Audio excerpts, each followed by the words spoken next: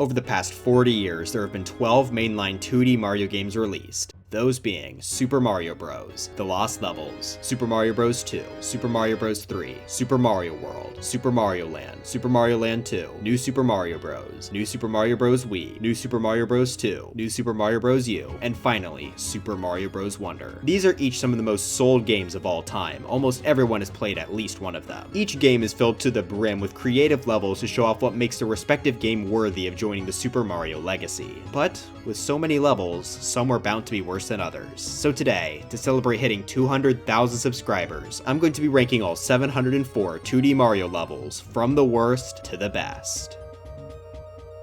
But how? Well, that's not too terribly difficult to explain. I'm going to be ranking them based on how fun I think the levels are, how creative the level is, and how much content it has. Now obviously, almost all of that comes down to opinion, so if you disagree with me, it's okay, you're just wrong. Don't take the exact number rankings for each of these two seriously, by the way, especially near the middle of the list. While outlining and writing the script, there were several times the level would move up or down hundreds of spots. A lot of these are quite close together in terms of how much I like them, which made putting this list together both fun and also extremely difficult. Be prepared for me to also not go into super long detail for each and every level. This video is already long enough as it is. Speaking of the levels, I also need to talk about what actually counts since they can be a bit confusing. I already listed the 12 games in the intro, but I also want to specify I'm just doing their original releases. Remake exclusive levels or DLC will not count. I know some people will be mad I'm not including Luigi U, but does that look like a 2D Mario game to you? No, of course not. Mario died.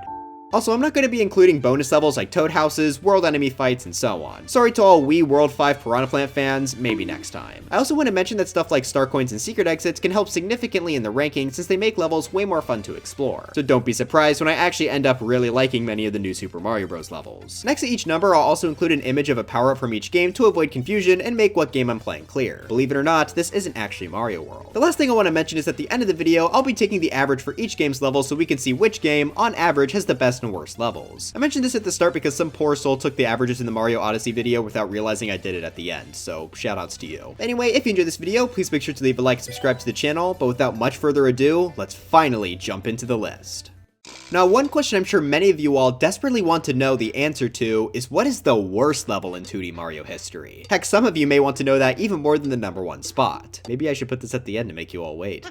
Alright, I'm just kidding, but how am I going to be able to track down what the worst level actually is? I mean, despite me saying these games are filled with good levels, I'm going to be honest, there are a lot of bad ones too. Now, there are a few elements a level can have that almost instantly makes me dislike it, which we'll talk about more as they come, but funnily enough, the last place level doesn't actually have any of those elements. The reason it's bad is completely unique to this level. Now, I'm sure you all are expecting the Lost levels to take this last place spot, seeing as that game is not good, but surprisingly no. The worst level in 2D Mario history belongs to 704, 7 Tower Super Mario Bros. 3. Now, I'm sure some of you heard that and instantly understood why I'm placing this low, but for those of you that don't know the agony of what this level is, let's just go by step. You start to level off in a room full of bricks. There's nothing else to really do other than go into the door at the right, so you move on. That puts you into a mostly empty hallway with a few things like this boost stretch. From there, you enter into another door which has 4 question mark blocks. There's also a pipe, but it doesn't do anything, so awesome. After getting a fire flower from the block, you then go back into the door you came from and run all the way to the other side of the hallway, which is empty. Huh? There's nothing here. Where are we supposed to go? Yeah, this level is a maze, which I'm not a huge fan of in 2D Mario games. But a somewhat cryptic exit isn't going to kill it in the ranking. I mean, there are plenty of ghost houses that have pretty hard to find exits in them. Well, the reason this is so much worse is because the exit is not cryptic. It's just stupid. So what you're actually supposed to do is go back into the room with all the bricks and break the ones here in the center until you randomly reveal a P-switch. Then you have to enter into this random door that appears. Make sure to not go into the bottom one though, that one's actually completely useless. If you go into the correct door, you'll be put into a different room with pipes. So going down this one will... Oh wait, we have to wait for the P-switch to run out. It could have just not had these coins here, but you know, whatever. When we finally reach the bottom, we are gifted with a Tanuki suit before we have to continue on with the level. Following the chain of pipes, that brings us to... Why are we back here? Yep, so all this just leads you back in a circle. So where on earth are we actually supposed to go? Oh, well that's simple. Take the Tanuki suit into the hallway and randomly just fly up as high as you can. If you get lucky, you'll find a pipe. What? There is absolutely no indicator saying this pipe is here at all. The hallway is also pretty big, so even if you do know to fly, there's a very good chance you just don't end up seeing the pipe. This level design is terrible. 2D Mario levels are supposed to be linear, but even then, I wouldn't mind some exploration if it didn't suck. And you want to know the worst part of this level? There's a time limit. I mean, that's standard in 2D Mario, but that makes this level insufferable. If it's your first time playing through, you're likely to at least lose a life or two to the timer alone. Oh, and also, the timer in this level is 100 seconds shorter than normal. Why on earth would they do that? You only have 200 Mario seconds, which is not enough time to thoroughly explore this level, find the exit, and defeat Boom Boom at the end. Oh, and the boss being another basic Boom Boom does not help because this game has you fight him 17 times, but I'll have plenty of time to complain about that later. This level is atrocious, as it has the most cryptic and stupid Mario level exit of all time, and even once you know where it is, the level isn't fun. I don't see any way you could like this level. It's garbage, plain and simple. So congrats to Super Mario Bros. 3 for somehow beating the Lost Levels for having the worst level in the 2D Mario series. Okay, now it's time for the Lost Levels. 703, Lost Levels 3-4. This is our first level to have a feature present in many levels that basically make me automatically not like them, that being pick a path. Have you ever played Mario Maker and got one of those awesome levels where you have to choose a pipe to go down and only one doesn't kill you?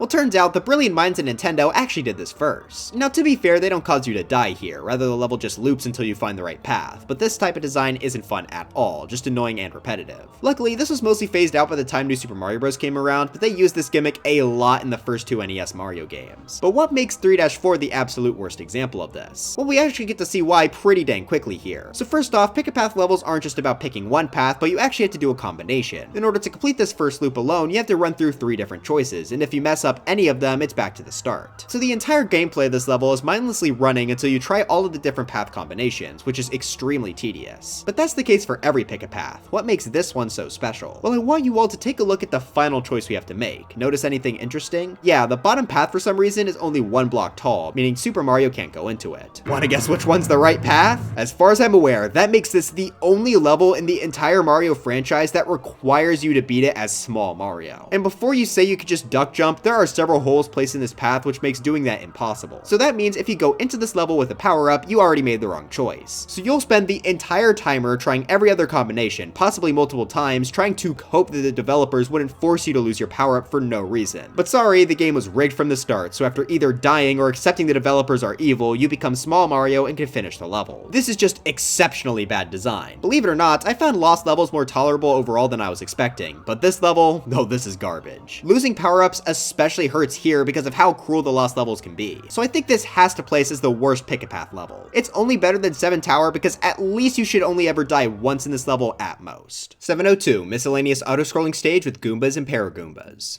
That is the only name I could find for this level. This features the next major element that hurts levels significantly in this list. Now, it's not nearly as bad design-wise as Pick-a-Path, but it is much more prevalent. This element can actually be found in the jumbled mess of words that make up this level's title. That's right, it's Goombas.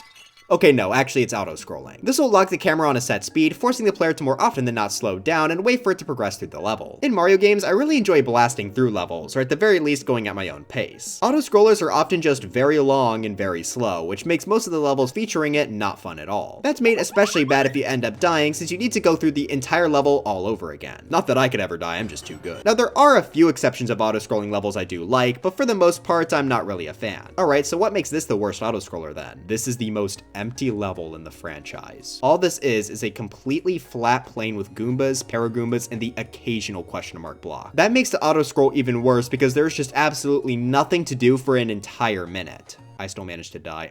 Yeah, so for probably being the most boring level in the franchise, it's gotta play slow. Really no clue what they were thinking with this one. 701, SMB3 5-9. 2 Mario 3 levels. Man, it's not looking good for this game. I thought you all said this was supposed to be good. Anyway, this here is another auto-scroll level, and at first glance, it's nowhere near as bad as the other levels at the bottom. I will admit, this beef is personal. This level at least actually has stuff with moving platforms and a flame chomp flying around. Now, this is a pretty boring idea for an auto-scroll level, but what really puts this near the bottom comes down to the ending. When I got here, I was genuinely confused as to what I was supposed to do. This jump is much larger than what Mario can normally make, so how do I get to the end without the auto-scroll killing me? Well, I eventually came to the horrifying conclusion. I have to jump off the flame chomp. The way it moves makes this extremely difficult, but luckily with the power of cheating on my side, I was able to make it. Now after I did that, I sat there stunned for a bit. I mean, what would happen if I had killed the flame chomp earlier in the course? Would I just be stuck without a way to win? Well, this was bothering me so much, I decided to look up a playthrough of this level and I discovered there is a platform that spawns here. So for whatever reason, my level just didn't spawn it in, which I hopefully don't have to explain why that's bad. Now yes, this obviously won't happen for most people, but the fact that this can happen at all completely breaks this level for me. Add on that it was already just a boring auto-scroller anyway, and I think this level deserves to place quite low. 700, Super Mario Bros. 2 USA 6-1. I'm just gonna say this right out of the gates, I don't like playing Mario 2.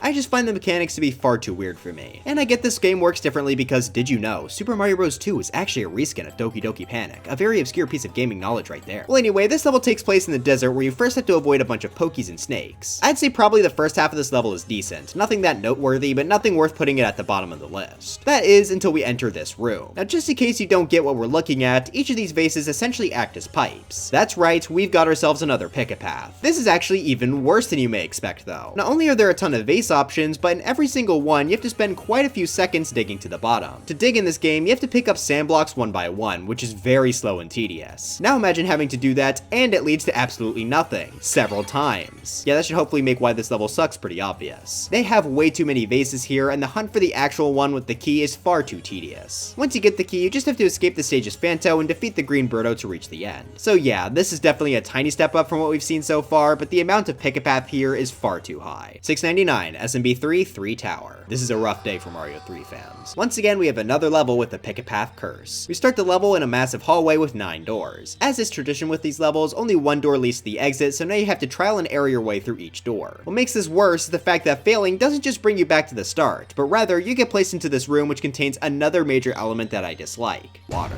Beside Mario Wonder, the underwater controls in every other 2D Mario game are just not fun. They feel so much slower than playing on land, so for that reason, a majority of underwater-based levels will be at the bottom of this list. It also doesn't help that there is a lot, since every Mario game, except you, have levels dedicated to water. In the case of 3 Tower here, it just makes getting back to the pick-a-path more tedious than it needed to be. Once you finally get to the correct door, the level just ends by the way. There's really no good content here. I guess you do have to fight Boom Boom, but again, you fight him 17 total times in Mario 3, so that gets old very quickly. 698, New Super Mario Bros. Wii 2 Castle. We finally arrived at the very first level of the New Super Mario Bros. Mini-series. These generally get bonus points for having star coins, which are in-stage collectibles. Basically, every stage has 3 and you have to find them all for 100%, which I think is pretty fun. Well anyway, what makes me want to put this level so low? It's another pick-a-path. But you know what else? It's also an auto-scroll. What a fantastic combination. So now it'll take forever to try each and every combination of paths here. Also, look at this level. It's just a bunch of empty straight platforms. Yeah, that's real exciting. Now luckily, this is the only pick-a-path level in this game, and also the last one chronologically in the series. The only reason it's above what we have so far is because it does have some decent content. The 3 star coins are pretty decent, especially the last one, which uses a P-switch next to a bunch of dry bones. Dry bones are smashed. This being a castle also means the level ends off with a boss fight, being against Roy Koopa. This is our first Koopaling of the video, and spoilers, I think most of their fights could be better. I made a video about this a while ago, but in summary, I just think they're way too easy to kill before they actually get to do anything exciting. Roy's gimmick for this fight is that he'll drop down from a pipe in the ceiling to ground pound the player. If Mario's on the ground where Roy lands, he'll be stunned for a moment. It's not the worst boss fight in the world, but also not one nearly exciting enough to save this atrocious level. Alright, this section is going to be pretty quick as this includes all the basic pick-a-path levels from the first 2 games. Design-wise, they're nearly identical. I could probably switch all the footage around and you wouldn't be able to tell which level was which. At the very least, these pick-a-paths don't have any extra gimmicks like sand and auto-scroll. So this collection goes 697 Lost Levels 6-4, 696 Lost Levels 8-4, 695 Lost Levels B-4, 694 Super Mario Bros. 7-4, and 693 SMB 4-4. Since that's basically all I have to say about these levels, I'm just going to spend the rest of this segment explaining why B4 looks so different. So for worlds A, B, C, and D in the Lost Levels, I had to get footage from Super Mario All-Stars. Now these levels do indeed exist in the original game, but the way you have to unlock them is psychotic. You have to beat the Lost Levels, largely seen as the worst game in the entire franchise, 8 times to unlock these worlds. Who on earth would ever think that is a good idea? I was considering docking all 16 levels in these worlds points because of that, but luckily Mario All-Stars came in to save the day. The devs of that remake also thought the old devs were insane, so now you only have to beat the game once to unlock these worlds, which is so much less tedious. So worlds A, B, C, and D, you're off the hook for now. But you're on thin ice. 692, Wii 8-4. Before making the list, I actually got a few comments talking about this level and how many people believed it would end up being at the very bottom spot. While I don't agree, I can certainly understand why someone would say that. This is our first fully underwater level, but on top of that, the entire level is placed in the dark.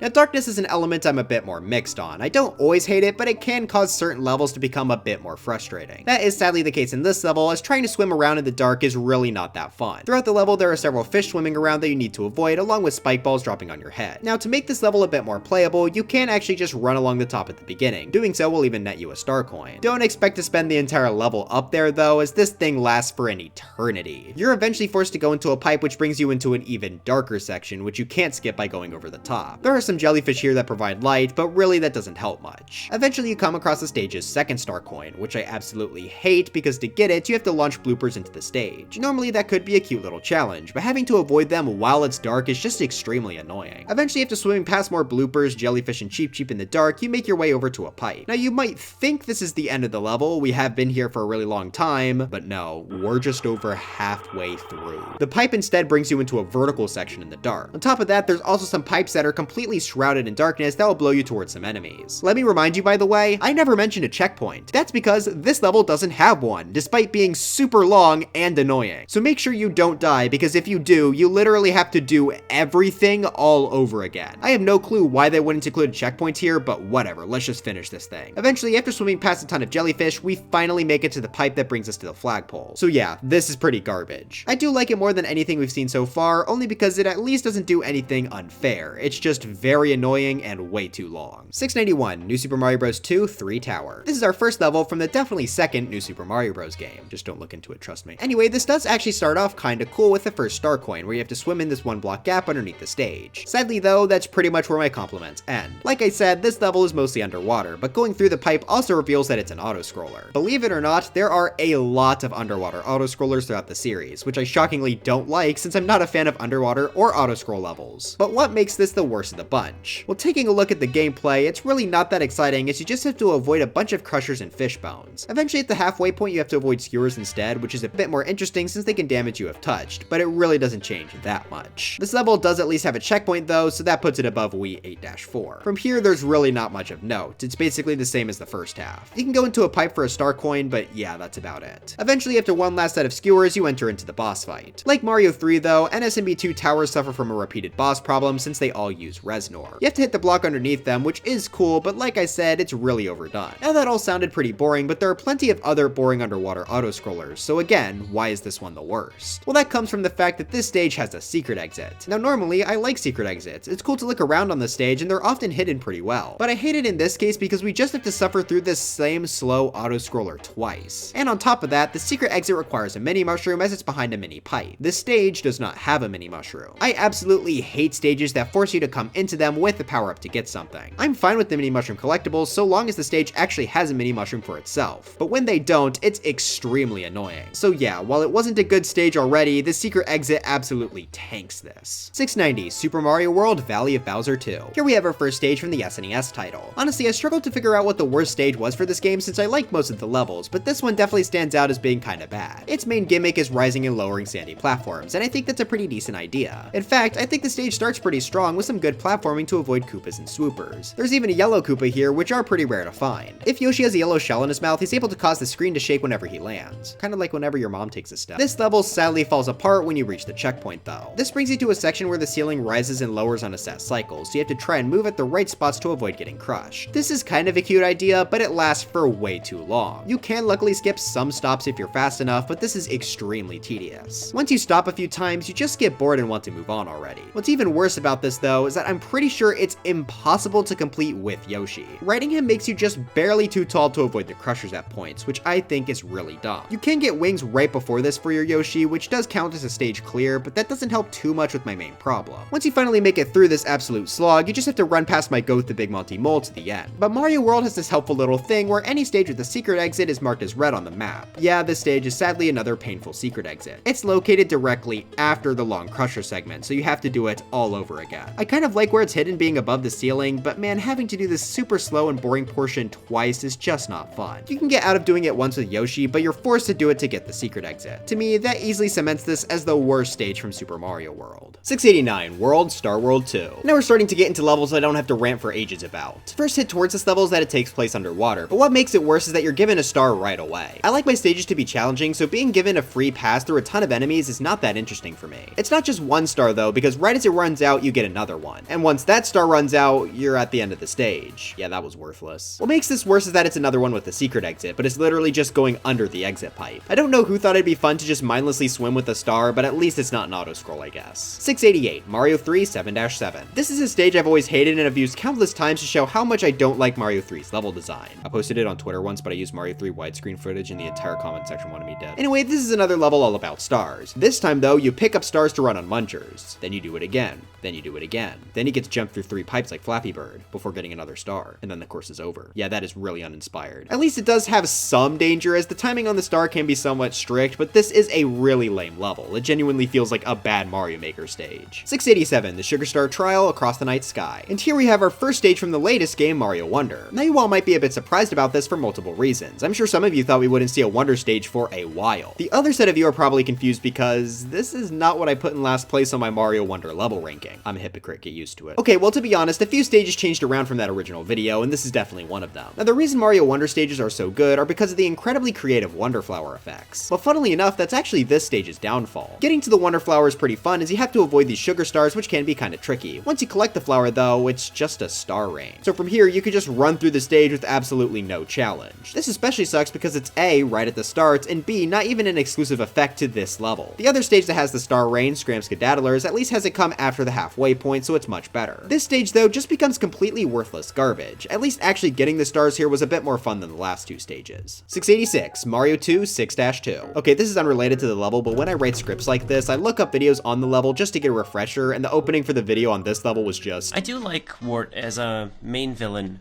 I like his character definition. I like the fact that it teaches children that you can kill people you don't like. Anyway, this level doesn't have anything entertaining about it. Literally, all you have to do is jump onto this bird and wait for about 40 seconds. There are barely any obstacles, so it's extremely boring. At least you get the standard Birdo fight to end the stage, but a majority of this is literally doing nothing. 685, Forest Secret Area. In a very similar vein to the last level, you basically spend the entire time here doing absolutely nothing. You just stand on flying blocks and a few Koopas come flying at you. But they barely pose a threat, so you could just sort of spin with the cape to win here. I like this more than the last level only because playing Catch of the Shell was fun. 684, Lost Levels 8-1. I'm sure a lot of you were expecting to see more of this game's levels near the bottom. I mean, not only was it pretty basic being the second Mario game, but it's also infamous for being very poorly designed. Well, fear not, because we got ourselves a small Lost Levels streak. It's kind of hard to talk about levels from the first 2 games since most of them don't really have strong themes. This is just mostly a flat plane with a few enemies and pipes. Well, after you jump over the pipe, we get introduced to the wind. This is a new mechanic added in Lost Levels that essentially pushes you forward. Now, I've heard mixed thoughts on if this is good or not, but I personally lean more towards liking it. It depends on the context, of course, but being able to move a bit faster is pretty cool. One thing I don't like though are these paratroopas. This is our first example of a Lost level requiring us to jump on one, and the physics in this game do not work well enough for this to be fun. It's not hard to land on them, but the height you get feels random, making any jump with them very annoying. That single-handedly brought down a large chunk of the levels we're about to see. After that, you get a small enemy break where you then have to do another paratroopa jump. This one, however, is way worse since you can't even see the paratroopa before you jump, and you only get a single block to land on. Thanks, dev team. Well, luckily, that's the last egregious thing this level has, if you go the normal exit. See, this is our first stage to have a warp zone, which is used to take you to a different world. By going down this pipe, you get put into an underwater section, which I'm already not a fan of. Though I do kind of like how it mixes the castle and normal tiles together. That's not really seen much. Once you finally make it to the end here, you could jump up these stairs and make it to the level's warp zone.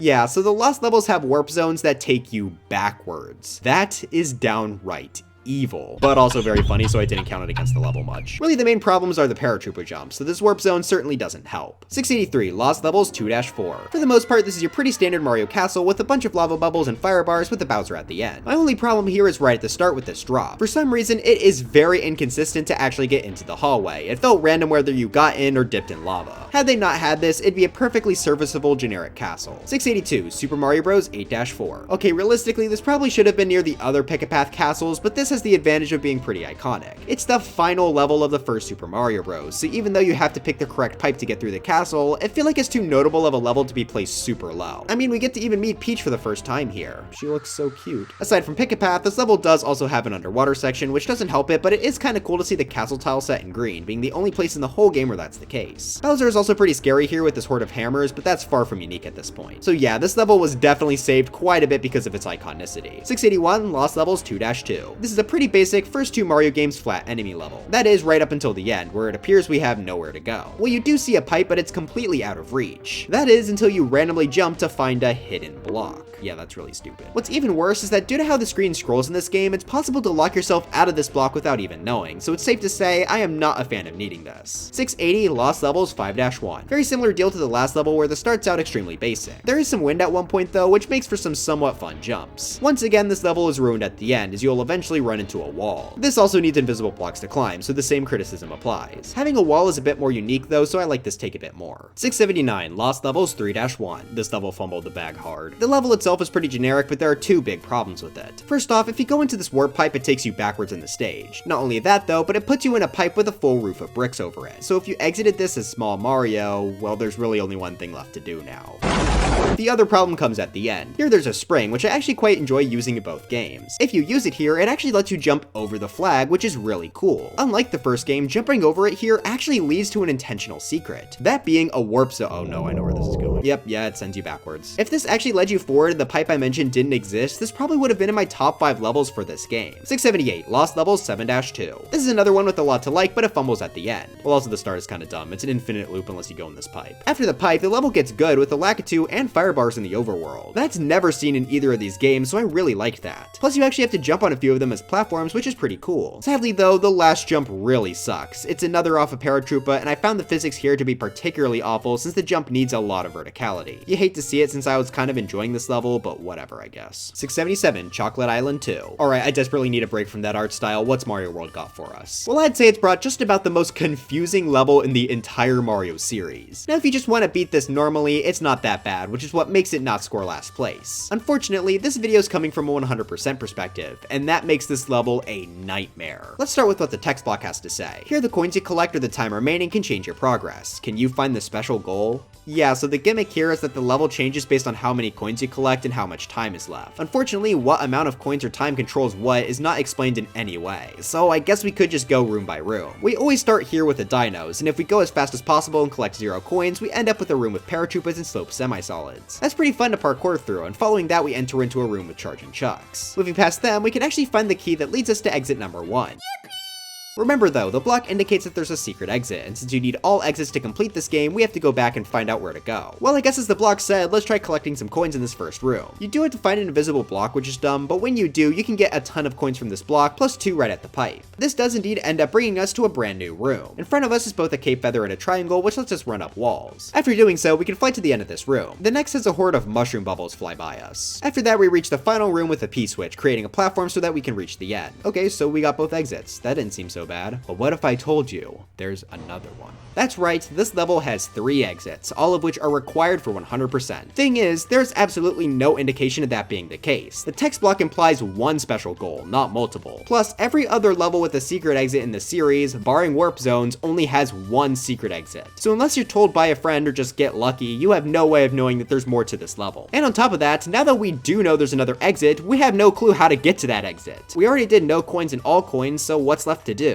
Well, remember, there was a second factor, time. To get the final goal, you have to enter the pipes past a specific time. The game doesn't tell you what that time is, and heck, I don't know what that time is, but if you just waste long enough goofing around, you might get lucky enough to reach the 3rd exit. This is so absurdly stupid. I hate how confusing this level is so much. 676, Space Zone 3. Second Mario Land 2 level on the list, and it's once again another auto-scroller. This time though, there is some actual content here. Seeing that you're in space, you're able to float around, and you have to use this float to avoid some angry stars. That's a cute idea, and it gets quite tricky at parts with the stars moving and some tight squeezes. But this lasts way too long. The auto-scroll portion lasts for over 2 minutes, being one of the longest in the series, which is incredibly draining by the end. Had this not been an auto-scroll, I may have liked it more, but this level is just way too tedious. Luckily, it does save itself a tiny bit at the end as it has a boss fight against Tatanga. First off, this is a cute cameo from the first Mario Land, and secondly, this is actually a unique and fairly fun boss. You have to avoid his projectiles and then float onto the top of a ship when he swoops down. So despite having an extremely tedious auto-scroll, it at least has an interesting boss. boss. 675, Lost Levels C-1. This is a pretty standard enemy level, though I do like some of the upside down pipes with piranha plants, which isn't seen too often. Sadly, there's 2 paratroopa jumps here, which as I said before, I'm not really a fan of. 674, Lost Levels 5-3. This is the first tree level we're seeing from the first 2 games. In general, I like these the most of the game's level types because they're very platforming centric and very fun to run through. This has some solid platforming, but it gets taken down because of 2 factors. First off, I don't like the loop at the start if you don't go into this pipe. More importantly though, this has another paratroopa jump which absolutely tanks this. The rest of the platforming is fine, but yeah, this hurts quite a bit. 673, Lost Levels 4-3. This tree level is pretty cool, having a large variety of different mushroom platforms to jump between. Around halfway through, bullet bills also start to get shot at the player as well. The only reason this is so low is because it sadly has another paratroopa gamble. Really wish they would stop with that. 672, Lost Levels C-2. This level is pretty interesting as it's sort of a mix between 2 level types, a tree level and a cheap bridge. Cheap bridges I also quite enjoy as the large abundance of enemies are usually fun to avoid. The first half focuses on the cheaps, even with the blooper making a cameo. But sadly, to get off the bridge section and into the trees, it's this loser again. The jump is also mostly blind too. Guess that's another fairly decent level ruined by 1 jump. 671, Lost Levels 8-3. This is one of the game's most unique levels aesthetically as it takes place in an entirely cloud-based setting. I mean, when you throw on the other Mario games, this is nothing special, but it's a nice surprise in this game. This also has a very heavy focus on platforming, which as I said before, I like quite a bit. There's also quite a few enemies here like Lakitus, Hammer Bros, and I'm getting real tired of these paratroopa jumps. 670, Lost Levels 6-3. This is a cheap bridge level, and as I've said, I like those quite a bit. It's really fun to dodge all the flying cheaps, and this level is filled with quite a few difficult jumps due to how broken apart the bridges are. There's a paratroopa jump. 669, Valley Ghost House. This is the very first ghost house of the video, and it's a level genre that's pretty controversial. They're usually made to be a bit confusing and maze-like, which can understandably be frustrating. Plus, they're also spooky. One other element of ghost houses is that they almost always have secret exits, which can greatly expand on their content. Personally, I'm in the middle when it comes to this theme. They can be fun, but they have to be done right. I don't think this is done right. It starts fine with this weird green bubble room, but it all falls apart with the P-switch. You have the option to either go left or right, so let's start with the left path first. This has us run past a few weird boos and into this room, which has nothing. Okay, so moving right, we eventually reach a hallway filled with doors and coins. The coins are here to stop the player once the P-switch runs out, so you want to run through here quickly. If you make it to the 3rd door, then congrats, that's the end of the level. If you make it to the final door though, then you have the chance at the secret exit. You're put in a room with a P-switch, but don't hit it yet as you'll need it to get the secret. Also in this room is a question mark block, and when hit creates a coin trail. So what are we supposed to do? Well, if you mess around with the cape, you may be able to find that the exit is up at the top of the room, but since it's mostly blocked off, you can't fly in. Well, what you have to do is create a path to the exit using the coin trail and P-switch. Thing is, the game never really explains how this works, which makes the whole puzzle very confusing. To control it, you have to look up and down with Mario. Even when you do know what to do though, navigating this is still annoying due to it being entirely blind. So yeah, this level is just really easy if you go for the normal exit and kind of annoying if you go for the secret. There's no winning here. 668, Mario 2 3-2. This level is all about using bombs.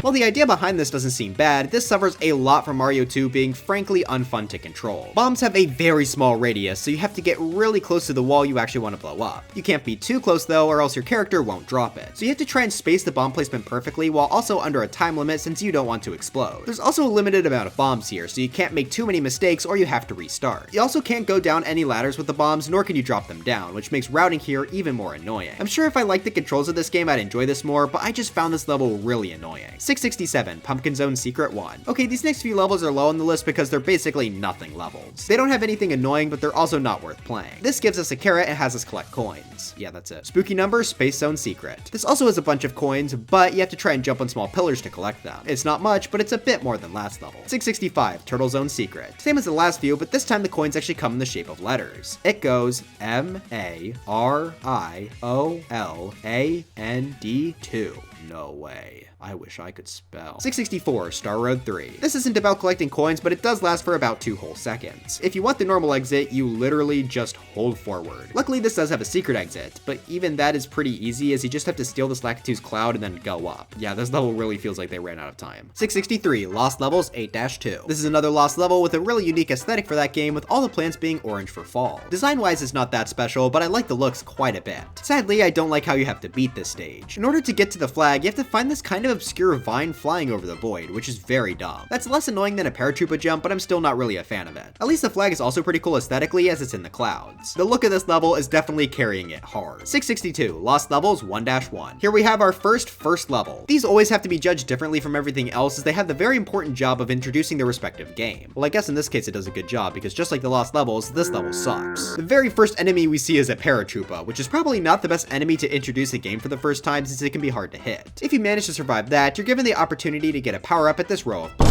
Yeah, so the first power-up you're likely to see is a poison mushroom. That is a terrible thing to include in the first level because now players might avoid any power-up in fear that it's going to kill them. There are plenty of poison mushrooms throughout the game, but this is the only one I'm letting affect a level's score because it's so egregious. To get the first actual mushroom, you have to hit one of these blocks and then bounce it by hitting another block. That's really overcomplicated for the first power-up. From there, the rest of the level is fine, but man, this start is easily the worst introduction to any Mario game. 661, New Super Mario Bros. U Deep Sea Ruins. And we finally made it to our first level from New Super Mario Bros. U. It's been a little bit since we had a post-New Soup game, so what puts this so low? Well, we finally made it to the underwater section of this video. As I've already said, I really don't like these levels most of the time. Mario's swimming controls, outside of Mario Wonder's Dolphin Kick badge, just aren't fun in any of the games. On top of that, underwater levels seem to be some of the least unique of the bunch, so that means most of them are going to be placing right next to each other. With the exception of one level, the next 40 entries of this video are all underwater courses. Luckily, we'll be able to run through them very quickly since they're pretty basic and they, for the most part, just have the underwater issue holding them back. Anyway, that's enough waffling. I think Mario drowned within that time. There are two reasons Deep Sea Ruins is my least favorite of this streak. First off, it's dark, which I mentioned back in Wii 8-4 I really don't like in these stages. This is luckily much shorter than that level, but there's also the second downside of there being a secret exit, so you have to play through this twice. Yeah, so that really dragged this down, but if nothing else, I do like the Moais. 660, Mario 3 7-4. It's been a little bit since we've seen this game, and it's coming back to us with a banger being an underwater and auto-scroll course. Yeah, adding on auto-scroll just makes this already slow level theme even worse. 659, Donut Plains 2. Here we have our lone non-underwater course in this 40 level streak. This is an underground auto-scroller, and that scroll is pretty dang slow. The main gimmick is actually very similar to one we saw earlier in the list with the raising and lowering sandy platforms. The gimmick is fine, but not nearly engaging enough to keep my attention through the whole auto-scroll. The reason I'm putting it so low compared to other auto-scroll levels comes down to the fact that it also has a secret exit. Finding it is fine as you just have to go through a pipe about halfway through the stage, then hit a vine block, but having to do this very slow and boring auto-scroll level twice is annoying. Alright, but now it's time we go on our non-stop underwater streak. 658, New Super Mario Bros. 4-3. This is our very first level from the DS entry, and it being in last place is a very obvious choice. On top of it being an underwater course, it's also an auto-scroller. There's actually two of these in this game, but the reason this is the worst one is because its main gimmick is the Unagi eel. Now, no, I don't hate the Unagi. I mean, how could you? Look at that cute smile. But there is another underwater course in this game with the Unagi as its main theme, so this level has basically nothing going for it. 657, DS 1-A. This is another auto-scroller, but this time the main gimmick is these sharks. They're not seen in any other level in the entire series. I think they died. So for having a unique theme, it gets to place above the last level. 656, NSMB2 Mushroom 2. Yep, still stuck with auto-scrollers. This time the main enemy in our path are the urchins. Now, despite the sharks being more unique, I do like this level more purely because I find the urchins flowing in the water very funny. 655, NSMB2 Star-6. This is our final underwater auto-scroller, thankfully, and I like this the best for two reasons. First off, the main enemy are fish bones, which are a dry bone spin-off, so I gotta love them. And the second reason is that the aesthetic here is much more unique, being in an underwater tower of sorts. It makes this far more memorable than the last few levels. It is unfortunately the longest of this bunch, but it's not that much longer, so I'm putting it on top. 654, Lost Levels 9-4. World 9 of the Lost Levels might just be the strangest world of any Mario game. Every single level there is extremely bizarre. It feels like they just took the Minus World like garbage levels and put them in the game as actual content. I mean, you could just see why this is weird right off the bat, having the castle color scheme but not indicating that it's underwater at all. The enemies here are also just on the ground, which you can swim over completely, making this level have zero challenge. The only other thing in this level are the ground blocks, which actually spell something in Japanese. This time though, my lack of spelling knowledge isn't a bit because I do not know Japanese. After doing some professional research, I discovered that it says, Mario Galaxy is mid? I didn't realize Lost Levels was based like that. But yeah, this level is just a lot of nothing that I only like because it's so bizarre. 653, Super Mario Bros. 7-2, and 652, Super Mario Bros. 2-2. These are both extremely basic underwater courses coming from the first game. Now the reason I'm covering them together is because they are literally the exact same level. I'm not kidding here, here's a side-by-side. 7-2 just has a few more enemies. I don't think I have to explain why that's incredibly lazy. 651, Turtle Zone 1. Okay, this level makes me look like a liar because there are sharks here, but trust me, they're completely different from the New Soup ones. These have boxing gloves. Well, beside the sharks, this is just some pretty generic water stuff. The section where you have to squeeze between walls is kinda cool. 650, Lost Levels 6-2. I like the Lost Levels underwater stages more than the original Super Mario Bros. Because they throw in more unique elements here, and also they don't just clone the exact same stage. These now have moving mushroom platforms and a few Koopas. I mean, that's not the most exciting stuff, but it makes it slightly more distinct. 649, 639, Lost Levels 3-2. I like this more because there are 4 Koopas instead of 2, although this does cut the mushroom platforms. I'm sure 6-2 versus 3-2 will be a very heated debate in the comments. 648, Lost Levels B-2. This is the best of this bunch because not only does it have both Koopas and mushroom platforms, it also has a fire bar. That's not very realistic. 647, Mario 3 3-1. This is also a pretty basic water stage, but it stands out far more compared to the first 2 games since it has a lot of new elements like note blocks and windpipes. Plus this game also has the frog suit, which doesn't completely fix underwater controls for me, but it can help. 646, Mario 3 3-5. This has a lot of jellyfish that will damage you if you touch them. That's kind of all this level has though. It's pretty tight to get around some of the enemies, but not really memorable. 645, DS 6-5. This is probably even more basic than the last level, but it's saved by being a new soup game and having star coins to collect. Most of this level is just blank space with cheeps though. There are some whirlpools to mix it up, but they really only slow you down. 644, DS 3-1. Pretty much the exact same as the last level, but some of the cheap are fat. 643, NSMB2 1-5. It's still very basic, but they at least tried to mix it up by having the cheap swim in circles, which is not much, but it's more interesting than the last 2 levels. Also, I like the star coin with the current pulling you into the void. It's not hard, but I think it's cute. 642, NSMB2 4-5. While the enemy choice here is still extremely basic, I like how you can use windpipes at this part to get some speed. Plus the first star coin requires you to use a little thinking. Going into the water normally won't work due to the windpipe, so you actually have to ground pound here. I think that's a neat little puzzle. 641, DS 3-3. This is another pretty basic underwater course. Its main focus is on bloopers and windpipes, which are seen in a lot of these levels. I will say though, I do like the last star coin because collecting it will just summon 4 bloopers. 640, Wii 4-4. This is the same pipes and bloopers theme as the last level. I like this more because the bloopers actually jump out of the pipes. Plus they can even jump scare you from the seaweed.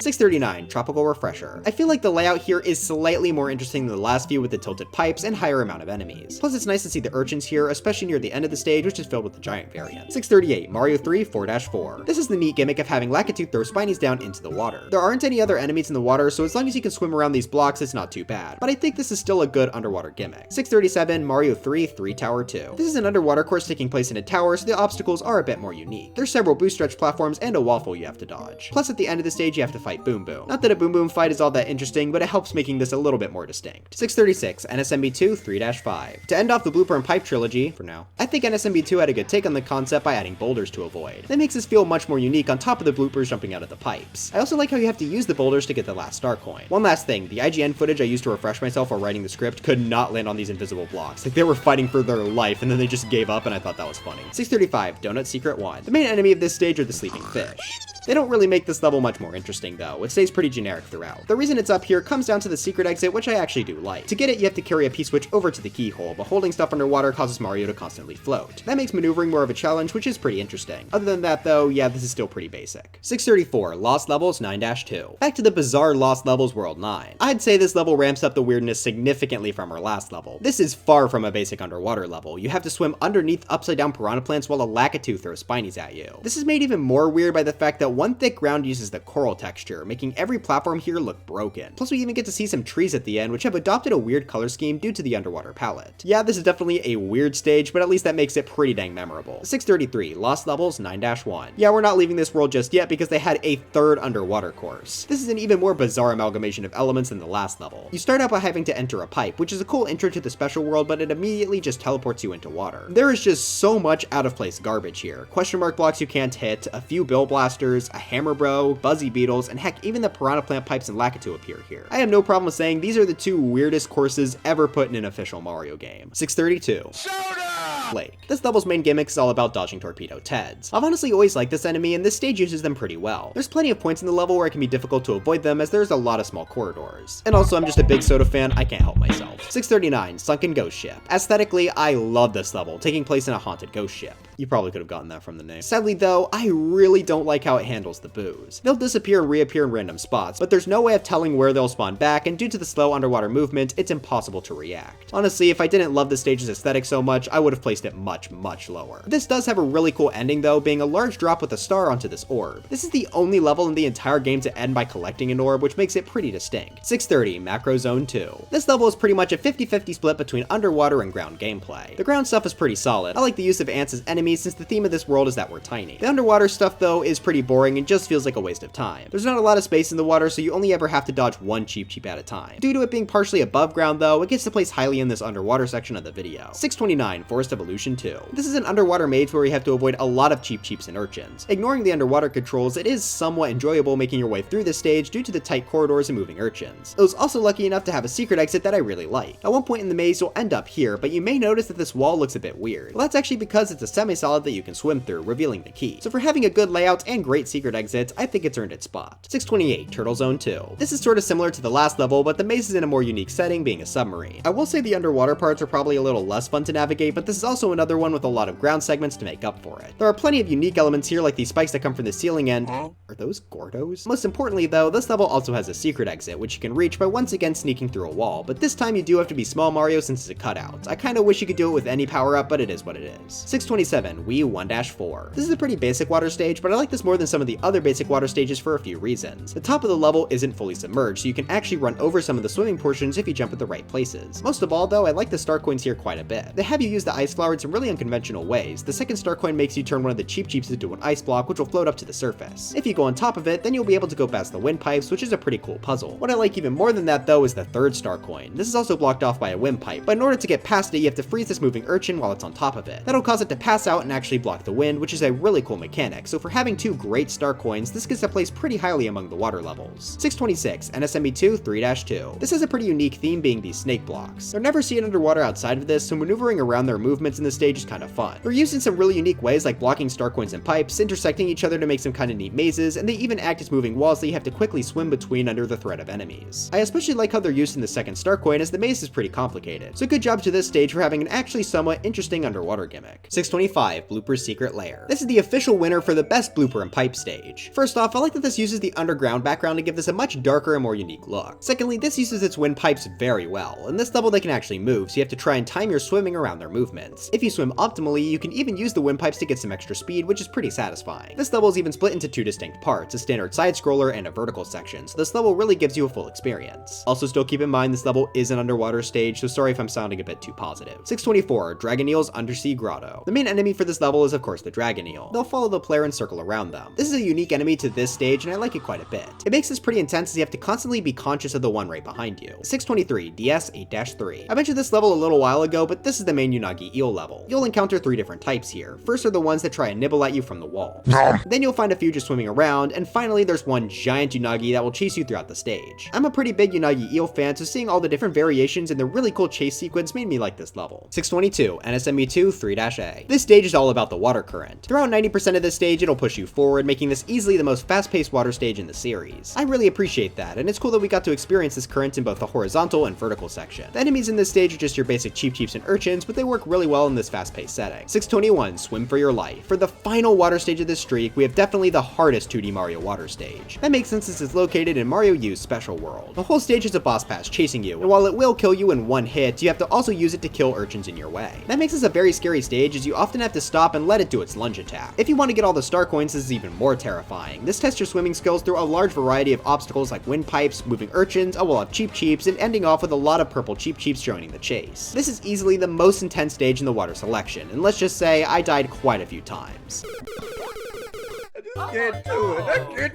Despite my rage, this is still a good idea for a water level, so it earns its spot. 620, DS 7-3. Finally, Mario was able to breathe again. This level has a really neat theme, as you have to ride on the back of a giant wiggler. You don't bounce on its back like a normal wiggler, but every so often he'll do a slight hop and wave his body. Now unfortunately, despite how much I like this theme, I don't think they did a great job in execution. The level is very empty with only a few enemies in our path. Since this is basically an auto-scroller as we have to wait for the wiggler to walk, I'd want it to be a bit more exciting. This level is also pretty long, being well over 2 minutes. Worst of all though, near the halfway point you just get a ton of superstars until the ending. That completely removes the challenge and just makes this a waiting game. So despite having a really fun theme, I can't place this much higher. Don't worry Giant Wiggler fans, Mario Wii has a better level with them much later in the list. 619, NSMB2 Star 4. This is an auto-scroller featuring the Porka Puffer. That also makes Star 4 the first Porka Puffer level in the list, which is a pretty common level type ever since Mario 3. They'll jump out of the water and try to eat the player, and that's the case here too. This has the player go uphill on several bridges as the water starts to rise below them. I honestly just got really bored playing through this. The other non-auto-scroller poker puffer levels are far more fun. I guess it is kind of a cute challenge making your way through this with the mini mushroom for the second star coin, but it's not enough to save this. 618 Wii 6-6. This is another level with a kind of neat idea that's just hurt by its execution. This takes place in a dark underground cave with a lot of water, so to make your way through it, you have to use this raft. This raft is also your only real source of light, and by tilting the Wiimote, you can choose which areas get lit up. That makes me a lot less negative towards the darkness, and I can appreciate it as an element of this level. What I don't like though is just how slow and long the raft ride is. While I guess technically you don't need to take it, it's a nightmare swimming through the complete darkness, so it's the only real viable way through here. While the water is infested with cheeps, there are barely any enemies for those taking the raft. About a minute into the ride, there's some piranha plants, but they're not too hard to avoid. After the checkpoint, there's some swoopers, but they also don't pose that much of a threat. At the very end of the level, there are some fire bros, but by that point, you're just kind of drained because this goes on for over 3.5 minutes. What makes this even worse is that it has a secret exit, and it's near the end of the course too. It's not even particularly interesting, you just have to find a red pipe near the fire bros, run past some swoopers, and you got it. So this level is basically a 7-minute auto-scroller if you combine both playthroughs together with not that much content. Again, I like the raft idea, but this level just puts me to sleep. 617 Thrilling Spine Coaster. In this course, we get to ride a roller coaster in the dark. That obviously means this is faster than the last level, and luckily for us, there also isn't a secret exit. I also generally like riding the spine coasters. Yeah, they are glorified auto-scrollers, but the gameplay that comes from their movement is pretty interesting. Unfortunately, this does have a different problem. I really hate the star coins. Due to this being in the dark and on a fast-moving platform, they can be really easy to miss, especially that second star coin, which is placed quite high up compared to the coaster. The third one is also kind of lame, as it just requires you to collect this star, wait, and then collect this other star to run on some munchers. One last thing I want to ask is literally what is the point of this switch? It creates 3 platforms and then nothing else. 616 Mario 3 6-5. Okay, this level is just a bit stupid. The way you beat this level is sort of similar to 7 Tower, which is not a good sign considering that was our last place level. Luckily, this was done a little bit better. You still have to find a super leaf and fly up at a certain point, but where you have to fly is much more obvious as it's a hole in the ceiling. I will say though, requiring us to grab a shell is pretty dumb, but hey, at least this level was far better than what we saw before. 615 Macro Zone Secret. This is just a pretty short but boring auto-scroller. There aren't any enemies here, though I still managed to die.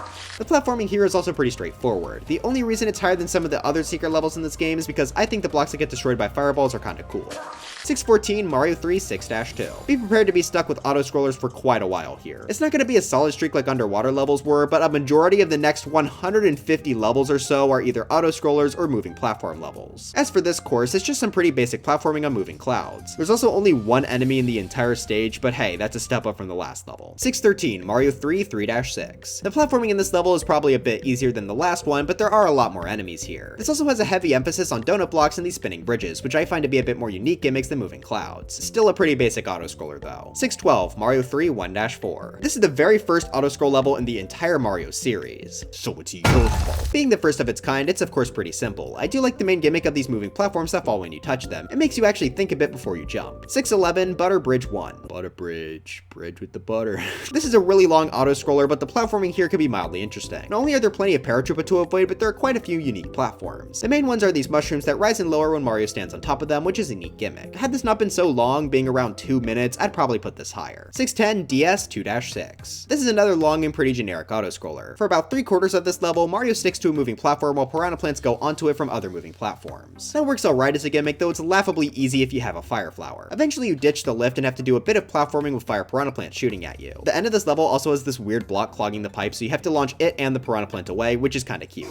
609 NSMB2 6B. This level is all about riding this platform that will switch to which direction it flies every time you jump. I just don't love this gimmick. It feels really slow, and this goes on for quite a long time. The first half of this level only has one enemy with a flame chop, so it's pretty boring. I will say the second half does pick it up as the bullets are far more interesting. Then again though, you can just sort of stay toward the top to avoid everything. The absolute worst part of the stage is the second star coin. You're very likely to miss it going through the first time, especially since it's in the first half before the checkpoint. Since the level is all about vertical movement, you can't fit the top and bottom of the screen on at once, so you may just think it was at the top of the screen while you were at the bottom, or vice versa. Well, after going through again but with the opposite route, it's still not here. So where on earth is this thing? You're already annoyed now that you had to basically go through an autoscroller twice, so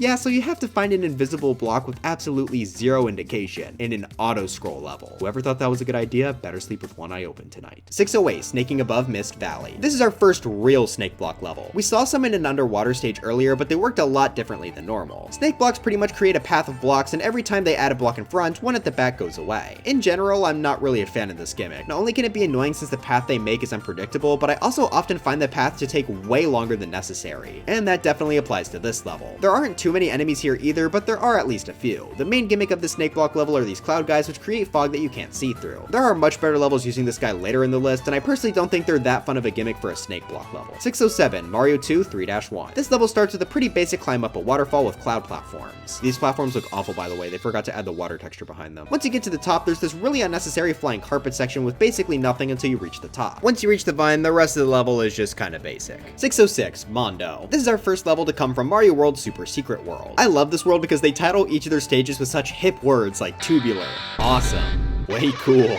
Do you think if Mario World came out today, they'd name a stage Base? Anyway, of the 8 levels here, Mondo is easily the lamest name choice, so that's the real reason it's low. Alright, well really I just find the gimmick a bit lame. It's about rising and lowering water, which means that you have to go from jumping around to swimming. I don't think the level was that well designed around this. It's pretty empty and the water doesn't add anything other than making the stage more annoying. When you're running around, it's mostly fine, but the water really drags this down. 605, Mario 3 6-6. This level is a bit of a mixed bag. For the most part, it takes place in an underground ice cave. Sadly though, this level also has a big emphasis on water. While the first half of the cave just has Cheep Cheeps jump out of it, which I think is pretty cool, the second half takes place underwater. This part is pretty boring, it's just a bunch of Cheep Cheeps. I still appreciate the fun first half of the level though, so I'm putting it above most of the fully underwater courses. 604, Mario 2 1-3. Unrelated to this level, but we've just completed the first 100 of the list. Only 604 more to go. Like the last level, this starts out mostly fine, just some decent parkour in the overworld, though it's nothing that notable. Eventually though, you have to climb up a tower, which I actually decently enjoy. There are multiple routes you could take and plenty of enemies to avoid on the way up. Once you enter the top room, you then have to steal a Phanto key, which forces you to rush back down the tower. This is where things sort of start to fall apart. In order to fall quickly, you very often run into blind drops. I don't like these in Mario games because it can put you into an unreactable situation with an enemy or even just a pit. If you go down this with only 1 health left, you could very easily come to an unfair death. At the bottom of the tower, there's even a spike pit, which some players might just fall into because they can't see where they're going. After going into the door, we then have some more decent platforming until we reach my second problem, Mauser. I mentioned back in 3-2 that I really don't like the bombs in this game, and guess what this fight is all about?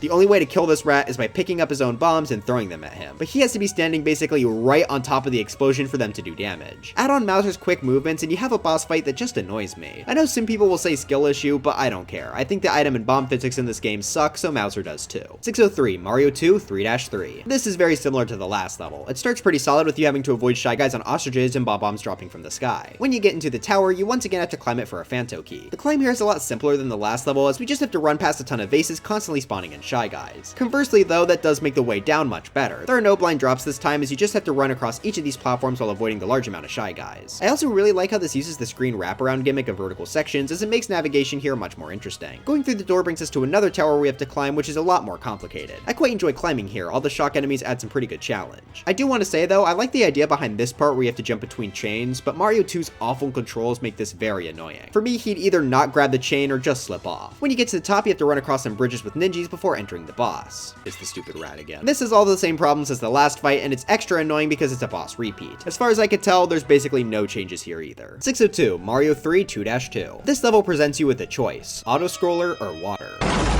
After the first portion of the level, which is pretty fun but basic desert stuff, you're presented with a moving platform over water. You can either stay on this to reach the ending, or go swimming to maybe reach the end faster. Getting to choose how you go about this level is kinda cool, but both choices are pretty empty, so I can't say I love this. 601, Vanilla Fortress. I actually think this level does a pretty dang good job as an underwater course. It takes place in a fortress with a lot of the same types of obstacles, but of course now you have to avoid them while underwater. Yes, swimming is still not my favorite, but I'd be lying if I said this was a terrible level. The combination of fish bones and spinning spike balls really make this challenging to navigate through. The level also ends with an above ground fight against Reznor. Yeah, it's a repeated boss, but it's a fun one, so that's gonna count for something. 600, DS 7-2. This level has a stand on a moving platform to go through a vertical stage. You can control its movements by standing on either end of it, and you can even wrap it around to the other end of the screen, which is not seen very often. Sadly though, that basically makes this level an auto-scroller, but worst of all, a really long one. This is about 3 minutes, and while the central idea is solid, it just gets worn out by the end. I appreciate the large amount of Koopas and paratroopers to try and keep this level somewhat interesting, but I think either the platform should have been made faster, or the level should have been made shorter. 599, Mario 2 7-2. This is the final level of Mario 2 USA, which means we got ourselves a pretty big castle to go through. To be honest, even though it's big, I'm not sure if it's really as interesting as some of the other towers we saw before in this game. There are a lot of areas revolving around either chains or conveyor belts. Those are fine, but not really exciting elements for a final stage, especially considering I thought previous stages used them more creatively. Eventually you have to face a mini-boss in the form of Birdo holding onto a Phanto key. Birdo is in most stages in the game, so this isn't really that special, but the fight was interesting on a conveyor at least. Finally, you're able to pick up the stage's orb and enter into the...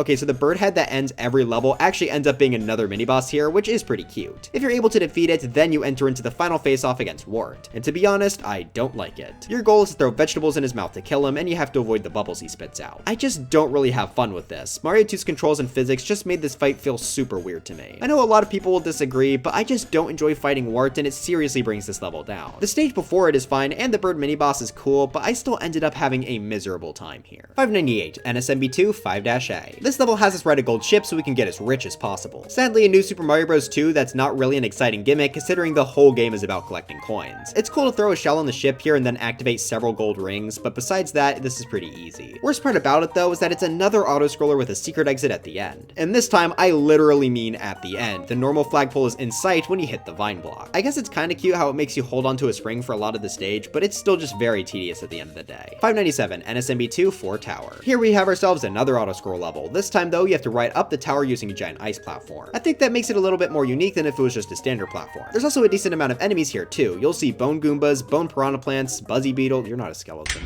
Despite that, there are several chunks in this level where you'll basically be doing nothing after you clear out the enemies, which does make this kind of boring. This level does also have two somewhat major issues on top of that. For one, the second star coin requires a mini mushroom even though the stage doesn't give you one, which I've already stated I'm not a fan of. Secondly, the stage also has a secret exit. What is it with them giving long auto-scrollers secret exits? This is also one of the lamest secret exits in the series, just being in this blue pipe right near the end of the course. That's not even an interesting puzzle, that's just something most people will try. They even made the pipe blue to make it more obvious it was special. So basically, that just makes you go through the stage twice for no reason. I will say I do like this level's rendition of Reznor with no bridge underneath, but it's still just a Reznor fight. 596, NSMB2 4 Ghost House. This level's gimmick is creative but kind of annoying. Instead of being your standard auto-scroller, the walls here are controlled by boos. That means they sometimes get bored of making progress and just go backwards. Hooray. Yeah, I just think this one's tedious. It's cool how the walls can sometimes get close together, but I don't really enjoy this. That's made worse by the fact that it's obviously got a secret exit due to being a ghost house. Now granted, I do like this one much more than our last level since we have to wall jump up the back wall into the ceiling. There being a secret exit in this auto-scroll level at all is the problem, but at least they tried to make it interesting. 595, NSMB2 2 Ghost House. Here we have ourselves another NSMB2 auto-scroll ghost house that tries to make the scroll more unique. This time a behemoth follows you, which you can't run into or else you'll die. Now despite him being giant, he'll still follow the mechanics of a normal boo where he'll stop if you look at him. You'll need to do this occasionally since otherwise he'll creep to fill the whole screen. If you look at him though, the entire screen stops. That means you have a bit of control as to how fast the scroll goes here, which makes it slightly more bearable. What makes it less bearable is of course its secret exit. This time it's not only near the end of the stage, but it's behind an invisible block. Yeah, not really a fan of that. 594, Mario 2 7-1. I honestly couldn't decide if I like the stage's gimmick or if it's just really stupid. So this starts off with a platforming section in the sky where you have to avoid birds dropping bombs on you. Once you get to the other end though, there's nothing but a small room to get some coins. So how do we progress in this level? Well, when you exit this area, the birds that drop bombs from earlier will start flying nearby, and riding on their back actually brings you to the next part of the level. On the one hand, that's kind of cute and clever, but on the other hand, flying back is pretty boring since there's basically no obstacles. After you become a spaceship, the rest of the level is just some platforming in the clouds. I do like the Shy Guy part where you have to wrap around this wall by jumping beneath the clouds, but other than that, the rest of this level is quite standard. 593, Wii 3-5. This level is a pretty unique one. The second half of World 3 in this game is controlled by this overworld red switch. When you first play through this level, you'll notice that there are several dotted lines indicating spots for blocks to appear. However, you can't access the red switch until after you beat this, so coming back here after hitting it changes the layout. I think that's a really cool idea, but sadly the stage doesn't do it well. Don't worry Red Switch fans, 3-4 is much higher on the list. Anyway, the main problem here is that it's an auto-scroller, and since it has the red block gimmick, you have to beat it twice for the secret exit. That is especially not helped by this just being really boring. You have to ride on a spinning block, which can trip you up, but it's not too hard to stay on. Most enemies here are also pretty far out of the way, so it's not like they'll ever cause any issues. The end does ramp things up with fire piranha plants, but by then the stage is almost over. Coming through here the second time doesn't even change that really. Most of the red blocks are far away from the platform. It could have been cool if these new block spawning made it so we didn't have to use the platform, but sadly this is an auto-scroller on top of the platform, so you can't go much faster. In fact, coming here the second time actually makes this even longer, because going into the red pipe you now have access to brings you into another moving block segment. This second one is just as boring as the first, if not even more so. The paratroopers actually go over the blocks now, I guess, but doubling the length of this level was really not what I was looking for in a second playthrough. Now it's time to go on a bit of a Mario 2 streak. 592 Mario 2 5-3. This level is all about bombs.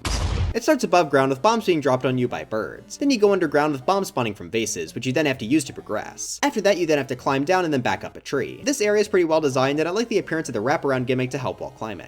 Once you reach the top, you then have to ride a carpet, then parkour until you reach Birdo. She's not the end of the level though, as you still have to face this world's boss, Claw Grip. I'm sure you all are going to be so shocked when I say it, I didn't like this fight. He'll throw rocks at you, which you have to try and catch and throw back at him. To do this, you have to jump on top of the rocks as they're flying, which I personally just found to be annoying. I like him more than Mauser at least, but I still think he brings the level down. Wait, why wasn't Mauser in the level about bombs?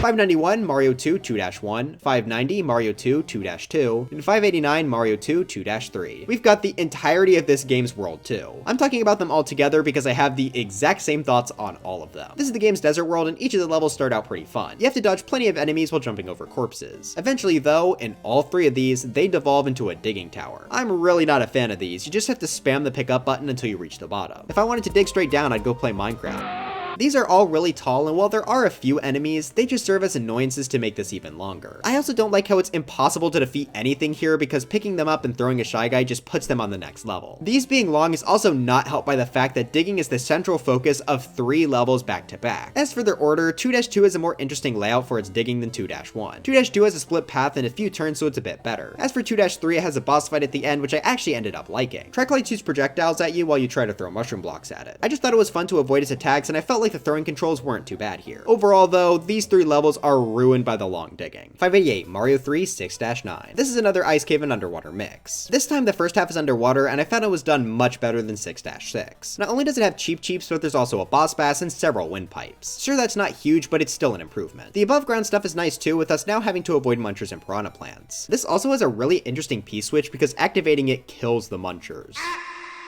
Yeah, I don't think that's seen in any other stage, so that was kinda cool. 587, Pumpkin Zone 2. I really like the setting here being in a graveyard. The platforming itself is mostly pretty basic since you could just stay on the roofs, but I still appreciate what this level was going for. What I don't appreciate though is the pointless water segment. I mean, that doesn't even fit into the setting. It's relatively short and you go right back to running around ghosts after, but still lame that they had to do it at all. 586, Super Mario Bros 8-1, 585, Super Mario Bros 3-2, and 584, Lost Levels D-2. It's been a surprisingly long time since we've seen a level from the original game. Probably because beside the pick-a-path and water levels, there's really none with glaring problems. The 3 levels here are just really basic and boring. These are each just straight lines with some occasional enemies and pipes. There's no exciting platforming in any of these levels, so playing them is kinda mindless and they're very forgettable. 8-1 and 3-2 also both have stars to make them even more mindless. As for the order, 3-2's nighttime aesthetic puts it above 8-1. D-2 is better than both though because the upside down pipes, bullet bills, and spring jump at the end do help spruce it up slightly. 583, Lost Levels 4-2. This is a pretty simple one, just a bunch of bullet bills and a Lakitu. It's mostly pretty open, so there's not much to note here. 582, Mushroom House. This is the first level in Super Mario Land 2, so being generic is expected. Even compared to other first levels though, there's really not a lot here. But at least the first mushroom didn't kill you, isn't that right, Lost Levels? Also, as one of my notes for this level, I literally just put, wow, the star theme sucks, and...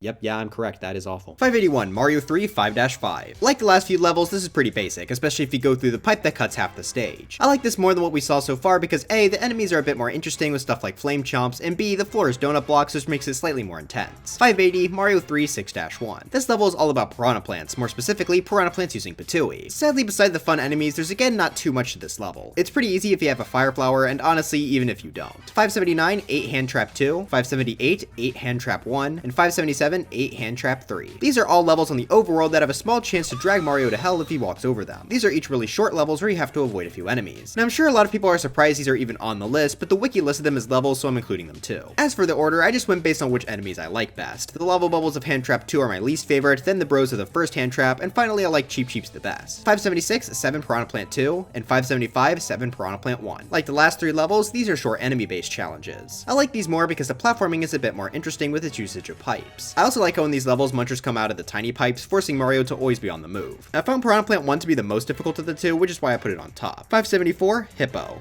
Hippo, ha! This level acts as the transition from normal map to Mario Land 2 Space Zone. I like the gimmick here. These hippo statues will spawn in bubbles and you have to use them to fly. Sadly though, that does kind of mean you skip over a lot of the obstacles, but at least the way you do it is kind of cool. 573, Super Mario Land 1-1. We have finally made it to the last Mario game we haven't seen yet. Now that's not because Mario Land is peak video game or anything, it's because this game has 12 levels. Also, since this is going to be the last chance I get to scream about this, Nintendo has still refused to release this game on Nintendo Switch Online. Just kidding, they did it after I finished writing the script. Awesome, thanks guys. Anyway, for this level itself, it's unsurprisingly pretty basic due to being the first in the game. The reason I like this more than the first level of Mario Land 2 comes down to the ending staircase. I like how it showcases the Super Ball flower by having coins inside that you can collect with it. That's a small thing, but a good feature to have in the first level. 572, Tree Zone Secret. This level is all about stomping Koopas on top of small plants and below tree roots. There's not really much to this, but it was fun enough to navigate through. 571, Tree Zone 1. This is a very simple level where we just have to jump along some tree roots. What's saving it is that the enemies here are pretty unique, involving a few bugs and most importantly, frogs. Still, this is very easy. 570, Super Mario Bros. 2-1. This is another pretty generic level, but less so than the ones we saw before since there's a lot more blocks and pipes placed here. Plus having to jump over this wall with the spring was a nice ending to the stage. 569, Super Mario Bros. 5-1. Very similar to the last level, but this was actually the introduction of bullet bills. That makes the platforming here at least a little more interesting, though it does sadly lose the ending spring. 568, Lost Levels D-3. This is a bit less blocks than the last level, but it makes up for it by making the enemies more interesting here. You have to avoid hammer bros and a lot of bullets, which is kind of fun. I especially think it was cool how the staircase at the end was made out of bill blasters. That's a nice touch. 567, Super Mario Bros. 8-2. This ramps things up a bit with both a large variety of different enemies and several blocks to make the platforming more engaging. On top of Koopas, Buzzy Beetles, and bullets, a Lakitu will also spawn at the start of the stage. Also, I like this part with the spring is bouncing off of it will reveal a 1-up, which means you have to run past this section as quickly as possible to collect it. That's a cute little addition. 566, Mario Zone 2. This is also just some pretty basic platforming, probably a bit easier than the last few stages. Being one of the Mario Land games does mean its enemy selection is a bit more interesting with these bears riding on top of balls and these pigs that shoot balls at you. Come to think of it, this stage seems to be really centered around balls, with most of the platforms and obstacles being them. I wonder why that 565, Mario 3 7-3. Here we have another level focused on Lakitu. I like this more than 8-2, pretty much just because it has a bit more to it being from Mario 3. It's got a lot of grassy slopes to jump between, and the Lakitu itself is actually somewhat unique. Instead of throwing spinies, it throws green spike balls that roll down slopes. While this stage is still quite simple, I do like that small tweak. 564, Lost Levels 6-1. This level starts with a bit of an enemy zoo as they're all put in cages above the stage. After making it over to this pipe, the level ramps up with bullet bills and a lot more blocks. The second half of this level uses the wind gimmick, which I like to see because it makes Lost Levels stand out. It's used to make jumping between and riding mushroom platforms more difficult. There's not many of them, but it's a good addition. My favorite part of this level comes right at the end with these two pipes. They both have piranha plants, so you have to squeeze between them, which I found to be an interesting and intense final jump. 563, Lost Levels 7-1. This is a much stronger emphasis on the wind, this time making jumps between piranha plants more difficult. Once the wind dies down, you'll have to avoid a lot of cheeps and bullet bills. Then it's just down to fighting against a ton of miscellaneous enemies, which all comes together to form a pretty solid level. 562, Mario Zone 3. Once again, I'd probably say this is simpler than the last few levels, but it's carried by Mario Land 2's aesthetic. I'm not really sure what I'd call this aesthetic though. It's got a bunch of chains in the background with some toys as enemies. I do like the usage of conveyors and claws in this level. It helps it stand out despite its somewhat simple design. 561, DS 1-1. Alright, I have beef with this level. As an introduction to New Super Mario Bros, it does an all-around solid job. While the main level is expectedly pretty basic, I do really like the first star coin being locked behind bricks. This is the first 2D Mario game to include the ground pound, so introducing that right away is pretty smart. My beef comes in with this thing. The Mega Mushroom is the big main appeal of New Super Mario Bros, or so they want you to believe. This thing barely shows up throughout the game, so including it in the very first level feels a bit wacky to me. Worst of all though, while you're rampaging through the stage, you're very likely to destroy this pipe. Unfortunately, that pipe is the only way to access the second star coin. That is an extremely stupid decision because if someone wants to have fun with the Mega Mushroom and destroy everything in their path, they're actively locking themselves out of the second star coin. First time players might end up being very confused why they can't find this coin anywhere. As for me, whenever I replay the game, I just don't grab the Mega Mushroom anymore in fear of accidentally hitting the pipe. This was just a baffling decision and it has always annoyed me, which is pretty much the main reason this gets dragged down so much. 560, Mario 2 5-1. I like the idea behind this level. It's focused on parkour across waterfalls. You do that by either jumping on the logs going down or by landing on the enemies going up. This can be pretty tricky and it overall creates for some very solid platforming. Compared to some of this game's other levels, it's kinda short, but I think it was well done. 559, Mario 2 1-1. Now it's time for the first level of the game. As to be expected, it's pretty simple, but I honestly don't mind that since a lot of this game's attempts to be unique just end up being annoying to me. I really like how this starts as it has us falling through a vertical section. Verticality is a very important part of this game that wasn't in the previous Mario titles, so I think making it the first thing we see is very effective. The rest of the stage does a good job showcasing this game's central mechanic. mechanics. We get to see Shy Guys for the first time, other enemies no one cares about, and we even get to lift up vegetables. I don't really like the vine segment in the sky, but the stage picks back up with a solid fight against Birdo for the ending. 558, Macro Zone 3. Another Mario Land 2 level carried by its aesthetic. This takes place inside a house, but it's from the perspective of a tiny person. This is how anyone under 6 foot lives. I do wish they had more elements here to show that it's a house, but the fire and flies do a pretty good job. Wait, fire? Overall though, the layout here is still quite basic. 557, Lost Levels B-1. This is a pretty simple level. I don't really have much to note here other than the layout is good, and I like the inclusion of a Cloud Heaven bonus section. 556, Lost Levels D-1. This has a strong focus on avoiding bullets and hammers once again. The layout here is pretty well done. There's even a few paratrooper jumps that I actually don't mind because they're completely optional. There are plenty of difficult jumps and even a wind cameo partway through, making this pretty solid. 555, Super Mario Bros. 7-1. This is another level focused a lot on bullet bills and hammer bros. I just think the layout here is a bit better. 554, Super Mario Bros. 3-1. First off, I like this level taking place at nighttime. It makes it stand out more. Secondly, do you like cheating?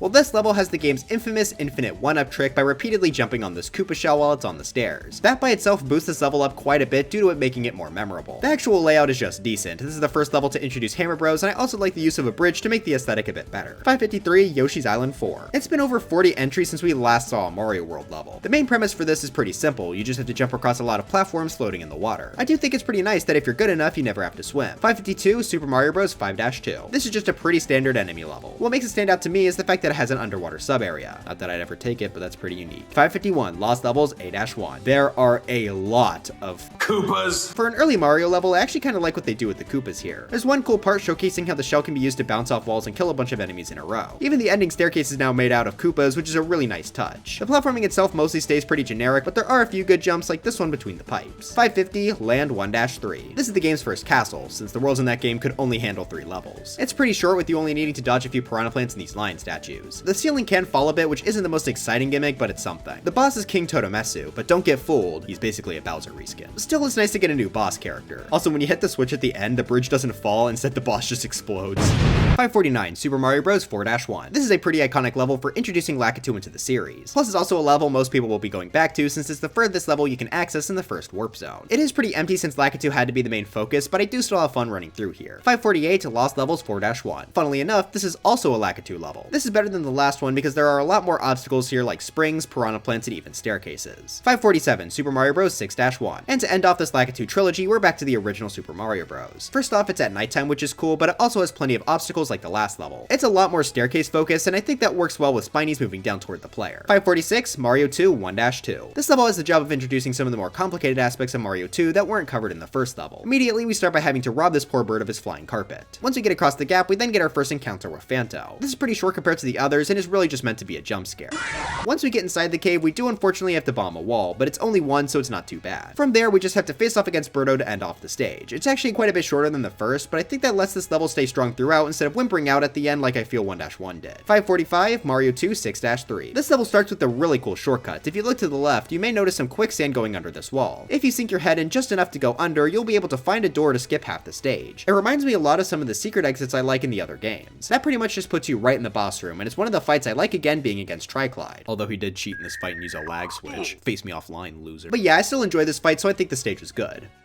544, Lost Levels 2-1. I like this for a few reasons. First off, the aesthetic is good for a lost level as it's at night and uses a lot of water and bridges. Secondly, on top of decent platforming throughout, this level has 2 springs. I know it's stupid, but I always love bouncing off these guys in the first 2 games. 543, Lost Levels A-2. This is an underground level that has a pretty strong emphasis on lifts. Most of these will lower as Mario stands on them, making the platforming here pretty fun. I also like the spring that leads to a 1-up at the start. If you don't break the roof, you sort of have to race it to the end to collect. 542, Donut Ghost House. You have to run to the end of this hallway with a blue ceiling and then enter this door. From there, you have to figure out how to escape this loop. Going through this door at the top of the stairs puts you just below the stairs. Inside this block is a P-switch, but it doesn't really help, and going through this door again seemingly just continues the loop. Hitting this block now reveals a vine which takes you to the exit. Yes, this is far from a complicated ghost house, but I found the puzzle to be pretty cute. I will say the secret exit is kind of annoying though. You have to use the cape to fly through the boo ceiling at the start, but there's no telling which boos will hurt you and which ones won't. The next 6 levels all follow a pretty similar theme, being mushroom or tree based platforming levels. In the first few Mario games, these are generally generally the most platforming focused of the bunch, which I think is a bit more interesting than the standard ground levels. Starting off this streak, we have 541 Pumpkin Zone Secret 2. This is my least favorite of this bunch because it's probably the easiest. It's also not helped by the context of Mario Land 2's carrot allowing you to basically fly over everything. 540 Land 1-2. This one's platforming is more interesting by throwing some lifts into the mix along with having more verticality between its tree platforms. The enemies are also more dangerous here, especially the guys dropping down spears. 539 Super Mario Bros 1-3. This pretty much has the same strengths as the last course, but this is more iconic. I also must say, coming back to these levels after playing Mario Maker is such harsh whiplash. In that game, trees act as semi-solids that you can jump through, but in the original game...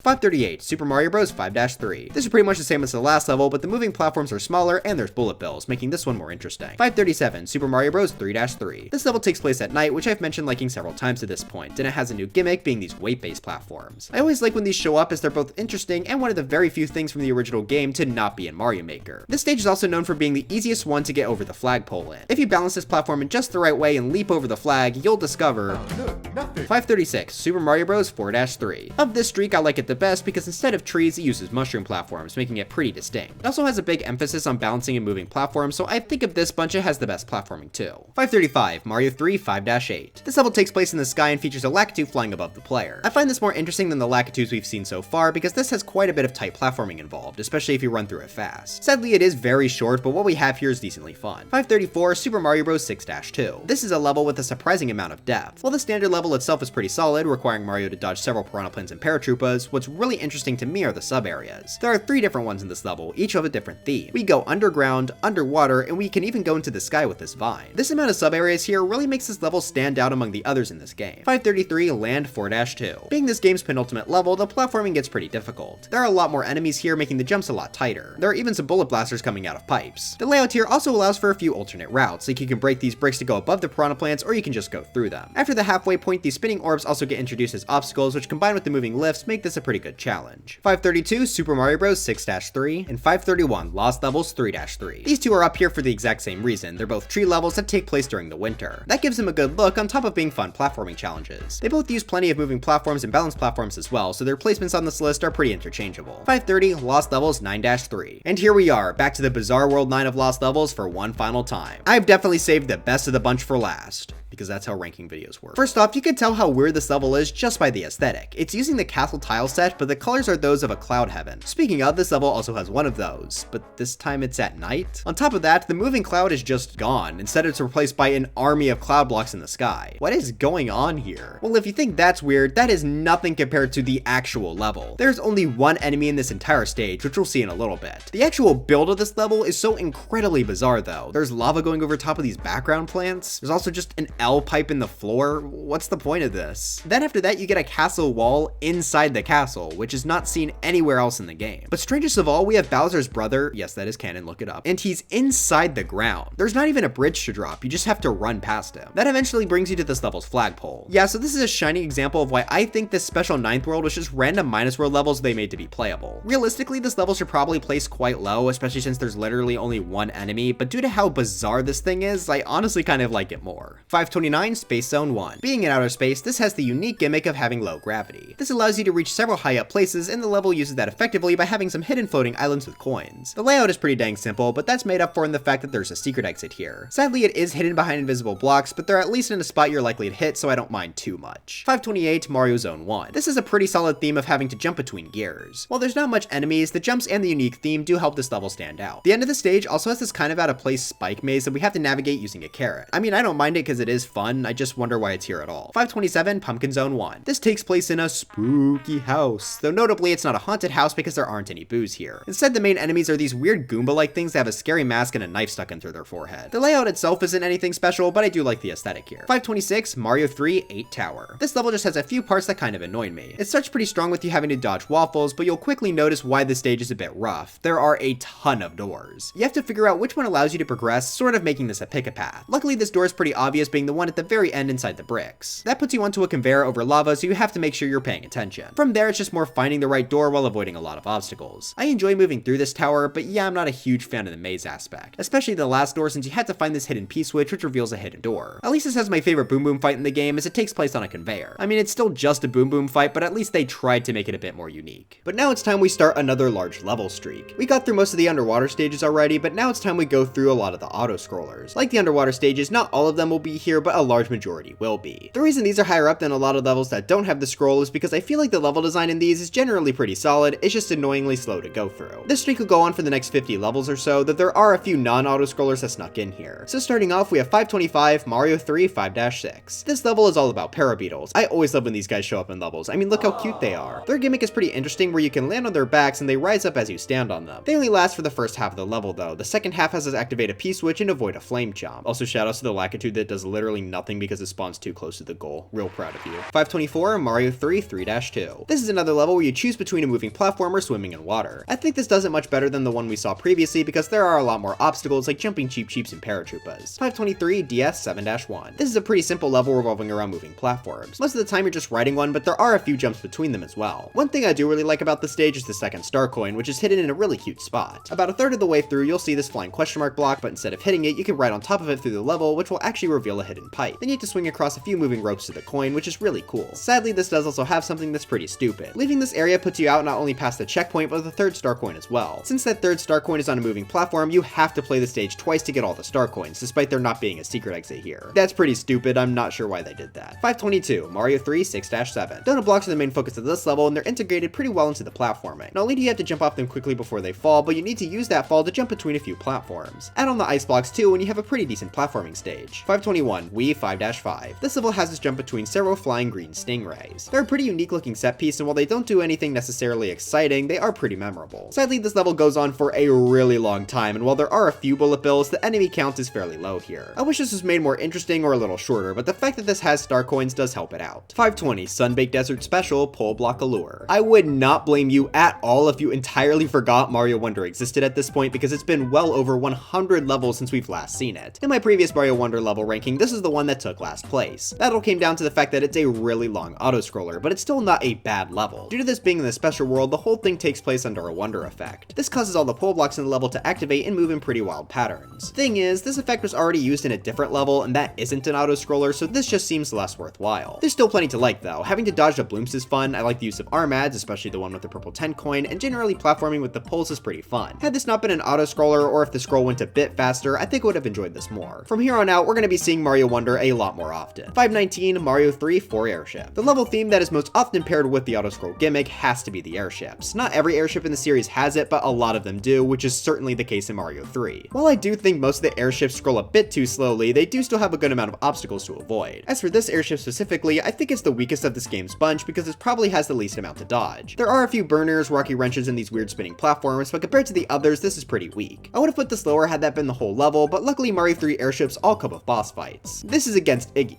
That's not Iggy. Well, whoever it is, it doesn't matter since it's pretty much the most generic one of these fights it could be. 518, Mario 3, 6 Airship. I basically have the exact same thoughts for this level, but it does a few things better. It has more complex platforming with these spinning platforms, it's shorter, and it's blue, I don't know. Okay, the real reason this is higher is because the level's boss is Lemmy. He is much more original because he uses bouncy balls as a projectile and also rides on top of one. I really like the idea behind him here, but they dropped the ball hard. Yes, that was a pun. His bouncy balls don't damage you, so they're meant to be dangerous due to their bounce. But there's no pit for them to bounce us into, so I genuinely don't get what the point is. I still appreciate the attempt at uniqueness, but they could have done better. 517, Wii 8-5. Moving away from airships for a minute, we have an auto-scroller taking place over lava. On top of that auto-scroll, this requires us to stay on a moving platform. This isn't just any moving platform though, as it requires you to control it with motion controls. It's pretty easy to wrap your head around, just make sure not to play in an earthquake or something. While I appreciate the unique platform, the level itself is pretty weak. You have to avoid lava geysers, bombs falling with parachutes, and crows. These do mesh well with the platform gimmick, but I just think it goes on for too long. This is almost 3 minutes in length, and the level stays on a pretty similar level of danger throughout. Plus the star coins here are pretty much just out in the open. 516 NSMB2 Mushroom B. Instead of being a horizontal auto-scroller, this is purely vertical. While it does make it stand out a bit, they don't do too much with this mechanic here. The main idea for this level is to go between mushroom platforms using vines. Some of the mushroom platforms have enemies like Koopas and Chain Chomps, but the vines themselves are almost completely enemy-free. So for the most part, you can just stay on the vines and avoid most of the danger. About 2/3 of the way through, they do decide to throw some paratroopers in, but they're really easy to avoid. Most of all though, I don't understand why this is an auto-scroll level in the first place. For many of these levels I get it, but here it just seemed unnecessary. 515 Snake Block Tower. Like I said before, I'm really not much of a snake block fan, and while this does do a decent job with its obstacles having plenty of amps and pendulums, it's still pretty lame to me. I do like that it's on a big snake block at least, plus the star coins are pretty solid, having you jump to a smaller snake block at the sides. The boss fight here is a big boom boom, which may sound kind of exciting, but the only difference from a normal boom boom is that you have to jump a little higher. 514 5 Roy's Castle. We might as well just stick to the snake blocks for a bit. It was kind of hard to decide which was better. I think the main level of Snake Block Tower might have the edge, but this is a better boss fight. The snake block here flies through a mostly empty room. There are a few bouncing lava bubbles, but not enough to make this interesting. Plus the snake block does a lot of unnecessary stalling here. Roy definitely carries the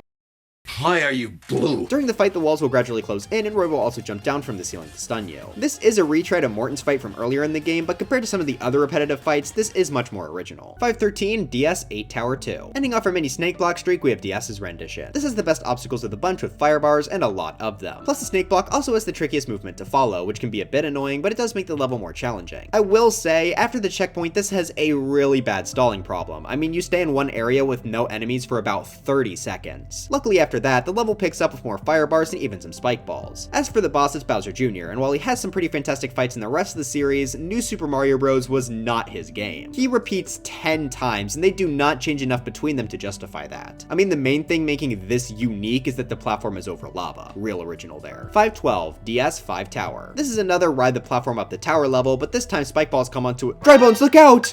I just think it was pretty fun to avoid the spike balls here, especially when the big one comes in. I will say though, the star coins are extremely easy. Like, can you point to where the star coin is? Oh, and also we end with Bowser Jr. again, who cares? 511 Mario 3 3-9. This just has a decent amount of solid platforming. Plenty of enemies like Bullet Bills, Bob-ombs, Goombas, and Koopas, and also quite a few throwable blocks, which are a feature I like from this game. I do think the underwater segment is lame, but it lasts for like 5 seconds, so it's no big deal. 510 Rise of the Piranha Plants. This level is just painfully generic. You just gotta avoid piranha plants on moving semi-solids. There's nothing bad about it, but I can't bring myself to feel anything here. 509 Wii 1-6. Very similar story to our last level. This time though, the main elements are these rolling hills, which I find to be slightly more fun than moving semi-solids. This is still extremely generic though. 508 NSMB2 6-2. Here we have to ride a skeleton raft over lava. While on the raft, several enemies are dropped down onto us from the ceiling or the lava itself. This is a bit slower than I would have liked, but there is a somewhat saving grace. In the first half, you can actually jump along the ceiling platforms that drop enemies all the way to the checkpoint. That saves quite a bit of time and is also fairly fun. Sadly, in the second half, you are forced to ride it since the lava has to rise so you can get to the exit pipe. Still, the first half being skippable is really nice. 507 NSMB2 Flower A. This is very similar to the last level, though I think it does a few things a bit better. Instead of a skeleton raft, we have to ride on an ice block, which makes this more difficult due to it being slippery. There's also a bit more enemies here, which obviously helps with the difficulty. Just like the last level, you can even skip the first half by jumping where the enemies spawn, but the second half forces you to stay put since it's an auto-scroller. I think the ice mechanics make this one just a little bit cooler. Get it? I said cool like ice. 506 DS 4-6. This level's focus is on riding Dory over poison. You may recognize this guy as the dinosaur in Hazy Maze Cave, and I think it's really cool that he was able to come over to 2D. Aside from the fact that this uses Dory though, I will admit the level design here is pretty weak. Most of the level is empty, and when there are islands to jump on, they don't last that long. Even the enemies that are here you can just duck under, which is a shame because I like Dory a lot. Alright, now it's time to go back for Mario 3 for a bunch of auto-scrolling vehicles. 505 Mario 3 7 Airship. They should make the King Piranha Plant a skin in Smash Bros. That'd be cool, I think. This improves a little bit off the airships we saw before. That especially comes with the spinning blue platforms, which now have a lot of interesting uses, including a few times where you have to avoid burners while on top of them. I also like how in those sections the blue platform is optional. It's always cool to have some more choices. The rest of the stage you have to avoid rocky wrenches, which I do like, but I think I prefer the cannons from the other airships. As for the boss, we have my favorite Koopaling, Ludwig. Sadly, he doesn't do anything special other than shake the room whenever he lands. Guess you could add Ludwig to the list of things you can't have around Wii 8-5. 504 Mario 3 8 Boat. While not an airship, it's basically the same thing. I do really appreciate the aesthetic tweak of having the disgusting brown water though. This also packs in a lot more enemies than the last few levels, with plenty of cannons, bombs, and rocky wrenches in our path. That makes the general level feel a lot more interesting, but sadly Boom Boom being the boss really drags it down. 503 Mario 3 8 Airship. While this does lose the unique touch of water, I really liked the idea here. You have to jump between a fleet of tiny airships, most of which having rocky wrenches and burners. The platforming here can get somewhat tricky with all the wrenches flying around. Sadly Boom Boom decides to ruin the fun at the end, but the main level is still challenging. 502 Mario 3 8 Tank 1 and 501 Mario 3 8 Tank 2. These are both pretty much airship levels, but there's a floor here since tanks generally need that to drive. These also have the high amount of rocky wrenches, cannons, and bombs we saw on the boat level, but I think it's turned up even higher here. I like the second tank level more because it has a few airships flying above to shoot down cannons, and it has a boss with Boom Boom. That last thing might not seem that exciting, but Tank 1 just has a boomerang bro as his last obstacle, so yeah, Tank 2 is better. 500 Land 2-3 and 499 Land 4-3. I was extremely conflicted as to where to place these levels. They both have really cool concepts, being shooter levels in either a submarine or airplane respectively. While I do love the idea, they're both extremely long auto-scrollers that just get old by the end. I mean, when I looked up a reference video for 4-3, it was split into 2 parts, which wasn't necessary at all. It's like 4 minutes in total, but still. As for the order, that was determined by their respective bosses. 2-3 has you fight Dragon Zamasu, and while you could shoot at it to kill, you could also just go under it to hit the button. That is not the case with the boss in 4-3 being Tatonga. Here you have to actually defeat him in a shooter battle, which is pretty cool. I think this is probably my favorite boss fight we've seen in the list so far. It really helps this level be a solid ending to Mario Land despite the absurdly long auto-scroll beforehand. Making your way through his projectiles can be pretty dang tricky, but that makes beating him all the more satisfying. Plus, once you beat him, you even get the serious introduction to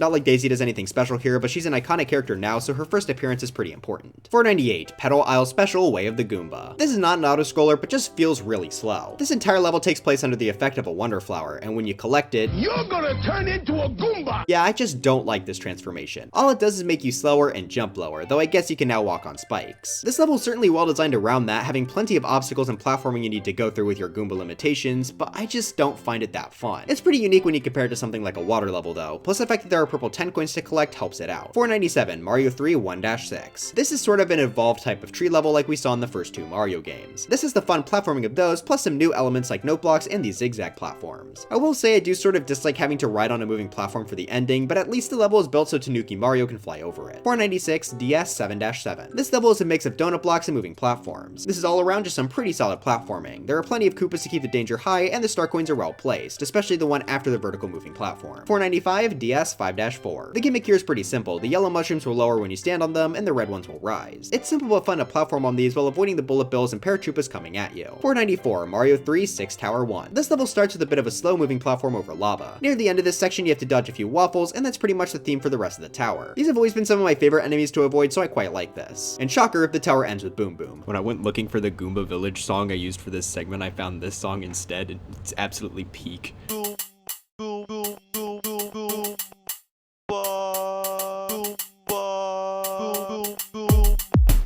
What a banger. Alright, let's knock out the rest of these Mario 3 airships. 493 Mario 3 1 Airship. What the dog doing? Surprisingly, I found the first airship to be pretty strong. It's not too long and it's got plenty of cannons and bullet bills to keep us engaged. Larry also acts as a good introduction to the Koopalings. He's simple, but as the first I think he should be, so good job all around here. 492 Mario 3 3 Airship. Hello, Mario. This is pretty much just an upgraded version of the first. There's more cannons and bullets along with some other airship staples like rocky wrenches, burners, and these spinning platforms. The boss fight here is against Wendy, who's one of the more unique Koopalings as her projectile actually bounces around the room like those old screensavers.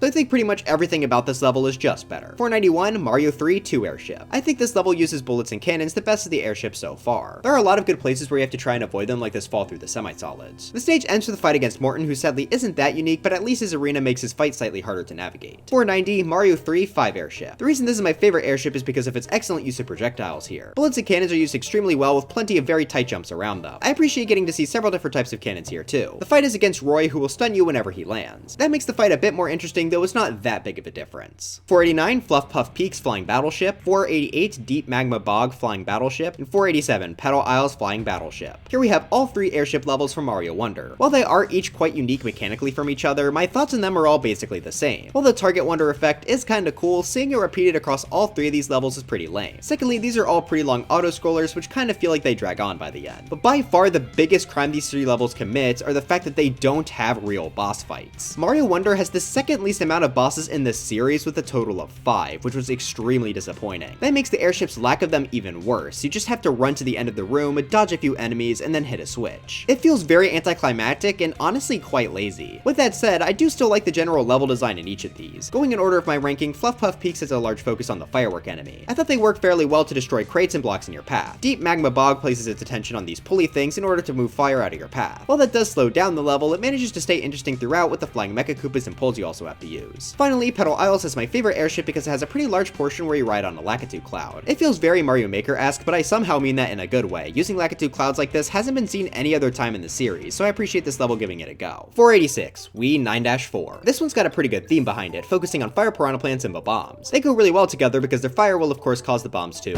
The bombs also all come from pipes and cannons, so they infinitely respawn, which can easily overwhelm the player if they aren't careful. The platforming here is also pretty well done with several moving pipes and lifts. Yeah, this level is a bit longer than I'd like with the auto scroll, but it remains fairly intense throughout. And that is especially the case if you go for the star coins here. The first one requires you to wall jump off a moving pipe, the second one requires you to throw something while falling, and the third one is downright evil. To get it, you have to somehow get into this pipe, but with no ground below it, it seems impossible. Well, in the lower pipe there's a fire piranha, so if you have an ice flower you can actually freeze it to go into the pipe. That is a hard task because not only does the level make not getting hit a challenge, but there are a ton of enemies right at the point where you need to do it too. Since the solution of freezing the plant is also pretty obscure, I have no problem saying this is one of the hardest star coins in the series. I honestly really like it, but it does make the level being an auto-scroller worse because now you have to restart whenever you get hit. 485, Wii 2-6. When I was playing through this level, my brother and I just really liked how jolly all the coins were in this level. I mean, look how joyful they are moving around like that. Anyway, this takes place on a rotating block on a track. So yeah, while it's not technically an auto-scroller, you still have to wait around a lot. Look, the blocks are jolly in this level too, awesome! The level is mostly pretty easy. There are a few paratroopers and flame chomps, but nothing too crazy. There is a secret exit here though, which is something we haven't seen in a while. If you collect a slant of coins here, you may notice a pipe at the top of the screen, which will take you to the world's cannon. Not my favorite secret exit in the world, but I still think it's in a solid spot. 484, NSMB2 Mushroom 3. I really like the aesthetic here, taking place inside a gold temple. Even the brick blocks turn gold to go with this theme, so I'm already a fan. Sadly, once you move past the start, you see that it's another auto-scroller, but even then, the layout's not bad. It first involves a lot of jumping between moving platforms and donut blocks. I especially like how these were used for the first star coin. After the checkpoint, a lot of Buzzy Beetles and red POW blocks are thrown into the mix too, which can help make this level more fun. The level also ends with the Mega Mushroom, which I like because it happens to disable the auto scroll. It's fun to rampage through here and collect some extra coins on top of that. 483, Wii 9-8. I will say this level has always felt a bit anticlimactic for me. I mean, the level before it is one of the most challenging in the series, but this level isn't really that hard, which is a shame for the final level in the game. With that said, it's got a lot to like. The main gimmick here is that the floor is made up entirely of bouncy clouds. That makes dodging the fuzzies a lot more fun than it'd normally be. This level also turns up significantly halfway through with the introduction of king bills, which are cool due to their massive size. There are also coins that indicate where they'll fly in from, and coins in the shape of Waluigi's logo.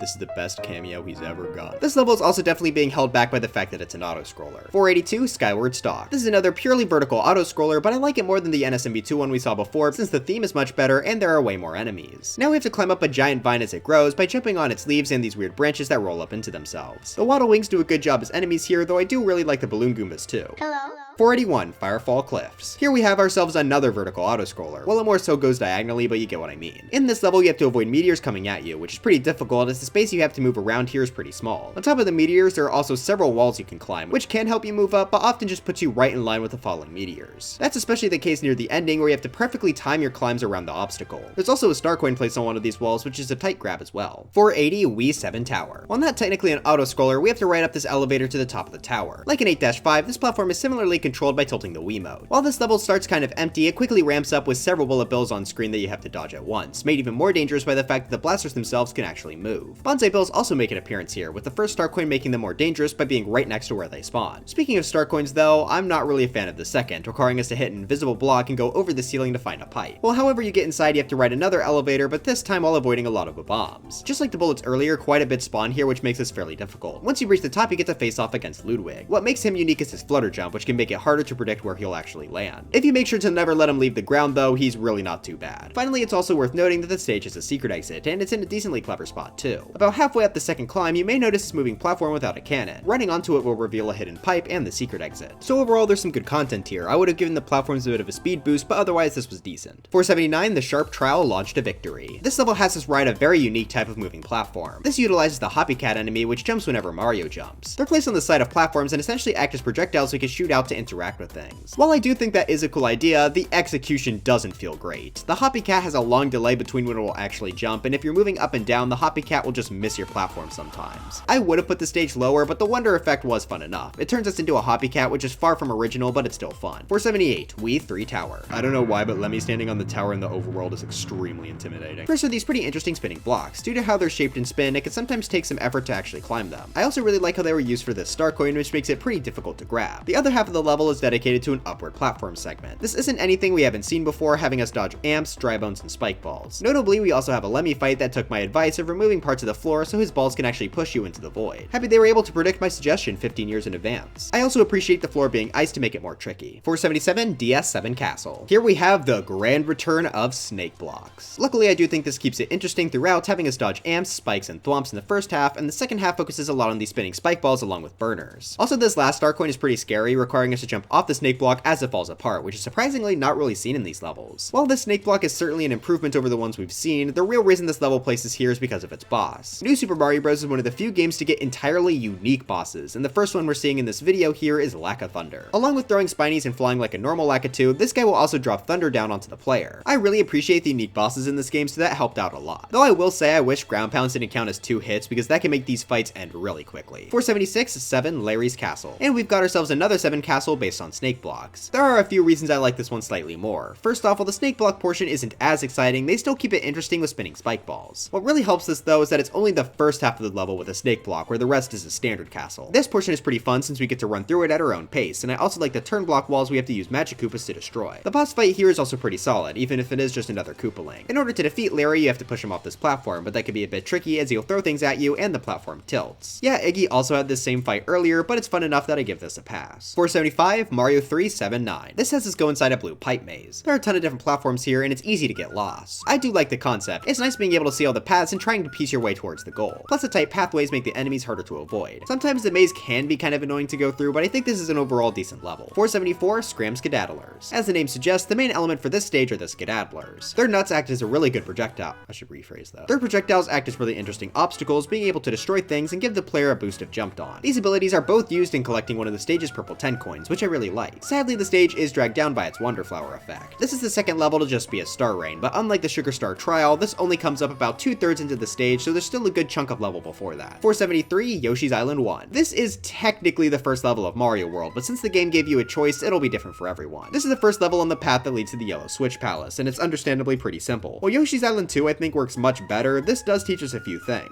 It teaches us that we can use the spin jump to destroy blocks, giving us access to a neat little pipe cannon, and it also shows off that you can throw shells upwards to hit blocks. Other than that, the rest of the level has you going against Rexes and Bonsai Bills. Not sure how I feel about Bonsai Bills in a first level, but hey, this is fine enough. 472 NSMB2 3-1. We've got just about exactly what you'd expect from a new Super Mario Bros. 2 beach level. There's water at the bottom, Cheep Cheeps jump out at you, and there's gold rings to collect extra coins from. There are a few slightly more interesting platforms with barrels in this wheel, but they're used plenty of times in both this game and the rest of the series. I will say I do think the third star coin hiding behind a barrel is pretty clever. 471 Mario 3 1-3. The main level itself is just pretty solid. I don't really have too much to comment on here. What I do like though is that this level gives you a warp whistle, which allows you to skip worlds. The way you do that is by holding duck on one of these white semi-solids, which will put you into the background of the stage after a few seconds. While that is kind of a dumb puzzle that makes no sense, playing in the background is cool, so I like it. 470 Wii 7-6. The Parabeetles have returned. This time I think they're used a lot better than they were in Mario 3. The whole level is focused around them this time, and we get the introduction to the big Parabeetles who will fly down instead of upward when jumped on. This level also mixes in some fog to make the platforming a bit trickier. On top of all this, there are also the star coins, which can be in some pretty hard to nap places. 469 Flight of the Parabeetles. Gee, I wonder what the focus of this level will be. While this is similar in a lot of ways to the last level, I like this one more because the auto scroll goes diagonally upwards instead of just to the right. This entirely changes how you have to play this level since you need to use the Parabeetles' unique flying to make sure you're continuously rising in the level. Oh, and just to spice it up even more, about halfway through, several King Bills will come flying at you. Overall, I think this is just a straight up improvement over Wii's version. 468 Wii 7-3. The first third of this level starts really strong with us having to avoid fuzzies on tracks. I've always thought fuzzies were a cool enemy, and I think this is a great use of them. Sadly, the level does slow down with the moving platform section that's extremely easy. After the checkpoint though, we're back to some more fun fuzzy dodging. I especially like how small the mushroom platforms are here to make the jumps harder. Sadly though, the level does end with another moving platform. But if you want a pro tip, you can actually run under it for most of the time since there's ground below it for some reason. This level definitely had a lot of up and downs. 467 Wii 3 Castle. Being the end of this game's snow world, the castle is filled with a ton of ice. That of course makes the platforming more difficult, and they get to throw in obstacles like icicles too. They even froze this level's snake block. Oh, wait a minute, there's a snake block. Yeah, that does drag this level down, but they keep it constantly moving forward, and it has slippery physics. There's also quite a few interesting obstacles on your path. I already mentioned the icicles, but since this is Lemmy's castle, you also have to avoid his bouncy balls. One of the star coins even has you use them to collect it, which is really cool. I will say the second half drags on for much longer than needed, but hey, at least we get a boss fight at the end. This is basically the exact same as his first fight we saw in 3 Tower, but the ball he's on is a bit bigger. Really creative change, Cameron, good job. 466, the Mighty Cannon Ship. Here we have a pretty classic airship level, but this time in New Super Mario Bros. U. There's still a lot of elements seen from Mario 3 ships like cannons, the spinning platforms, and unfortunately, the auto scroll. Luckily, there's plenty of cannons and Mecha Koopas to dodge here to keep it engaging. However, about halfway through the level, it turns into an underwater auto scroller, which I've made very clear is not my cup of tea. What helps is that it's filled with torpedo Teds, and honestly that made it enjoyable to swim through even if it was slow. That also introduces us to the gimmick this level's boss fight will have, which is easily the highlight of the stage. Here we have to go against Bowser Jr. underwater, which isn't seen in boss fights much. Since we can't jump on him here, the only way to damage him is by using his own torpedo Teds against him. That completely removes our ability to cheese him to death, and it can even be somewhat hard to aim with Jr. moving around in the windpipes. Had this boss fight not been here, this level would be much lower, but I really liked the fight. 465, Wii 6 Airship. Following the tradition of airships we've seen so far, this is another auto-scroller. It does have a pretty decent unique element being these spinning platforms, which can mess up how you need to avoid some of the enemies during the stage. They aren't the craziest things in the world, but they are nice inclusions. The real highlight of the stage is the boss, and while it is Bowser Jr., Mario, Wii, and U both have fantastic Bowser Jr. fights. They're all unique from one another and don't fall into the same pitfall a lot of the others do, where you can attack him before he gets the chance to attack back. In this fight, you have to use a clown car to crash into him. You have to knock him into the electric walls of the arena 3 times, which is a very unique challenge for many of the other bosses. So while the airship itself is just sort of decent, I really like the boss fight. 464, Mario 2 4-1. This level starts out with a ton of ice blocks where you have to dodge all the other enemies slipping around. Then you have to take a rocket ship up to a section where you have to avoid Shy Guys shooting at you. While this is a somewhat simple level, I mean there's not even a Birdo at the end, rest in peace, the ice physics did make it quite fun for me. 463, Mario 3 1-2. This is a very hilly level where you have to avoid a lot of Goombas. While design-wise it is pretty simplistic, I had fun with it. Plus this acts as an introduction to slopes in the series, and I think being able to knock out Goombas with them is a good tutorial. 462, Mario 3 1-5.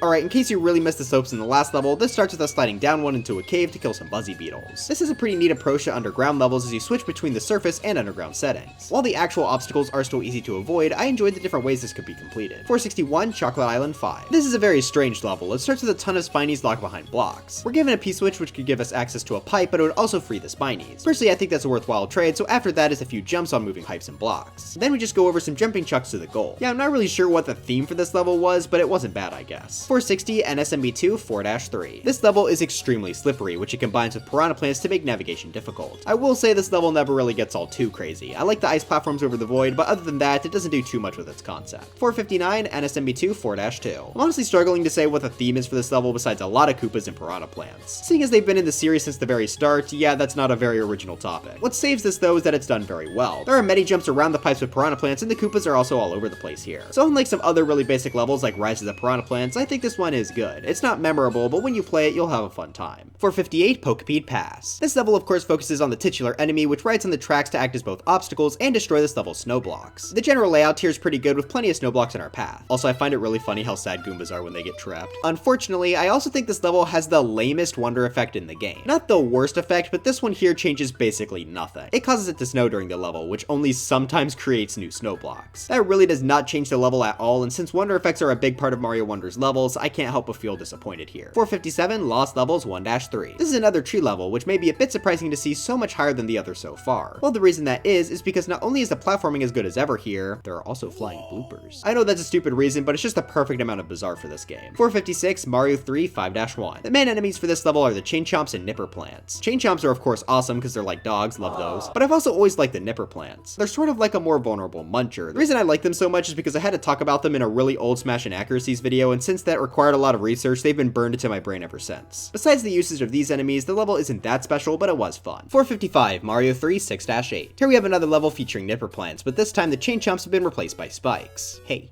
don't you mean fishy boopkins? I like the layout of this level just a bit more than the last, as the slopes and throwable blocks make it more interesting. 454, Chocolate Island 1. This level's main focus is on Dino Rhinos and Dino Torches. I like these two, especially the Dino Torch, so this was an enjoyable level. It's not really complicated or special in any way, but I liked running through it. 453, Mario 3 5-4. This is very short with a focus on these spinning platforms. They're pretty interesting to jump on, but can also be mildly confusing. Besides that, I also like the two waterfalls in the stage, which don't really do anything, but they look cool. Also, shoutouts again to the Lakitu, who shows up at the end for 5 seconds and then disappears. disappears. 452, Tree Zone 5. Honestly, for a large portion of this level, it really doesn't have much to do with trees at all. Not to say the general layout here is bad though, it's just that you jump between a bunch of different blocks. The owl platforms are pretty cool though. What's really carrying this level is the unique boss fight at the end, which Mario Land 2 excelled at. The boss here is Big Bird. That cannot be its official name. He'll fly in the air and swoop down at you. Yeah, mechanically it's not the most unique thing, heck Boom Boom has several fights exactly like this, but changing the aesthetic of the boss just makes it feel so much more refreshing. 451, Land 2-2. This is a pretty challenging level where you have to jump across several enemy-filled platforms over lava. This also includes a few enemies like seahorses, which is pretty cool too. 450, Land 2-1. I like this a bit more since it uses the main enemy a bit better. This is a skeleton fish, they're not fish bones, don't make the mistake. Jump vertically out of the water to disrupt your jumps over the tree platforms. Near the end we also get some seahorses to make things even more difficult. 449, Tree Zone 3. While the actual layout of the stage is very simple, I think the idea perfectly fits this world. You have to jump across a lot of tree platforms while avoiding bug enemies like flies and ants. None of the jumps here are hard, but it was fun to run through. 448, DS 2-2. This is the first Lakitu level in New Super Mario Bros. And also the first level in a mini Lakitu streak here. To fit that, the general layout is pretty simple, but not as simple as the Lakitu levels in the first few games. One thing I like about this that the old games didn't have is the fact that you can actually steal this cloud here. That's even used to collect the first star coin. While yeah, it does make these levels kind of easy to just fly over, the time limit helps restrict this, and it's a cool idea. 447, NSMB2 5-2. This is quite a few things better than the last level. The obstacles are a bit more complex to go with the Lakitus, such as more piranha plants and jumps in general. You also have to use their clouds more to get the star coins, which as I said I did like in the first level. Multiple Lakitus will spawn at once here, which obviously makes things more difficult. Finally, I also like the gold rings as it changes the Lakitus to throw coins instead of spinies. This does still have the flaw of being able to fly over a lot of the level, but it's otherwise good. 446, Lakitu, Lakitu, Lakitu. Couldn't have come up with a better name myself. This easily is the most interesting platforming with these large colorful blocks on tracks. You often have to wait for them to move into the right position, which puts you in danger of the Lakitu spinies. This even ramps up by having 3 Lakitus at once, so if you go through here the normal way, it's a really fun level. Sadly, with so many Lakitus, it makes flying over everything a cakewalk. It's nice that they're still using their clouds for star coins though. 445, Blooming Lakitus. While the platforming isn't as complex as our last level, I like this a bit more due to the more unique Lakitu. Instead of throwing down spinies, he'll throw down piranha plants. These work especially well here because the rolling hills essentially allow them to move toward the player as well. Other than that, my thoughts remain the same on this level compared to the others. 444, Forest of Illusion 4. Lakitu again, but he's got a cute gimmick this time. This level is what gave Lakitu his attachment to fishing rods as he starts the level with a 1-up attached to it. Unfortunately, just like a fishing rod, you got baited. Now he'll start throwing spinies along with the other Lakitu hidden in pipes across the stage. The level design outside of that isn't anything too special. There is a secret exit though, being put in a high up warp pipe, which is good for getting the player close to Lakitu. 443, NSMB2 Flower B. And we can finally finish off our Lakitu streak. While we're back to a standard spiny throwing one, I like how they interact with the stage. Many of the platforms here are these bouncy mushrooms, which can make dodging the spinies much more difficult. Add on the gold rings and well-placed star coins, and this is my favorite of these Lakitus. 442, Mama Mouthful. The main enemy for this level are the Mamas, which have a really deadly bite.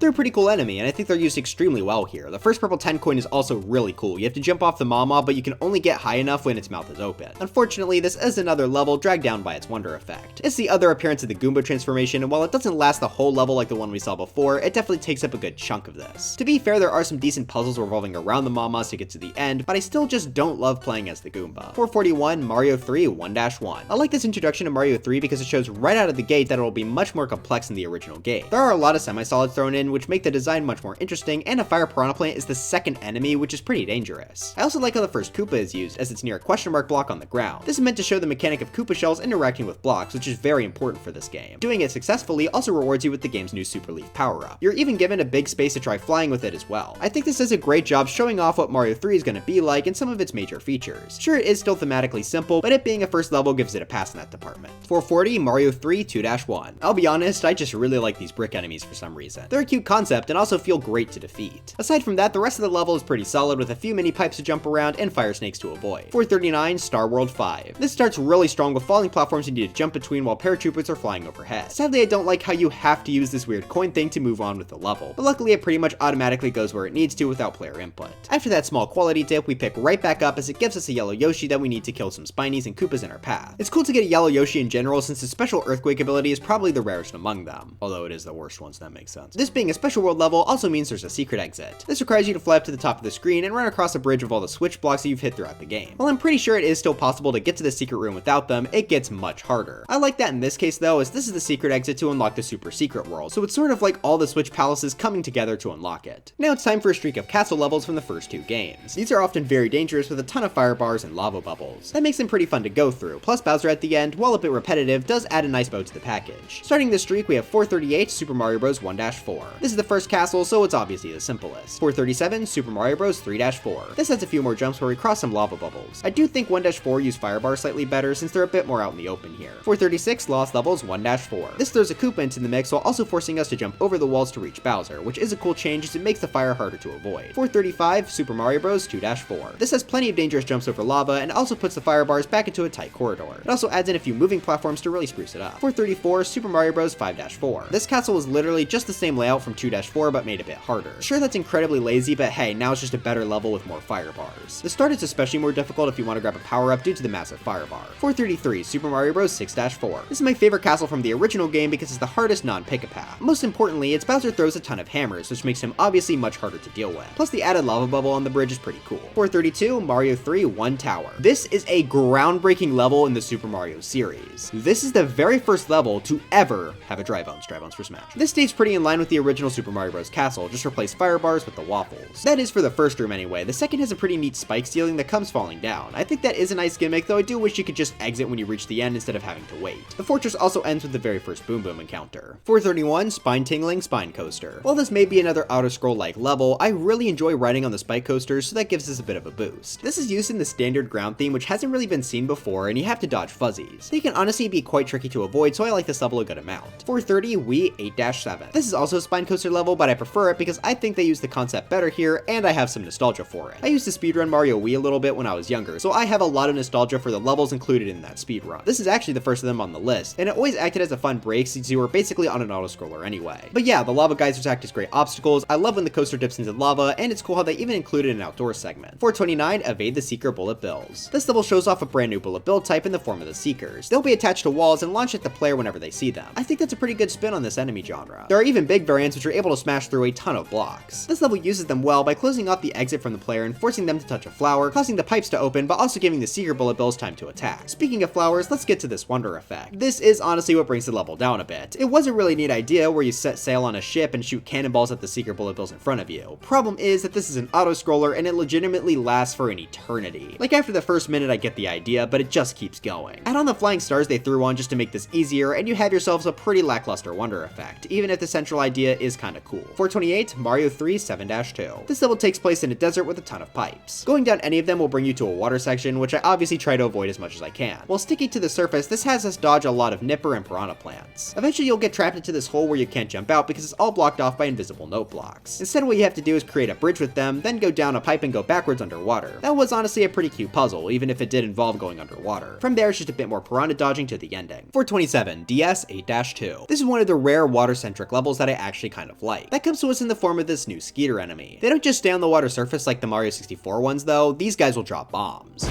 That leads to a lot of unique situations where you have to swim up the water while avoiding them. It also helps that this level is only half underwater. There's plenty of sections where you can just stay on the surface, like here we have to ground pound through a bunch of bricks for a star coin. The last star coin is great too, requiring us to raise the water level and then try to squeeze by any skeeters in a tight space. So while I still don't love underwater controls, this level was alright. 426, DS 6-2. This is another water-land hybrid level that I liked a decent amount. This time the water oscillates up and down as you play. This is also combined with a lot of spinies that float up to the surface whenever they come into contact with water. They even use this mechanic in a pretty creative way near the end by allowing the spikes to peek through a bridge that you have to run across. I like this level because if you move fast enough, you can avoid a lot of the water. Sure, there are some parts where it's required, but running through this stage while swimming as little as possible is quite fun. My last note I have is that the first star coin is cool, as we have to jump across winged question mark blocks quickly before a P-switch expires. It doesn't have anything to do with the level's theme, I just thought it was a fun challenge. 425, Vanilla Dome 2. Despite this being a half underwater, half land level, I actually decently enjoyed it. This is an underground maze where you have to try and find your way out by swimming or running. The corridors here are pretty tight, so it can be hard to dodge buzzy beetles or cheap cheeps in your path. What also brings this level up is the presence of a secret exit. If you take this P-switch and run to the left, you'll be able to access a secret path with a key and a keyhole. I just think this level had great execution all around. 424, Wii 4-1. While being another half water, half land stage, this has a few advantages that bring it up a decent amount. For one, it right away gives you a penguin suit, which not only improves water controls, but gives you the ability to shoot out ice balls. This can be used to freeze enemies in the water, so if you really want to, you can actually jump on the iced enemy platforms instead of swimming a lot of the time. You even have to use this mechanic to reach some of the level's star coins. Aside from that, this is a pretty basic beach level with a lot of urchins. 423, Land 3-2. The main obstacle in this course is the giant enemy spider.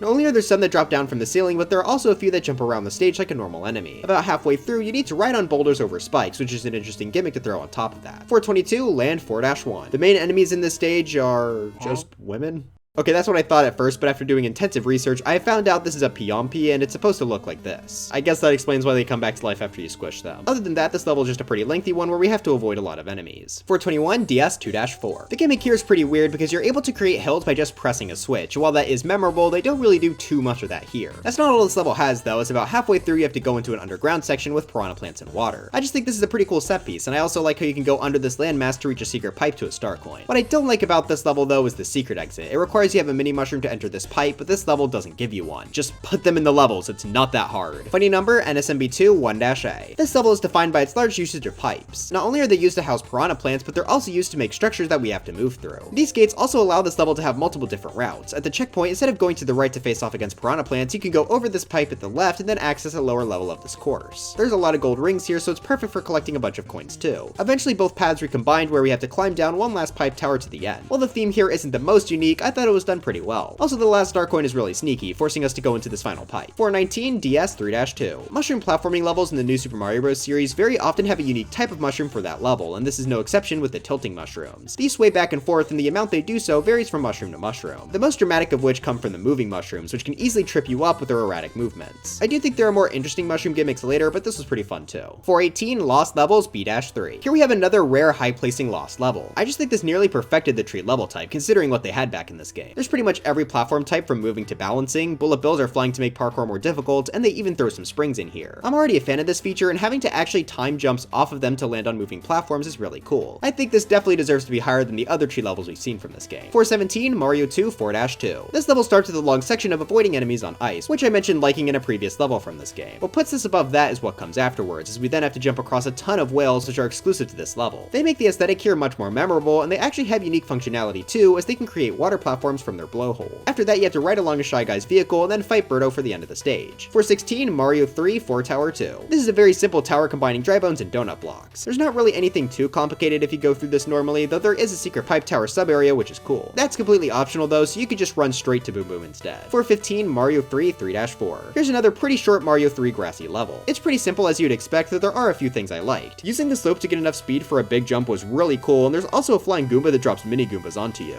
The end of the stage also throws in a Lakitu that throws spike balls. One of my favorite level types from the first two Mario games were the Cheep Cheep bridges. They're just a really creative idea, having us run across a bridge as Cheep Cheeps come flying at us from off screen. These are often pretty deadly and end up being some of the most intense levels from these games. We've got 4 here and they're all pretty similar, so we'll run through them quickly. 414 Super Mario Bros. 2-3. This is the first Cheep Cheep bridge and understandably the most simplistic. 413 Super Mario Bros. 7-3. This significantly ups the difficulty from the last one by simply adding a few Koopas and Paratroopas. They make it much harder to just run through the stage, often making the player stop to kill them and thus allowing more Cheep Cheeps to crowd them. 412 Lost Levels 2-3. Not only does this have the Koopas from the last level, but it also throws in a flying blooper and it's at night. Plus there's a lot more elevation thanks to the trees at the end. 411 Lost Levels A-3. All the enemies from the last rendition return, but there are 2 more tweaks here. First is that there's a bit of wind, making precise jumps around the Cheep Cheeps harder. More importantly though is the massive aesthetic tweak, since this now takes place on cloud platforms. This is not seen at all in these first 2 games, so it stands out quite a bit here. 410 Lemmy's Swingback Castle. The main gimmick here are these swinging platforms, which are pretty enjoyable to jump between. Being Mario U's first castle though is extremely easy. Even the star coins are all in fairly obvious positions. As for the Lemmy fight, okay, this annoys me. They went back to having no gaps in the floor, even though Mario Wii before this had them. That's because his balls are now bombs, but they're so incredibly ineffective, so this is just a worse fight than Wii. 409 DS 2-1. Pokies are the main focus of this level, and they keep it pretty simplistic. They do give you a variety of different ways to go over them though. There's these blocks that spawn more as you hit them, moving platforms, and they even let you wait for the Pokies themselves to move down, whether it be on slopes or platforms. I also like how the second star coin mixes up the gimmick by having the Pokie come down onto the player instead. The ending section is also cool, with the Pokies moving horizontally with the help of platforms. So while I do still think this is a fairly simple level, they pack a decent amount in here. Also, thank God this mini pipe isn't required for anything, I would've lost it. 408 Yoshi Hill. This is kind of a hard one to rank due to how the new Super Mario Bros. Series handles Yoshi. Instead of taking him between levels like in Mario World, he's only used in the levels you find him in. That is kind of lame when looking at the game as a whole, but it makes the levels with him more special. Of the Yoshi levels, this is easily the most basic. There are a few cute things like bouncing off piranha plants for the second star coin, but for most of the level, it's just dodging Monty Moles and eating fruit. Some of the areas of the Monty Moles are pretty well done though, especially this part over the void. 407 Iggy's Volcanic Castle. This is probably one of the least creative feeling castles in the entire new Super Mario Bros. Series. Lava waves go throughout the stage, which can be a fun gimmick, don't get me wrong, but other levels do it so much better than this. They do have the land moving up and down to make it a smidge harder, but I don't know, something about this level feels like peak blandness. There are a few things to compliment though. The third star coin is hidden really well, being in this pipe that only shows up if the lava is at a low point. point. From there, you also have to jump on dry bone skulls to get it, which is fun. I also like the idea behind the boss here. You have to face against Iggy, who's able to go into the ceiling to shoot at you. Some of his projectiles are even able to make blargs. While he's up there, you can't hit him, which could theoretically solve the comboing issue most Koopaling fights have. Sadly, they for some reason don't make him get out of his shell on the ceiling, so you can still hit him before he goes into the pipes. If they made it so he could only exit on the ceiling, then this fight would be so much more interesting. 406, Pumpkin Zone 3. This acts as Mario Land 2's main ghost house level, even having a secret exit. I like a lot of what they do here. They have a pretty interesting gimmick with these blocks that flash in and out of vision, but they're still there physically. My favorite part has to be the inclusion of ghost Goombas.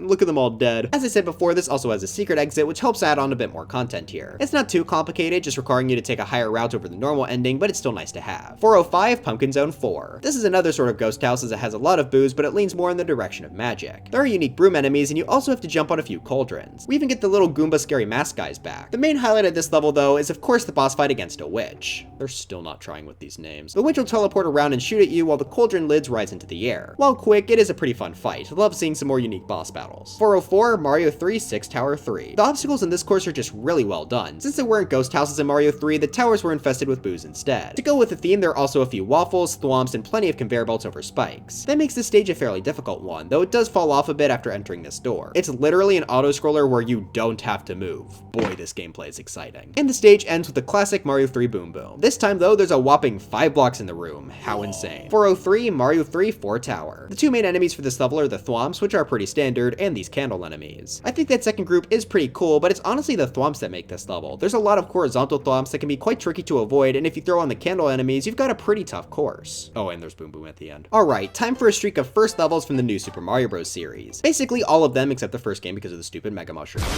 are of the same quality, so I'm bunching them all together. Starting off, 402 Acorn Plains Way. This is the first level of Mario U and has a large focus on the Super Acorn. You can get one basically immediately because a waddle wing flies by the first set of question mark blocks. You can either jump on its head or hit the blocks it's standing on. The first and last star coin both require the power up to collect, which perfectly shows off its ability to boost upward. There's really not much more to this level, but it acts as a good opener, especially for the power up. 401 NSMB2 1-1. There are two main focuses of this introduction. Interestingly, one of them is note blocks, which isn't a big part of this game, but it's cool to have them here regardless. The second focus is definitely important though, being the new gold brick mechanic. If you hit a gold block enough times quickly, you'll be able to put a gold brick on your head to collect more coins and even take an extra hit. There are plenty of opportunities to get it here, but my favorite is definitely the ground pound one because it shows how ground pounding can be fast enough and it puts you into an underground section. Overall, I think I like this one just a smidge better than you. 400 Wii 1-1. Yeah, this one is definitely aided a bit by nostalgia, but I also think this is legitimately the best one here. It focuses on two main things as well. First is the rolling hills element, which is seen a decent amount throughout the game. They also immediately show how they can be used to hide secrets like this warp pipe. Later on in the level, you'll have to use that knowledge to find the second star coin. The other big focus is of course the propeller mushroom, and like the Super Acorn, it's used to collect two of the stage's star coins. I like that the first star coin is placed right over the question mark block you get the item in, since that immediately shows how this can be helpful. So I think this is the best of our first level trilogy here because of all of its moving parts and for featuring one of my favorite power-ups. 399 DS 1-4. This is the first level in the series to feature the mini mushroom, so it has the important job of showing off why getting weaker can be useful. It doesn't come up until about a third of the way through, but right next to the item, we see an area and a pipe that we can only access when we're mini. See, people under 6 foot can do something. This sub area shows off that Mini Mario can run on top of water, which is needed for the first star coin. After that, you're faced with the consequences of your actions as you have to avoid a few enemies like paratroopas, which can now kill you in a single hit. Luckily, there is a way to repower up soon after that, and the rest of the stage is pretty solid. You have to use a Koopa Shell to destroy a ton of bricks for star coin 2, and you have to run across a small gap under a low ceiling for star coin 3. The mini mushroom isn't a huge focus of this level, but what it did get was good. And also it's nice to have an easy level to get the item because this game just loves requiring mini mushrooms in levels that don't have them. 398 Donut Plains 1. This is Mario World's introduction to its main power-up. The first enemy we encounter is a cape-wearing Koopa, and if we manage to jump on it, we then get to wear the cape. The level then gives a lot of blank space, which is required to run and begin flying. Be careful though, as there are still plenty of enemies, but they might make you jump out of a run to discover what the cape actually does. The rest of the level is a lot of enemy dodging, mostly caped Koopas. My favorite part is definitely the wall of them that comes near the end. Speaking of, this stage also has a secret exit, which I think works really well with the cape. It's made obvious that there are blocks you can fill in to run up a wall, but when you come here the first time, you won't have access to the green switch. But if you decide to experiment with your new flying abilities, you'll notice that you don't need the blocks to reach the secret exit, which I think is pretty smart. 397 Mario 3 5 Tower 1. This level uses a lot of thwomps and waffles, which creates for some pretty tight jumps at times. It's a pretty cool idea having to wait for their cycles to perfectly align to run through. Sadly, this is pretty short, but it was fun while it lasted. Also Boom Boom again. 396 Wii 4-2. Here we have another level with Cheep Cheeps jumping at you. Being in the new Super Mario Bros. Series though, does let it use a lot more unique elements like donut blocks and barrels floating in the water. The biggest of these elements being the wall-hugging platforms, which cause you to move more slowly. slowly. I kind of like these, but you also move really slow and weave for some reason, so it can be kind of annoying too. The addition of some of these donut blocks is cool though. 395 Mario 3 2-4. The main focus for this level are the Boomerang Bros. I really like these guys as they're quite interesting spins on their hammer variants. Get it? I said spin like a boomerang. This level doesn't do too much with them. It's mostly pretty basic, but having them was fun. 394 Donut Plains 4. There's not too much to this level, but it's still fun to go through. It acts as the game's introduction to its unique rendition of the Hammer Bros. Mario World doesn't have normal Hammer Bros, but Bowser couldn't go away without killing Mario with hammers, so he hired some new guys. They'll throw hammers from a flying platform, so you have to try and either jump on them or jump into the blocks they're standing on. That's pretty fun, and they're used fairly often throughout the game. This level also showcases a ton of Galoomba variants like Paragaloomba and Parachuting Galoombas. 393 DS 4-A. This level takes place in a jungle, and you have to avoid the poisonous liquid at the bottom. To do that, this level provides two pretty fun tools. First are these swinging vines, which I really enjoy jumping off of. Then there's these platforms that spin based on how you jump on them. I'm kind of mixed on these in general, but the level uses them well by keeping their sections short and having paratroopers fly over the whole thing. The vines, platforms, and paratroopers all combine for a pretty cool third star coin. Just at the top of the screen, you may notice a vine hanging down, so by jumping off a paratrooper while spinning on the platform, you may be able to reach the vine and swing into a sub area. I really like how all these levels' ideas came together there. 392 NSMB2 Star-5. This is another Lakitu level, but what puts this above the ones we saw a bit earlier comes down to how he was used. Most of the platforms here are balanced platforms which work really well with the Spinies Lakitu throws. If you're not careful, the Spinies and the Koopas of the stage can easily weigh down a platform and cause it to fall completely. One of the moon coins even play with that idea as they're below a set of the balanced platforms, so you have to try and somehow make the left side heavier. I just think this was a fantastic mechanic to combine Lakitu with, and while yes, you can still fly over everything, which is a problem, I really liked the course. 391, way cool.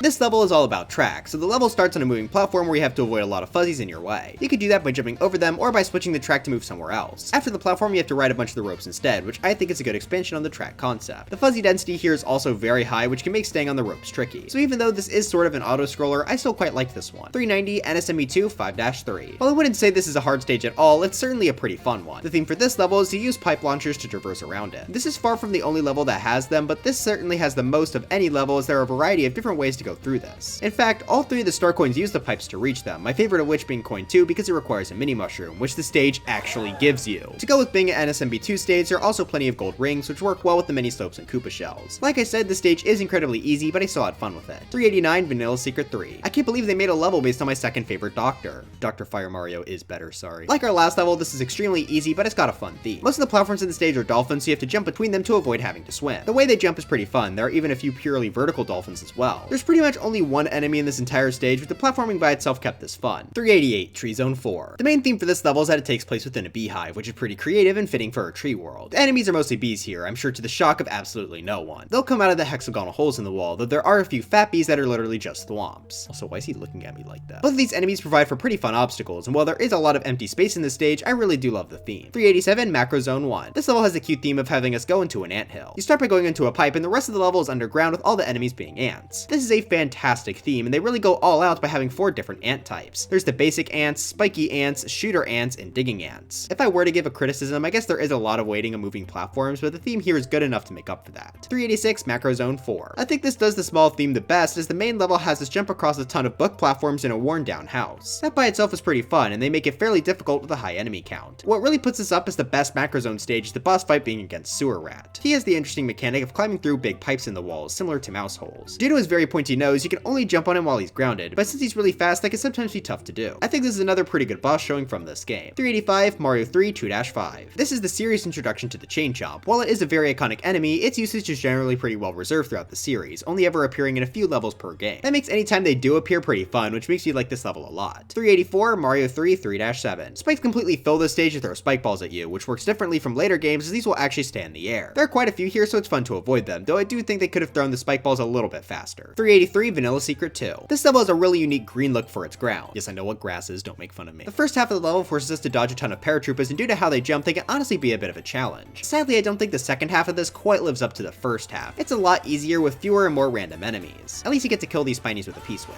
382 Butter Bridge 2. This is like if you took a cheap bridge level but replaced them with caved Koopas. This level is extremely chaotic, having a ton of Koopas flying at you throughout the whole course. There are even a few high up Koopas that kick shells down onto the bridge. It's pretty difficult to make it through here damageless due to how the Koopas fly, but that's what makes the stage fun. Sure, it's on the less creative side of things, but if it's fun, it's fun. 381 Mario 2 5-2. I wouldn't say this level has that strong of a theme, but it remains fun regardless. The stage starts with a ton of enemies that you need to avoid. There's several of these climbing guys that you can use as platforms, which is pretty interesting. The level really starts going when you have to climb the vines. First off, it's enjoyable to avoid Sniffits shooting at you, but the main event comes at the top. You're placed on a floor and have to pick up a POW, but doing so will cause you to fall. This isn't a safe fall though, as there are a ton of spikes you have to try and avoid them to reach the bottom. This is a very cool idea, and it works well with Mario 2's vertical scroll, as the pause gives you time to react. After that, you just have to fight Birdo for the ending, but that drop was so cool that I had to bring the stage up. 380 Tubular. This is one of the most infamous levels in the entire series. As you can probably tell by the awesome name. Wait, no, that's a different level. This is in Mario World's Secret Special World. This is also probably the hardest level in the entire game and one of the hardest in the series. The main idea behind this level is to use the P-Balloon, but don't get it confused with the Mario Maker 2 version of this. The Mario World P-Balloon sucks. Its movement is extremely slow and hard to control. On top of that, the power-up is time limited, so throughout the stage you have to keep getting refills. It can be hard to know when and where a new P-Balloon will come, which is just one of the things that makes this level so hard. The other thing is of course the billion different enemies all shooting projectiles at you. Extremely precise routing is pretty much required to beat this stage, as getting hit once will make you lose the power-up and fall to your death. For these reasons, this stage can be extremely frustrating. As I made clear though, I do love having challenges, which is what puts this up here. The reason it isn't higher is because a lot of that challenge comes from the power-up's bad controls, which is just not fun dealing with. I was very conflicted on where to put this, so I think near the middle of the list makes sense. I could definitely see some people putting this near the bottom and others putting it near the top. It's a very divisive level. 379, Land 3-3.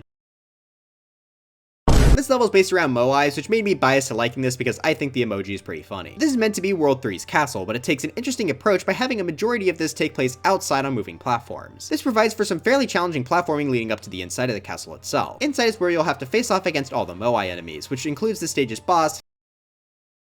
He'll throw rocks at you that you need to dodge, which I think works fairly well. 378, Lost Levels 1-2. This is actually one of the more complicated levels from either of the first two games, as there are 3 different warp zones hidden here. Don't worry, none of them take you backwards, you're already in World 1. Ignoring those for a second, the general layout here is pretty solid. I like the addition of the water for aesthetic purposes, but don't try swimming in it. Plus the mushroom lifts are nice to have here too. As for those warp zones, the World 2 warp is hidden where you'd expect, past the ending pipe. For World 3, you have to hit this brick block to reveal a vine. And for World 4, you have to go where you went for World 2, but go down this pipe instead. This gives you a bit of extra level to run through before you reach a dead end, which annoyingly you have to get over with invisible bricks. Still, I think they did a pretty good job for this level, and having such a high variety of different exits makes it have a decent amount of content. 377, Lost Levels 5-2. This is similar to our last stage where we're given multiple different warp zones, so this time only 2 instead of 3. The World 7 warp is once again over the ending pipe, but the World 8 warp is more interesting. You have to hit this vine block, which is not only tricky to find, but somewhat hard to do as you need a time jumping off a mushroom lift. As for why this is significantly higher than 1-2, I just think the main level was a bit harder, so this is overall a better package. 376, Super Mario Bros. 4-2. This is the original game's second main warp zone level. That does make it pretty iconic, which does put it a decent ways above the Lost Levels. This has 2 warp zones as well. One leads to World 5, which is found by going over the ending pipe, and the main warp zone is found through this hidden block with the vine again, which I think is at a good spot as it's hard to reach but not too hidden. The second warp zone takes us to either World 6, 7, or 8. Obviously, most people will want to go to the last world, so that's the main appeal of this stage. 375, Super Mario Bros. 8-3. This is that game's iconic Hammer Bro level. It's got a really solid aesthetic with a ton of castle walls in the background. The main focus is on the large amount of Hammer Bros, definitely more than any other level in this game. That makes this serve as a very strong penultimate level, though there are a lot of open spots I probably would have added stuff to. I also like how they hide bricks here. Since they share the same texture as the background walls, they actually camouflage in, which is pretty cute. 374, Lost Levels 8-4, 373, Lost Levels 5-4, and 372, Lost Levels 4-4. Here we've got a mini streak of castles from the Lost Levels. I actually think besides the pick of paths, this game has much more interesting castles than the original Super Mario Bros. That comes down to a few reasons. First off, the platforming here is much more difficult. A4, for example, has several one-block pillars that you have to jump between. Enemies are also ramped up quite a bit here, with a lot more lava bubbles, and fire bars are now generally much longer. I also found the design to be better in this game too, with more complex areas. As for the ordering here, I like 5-4's usage of mushroom lifts, which puts this above 8-4. 4-4 definitely is the most interesting usage of fire bars between them though. The opening shows that off right away with a giant one blocking our path. I also really liked this part where you have to climb upwards, but the only way to do that is on top of a fire bar. The fire bars even have a little cameo in the Bowser fight as well. 371, Mario 3 2 Tower. Here's a pretty standard tower level. First half focuses on thwomps, look at me cheating, I love doing that, and the second half focuses on spike stealing crushers. The end also obviously has a boom boom. While nothing that special, it's still fun to go through. 370, Land 3-1. Now this is a Moai stage. Right as you load in, they're watching you from the back, and they persist throughout the entire level. This course also uses their group of enemies the most, though it obviously doesn't include the boss. I personally really like the running Moais. Can you imagine how terrifying that would be? On top of the Moais, the platforming in this stage is just fun as well. What's really cool is that this expands on the riding boulder gimmick we saw in a previous level, with us now having to ride over longer pits while also jumping over land masses. So for having a great aesthetic theme and fun level design, this is my favorite level from Super Mario Land.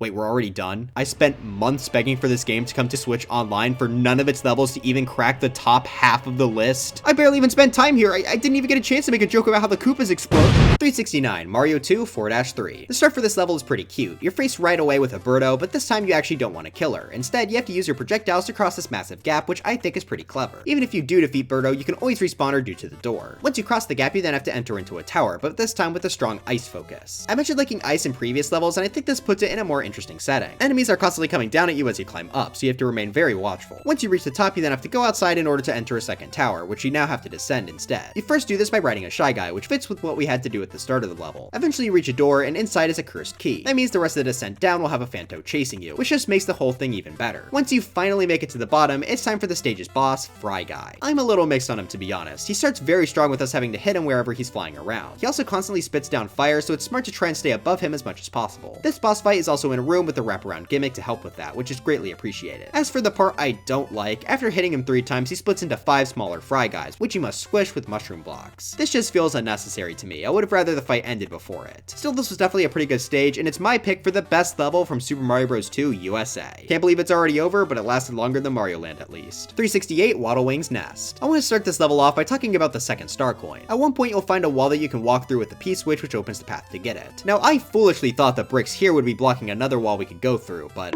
the star coin is actually up here. Too bad the P-switch ran out, so I have to repeat the whole stage. I love this game. Anyway, this is based on the Waddle Wing enemy and has us first climb up a tower. There are a lot of these swaying platforms to keep it interesting, and I also like how there are chain chomps here as well. You can even ground pound on their posts to release them. Oh, that's what those bricks were for. While I had a lot of fun with this first half, the second sadly drags it down quite a bit. You have to ride a moving platform down a long tower with Waddle Wings. Sadly, this is extremely slow, so this is a bit of an absurdly long auto-scroller. At least that first half of the stage was very strong though. 367, NSMB2 Flower Ghost House. It's been a bit since we've had a level from this genre. I was very mixed on this one because it has a fantastic start, but a really bad ending. It starts with a tower climb, but to do it, you have to jump off these unique spider webs, which fit really well with the ghost house aesthetic. They'll disappear if you stay on them for too long, so you have to keep moving. Eventually, when you reach the top, it's just a question mark block with a star in it, but collecting it turns the entire tower up until this point into a ton of coins, and you go back falling down to the bottom, which I thought was really cool. Unfortunately, this is where things start to get bad, because at the bottom is a pool of water, and not only that, it's an auto-scroller. That just makes this level drag on for far too long and just leaves a bad taste in my mouth. Luckily, the secret exit has us completely ignore this. By hugging the right wall as we fall down, we can find a secret passageway, and going through the door here takes us to a bunch of cobwebs to the secret exit. So yeah, this stage does a lot good, but the last half of the first exit is really dragging it down. 366, Mario 3 4-3. This level has a lot to like about it. The main enemies here are all shell-based, Koopas, Buzzy Beetles, and Spinies. They keep this underground pretty intense by clogging up the tight areas, with some of them even dropping down from the ceiling. It's also just fun to use these shells to take out the other enemies as well. The main reason I like this level though is because I absolutely love the orange color scheme here. And now I'm just sad remembering how this orange underground was actually cut from Mario Maker 2. 365, Turtle Zone 3. This level takes place inside a well, and because of that, there are a lot of really unique elements here. There are these weird platforms that you slowly fall through but can still jump on top of, which are kinda cool. There are also a ton of pointy bones poking out from the walls, which you obviously have to avoid. Now there is a bit of water here, but I honestly didn't mind that because it's in very small amounts. At the end of the stage, we also have a boss fight. This time it's against Octopus. Those naming geniuses strike again. He'll spit out small octopi toward the player, so it's our job to swim to the top of the water and hit his massive noggin. This is a pretty fun one, and being a water boss isn't seen too often, so I think it adds a bit to the stage. 364, Mario 3 4-1. This is the first level of the giant world, and yeah, you can definitely tell. Pretty much everything is made giant here, both the enemies and the stage elements. That makes this level and other levels like this pretty memorable to me. I know it's stupid, but just seeing bigger versions of things is kind of exciting. Being the introduction to these giant elements, it doesn't do anything too special, but it was still fun to go through. 363, Mario 3 4-2. Big enemies again, but this time it's sort of combined with the Super Mario Bros. Cheep Cheep Bridge. I mentioned before that I like those levels, and this just improves upon them. This also has water go underneath the stage, which you don't have to interact with, but it provides for a good aesthetic. What doesn't improve the aesthetic though are the fire piranha plants. Were they really too lazy to center them? This is so annoying. 362, Mario 3 3-8, and 361, Mario 3 3-3. These levels both feature the boss bass, which is basically a giant Cheep Cheep that will leap out of the water and try to kill the player in one hit. That obviously makes him pretty scary, and that's combined with the water rising and lowering. While it would normally be annoying to get slowed down by the water, it honestly does kind of work with this level's theme of outrunning the boss bass since it makes them extra scary. As for which is better, you could honestly go either way, but I chose chose 3-3 because I like the extra cheap cheeps that jump out of the water too. 360, Wii 4-3. Hucket crabs are the main enemy for this beach level, and I like the gimmick of them throwing rocks a lot. It's especially fun since you actually have to jump off the rocks, which can possibly help you while platforming. They can also make the stage a bit scary, as the last star coin requires a mini mushroom, which luckily the stage does give you. You have to get into this pipe guarded by a Hucket crab, which I think is a great challenge. 359, Chocolate Secret. First half of the stage is filled with football chucks, and their footballs act as projectiles you'll have to avoid. After running past a few of them, you'll get into this fun tower section where you can slide down a slope and take out a ton of buzzy beetles. This is really easy since all you have to do is hold down, but it is a cute set piece. After that, the rest of the level focuses on spike tops, charging chucks, and sinking lava platforms. Plenty of stages in this game have those things, but Chocolate Secret uses them fairly well. The timing on the sinking platforms can even be pretty tight, and many of them being sloped can make it even harder. 358, DS 3-A. This level uses the unique Skitter Bomb droppers, and I think it's done a bit better than the level we saw before. Here you don't have to swim pretty much at all due to the mini mushrooms, but if you want the star coins, you'll have to bait the Skitters into blowing up blocks. I think that makes this level pretty interesting, especially due to how much more deadly it is when you're Mini Mario. 357, Follow That Shell. Here we have the final level you unlock in New Super Mario Bros. U, and just like Wii's 9-8, I think it's kind of an underwhelming conclusion. I do like the concept here a little more though, as you kick a Koopa shell and follow it throughout a level. There's not really anything else like this, assuming you've never played Mario Maker, so it's kinda cool to see the Koopa shell travel so far while breaking a ton of bricks and Goombas. The star coins even require a bit of puzzle solving with a P-switch, which is pretty cute. This is an incredibly easy stage, so as a last level it flops there pretty hard, but removing it from that context, it's still pretty solid. Plus, just like Wii, Mario U has a very hard and much better penultimate stage, so at least there's that. 356, Vanilla Dome 1. This is just a pretty solid underground level. There are a lot of buzzy beetles to dodge, but nothing about this is that extraordinary. I do like the turn block maze, even if it is a bit annoying with Yoshi, and the part with the sinking platform is kinda neat, but besides that, this is pretty much what you'd expect when you hear a Mario Underground level. Important thing to know is that this does have a secret exit. It's pretty obvious being right after the turn block maze since there's a bunch of red blocks that lead to a vine. Still, that's some nice extra content, so I helped this out. 355, Yoshi's Island 2. This is the real first level of Mario World, at least to me. It acts as an introduction to the game's most important aspect, Yoshi. It also works as a bit of a shell introduction. I really like the opening where you can kick a shell into a ton of Koopas for a 1-up. Once you find Yoshi, you are then given a red and green shell, which shows that Yoshi can eat them and it gives him different abilities when spat out. I also like how the level follows them up with a charge and chuck to show that Yoshi won't be able to eat big enemies. Okay, technically he can here with a glitch, but shut up, nerd.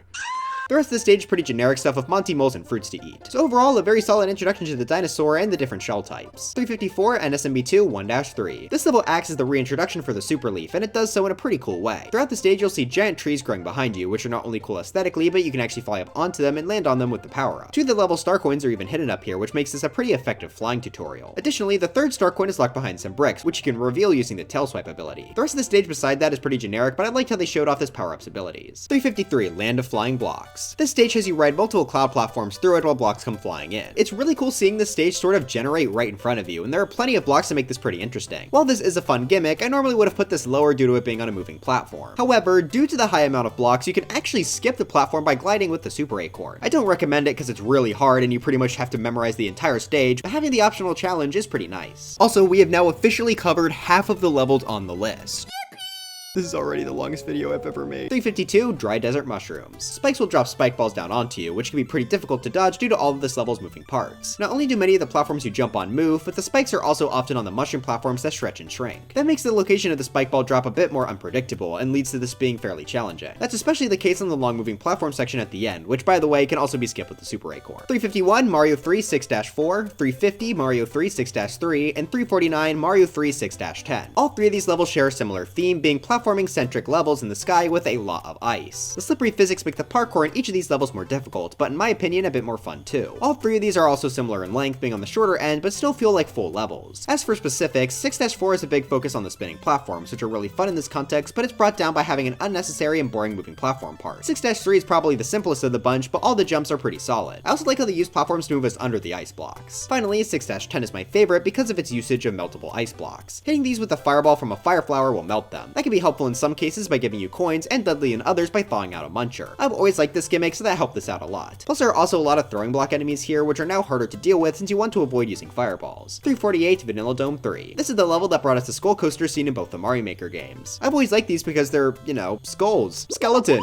They act as platforms we have to ride on here, which yes is slow, but the level luckily keeps us engaged with a ton of blargs jumping out of the lava. You're not on the skull coasters the whole time though. There are a few parts on land where you have to avoid a few enemies. One particular highlight is the checkpoint. It's placed in between 2 pipes with a Koopa shell. Due to the triangles at the side of the pipes, the shell bounces back and forth really quickly, making it very hard to get through here without damage. So yeah, this was a pretty slow paced level, but I at least like both the skull coasters and blargs. 347, NSMB2 5 Tower. I'm really mixed on the gimmick for this level. The idea is that the lava is quickly rising behind you, so Mario has to climb up the fences to survive. I think that's a fantastic idea, but the execution is what bothers me. It starts great, but then you have to cling onto this eye-shaped fence and it becomes an auto-scroller. I feel like that sort of defeats the point since you can't speed up this fence, meaning the lava is only there to kill you if you fall. Now it's not a race against the clock really, it's just waiting on a fence and jumping a few times. At least the obstacles are pretty good with plenty of fire bars and even sometimes Koopas, but man, I just can't help but feel like this would have been so much more exciting had it not been tied to a moving chain fence the whole time. There is a lot of waiting around too, considering there's another moving chain fence to climb after the checkpoint. So yeah, this has a great idea, but man is its execution rough. Also, the Reznor fight at the end is the same as always with this game. 346, Red Hot Elevator Ride. This is a pretty intense level leading up to the final story stage of Mario U. For the entire time, you have to ride on an elevator that slowly moves up to the top. You can move this elevator left and right by using motion controls, but where this differs from the one we saw in Mario Wii 7 Tower is that this will stop if an enemy or coin lands on it. That makes the auto-scroll here have a kind of interesting dynamic, since you can theoretically speed it up by either killing everything quickly or avoiding enemies entirely. If you want, you could take a few riskier routes to avoid enemies and get extra speed, but that comes at the risk of dying. So while I'm not normally a fan of slow moving levels like this, the enemy limit does make this quite interesting. Plus the lava rising gives you extra reason to want to move quickly. Plenty of bombs and Goombas will be dropping down too, so this remains fun for the entire duration. 345, Magma River Cruise. Sort of similar to our last level, but horizontal this time instead of vertical. Instead of lava approaching you, the fog is coming, the fog is coming, the fog is coming. The platform here also has a limit of 5 things, but to go with that, there are a lot more enemies around here. I think the added chaos is what made me like this one just a bit more. 344, Armads on the Roll. Beside the new Armad enemies, this is a pretty standard desert level. Even the Armads are just glorified Koopas in my eyes. We do get to use the Armads to collect some things, especially since the sand holds back our jump. I do find that aspect a bit annoying though, it just makes the stage unfun to traverse unless you have a specific badge equipped. Most importantly though, the Wonder Flower effect here is really uninspired, just speeding everything up in the stage. I guess it does make it kinda harder, but this is definitely one of the lamest effects. 343, Valley Full of Snoodles. A lot of similarities to the last level. The layout here is a bit better, and I find the Snoodles to be a much more interesting enemy type, but the Wonder effect is just as bad. This time it slows down everything on the stage. Honestly, that's probably a worse effect to play through, but the layout of the stage using a ton of sloped semi-solids and removing the sand did give this a slight advantage. 342, Wii 6-2. In this underground stage, you'll have to avoid a ton of spinies on rolling hills. This can be difficult to do at times, especially with how cramped this level can get. While I do really like these gimmicks, I don't love how the pipe for the 3rd star coin is hidden in one of these hills. It takes forever for it to show itself, and I think that's just a bit of a stupid waste of time. Luckily, the rest of the stage is pretty fun. We even get to see some Sledge Bros here. 341, Nosher Lair. The focus of this stage are on the titular Noshers, which will fly around and eat anything in their path. This includes players, blocks, and even other enemies.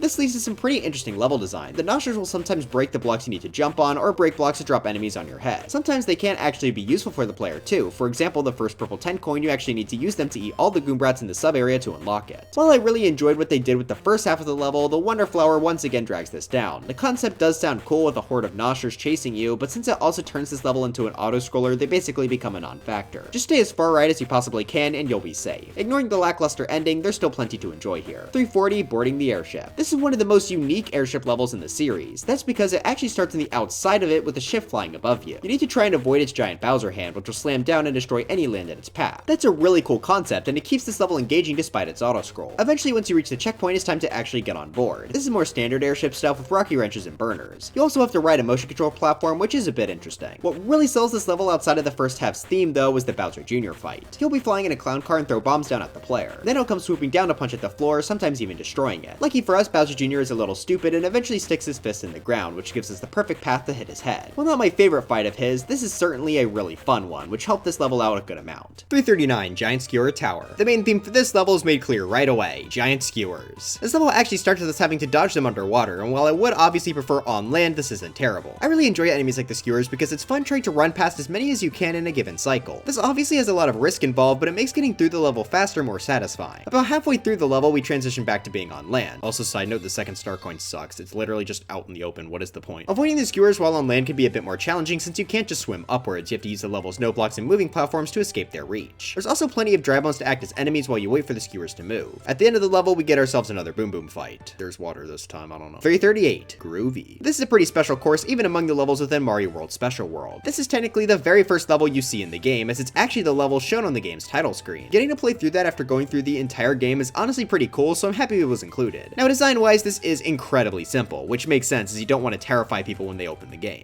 It's cool how much of a focus Poke's got here, since they don't show up too much in the main game. The level also does get decently tricky near the end with a ton of projectiles to dodge. 337, Mario 3, 5 Tower 2. Orange, you glad this tower has a unique color scheme? Okay, yeah, so what puts this tower above some of the others is its special orange look, which makes the stage feel more special. Look, even Boom Boom is orange. Oh no, wait, he's normally orange. The layout itself is incredibly simple for the most part, though. There's a lava roof, which is cool, and I like how there's lava bubbles that come from it, but otherwise, this is a pretty standard fortress. But now it's time for our final streak of levels from the first 2 Mario games. These are my personal favorites from each, and while they're obviously very simple compared to the rest of the series, I still quite enjoyed them. Starting off, 336, Lost Levels D-4. This is the final level of the entire game, and I think it works pretty well as a conclusion. It's basically like they took 8-4, but made it actually good. There's no pick-a-path garbage in this level, just pure difficult platforming. Not only inside of the castle itself, but you even go outside at one point to face off against some enemies in the wind. Once you get back inside, you have one more face off against Bowser's brother before making your way to the main man himself. I just think this was a pretty good and very challenging conclusion to the game. 335, Lost Levels C4. Wait, what? And 334, Lost Levels 7-4. Both of these castles have basically the same layout, with C4 just being slightly more difficult. I think these 2 levels have the best uses for fire bars I've seen. They're placed in a number of different situations. There are tight corridors, some right before a jump, and even a few in more unique positions. There's this one which you have to get past while climbing upward, and the big highlights are the fire bars in these pits. These are very difficult to dodge, but luckily you can duck in the corners if you need to. C4, however, place blocks in these corners. This is why I think this level is so much harder. I genuinely think this might be one of the single hardest obstacles in this series to get through without damage. The speed at which the fire bars moves makes this extraordinarily difficult, but due to these levels' usage of fire bars, they're my favorite castles from the first 2 games. 333, Lost Levels 7-3, and 332, Lost Levels C-3. Here we have another case of repeat levels that only change the layout slightly. These are my 2 favorite levels from the Lost Levels because they focus on the spring element, which I've mentioned enjoying in the first few games. These aren't just normal springs though, try jumping on them and you'll go flying. So for both these levels, you have to basically fly over the stage using the boost from the wind, periodically jumping on more springs as you fall. This is such a cute idea, and it's really fun trying to push yourself to go as far as possible. C3's only real difference is that it now throws on a Lakitu, but that doesn't change the stage too much. Even if it is a bit lazy to reuse the same format twice, I had fun both times, so I can pretty much ignore that. That also means we have finally come to the conclusion of the levels from the Lost Levels, and it's honestly put up a better fight than I was expecting it to. Really curious to see how its average will turn out at the end of the video. But to end off this final streak of levels from the first 2 games, we of course have the 2 most iconic levels in gaming history. 331, Super Mario Bros. 1-2, and 330, Super Mario Bros. 1-1. These 2 levels are easily the most famous in the franchise. Not only does everyone know about them, but they are constantly remade. 1-1 definitely more so being the very first level, but 1-2 certainly gets a lot of love as well. In fact, we'll see references to both of these levels plenty of times throughout the rest of this list. They are both perfectly designed as introductory levels. There have been plenty of analyses on 1-1. Every aspect from the first set of blocks in Goomba, the escalating pipes, and even the invisible 1-up all serve an important purpose. The hidden warp pipe is also a genius addition to make replaying the stage go by faster, and that's also what 1-2 excels in. It gives you immediate access to 3 of the game's later worlds, and it's hidden in a pretty sneaky spot. I love everything about these levels, which honestly did make them hard to rank. I wasn't sure if I should just bring them up super high because of their iconicity alone. I mean, I could see an argument for both of them making the top 100 or even top 10 if you go based off that. For me, I decided to settle on placing them as the best levels from the original game, which also just so happens to line up with about the center of the list. So congrats to them for making it to the top half and for giving Super Mario Bros. A great send-off for this list. 329, Vanilla Ghost House. This opens as a pretty standard ghost house until you enter this door. Instead of being met by boos, you're faced with a lot of green bubbles, which is such a strange obstacle for a ghost house that I can't help but like it. Somehow it being unfitting makes it fit with the ghost house's eerie vibe. I also like how when they overlap something like the ground, it looks straight through them to the background, just adding some even more weirdness here. Aside from that enemy, there's not really much else here. As for the secret exit, that's a first. 328, Tree Zone 2. In our last Mario Land 2 level, we saw these unique blocks that we could slowly fall through but could still jump on at any point. This level also uses them, but much more frequently, and they're now better textured to fit with the tree setting. They are really fun to use here, with pretty much all parts of the level including them. While Turtle Zone 3 didn't do too much special with them, this fully utilizes the concept. There are several parts where you have to jump between small drop platforms, and you even use them to climb or slowly descend in the level. That made this pretty unique to play through, even considering how unique many of Mario Land 2's levels are. To make it even better, the stage also has a secret exit. To be honest, it's not that interesting just having you get off a little bit earlier on the descending bit near the end, but I still like how it gave me an excuse to play this level twice. 327, Donut Plains 3. This is just a really solid platforming level involving all types of different platforms. There are some that spin around a block, some that spin on a track, and some that move along a track. There are plenty of paratroopers and fuzzies here to keep the danger alive as well. I also like the addition of the blue Koopa at the start so we can fly over some of the stage if we have a Yoshi. Thematically, this isn't anything too special, but the platforming was pretty fun. 326, Yoshi's Island 3. Like the last level, this is just some pretty standard platforming, but the types of platforms here are a bit more interesting. There are these blocks that can expand out and shrink in, which can be fun to try and jump on quickly as they change beneath you. Most interesting to me, there were these platforms attached to blocks that will spin around the block based on Mario's weight. That's a pretty cool gimmick, and it's the main reason I like this more than the last level. Plus, there's no waiting on a moving platform in this stage. 325, Cruising with Linking Lifts. While this is a moving platform level, it has a really unique moving platform that actually makes it pretty fun. The lift you ride through the stage will slowly deteriorate, so you have to constantly hit these blocks to link to your lift. These can come in many different shapes and sizes, which can make your platform gradually transform as you play. As you go through the level, there will be several lightning enemies that jump out at you, though they're honestly pretty easy to dodge. As for the Wonder effect, it'll spawn in a triple Lakitu in the background, but instead of throwing Spinies, they'll throw Wonder tokens. You have to collect 5 of these before the time limit expires in order to get the Wonder Seed. You'll want to keep your platform long for this entire duration so that the tokens don't fall off. While this is honestly pretty easy, I think it was a pretty fun way to expand on this platform type. 324, DS 4-4. Being a forest levels, Wigglers are a focus here. I've always enjoyed them as enemies. It's cool to have one you can safely bounce on, but it won't get defeated. It just makes them really angry. The level isn't really that complex though. I'm pretty sure it's perfectly replicable in Mario Maker 2. There's still some fun uses for the Wiggler, like placing them on top of small platforms, but this is a pretty simple showcase of the enemy. 323, Forest Evolution 1. Wigglers are once again the focus here, and while I think DS 4-4 used them a bit better, the stage around the Wigglers is far better here. There are several trees placed in the foreground, which is a cool way to restrict the player's view. More importantly though, this stage has a secret exit. You can actually see it while running through the stage normally, being underneath this platform. To reach it, you need to use the P-Balloon, which is relatively rare in this game. Or you could just kill Yoshi, that's way more fun. 322, Mario 3 4-5. This is another giant level, but this time it has bullet bills. Now these aren't just any bullet bills, as they will turn around. That gives us a good amount of challenge, though I do think it would have been cool if the bullets were a bit bigger too to go with the giant theme. 321, Outrageous. Here's another Mario World special course, with definitely my favorite word we've seen as a name so far. This takes place in a forest setting, and while it has the Wigglers like you would expect, the main enemy here are definitely the bullet bills. There are launchers everywhere. One might even say the amount of bullets in this stage is outrageous.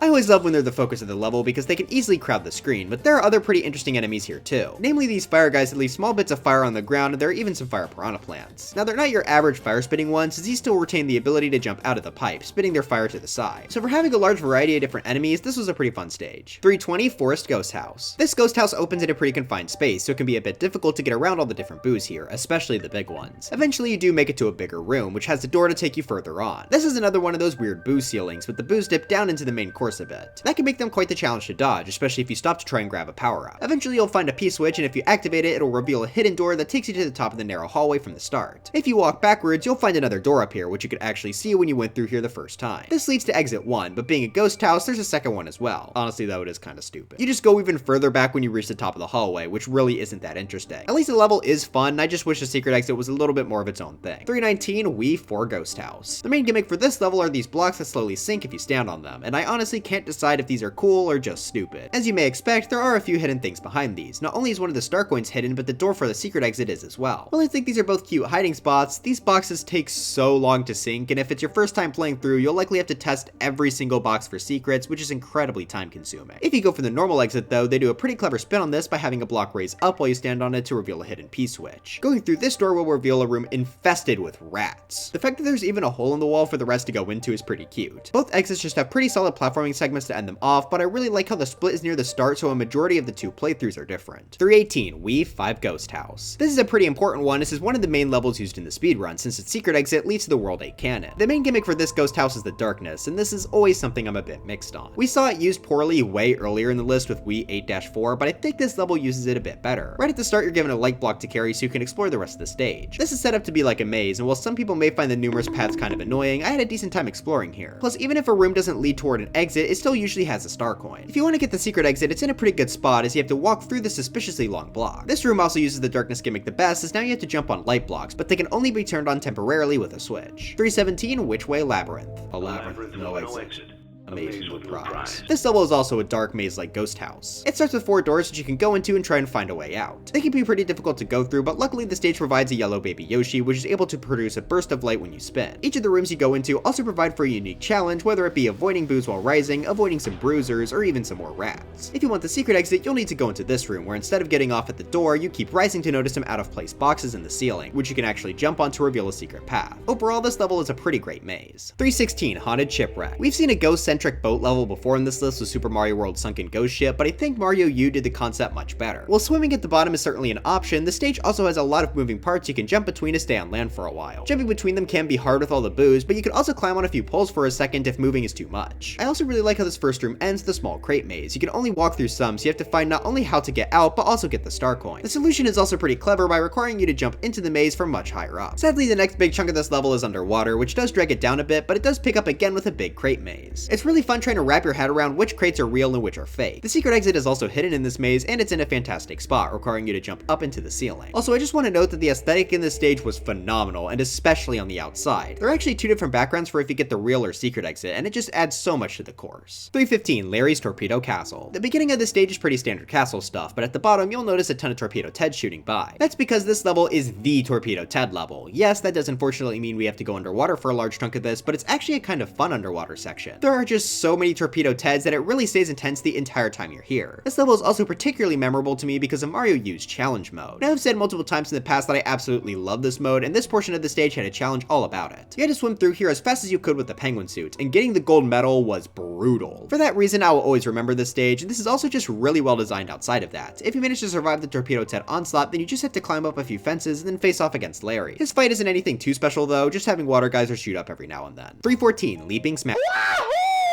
The leaping smackerel! Here we have ourselves the first Mario Wonder water level. Now the reason they're so much higher than the water levels in the other games is because of Wonder's Dolphin Kick badge. This gives us a quick burst of movement in any direction, which makes the water controls actually good for the first time in a 2D game. Of the water levels in Wonder, this is probably the most basic, but it's still pretty unique. The main focus is on the leaping smackerel, who are able to jump out toward the player. If they're smart though, the player can actually use the smackerel to eat blocks in their path and sometimes even let the player get a purple 10 coin. That's also the focus of the stage's Wonder Flower, but this time the smackerel is just a little bit bigger. Now he's able to jump through the land, so you have to use its chomp to collect 5 Wonder tokens. Now I do think they could have sped this guy up a little bit, but it's a fitting gimmick. 313 Robert Cave. Time for the second main water level in Wonder. The Roberts are the main focus here, which will dart into and fly out of the water. Not nearly as interesting as the Leaping smackerel! but still a decent enemy. This stage makes up for that though with a really cool Wonder effect, which flips air and water. So now air is at the bottom and water's at the top. I really love this idea, and while gameplay wise it pretty much just moves where you have to swim, it was cool to see how all the enemies reacted here. Seeing those poor urchins start rolling around was pretty funny. I also enjoyed how you have to go through a long drop after collecting the Wonder Seed. 312 DS 1-3. This is about what you'd expect from a mushroom level in the sky. Some pretty solid platforming, but it doesn't do anything extremely special. There are a cool few mushrooms like these tilting ones and these bouncing ones, but they're also present in a lot of other mushroom-based courses throughout the new miniseries. I do really like the appearance of the twirl platform though, they're always a treat. 311 NSMB2 1-4. This is very similar to the last level. While it does cut the bouncy mushrooms and twirl platform, it's got a few things of its own that I like more. Gold rings are always fun to use to collect some more coins, and I also like the P-switch maze that you have to climb for the 3rd star coin. Both of these two levels are incredibly close quality wise. 310 NSMB2 4-4. Pretty much the same as the last level, but add on some balance platforms and make the jumps harder due to being later in the game. This definitely has the most interesting jumps of the last 3 levels with a lot of vertical stuff thrown on too. 309 Mario 3 5-7. This is a pretty short level, but I like the theming quite a bit. It takes place in the sky, and peeking through the clouds are a lot of towers made out of bricks. Some of those bricks are actually enemies though, which I did mention liking earlier in the list. The course never gets too hard, and like I said, it is quite short, but I enjoyed the theme quite a bit. 308 Jump Jump Jump. This is a fun rhythm-based level where you have to jump on colored blocks as they appear to the beat of the music. As the level goes on, the beat gets faster and faster, which not only makes it more exciting from an auditory perspective, but more intense gameplay-wise as well, since the platforms disappear quicker. Now this is pretty short, but I thought it was cool. Also, there is a much harder version of this level in the game, but we'll be seeing that much later in the list. 307 Donut Secret 2. I absolutely love the aesthetic. The colors of the ice cave look fantastic. There are a few sub-areas in this style, but in this level, it's the main area. Now despite the fantastic aesthetic, the level itself isn't very notable. It's pretty empty, just with a few paratroopers and spike tops to avoid. It's nice that there's at least ice physics, but yeah, there's really not much here. The tower of paratroopers you can jump on for a 1-up though is pretty fun. 306 Wii 1-2. Here we have the series introduction to the Ice Flower. Okay, technically it was in Mario Galaxy, but that game's mid and it works differently here. This has always been one of my favorite power-ups, and the very sloped terrain works well to show off the enemy throwing capabilities this has. Outside of the power-up, this stage has 2 major platform types, these purple ore blocks that move up and down, and these platforms that have you tilt your Wiimote to move. This is another stage that's required for the speedrun, and I always like how you have to tilt these platforms somewhat downward to get some extra speed. It makes replaying the stage a bit more interesting. One of these is also used to get the second star coin. The last star coin I also really like since you can see it from the main area, but you have to go into a sub area to actually collect it, which is not seen very often. So for having a lot of moving parts, this stage is just fun to run through. 305, welcome to the Flower Kingdom. Here we have stage 1 of Mario Wonder. This has the important job of showing off both the elephant fruit and Wonder Flower, and I think it excels at that. Oh, and it's also an introduction to the talking flowers. Hello, everybody. Elephant fruit gets its trunk shown off right away with the first purple 10 coin that you can only reach by breaking blocks sideways. Plus there's also several Goombas lying around ready to get killed. There's a fountain here to show off how the trunk can hold water, which can then be used to get some extra coins from these flowers. After the checkpoint though, the level shifts to become a tutorial for the Wonder Flower. The effect in this stage is very simple, as all it does is make the pipes move around, but you want a pretty simple one to start people off with. It works well to show how the flower can significantly change the stage. Also, I really like how you can use the pipe to enter the foreground for some extra coins. Overall, I think this was a fantastic introductory stage, and it stands out quite a bit from the others because of its use of the Wonder Flower. 304, Wii 1 Tower. There are two major focuses of this level, these swaying platforms and these moving blocks. While not the craziest gimmicks in the world, they work to make a fun first tower to go through. That's pretty much all I have to say for the main level. It's just a good introduction to what a tower can be. The boss for this tower is Larry, but there's quite literally nothing special about him. 303, Chocolate Fortress. The first half of this level is completely filled with moving stakes. A vampire's worst nightmare. They provide for some pretty good though simple obstacles. The second half shifts his focus to being more thwomp based, where I do find it to be a bit lamer just due to how open it is. I do like how having the red switch activated imprisons the thwimps though. The stage ends with the classic Reznor fight, so overall this is a pretty solid fortress, though also somewhat easy. 302, DS 8 Tower. The main idea for this tower are these long moving blocks that you have to jump between without running into spikes. Lining up the timing here can be a bit tricky, especially with the Drabones walking around. I also like how they get a bit creative with this, sometimes making it so we need to have Mario get pushed by the blocks to go under the spikes. I do have to say, this level ends kinda lame though. The third star coin is literally just about hitting invisible blocks, which has nothing to do with the rest of the stage and feels lazy. Bowser Jr. is also the boss here once again, but that's the case for every tower in DS, so who cares. At least this one tries to be slightly more unique with burners and moving blocks at the edges. 301, NSMB2 2 Tower. This level has the player use and dodge a lot of moving blocks. I mean, that's shown right in the opening by forcing the player to make a tight squeeze between 4 moving ones. I think they work fairly well as obstacles, as getting crushed is scarier than just getting hit, since a crush will be an insta-kill. Don't worry though, these blocks are eventually able to do both because they also get spikes thrown on after the checkpoint. As for the boss, it's just Reznor again, so that's about all I have for this level. 300, Pipe Rock Plateau Palace. This is Mario Wonder's very first castle level, and it's a pretty solid one. Oh no wait, sorry, first palace, my apologies. The main idea here is that the level sort of generates as you run through. Pipes will suddenly appear from the ground and bone Goombas will spawn out of nowhere. While this is kinda cool, it also gets a tiny bit annoying. As for the Wonder Flower, this is very basic. It just causes pipes to fall.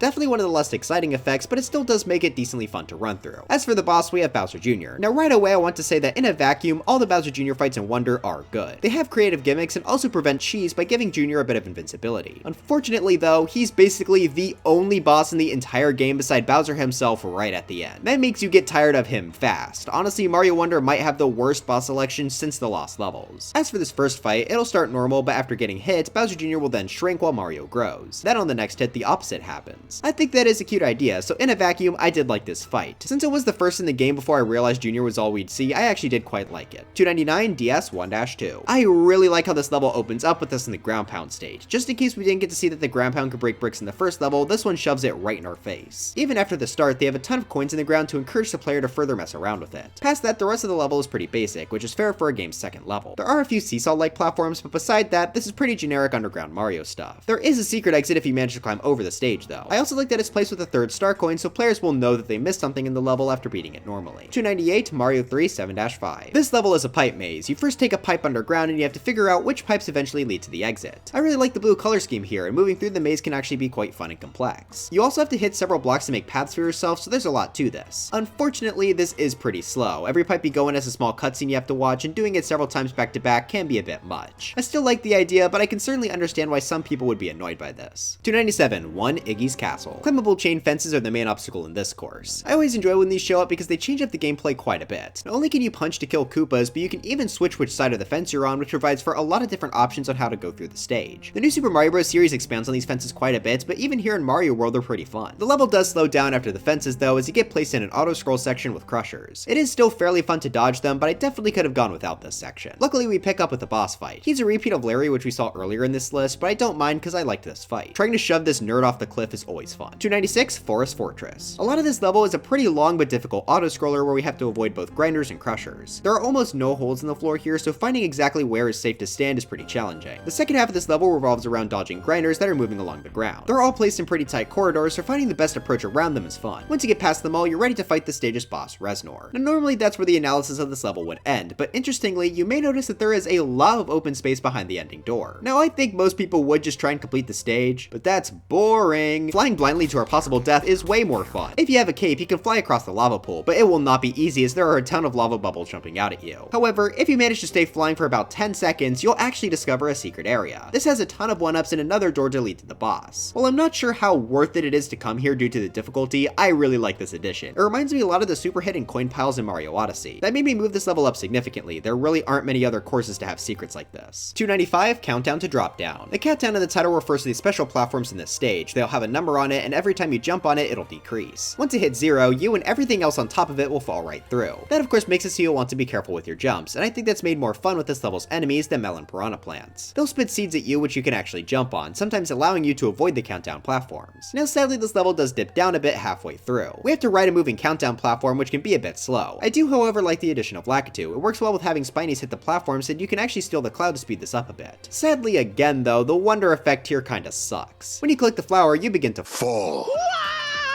Now this effect is used well in a level much later in the list, but here you just fall down while you have a star equipped, so it's basically just a waste of time with no challenge. So yeah, this level is a very mixed bag, but I think I overall enjoyed it. 294, Valley of Bowser 4. This underground level has a ton of charging chucks who dig up rocks to hit you. Since they move downward toward the player, they can be quite hard to dodge, and that's made especially true with the platforms that sink into lava. The combination of the elements set up for a pretty solid level. It's also worth noting that this has a secret exit, though it is extremely lame. You literally see it right in front of you at the goal, so all you have to do is grab the key with Yoshi. Sure, you could consider keeping a Yoshi throughout the whole stage a challenge, but I really don't feel like that's hard enough to justify making the secret exit so boring. 293, DS 6-3. There really isn't a central focus at this level, they just sort of throw a bunch of random elements together. We start with this spike question mark block, which turns the side with the spikes on it. You have to hit it when the spike isn't in your way to get what's inside. The next obstacle is a question mark block attached to a string, which is probably my favorite element from the stage just because the way it moves is pretty funny. It's also used to grab the first star coin. Then the level sort of turns into a pipe maze. You have to run across spinning logs and find which pipe holds the second star coin. After the pipe maze, the level sort of becomes a collection of the weird question mark blocks from earlier. So yeah, while the stage has a lot of cool things, it just feels sort of all over the place. 292, Swamp Pipe Crawl. This level is all about pipes, specifically the pipes you can actually push by walking into them. This provides for some pretty cute puzzles, especially for the purple 10 coins. The second one in particular is the single purple 10 coin that took me the longest to find in Mario Wonder. I just kept running all around the stage, slowly going insane as I could never find where to go. This is in a pretty clever spot though. You first have to break these bricks, which let you move this pipe, unblocking this other pipe which leads to the coin. I think that's a really strong puzzle, even if it did make me waste 20 minutes of my life. While I did enjoy the pipe pushing and swirly pods climbing on them, the Wonder Flower here is pretty lame. It's just a slightly more complex rendition of the weird pipes we saw in the first level. They don't really do anything interesting with it though, just having the pipe worms crawl along the poison. Honestly, the level might even be more interesting without the Wonder effect. 291, Wii 1-5. Colorful spinning blocks take center stage in this level, and while not the most creative theme, they are fun to jump across. The screw mushrooms are also pretty cool. Basically, you spin on the platform to move them, and they'll stay in place longer the more you spin. I always have fun with this gimmick in the new Super Mario Bros. Games because it's fun to try and beat the stage while spinning on them as little as possible. 290, Forest Evolution 3. This level has the unique gimmick of most enemies being trapped within bubbles. This is pretty cool as they'll pop whenever something touches them, which means they can suddenly drop on the player if they aren't paying attention. There are plenty of random turn blocks here for the bubbles to run into, so be careful of a Galumba or Babam dropping on your head. Aside from that, this level also has a secret exit since it's in the Forest of Illusion. It's in a pretty obvious spot though, just go in this pipe and spin on these turn blocks. Despite the simplicity, I do still like the addition. 289, Mario 3 2-3. Pyramids litter this stage, whether it be made out of semi-solids or brick blocks. That's a pretty good idea for a desert level, and they use the different pyramid types very well. On the semi-solid ones, there will be several fire snakes, which will be able to jump between the different layers to hit you. On the brick pyramids, there are several of the leaping brick enemies. I also like the ending of the stage as the pipe is inside a pyramid filled with bricks, so you have to use a Koopa shell to break them and complete the level. 288, NSMB2 6-A. This is a short level, but it's got a pretty cool theme. You're dropped to the very bottom of a lava cave, and you have to run back to the top as fast as possible as lava rises below you. There are a ton of dry bones to make this more challenging, and a lot of platforms will sink down into the lava as soon as you touch them. Like I said though, it is quite short, not even containing a checkpoint, but it has a really fun idea, and I think it was executed decently. 287, 27, NSMB2 5-4. The focus of this mushroom level are these blue mushrooms that lower when you stand on them, and these pink mushrooms that raise when you stand on them. This is a fairly dynamic gimmick, and while the jumps never get too hard here, there are a few cute ways this is used. I especially like how one of the pink mushrooms raise extremely high, leading you into a sub area for the second star coin. Speaking of, the last star coin is also pretty neat, giving you the option to jump off a paratroopa or just use a shell. It doesn't really have too much to do with the level's gimmick beside you standing on some mushrooms, I just thought it was fun. 286 DS 5-A. This stage features a really fun and unique mushroom type. These blue mushrooms will grow out and shrink back on a cycle. This leads to a lot of pretty fun platforming, especially since some mushrooms will be shrunk while others are extended. The star coins are all pretty solid here too, using the abilities of this mushroom well for extra mini challenges. Plus one of the star coins also uses one of the troll platforms. 285 NSMB2 Star 2. The moving platforms in this level are placed on tracks that look like, you gotta be kidding me. Well, these unique track shapes make the platforming here pretty interesting as the lifts move quickly up and down. There's not much more to say here outside I think the gimmick works pretty well and makes the stage more unique from some of the other basic sky platforming levels. 284 Star Road 4. This is sort of a more ramped up version of Donut Plains 3. This time though, alongside the spring platforms, there are a lot more paratroopas, making the jumps much harder. This level also has a massive advantage of a secret exit, which makes the players less tempted to just fly over the whole thing. This is located beneath the stage, and while you could just use the green and red switch to reach it, these blocks are not required. Also, on the review video I watched for this, there was a comment that said, one of the most Mario levels in the entire game, a work of art. Sure, yeah, whatever that means. 283 NSMB2 Mushroom 1. This level is all about semi-solids, and that leads to pretty interesting design as you're able to walk through a majority of the stage's platforms. While the jumps here aren't necessarily hard, this is just a very colorful stage that's fun to navigate through. One thing I really like about it though are all the star coins. The first one has us run past some paratroopers as we break bricks with red POW blocks, and the second one has us use the gold flower. This guy works like the mega mushroom where you can only keep it for one level, so it makes any level using it place much higher for me. It's a lot of fun to turn bricks and enemies into coins, especially due to the item's massive range of effect. Anyway, this stage also has a secret exit. To reach it, you have to climb up a small semi-solid tower and hit a vine block. From there, you just gotta jump past a few extra paratroopers and then you got the goal. 282 Wii 7-1. World 7 of this game kicks off on top of a lot of colorful blocks in the sky. These all move in really strange patterns and they're often out of sync with each other, so it makes the jumps here a lot more interesting. I especially like how they got both faster and smaller as the level goes on, naturally building the challenge. I do wish it had more enemies than just a few piranha plants and pipes, so this is fun to go through. 281 Cookie Mountain. The main enemies for this level are the Sumo Bros, who I really like as they'll stomp and drop down lightning bolts, causing a massive fire to spawn for a few seconds. Due to how big these fires are, they can be extreme— Wait, Mario, what are you doing? Get out of there! Monty was a hero, I just couldn't see it. Well, I do think this level probably could have used a few more Sumo Bros, the ones that were here were pretty effective. 280 Funky. Time for another Special World level, however this one isn't just any Special World level, this is the final one. Now due to how Mario World works, this isn't necessarily the last level you unlock, but to many people it will be the game's finale. Now I don't think it does the best job of that necessarily, but it is certainly a good level. This brings back the Sumo Bros, but uses them way more. Still could have used them a bit more than they did, but they work pretty well. At the end of the level, the developers actually spell something out of coins saying, "You are a super player." That's a cute thing to throw onto a final level. Beating this also unlocks the fall setting for the entire game, which is a really cool Easter egg. It changes the color scheme, gives Koopas Mario heads, and even turns some enemies into the jack-o'-lantern.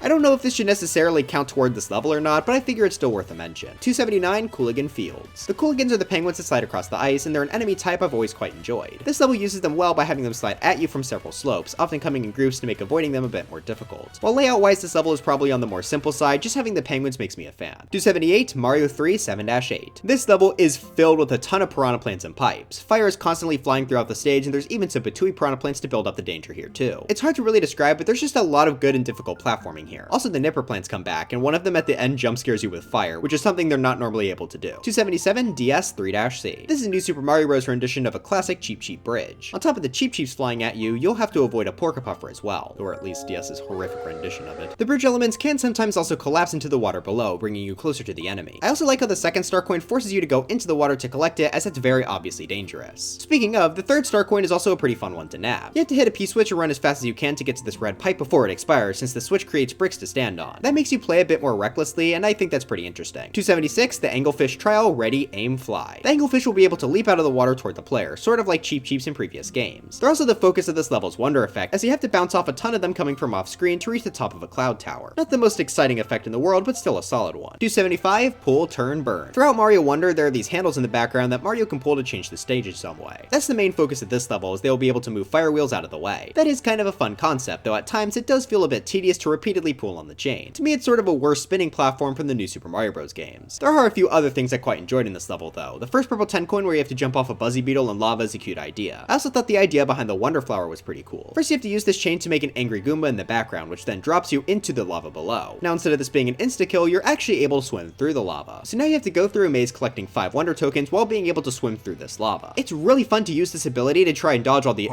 Okay, so this is another wonder effect that just turns you invincible. Yeah, they really gotta stop doing this. I don't understand why they have so many enemies here if none of them are able to damage you at all. It makes this maze so much less interesting because there's no challenge here. If this effect was just being able to swim in lava, I would have liked it a lot, but as it is now, this is extremely underwhelming. So yeah, this level is solid, it's got a decent challenge, but it definitely could have been better. 274, NSMB2 3-4. To avoid falling into poison in this level, there are a lot of crates Mario can jump on. While not too special by themselves, after the checkpoint, the poison starts to flow up and down, meaning you have to stand on these crates to avoid dying. The stage remains fairly simple but fun throughout. It's especially enjoyable trying to run through as fast as you can to make the best poison cycle. This level also has a secret exit. Located at the end of the stage, if you wait for the poison to lower, you'll see a red pipe blocked off by bricks. So you have to quickly break them and try and run into the pipe before the poison rises again, which I think works fairly well. 273, Bull Rush coming through. This level showcases the Bull Rush enemy, which is new to Wonder and one I enjoyed quite a bit. Right away it's shown what they do as it charges directly into a bunch of hard blocks and knocks itself out on a wall. Stupid. Then the level shows off its unique tree platforms, which can be lowered by ground pounding, which is useful for collecting this level's first purple 10 coin with the Bull Rush. Then at the checkpoint, the level shows off another mechanic where the Bull Rush will actually jump if they go into a slope. This is used a few seconds later to get this level's Wonder Flower. Honestly though, this is another Wonder effect I think is kinda lame, at least on this level. It causes a Bull Rush stampede, which is a fitting idea, but all you have to do is jump on their back and you're safe for the rest of the level. That just kinda turns us into an auto-scroller, which is pretty lame. Also, this leads directly into the secret exit. Now, I am not a fan of Wonder's approach to just put secret exits for collecting the Wonder Flower. It feels like a sort of lazy way to extend playtime as you just have to go through the same stage but without the cool gimmick. With that being said, I do still think this flagpole being abnormally tall is pretty funny. 272, Wii 8-3. Lava waves are the main obstacle for this level. They'll flow throughout the stage, you have to jump between them in order to reach the end. They're used in quite a few interesting ways. Near the start of the level, you have to jump between these platforms attached to chains. They not only lean based on where Mario is standing on them, but they'll also sink into the lava, so you have to be extremely careful while on top of them. That's made even harder with the added Koopas later down the line. After the checkpoint, the level shifts its focus onto these blocks that sink when you stand on them, so you have to move quickly as flame chomps fly in to shoot at you. I quite enjoy all the scenarios shown off here. They build a level that's really fun to try and run through as fast as possible. 271, Wii 2-1. Sand geysers will shoot out from the void in this level, which is shown off right away from this Koopa trying to jump off the ledge to its death.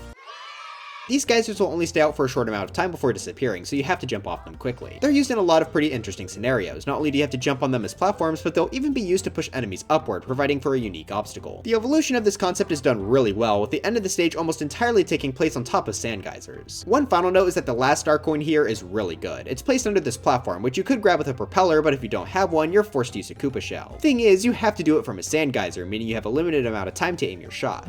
So overall, this stage used its concept extremely well. 270, Mario 3 2 Pyramid. When you first enter the stage, you have to go inside of an actual pyramid, which is a cool tone setter. Inside is the really nice looking orange underground style, and there are a ton of buzzy beetles and pathways. This is another sort of maze like the pipe one we saw before, but since there's no pipes here, we can keep moving the whole time. There are, however, bricks blocking many of the pipes, but I like how that forces you to use the buzzy beetle shells. While I would say this maze is a lot less complex than the pipe one overall, I think it was just a bit more fun to go through. Also, just be careful of the boomerang bro jump scare at the end. 269 Wii 2-3. This takes place in a very dark desert cave. While it is very hard to see, the level luckily has a lot of fire-based enemies to brighten it up a bit. Unfortunately for Mario, those are still enemies, so having a lot of them makes the stage quite difficult. The level starts with a lot of fire piranha plants, then it transitions to fire snakes on semi-solid pyramids, and finally it goes back to fire piranha plants near the end. Each section is pretty fun to go through, and while I still don't love the darkness, I think this level pulled it off pretty well. 268 Fire Snake Cavern. This is very similar to the last level, but it does a few more things that put it on top. For starters, there are a lot of these platforms that tilt side to side, which makes fighting against the enemies and platforming more difficult. I also like the addition of the yellow baby Yoshi here to help brighten up the stage. Fire bros are also used a bit more often. There was one in 2-3, but this time there are quite a few more. Also, it's funny how you can blind them.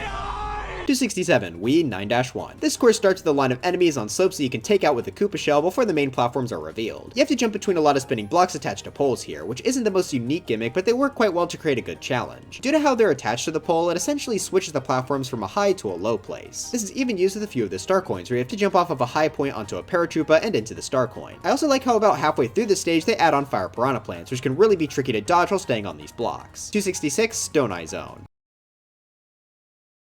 This is the first level of Layer Cake Desert, and I think the special Stone Eye platforms are really fun. They're used in a variety of different ways. Some sway in and out of quicksand, some fall when you step on them, others just act as fairly standard moving platforms, and one stares at you, endlessly and forever. his gaze unbreaking, following you as you move through the stage, unable to escape. But yeah, it's cool to see all the different ways this platform type gets used. It's not hard by any means, but it's definitely one I remember quite a bit just due to this guy's presence. 265 NSMB2 5-1. Tightropes are the focus of this level, and they're a course element I've always really enjoyed. Mario's unique walking animations on them are cool, and they always feel great to jump off of due to the extra height they can give. This stage focuses a lot on spinning obstacles as well, whether it be paratroopers or blocks. One of the star coins even has us jump up into a set of spinning blocks. Another star coin has us jump through a ring of paratroopers, which is pretty difficult to do unscathed. I also like the third star coin I haven't mentioned yet, as it shows off how Mario can actually fall off the tightropes if you stay still for too long. 264 DS 1-5. Pretty much the entire floor of the stage is made up of bouncy mushrooms, which means you'll mostly be jumping for this entire stage. While it is quite easy, especially since they forgot to make the enemies bounce, forcing you to jump most of the time is very entertaining. It's kind of like going through a bouncy house or something. If that isn't your cup of tea, the middle third of this level takes a small break and gives us some bounce platforms to jump on. 263, here come the Hoppos. Ever since Wonder came out, I have always really enjoyed this enemy. The Hoppos will be able to bounce you around, and if you jump on them, they'll roll until they hit something. This is used a lot throughout the level in a few different ways, like taking out Goom Brats and jumping high to collect a purple 10 coin. I also like how there's one that just launches you into space. Now I do have to say that the Wonder effect is a little lame, just having a giant Hoppo spawn that you need to collect the Wonder Seed on top of. Certainly not bad, but it lasts for like 10 seconds at most. 262, Mario 3 4-6. Imagine Tiny Huge Island from Mario 64, but turned into a 2D level. While the enemies in the stage start out giant, you can go through door cutouts and enter a version of the stage with their normal size. That's a really fun gimmick, and in my opinion, the best use of the giant theme in this game. Now sadly, what's holding this stage back is just the fact that there's really no reason to ever want to switch. If this concept was used in the new Super Mario Bros. Series, they could have hid star coins in different sizes, but here it's entirely optional. That's still cool and I like the level, it just couldn't live up to its full potential in this game. 261 DS 4-1. This level brings Hazy Maze Cave to the surface as both Scuttlebugs and Dory are the focus here. The first half has us dodge the Scuttlebugs coming down from the ceiling with their webs. Not only do they work as good enemies, but they're also fun to jump off of, which is even used to collect the first star coin. Then at the halfway point, we get to ride Dory past some more Scuttlebugs. Now this does slow down the level, which is unfortunate, but I like Dory, so I'm willing to forgive this a little bit. I do really wish there were some more enemies though, because you could just kind of hide on Dory's back and basically get through here with zero chance of ever being hurt. But to end this level off on a higher note, it has a secret exit. About halfway through the Dory ride, you can find a hidden vine block and reach a secret pipe. Not my favorite hiding spot, but it's not the worst either. 260, the final trial, Zip Track Attack. This entire level takes place on these zip tracks, meaning you're going to be going pretty dang fast. You'll have to avoid clouds and hoppy cats, which isn't too hard, but it's good that there are some obstacles. One thing I really like about the zip tracks is how you can hold onto them from the ceiling and climb up them if on a wall. It makes the level design here a bit more interesting. That's especially the case with the Wonder Flower, which turns you into a hoppy cat. While that isn't new to this level, getting to use the ability on these zip tracks is really fun. Honestly though, they could have made this more interesting as there's not a single enemy after the Wonder Flower. I would have really appreciated some more challenge here. I also don't love how the Wonder Flower locks you out of the second purple 10 coin, but since the Wonder Flower leads to the secret exit, you have to play through this stage twice anyway, so I guess it's fine. Though honestly, the Wonder Flower being the secret exit again is kinda lazy. 259 DS 1 Castle. I remember playing this level a lot when I was younger. It has two main focuses, tightropes, which I mentioned liking earlier, and these moving blocks. It opens with us having to use the tightropes and blocks to move over lava, before the blocks become the ceiling and try to crush the player. In sections like these, they always give parts where we can stop and wait for the ceiling to move, but I always like trying my luck to get through as much of this as I could without stopping. After that, the rest of this level is more ramped up parkour over lava with these two elements, especially helped by the dry bones and lava bubbles. Now I do have to say the third star coin here is kinda stupid. You have to go into this random tightrope and jump in the middle and just so happen to hit this off-screen pipe. Yeah, there are coins here I guess, but I feel like you can grab them without seeing the pipe a bit too easily. Anyway, as for the boss, this is just against Bowser. New Super Mario Bros. DS is known for each of its castles actually having a unique boss, so while this just being Bowser may seem lame, I actually like it since he's only seen a few times throughout this game, each with significant changes. This fight is the same as Super Mario Bros., but seeing as this game was meant to be a return to the normal 2D Mario format, I actually think that works pretty well for a first castle. 258 NSMB2 1 Castle. Similar to our last level, this is also all about ropes and moving blocks. This time though, we don't walk on the ropes, instead climbing across them or swinging on them. I think this provides for a bit more variety in the gameplay department, especially with spikes and lava bubbles moving toward the player as they climb. This level also has a slightly more interesting boss with Roy Koopa, though only slightly. Roy will be able to shoulder bash like a charge and chuck, and as he gets hit, the walls of the arena will start to shrink. Definitely one of the weakest Koopaling gimmicks, but I guess since he's the first boss of the game, it kinda makes sense. 257 DS 6-B, 256 DS 5-3, and 255 DS 5-B. I'll be honest, these three levels are all pretty dang similar, and while there are differences we'll get into, I like all of them for pretty much the same reasons. They're all ice-based with the exact same aesthetic. That makes playing through them all feel very samey to me, but I still had fun with them, so I don't mind too much. Looking individually, 6B has a stronger focus on verticality. There's a lot of pipe launchers, and you have to often slide down slopes. I also like the addition of these tilting mushrooms to help with that. This level also has a lot of ropes to swing on, which isn't the most common thing to see. 5-3, while more basic than the last level as it's mostly horizontal, does does include these snail enemies called snailicorns. They're able to push you around if you try and jump on them, which is perfectly dangerous on a slippery ice level as you could go right off the edge. 5B similarly has a few snailicorns of its own, but what puts this as the best of the trilogy is the fact that it has a secret exit. If you wall jump up this set of walls near the ending and then break these bricks, you'll find a secret pipe. Now I don't like that the secret exit requires a blue shell, which you can't get in this level, but I at least like that there's a secret exit at all. 254, Sproings in the Twilight Forest. The art style will definitely be the first thing that jumps out about this level to people, being this really neat silhouette look. Let's go with this level's Wonderflower, the Stretch. Yeah, you don't want to see this in full color. Unfortunately though, I don't really like this ability. It just feels kind of worse than being normal. You can't wall jump anymore, and the level just becomes more of a headache to navigate as you constantly hit your head on things. Is this how Endermen feel when you fight them under a roof? Aside from the stretch ability, this level just feels really basic. The fantastic aesthetic is definitely carrying it here. 253, Fluffpuff Peaks Palace. Like the last level, the Wonderflower also makes you stretch, but this time the level is a bit harder due to being a palace. There are a lot harder enemies like Hammer Bros and Fireballs that make it a bit more interesting. It does lose the aesthetic tweak outside the wonder effect though, but I'd say the general layout did make up for that. Unfortunately, this is the second palace in the game, and also the moment it set in for me that Bowser Jr. would be the game's only boss. Obviously that made this quite disappointing, and it's not helped by the fact that this is a lamer boss in the first fight. This time the floor just moves up and down, changing to ice after one hit and honey after hit 2. I mean, it's not like a bad gimmick, but when all the fights are just Junior, it feels so much worse. 252, Angry Spikes and Sinking Pipes. This is another spike level, but this time they're combined with a ton of moving pipes. So whenever you stand on them, they'll shrink down, which is a pretty interesting idea. Several spikes throughout the stage are placed on top of these, and about halfway through they introduce pipes that move based on balance, which is pretty cool. Now I do have a few criticisms for this stage. For starters, the spike balls here are a lot less deadly than in previous games. Not only are they smaller, but they can be destroyed with the elephant, the game's main power-up. That makes the spikes far less scary, and the level design is also decently simple for the most part. I also don't love how you have to find the Wonderflower here, as you just have to sink this pipe into the void, which I'm sure you know normally kills you. This is the only flower in the entire game I've struggled to find. The flower effect itself is somewhat decent, placing us in a tower that's slowly rising to the top with spikes at the side. You have to jump to the beat of the music, which isn't hard to do, but it's a fun expansion on this level's gimmick. 251, DS 3-B. This is a pretty simple but fun level revolving around pipes and piranha plants. Literally every surface you go onto in this level is a pipe, giving this a pretty distinct theme. Most pipes also have piranha plants coming out of them, which are great obstacles. Also, I haven't commented on this yet, but the fact that fire piranha plants don't have an animation in DS is really funny to me. Like, they just come out of the pipes with their mouths gaping open.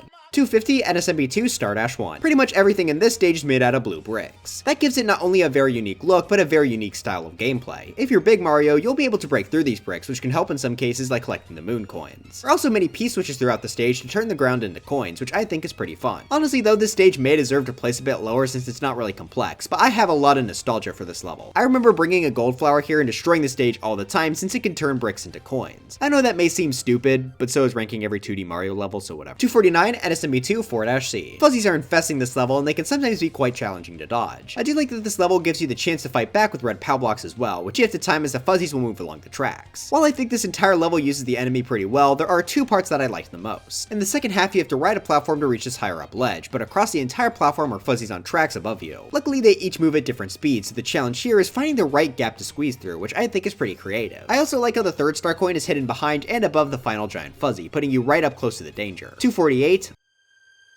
It would be so awesome.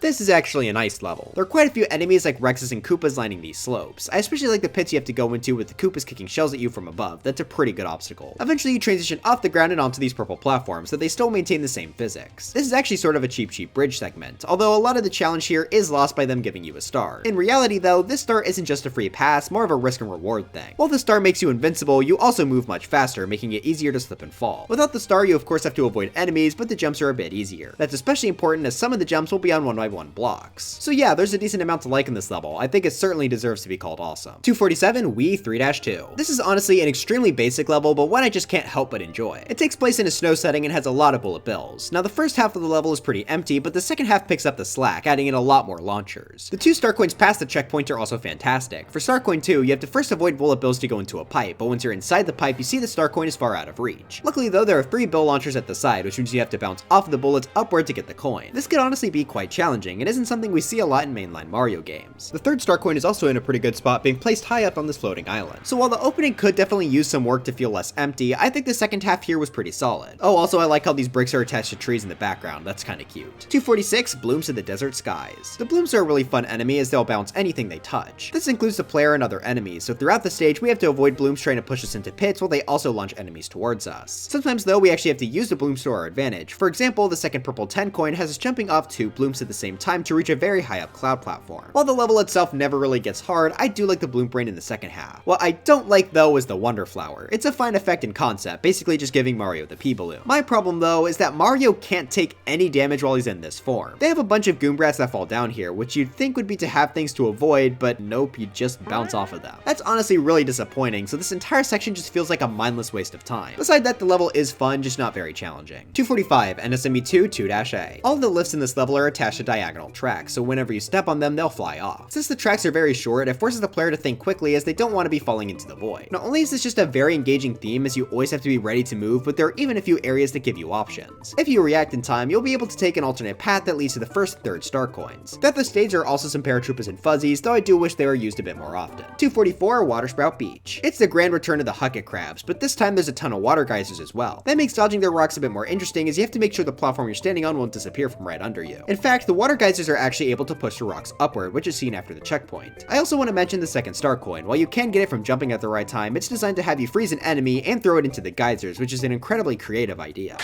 Overall though, this stage is fairly easy, but I've always been a fan of the vibes Mario Beach levels give off. 243, Urchin Shoals. Here's another beach geyser level, but this time the enemy of choice are the urchins. I think they work a bit better since they get pushed up by the geysers, which is shown off quite a few times here. While the first half is mostly pretty standard, just jumping on the geysers, the second half is more focused on dodging the urchins as the water pushes them up into the bridge below you. I also really like the star coins here. The first two require you use the mini mushroom, which luckily the stage provides. I especially like the second one as it uses Mini Mario's wall and water running abilities to run up a water geyser into a pipe. That is super creative. Third star coin is also great as you have to time a Koopa toss to take out all of the urchins while they're being held up by geysers. So I do definitely prefer this over the last level, but I think they belong in a similar boat. 242, Mario 3 8-1. I think the visual style of this level is pretty cool, being set at night and having a lot of enemies like pipes, semi-solids, and bushes being transparent. As for the actual obstacles, there are a ton of bullet bills and piranha plant fire flying around the stage, making it a good challenge for the game's final world. 241, Swing Ghost House. This is a very unique type of auto-scroll as it doesn't just go to the right, but it actually sways back and forth, hence the swaying in the name. No clue about the ghost house part though.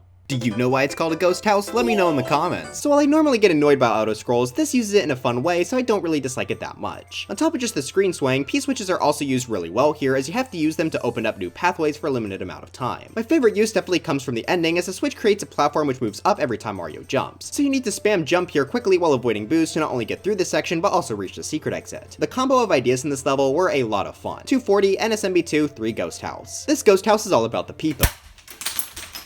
More specifically, this features lifts attached to the Peepas. This gives the lifts a pretty unique movement pattern, especially at the end where it shakes aggressively. This gets really good when you have to start riding multiple of these at once as the platforms will constantly split apart and then come back together. That's especially highlighted at this part where 3 platforms go to the roof and then the Peepas separate, so you have to choose which route to go down. One of these routes has us ride a big Peepa elevator, which also contains the secret exit. It is a bit lame since it's just about getting to the end and breaking blocks of the Tanuki tail, but that can't take away too much from this really enjoyable level gimmick. 239, Downpour Uproar. The main platforms here are clouds, but unlike the generic ones that just smile endlessly into your soul, these actually do something by causing a big stream of rain to go under them every so often. Due to the sheer amount of water, you can actually swim through the rain, and that's really fun to do if you have the Dolphin Kick badge. While it stays fairly basic in the first half, after the checkpoint, the clouds start to move around. You have to go on a long climb up them, which I think is a really cool use of the gimmick. Once you reach the top of the level though, you get to use the Wonder Flower, and this thing makes me mad. Upon collecting the flower, you're sent up into the sky, which means you'll have to float around to avoid any obstacles there. Now it's also important to note that it's storming in the sky, so some of the obstacles you need to avoid are streaks of lightning. These are really cool obstacles. The part of the screen where they appear will flash, giving the player a second to move out of the way before it actually strikes. This is such a cool idea and fairly challenging, and there's a star here. Yeah, so for some reason this just starts to rain stars on you, so for most of the section, you're just invincible. That completely eliminates the unique lightning dodge challenge here and makes this completely pointless. That genuinely does not make any sense to me, and it's so annoying because this was legitimately a cool idea, but whatever, it is what it is, so the level is now significantly worse than it could have been. 238, NSMB2 2 Castle. This castle is a pretty interesting moving platform that will only move when you're standing on it. And I don't just mean touch it once and it goes. If you jump off, it stops in place. That means there's some fun to be had trying to do the stage as quickly as possible, since you want to minimize the amount of jumps you do, which can be challenging due to the numerous number of buzzy beetles. This also works well with the thongs that come after, since you have to jump to stop the platform from shoving you right into them. The second half of the level also uses a ton of lava bubbles moving in an arc. While I do still think the slowness of the platform is holding this back, I did like the gimmick. Before getting to the boss, I also just want to say that I really like the third star coin. You have to activate a P-switch, then run through these dotted coins, instantly turning them into bricks due to the switch. It doesn't really have much to do with the level, I just think it looks kinda funny. As for the boss, this actually is one of the better Koopaling fights. Instead of jumping around like the others, Iggy is in a small cart attached to a chain chomp, so between hits, you'll have to avoid the chain chomp lunging at you. This is honestly a lot of fun, and due to the chomp being able to go off screen, that helps prevent this fight from getting cheesed like most others. 237 DS2 Tower. This is surprisingly fairly complex. It uses these spinning stars with platforms attached to each of its 4 points. I had a lot of fun doing this, and it was cool that we got to climb across the ceiling to reach a few as well. Also, I think the second star coin is pretty neat. First, you have to find this hidden alcove by wall jumping into this corner, and then you have to wall jump it in this moving cage so you can reach the coin. That is a really creative idea. Then once you reach the checkpoint, you have to jump along these strange spinning red blocks, some only appearing after you hit a switch. They honestly kind of feel out of place, but I don't dislike them at all. The stage then ends with the Bowser Jr. fight, so yeah, whatever, who cares. 236 Cheesebridge area. This is a really neat level where you have to ride 3 platforms together to avoid saws. They're completely crowding the tracks you're on top of, so you have to jump between the lifts to stay safe. I really like how all 3 tracks have completely different designs. It makes each platform move differently and makes the stage much more interesting. After the platforms, you then have to transition to climbing up a rope past some saws. This is definitely much more simple due to just having one rope, but it's still kind of fun. The main highlight of the level for me though would have to be the secret exit. You may notice that next to the normal goal is an arrow sign, which is a bit weird. That's actually a pretty cute hint to the fact that you can fly over to the right to find the exit, which you can do by going under the semi-solid the goal is on top of. That is super creative. It significantly boosted this stage in the list for me. 235 Pipe Rock Plateau Special Bounce Bounce Bounce. The concept for this level is really fun as you have to ride on top of several giant hoppos over spikes. This can be somewhat challenging, especially since where you jump on the hoppos controls the direction it moves in. However, this level is extremely short, but what was there I did quite enjoy. 234 NSMB2 One Tower. This tower uses the unique type of snake block seen in New Super Mario Bros. 2, giving this a lot of movement in its level design. Being the first tower in the game, it never got too hard, but it was fun to jump between them all. I also like how near the end of the level they use these blocks to move enemies like bone plants around. Now my favorite part of the stage would have to be the fact that it contains a secret exit, and it's a pretty cool one. In the level you'll find this door that puts you into this sub area. Now it looks like it's purely here to provide a big coin block, but you may notice that the snake blocks that make up the floor all go off screen through this hole in the wall. Due to their size, they'll occasionally make a gap that you can actually run through, which takes you outside the tower and right in front of the secret exit. I think that's a great way to use this level's gimmick, and it makes the level far more memorable for me. Oh, and you fight Reznor again, who cares. 233 DS1 Tower. This level marks the first time we ever see a 3D model of Dry Bones. Aside from that awesome bit of lore, this is quite basic, but at the same time pretty fun. The moving blocks are the main gimmick here, which makes sense as they're seen in most towers in the game. You first have to jump past a bunch as they try to crush you horizontally, and then they'll try to crush you vertically. Then the level shows how these blocks can be used in helpful situations by letting them create a staircase. I also really like the second star coin that comes soon after. You have to jump up this optional right side with several moving blocks, with the ones on the left having spikes. Your goal is to reach the top, so you have to try and time your jumps on the blocks perfectly to avoid falling and possibly getting pushed into the spikes. Then the main tower segment ends with a pipe launcher that you have to try and time to avoid getting crushed while flying. At the top, you of course have to fight Bowser Jr. Now what's cool about this level though is that there's also a secret exit. In the room containing the first star coin, the floor, walls, and ceiling are all made out of these blocks. Not only does that make for a fun room to collect this coin, but you may be able to notice one block moving significantly slower than the others. If you decide to run on top of it, then off screen, you'll actually enter a secret pipe. This is such a cool spot for a secret exit. But unfortunately, they take it down a bit by requiring a blue shell, which is not found in this level. Yeah, that is really annoying, but I don't think it's enough to completely discredit the secret. 232 Crushing Cogs Tower. This acts as the first tower in Mario U, and I think it's a pretty strong one with most of the platforms being gears. These will constantly spin and you have to jump into the gears to ride them up the tower. That does sometimes involve a bit of waiting, but it's never bad at all. I also like that the gears come in a variety of different sizes throughout the stage as well. Once you get past the checkpoint, you even have to jump between gears that are touching each other, which could lead to death if you aren't careful. Once you reach the top, you've also got a pretty simple fight against Boom Boom, which I won't criticize too much this time since it is the first tower. 231 Tilted Tunnels. Whoa, wait, that's almost the Fortnite play. This is the second level in Mario U, so it's another underground level. As the name suggests, quite a bit of this stage is tilted. The opening tunnel has pipes with piranha plants placed at some fairly wonky angles, which is more interesting than the standard straight pipes we see in most of the levels. Then the stage transitions to using these rock candy blocks, which will move once you get within range of them. Fittingly, most of the blocks are also tilted at an angle. I like how much sliding down slopes there is in this level, especially with the moving blocks. As many second levels do in this series, there's also a secret exit here. You have to get above the roof like in many Mario games before, but the way you have to do it here is interesting as you first have to tilt this candy block so the edge is pointing upward. But it doesn't end there. If you run across the roof at this point, you'll just get some coins. What you need to do now is jump on the roof again.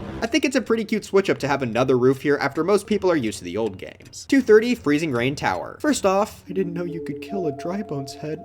I'm so sorry, I didn't mean to. Anyway, the freezing rain refers to the ice icicles which occupy a majority of this level's ceiling. They're pretty fun to run past, and it's also cool how we have to use the big icicles as platforms to continue climbing. They go pretty hard on that idea with this part where we have to jump up several of them as dry bones walk around trying to kill you. Eventually you find these platforms that lean up and down, which work well with the icicles as it can slowly lean you upward into them. After the checkpoint though, the level does slow down quite a bit with the moving elevator section. Luckily this does at least stay fairly interesting throughout with plenty of icicles and dry bones, but I think they could have done something different for the second half. I do really enjoy the ending though, where it significantly ramps up both enemy types as they're all on top of or attached to several small bridges that the elevator rides past. That then brings you to the boss, which is Boom Boom again, so nothing that special. The slippery ice floor does make it a smidge more interesting, I guess. 229, Mario 3 6 Tower 2. This tower is filled to the brim with ice blocks. Pretty much every surface is one. Not only does that fit being in the snow world, but I think it works really well with the stage's main obstacle, the thwomps. Normally you would just stop before running into them, but that can be a lot harder here since you'll be slipping all over the place. There are also boos and waffles to make the level more challenging. Heck, even the Boom Boom fight takes place on ice, making this one of my favorite variants of him in this game. 228, NSMB2 5 Castle. This level focuses on chain fences that you can climb, which I've said a few times is a gimmick I think is pretty cool. This time though, some of the fences are attached to tracks, and if you punch them, they'll actually flip to being above or below the track. That's a pretty interesting idea, and it's used well here as you have to avoid obstacles. Now yes, that does turn this into a slower paced moving platform-like level, but I think the uniqueness of the mechanic makes up for that. It's also cool how they switch up the orientation of the fence too. It starts horizontally, but the penultimate fence is vertical, causing the change from the punch to be much more significant. Once you get through all the fences though, we then have to face off against Ludwig. He's got a pretty cute idea for his fight. He'll jump off screen and then randomly descend from a chain on the ceiling. You then have to enter the pipe corresponding to that chain to get him down. Compared to some other Koopaling fights, this is pretty unique, so I think I'm a fan of it. 227, DS 8-4. I always like spider enemies in Mario games, and this stage's scuttlebugs are no different. They'll drop down onto the player from the level's ceiling, meaning the player will want to move quickly. That can be a bit difficult though, as most of the platforms here are moving and over the void. As the level goes on, the platforms get smaller and smaller, building a fairly tense challenge. While I did quite enjoy the main level, I unfortunately have to complain about the third star coin. This is another one that requires a mini mushroom in a stage that doesn't have one. They really need to stop doing this. 226, Mario 3 2 Quicksand. This level is the iconic introduction of the Angry Sun. While he's not been used in a mainline game since Mario 3, he's still really well liked, and I think for a good reason. Plus, you did get to come back in Mario Maker 2 for the 4 main game styles. Don't look at the Mario you want. While the Angry Sun just stays stationary for the first half of the level, after passing the first tornado, he'll start spinning and swooping down toward the player. The way he swoops can be a bit unpredictable, plus the several paratroopers in Quicksand make this pretty challenging. There is a more complex level that I think uses this guy a bit better later on, but this is still a good introduction for the enemy. 225, Mario 3 5-3. This is the iconic level to introduce the Goomba shoe into the sea. Why is it so hard to get? So if you've played the Mario Maker games, you may think that just jumping on these Goombas' heads will let you get the shoe. You know, because that makes sense. But no, the only way to get a Goomba shoe for yourself is to hit the blocks below one. That just makes no sense to me whatsoever. There was no need to make picking up one of these so complicated. Still, I at least think it's cool that we get to use them at all, especially since this is the only mainline 2D Mario level to have the Goomba shoe. It gives us the unique ability to jump on Spinies and Piranha Plants and go over munchers without taking damage. This level uses all of those enemies throughout, so it's really fun to go through while in the shoe. If you don't manage to get the shoe, it is pretty generic, which is why I really think they should have made it easier to obtain the item since it's the only reason the stage is so well liked. 224, Bull Rush Express. This takes the Wonder Flower we saw in Bull Rush coming through, but makes it far more interesting. This time it lasts for the entire stage and you have to try and ride the Bull Rush Stampede while several enemies get into your path. That makes this far more fun, and due to the fast pace of the Bull Rush, it can actually be pretty easy to get hit by the swirly pods. Now unfortunately this is a pretty short level, but what I had was fun. That is until we get to the secret exit, which is pretty stupid. At the end of the level there's a wall of bricks blocking another pipe, so you need to get the elephant fruit to break it. That basically just means doing the entire level twice and then using an elephant reserve power up at the end, which is pretty lame compared to most secret exits. Still, I like the idea of expanding this Wonder Flower, so I thought it was a good level. 223, Jungle of the Giants. As the name suggests, everything in this level is giant. I mentioned back in a few levels from Mario 3 that I really enjoyed the giant gimmick, and that's no different here. On top of the enemies being giant, several bricks, question mark blocks, and pipes are as well. I also really enjoy all the Koopas in the level because it's fun to send giant shells smashing through all the blocks and enemies. Now this is far from a complicated level, it's for the most part pretty simple. That's especially bad near the end where it feels like they forgot to add stuff due to how empty it is. Still, I really like the idea here. 222, Chocolate Island 4. This cave has really interesting moving platforms as they're almost all tiny slopes. That makes the parkour here a little bit more interesting. It's fun to jump between these to avoid falling in the mysterious black liquid.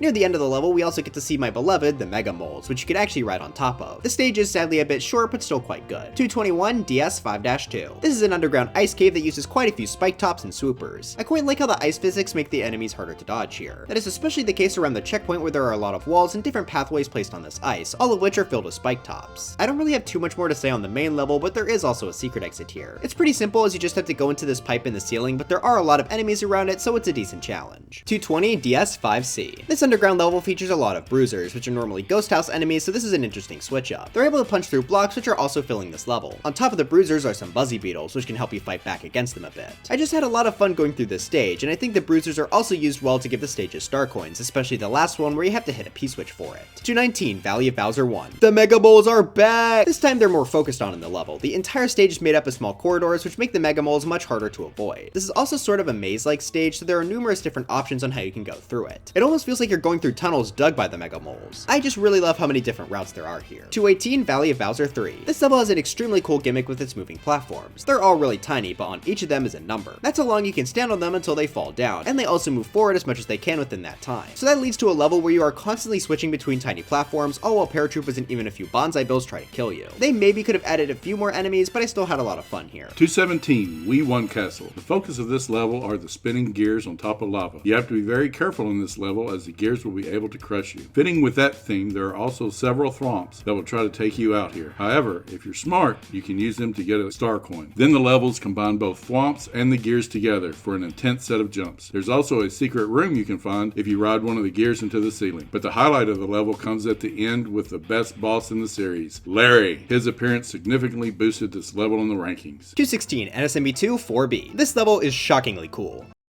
I actually wrote that in the script, what's wrong with me? It takes place in an ice cavern, and throughout the level you have to avoid these shocker enemies on tracks. I think the slippery physics work well to add some good challenge here. About halfway through they also add donut blocks into the mix, and I appreciate that they still have the slippery physics. Now I do wish there was a bit more to the stage, like more enemies, but I did think the idea was still fun. 215, NSMB2 2-2. In this level we have to jump across a ton of totem poles in the sky. While they aren't that special mechanically, they're a cool aesthetic piece, and I think it makes the level a bit more memorable. Plus, due to how they're shaped, the totem poles act as slopes too. I also like how sometimes the pole itself is hollowed out so you can go up them using a moving platform. Throughout the stage there are also a decent variety of enemies, including Hammer Bros and Boomerang Bros. There's not really much more to add on since the platforming is pretty basic, but I did like the unique element. 214, Vanilla Secret 1. This is just a pretty enjoyable tower climb in an underground segment. You have to jump between several semi-solids in these bouncy green platforms. Paratroopers also fill the stage, which can make jumping off springs or climbing up the vines a bit more difficult. I don't really have much more to say on the main level other than it was pretty enjoyable. There's also a secret exit here. There's a pipe that you can see underneath this part of the tower, which you need to fly to with a cape. I think that's a fairly decent hiding spot. 213,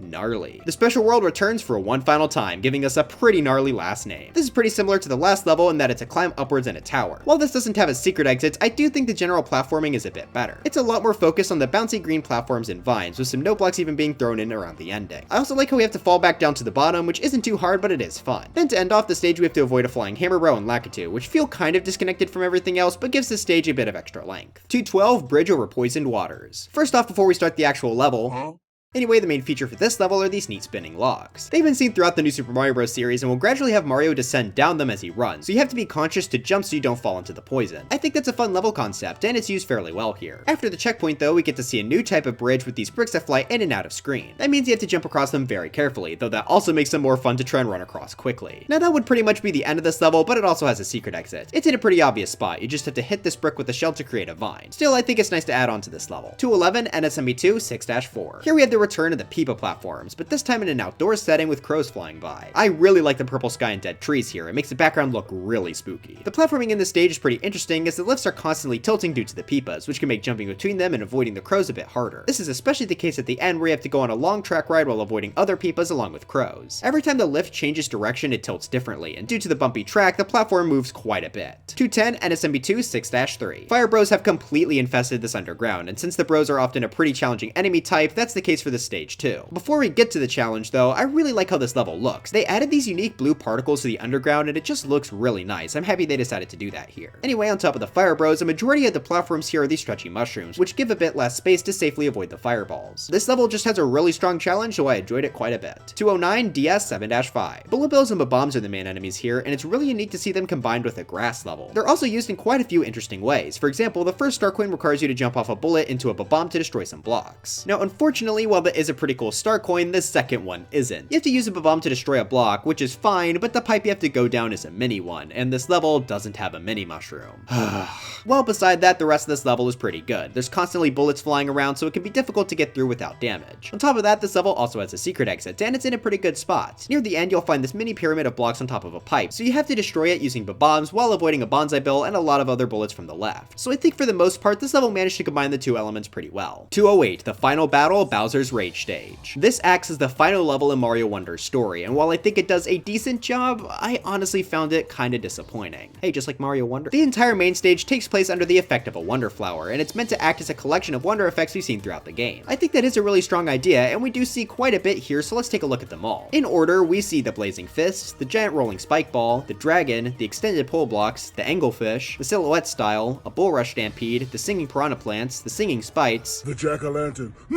King Boo singing, Anti-Gravity, and we finally end on the same effect we start the game with, the Pipe Worm. That is a really cool sequence, but it is brought down a bit by the fact that it's an auto-scroller. Now with that being said, everything else about this stage is bad or just kinda mid. First off, this is the only main level in Super Mario Bros. Wonder to not include any purple 10 coins. I'm sure you've noticed throughout this video, but I love how much depth they and star coins add to levels. To not have them here at all makes the stage feel almost incomplete to me. Alright, but looking past that, how is the Bowser fight? It's okay. I just don't find it very exciting at all. Bowser is now this weird floating head thing with hands, and in order to defeat him, you have to jump into them. To get enough height, you have to jump in time with the music, which is kinda cute. Problem is that this fight is probably the single easiest final boss in the series. Bowser barely fights back, and when he does, it's so slow that you can easily just move out of the way. Oh, and don't worry, if you do get hit, Bowser generally provides several power-ups as the fight goes on, meaning you'd have to be really terrible at the game to lose to this guy. I guess it is cool that as you hit Bowser, the arena starts to split and there are now two beasts to pay attention to, but it really doesn't make this much harder at all. You also have to hit Bowser himself so many times, and it just feels like the fight drags on for unnecessarily long. Now, to give this level some credit, the fight does at least look nice. I can't really say the same about the music though, since it had to make the beat obvious. Eventually the fight does come to a close, where you have to jump on a ton of floating platforms onto his head. So yeah, I just found this fight to lack any sort of difficulty or real excitement. It drags on for far too long, and I was genuinely just expecting something a bit more special. At least the Wonder Effect sequence at the start of the level was pretty well done, but that's hard carrying this otherwise mediocre final boss. 207 Wavy Ride Through the Magma Tube. You're surrounded top to bottom by lava, so in order to survive this level, you need to ride on top of a platform. This isn't just a standard moving platform though, as it'll actually split up into multiple different small parts that all move up and down. Fire spikes are also present, spawning from pipes in the ceiling. So while yes, this is another sort of auto-scroll level, it remains fairly engaging throughout. This is especially helped due to its Wonder Flower. This is one of my favorite effects in the game. It places the player onto these three platforms with a giant spike statue in the back. He's not just for decoration though, as he'll shoot out meteors toward the platforms. In order to get the Wonder Seed here, you simply have to survive until the time limit expires, which isn't really an approach any other effects take. Time-based survival is usually a really fun gimmick as you get more and more intense as the timer gets closer to zero. So even though the main level is just an okay moving platform stage, this Wonder effect really boosted in my mind. 206 Mushroom Heights. This level was designed around the pink baby Yoshi, as it's the level immediately following where you pick one up on the world map. These guys puff up like a balloon whenever you shake the controller, allowing you to fly for a limited amount of time. So to show that off in this level, there are many coins placed in the sky along with a few star coins basically requiring you to have one. Even if you don't though, the level is pretty interesting as the mushrooms are constantly moving up and down. This can get surprisingly dangerous with a ton of piranha plants and goombrats throughout the stage. They make two of the star coins in particular pretty hard to nab honestly. The second star coin has us use a pink baby Yoshi to go under this mushroom, but the goombrats on top can actually push the Yoshi away, so we have to try and time our flight around them. Third star coin though is even harder, being under this mushroom swaying side to side. At the left and right are big piranha plants though, so finding the perfect angle to squeeze in and nab this is pretty tricky. Overall, this is a surprisingly tricky mushroom level, especially for the first world. 205 DS 8-5. This level has two notable platforms it focuses on that behave in somewhat similar ways. First are these rocks that tip and fall based on where Mario jumped on it. I always like seeing these as I associate it with that really cool challenge in Mario U where you have to try and balance on top of it for as long as possible.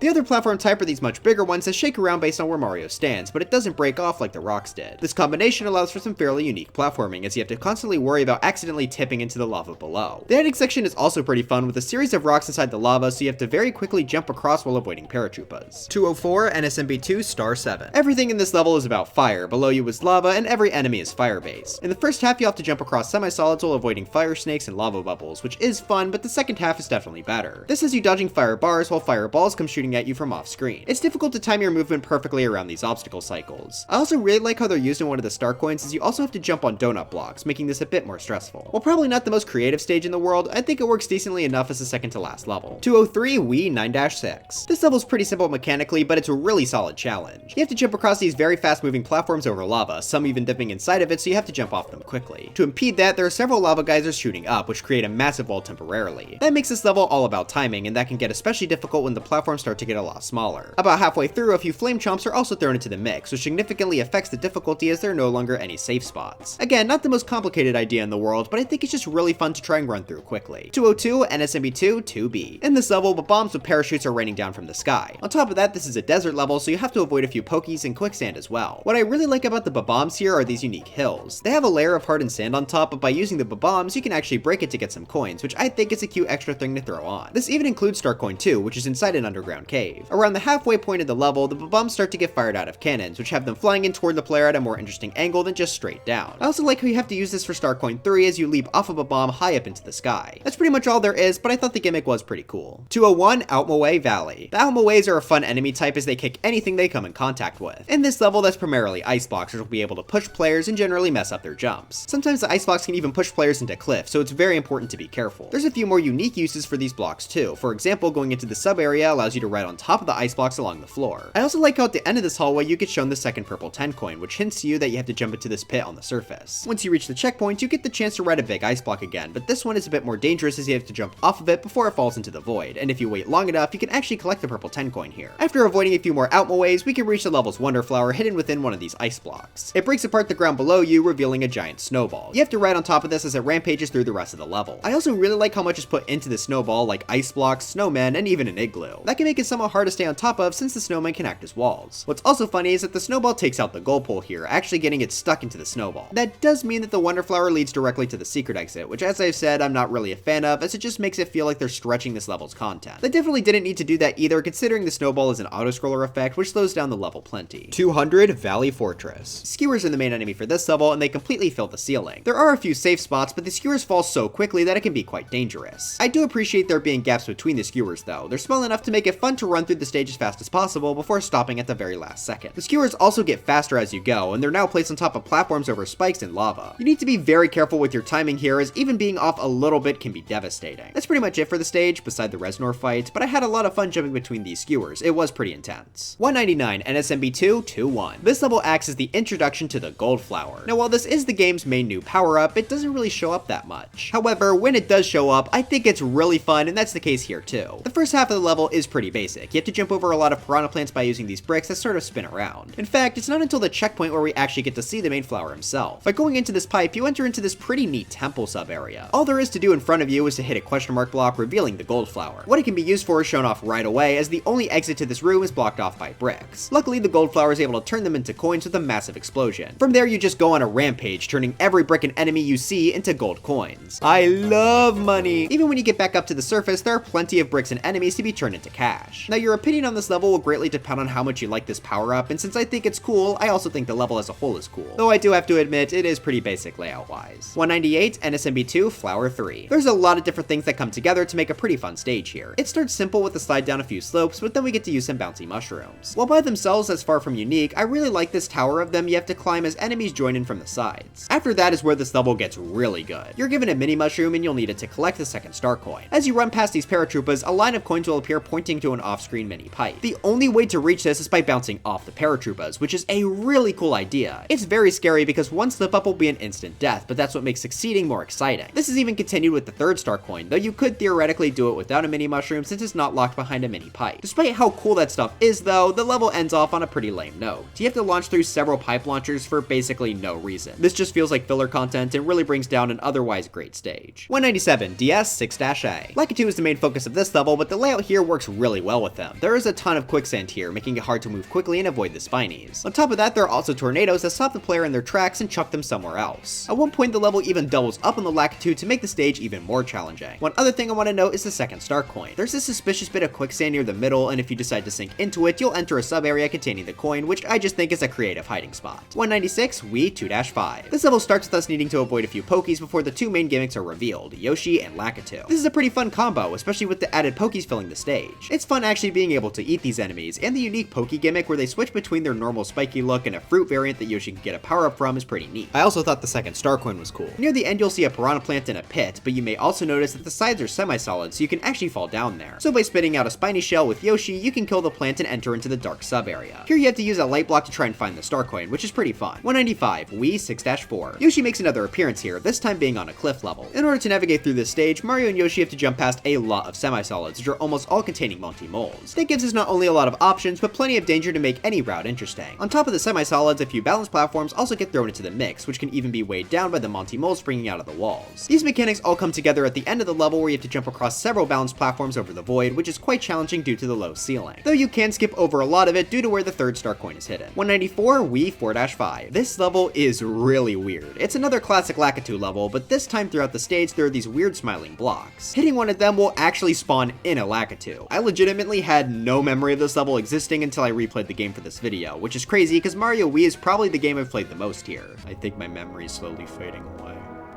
But yeah, me not remembering this level at all kind of made it more fun as these blocks are a pretty unique concept. The Lakitu spawn from them will also be a bit more helpful as they throw coins instead of spinies. On top of this cool Lakitu block, Yoshi also makes an appearance in this stage. I also really like the detail of the Yoshi fruit hanging from the palm trees. That's such a cute way to adapt this mechanic into a beach level. Now the design itself is nothing crazy, it's pretty basic all things considered, but I thought the Lakitu block was pretty neat. 193 Mario 3 7 Tower 2. The platforming in this tower is just really good. It's all over lava and for the most part on top of pipes containing piranha plants. That means you have to take serious care when timing your jumps, but that's made even more stressful with the fire being spat out and the booze. I also really like how thwomps are used in this level, being placed on top of pipes too far away from Mario to just walk up next to. So you have to very quickly jump from one pipe to the next if you want to avoid damage, which is a great idea. Once you exit the lava area, the road up to Boom Boom is pretty good with a few smithing waffles and dry bones. So yeah, I just think this level did a great job with its challenge and design. 192 Wii 3 Ghost House. The main gimmick of this ghost house are the visible walls. I still don't know what to call the ones you can just walk through. Anyway, while they are pretty common in most ghost houses, this level uses them to the extreme. That's shown right away with the first star coin being hidden behind a wall at the start. In fact, in order to progress, you have to go through another wall at the far right.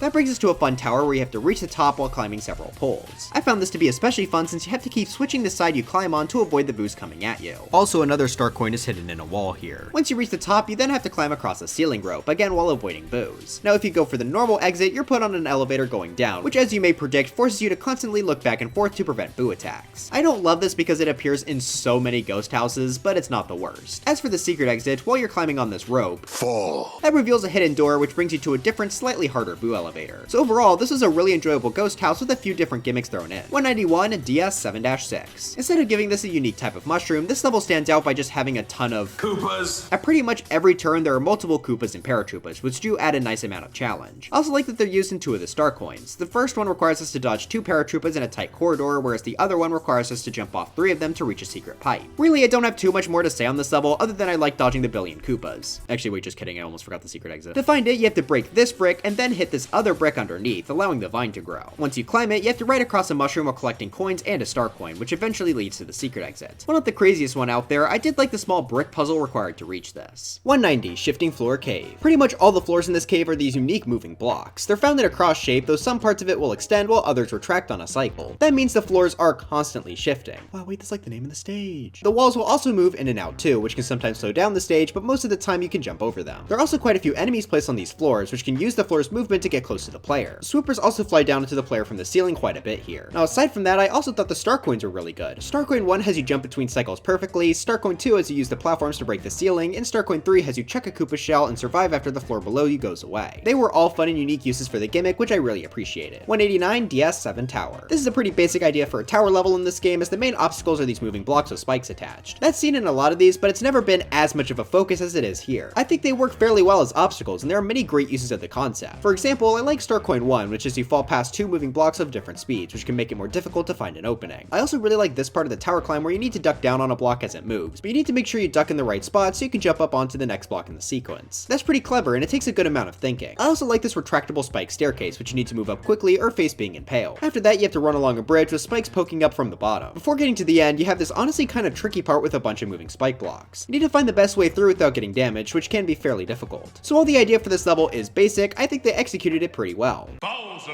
Jr. 188 DS4 Ghost House. This has a new type of boo, which are really interesting sort of balloons. Whenever you look at them, they'll start to inflate themselves, making them bigger, but when you look away, they'll start to move when they deflate. That makes them have an interesting sort of strategy where you have to try and keep them far away and at a small size. On top of that, I also like these platforms that spin us into the foreground and across the wall. I mean, gameplay-wise, it's basically a glorified one-way wall, but it looks cool, so I don't care. This level also has a pretty complex maze design. It's hard to find the right way to go to get this level star coins, even if you can see them most of the time. Star coin 3 is especially hard to find, You have to jump on top of this pipe you normally go into and then jump toward the right wall. Then once you're there, you have to wall jump up this fairly wide room, which does take quite a long time, but you do get a star coin for it. Not only that, but the door below is also the secret exit. I really enjoyed the complexity of this ghost house. 187 DS 8 Castle. Now don't get this confused with the story's actual final level. This is a fake out final level before it's revealed that World 8 has a second half. The idea in this course is that hitting these red blocks will cause platforms to swap tracks. That gimmick is shown off pretty well through the first star coin. Hitting the block does put the platform on the top track with the coin, but since it's too far away, you have to ride on the bottom track. Then once you reach the other side, you'll eventually find another red block, which then lets you get to the star coin, and I think that's a pretty good puzzle. From there until the checkpoint, there are a few more areas revolving around these platforms, giving the player more options as to where to go. Once they reach the checkpoint though, the main focus shifts to these spinning red shapes which we saw back in 2 Tower. These are much scarier as they're placed over lava, and I think they work really well. But now I have to complain.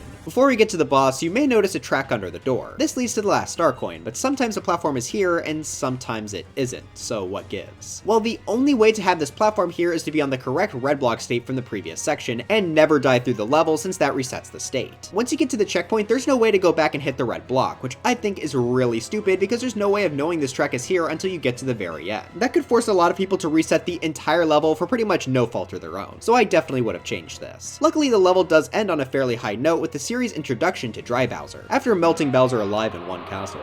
He's back, but in a new skeleton form. Dry Bowser is now a pretty popular character, appearing in several Mario spin-off titles, so it's cool to see how he got his start. His fight is fairly similar to the first Bowser, but now he's able to throw bones, so I'd say this is a pretty good way to end off the first half of World 8. 186, NSMB2 2-4. A majority of this course takes place on these pyramids made out of semi-solids. Now we've seen plenty of levels like that throughout this video, but I particularly like how messy they are here. They also go much higher than we normally see in these levels, which I think makes it more fun to traverse. I also like the mix of enemies here with plenty of fire snakes, pokies, and spinies. The secret room for the second star coin was also pretty cool. At first it seems like there's nothing you can do, but using your knowledge of semi-solids from throughout the level, you'll actually find a crack in the ground you can squeeze through. That reveals a hidden elevator that takes you into a coin pyramid, which I think was really cute. There's not much more I have to say on this level, but it was pretty fun. 185, NSMB2 2-5. This is NSMB2's required chain chomp level, and I quite like how they're used here. Right away, the gimmick of freeing chain chomps is shown off as you need it to break bricks and get the first star coin. Or you could cheat and use the Tanuki tail, good for you. The second star coin also sort of expands on this. A chain chomp is placed on a sinking block, but in order to stand on it safely, you gotta free him first. That gives you access to the pipe and thus access to the star coin, which is pretty neat. The level gets especially good after the checkpoint where you have to run through a ton of semi-solids while avoiding the chomp's lunge, with this area also holding star coin 3. Then you end off the level with 2 random boomerang bros. Overall, I really liked what they did with this course. I'm always a fan of chain chomps, and the 3 star coins here are really strong. 184, NSMB2 5 Ghost House. The main platforms for this stage are moving blocks in the shape of... Wait,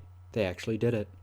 They added Batman! Okay, well obviously these are just meant to be in the shape of bats, but I'm gonna imagine it's the bat symbol level, you can't stop me. It's really cool to have such a unique shape for a platform, and that theme is expanded on by having several swoopers flying down from the ceiling. After the first room, I also really like how this encourages exploration. To get to the end, you just need to jump across several of these small platforms, but between each is a pole that you can climb, and it's where you'll find the second and third star coins. From there, to reach the end, you have to climb vertically using several of these platforms. For the secret exit, you have to find a hidden vine block in the first room, which is a bit dumb, but I like how it leads to some more platforming after the fact, with not only bat platforms, but even a few ropes to swing on. So while this level may not be the most complex in the world, I did enjoy the aesthetic idea behind it. 183, Knucklefest Bowser's Blazing Fists. This is essentially Wonder Spin on a skewer level, but replace the skewers with blazing fists. You have to try and find the right time to run past them as they destroy blocks in your path. In addition to the fists, you also have these platforms that move when you jump on them, and these interesting snake-like bullet bills. I especially enjoy the part of the level where you have to dodge several of these guys while rapidly jumping on the platform to make it move faster throughout the stage. As for the course's Wonder Flower, it's pretty solid. First off, it puts the player in a pose that goes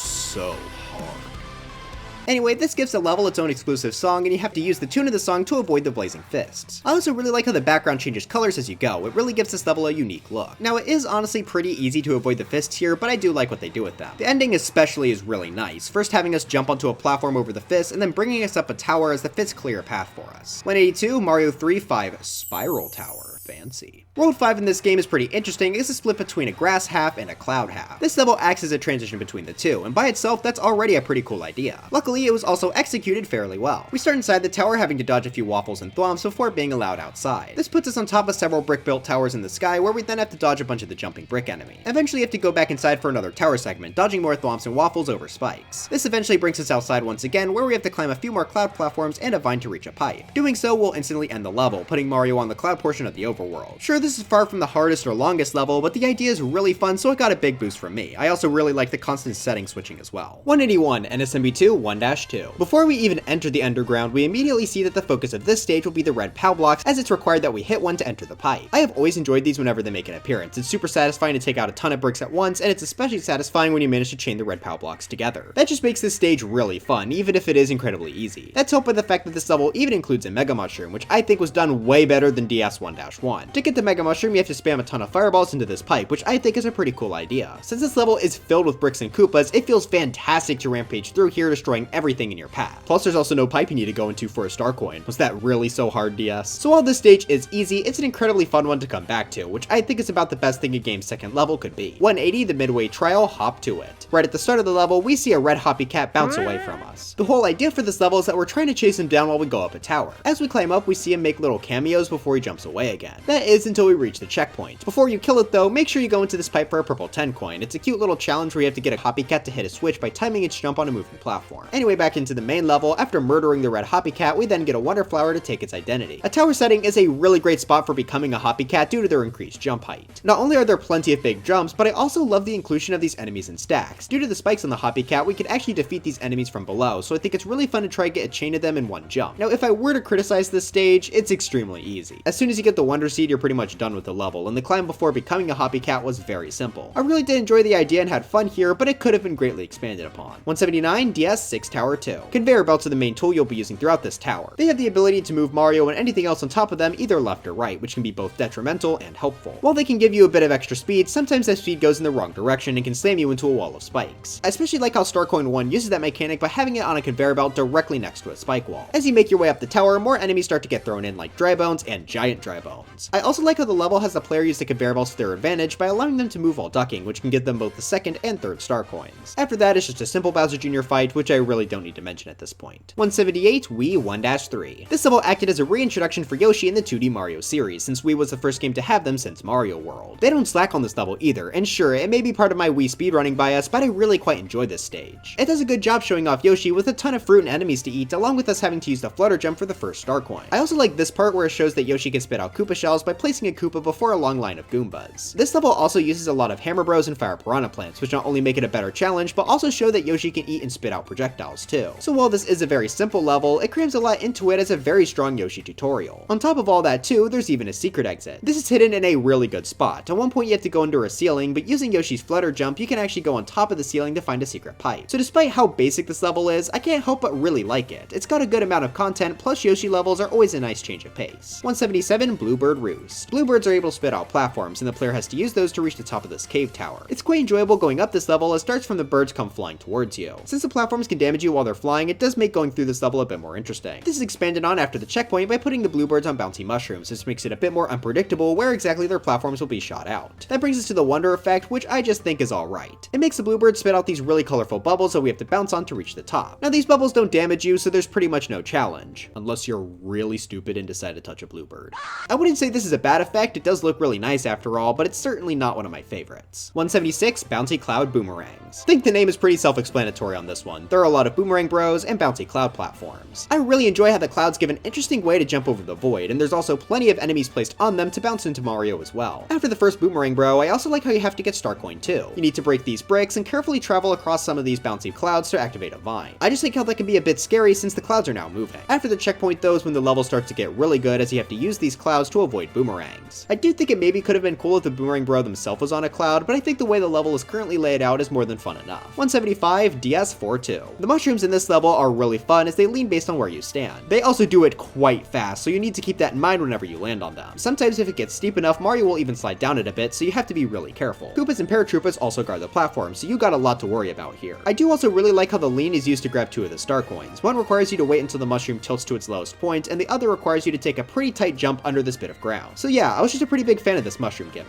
174, another uncharted area, Swaying Ruins. A majority of platforms here will sway back and forth. On top of these platforms are these weird baby thwomp things. I don't know, who cares, babies suck.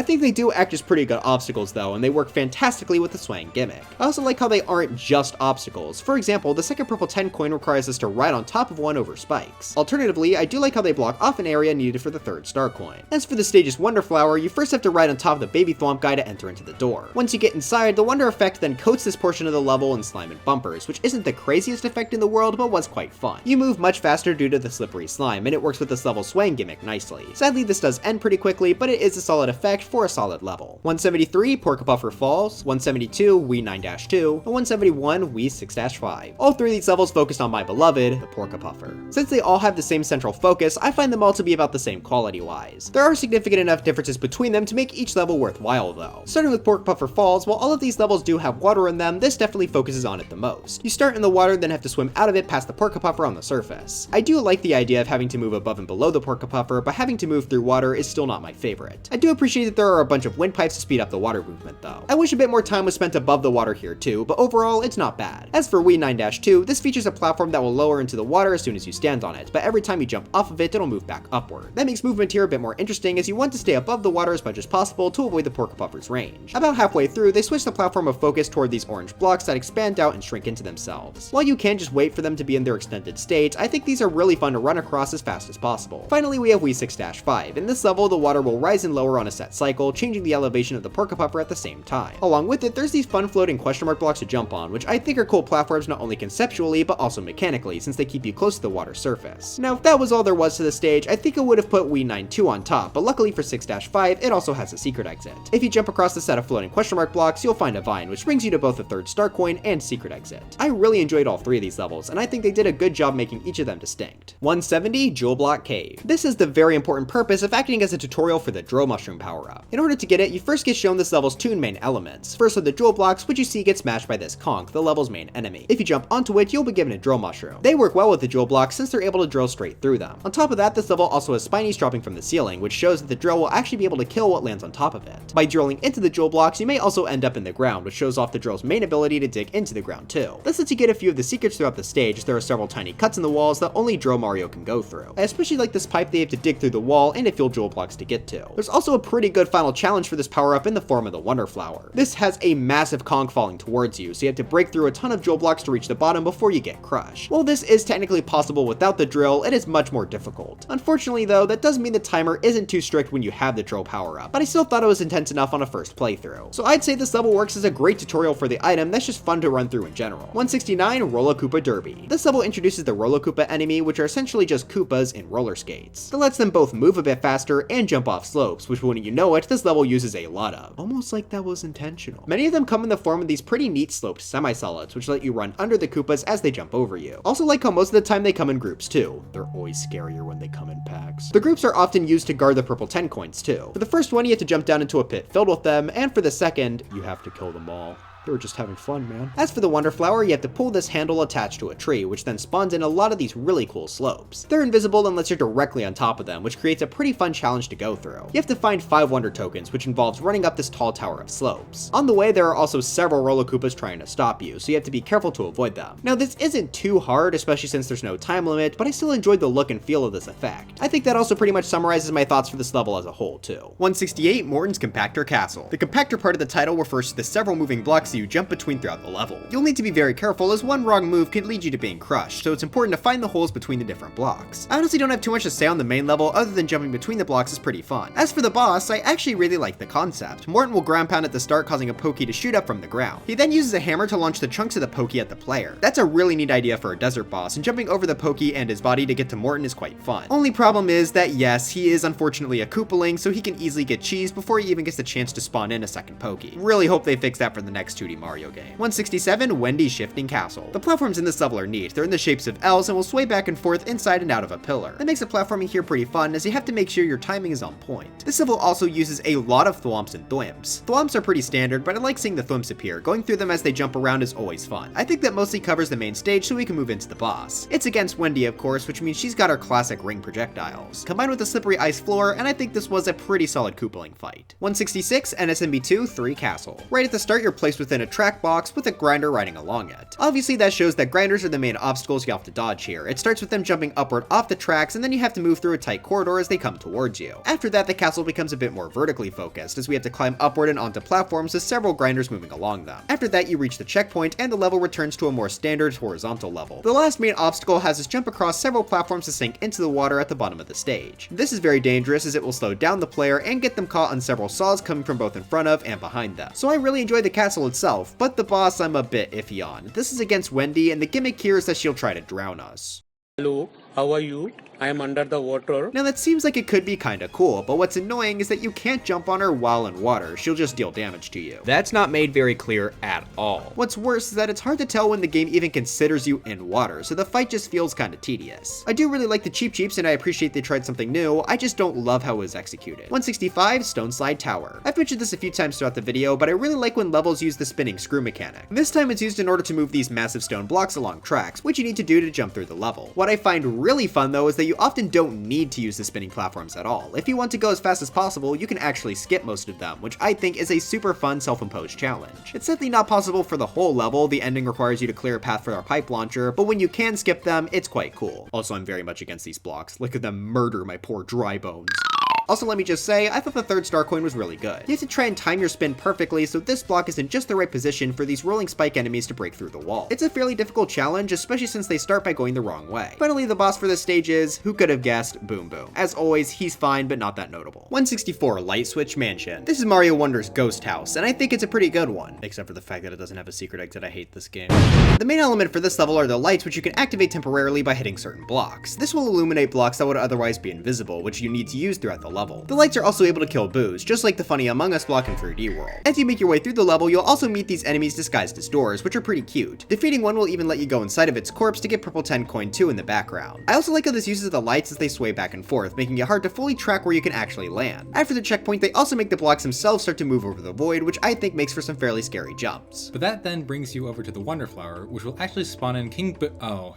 It's the ugly one. I'm sorry, they really need to stop using this design when the Luigi's Mansion design exists. Please man, this version of the design gets so much more love than the Luigi Mansion one, despite how inferior it looks. This design is truly the false king, and we need to kill him with pitchforks in the town square! This will turn the level into an auto-scroller with King Boo singing a song right behind you. Now in the past I've gotten a good amount of flack for not thinking the singing wonder effects are the greatest things ever made, and to be honest, my opinion on them has just gotten worse. Yes, they are pretty cute, but I'm sorry, now every time I see them I just imagine a bunch of soy faces pointing at the screen and going, OMG, this is the greatest thing ever made, and they're not that cool. Alright, sorry for being a hater, the effect is still fine, but it being an auto-scroll does kind of drag the level down. 163, the semi-final test, Piranha Plant Reprise, and 162, Piranha Plants on Parade. Hey, now wouldn't you know it, it's the other two singing levels. This time they're both focused around singing Piranha Plants. I do like these effects slightly better because it doesn't have the terrible King Boo design doing it. I also do think each of these levels have a good reason to be above the Ghost House. For the semi-final test, Piranha Plant Reprise, it's definitely the hardest of this trilogy. On top of the several singing Piranha Plants, a ton of Bill Blasters also jump out to the tune of the background song. I also like how the bullets mix with the bouncy mushroom platforms that you have to jump along in this level. This also definitely has the fastest paced song, which plays a part in the level being the hardest of the bunch. I especially like how near the end there's an extremely fast paced auto scroll, which isn't really seen in many other auto scroll levels. Now with all that being said, I do still think Piranha Plants on Parade is a slightly better level overall. While I would say it uses the effect slightly worse, it does have the advantage of having a secret exit. This secret exit is also hidden extremely well. I was only able to find it due to having the @ blocks badge equipped at the time, which showed some of the blocks in the foreground. That meant that we could obviously go there, which also meant that there was some sort of hidden pipe I needed to find. It's actually hidden above the stage, which you can find by jumping on these blocks and over this chunk of land, which is a great spot. I definitely understand some people preferring the semi-final test regardless, but I really love secret exits. 161, Spinning Platforms of Doom. Now this is not the level I'm sure you all are thinking of by just the visuals alone. If you've watched any video on the new Super Mario Bros. Series, you've probably heard about a billion people complain about how the entirety of Mario U should have looked like this level. While I don't know if I necessarily agree with that, I do at least agree that this level looks fantastic. The painted look of everything is phenomenal, and they actually have two levels using it. My least favorite of the two is the second, which has a painted Bowser Jr. watching over us instead of a painted Bowser. The idea for this level is that we have to ride on top of these interesting spinning block amalgamations along tracks, and due to how they're shaped, this can be a bit challenging. After the first set of spinning blocks, we also get to swing using some vines, and with a really tricky jump, reach Star Coin 1. After avoiding a few more Piranha Plants, we're then given a second set of spinning blocks, which is made more scary by the boo ring surrounding it. I also like like how you have to go inside of it to collect the star coin. But after that, there really isn't much stage left. You can go into this fake wall for star coin 3, but afterwards you just jump off this weird swinging block for the exit. So yeah, this one was pretty short, but at least what was there is fun and challenging. The art style is 100% what's carrying the level this high on the list though. 160, Wario's Castle. Here we have the final level of Super Mario Land 2, and while it does still have one more level in this list, I think Wario's Castle acts as a strong conclusion for the game. This is the series' introduction to Wario, and he's remained an incredibly important and iconic character to this day. I mean, think about it, without this level, we wouldn't have gotten things like WarioWare or 64 Wario Stadium. Okay, maybe making Wario was a mistake. But okay, what about the level itself? It starts out very intense with a ton of swinging spike balls and piranha plant statues shooting fire. Then you have to jump on and ride tiny moving platforms, which aren't too exciting because there are no enemies, but you could definitely mess up and slip off the last one. After that, it's a seemingly empty room until...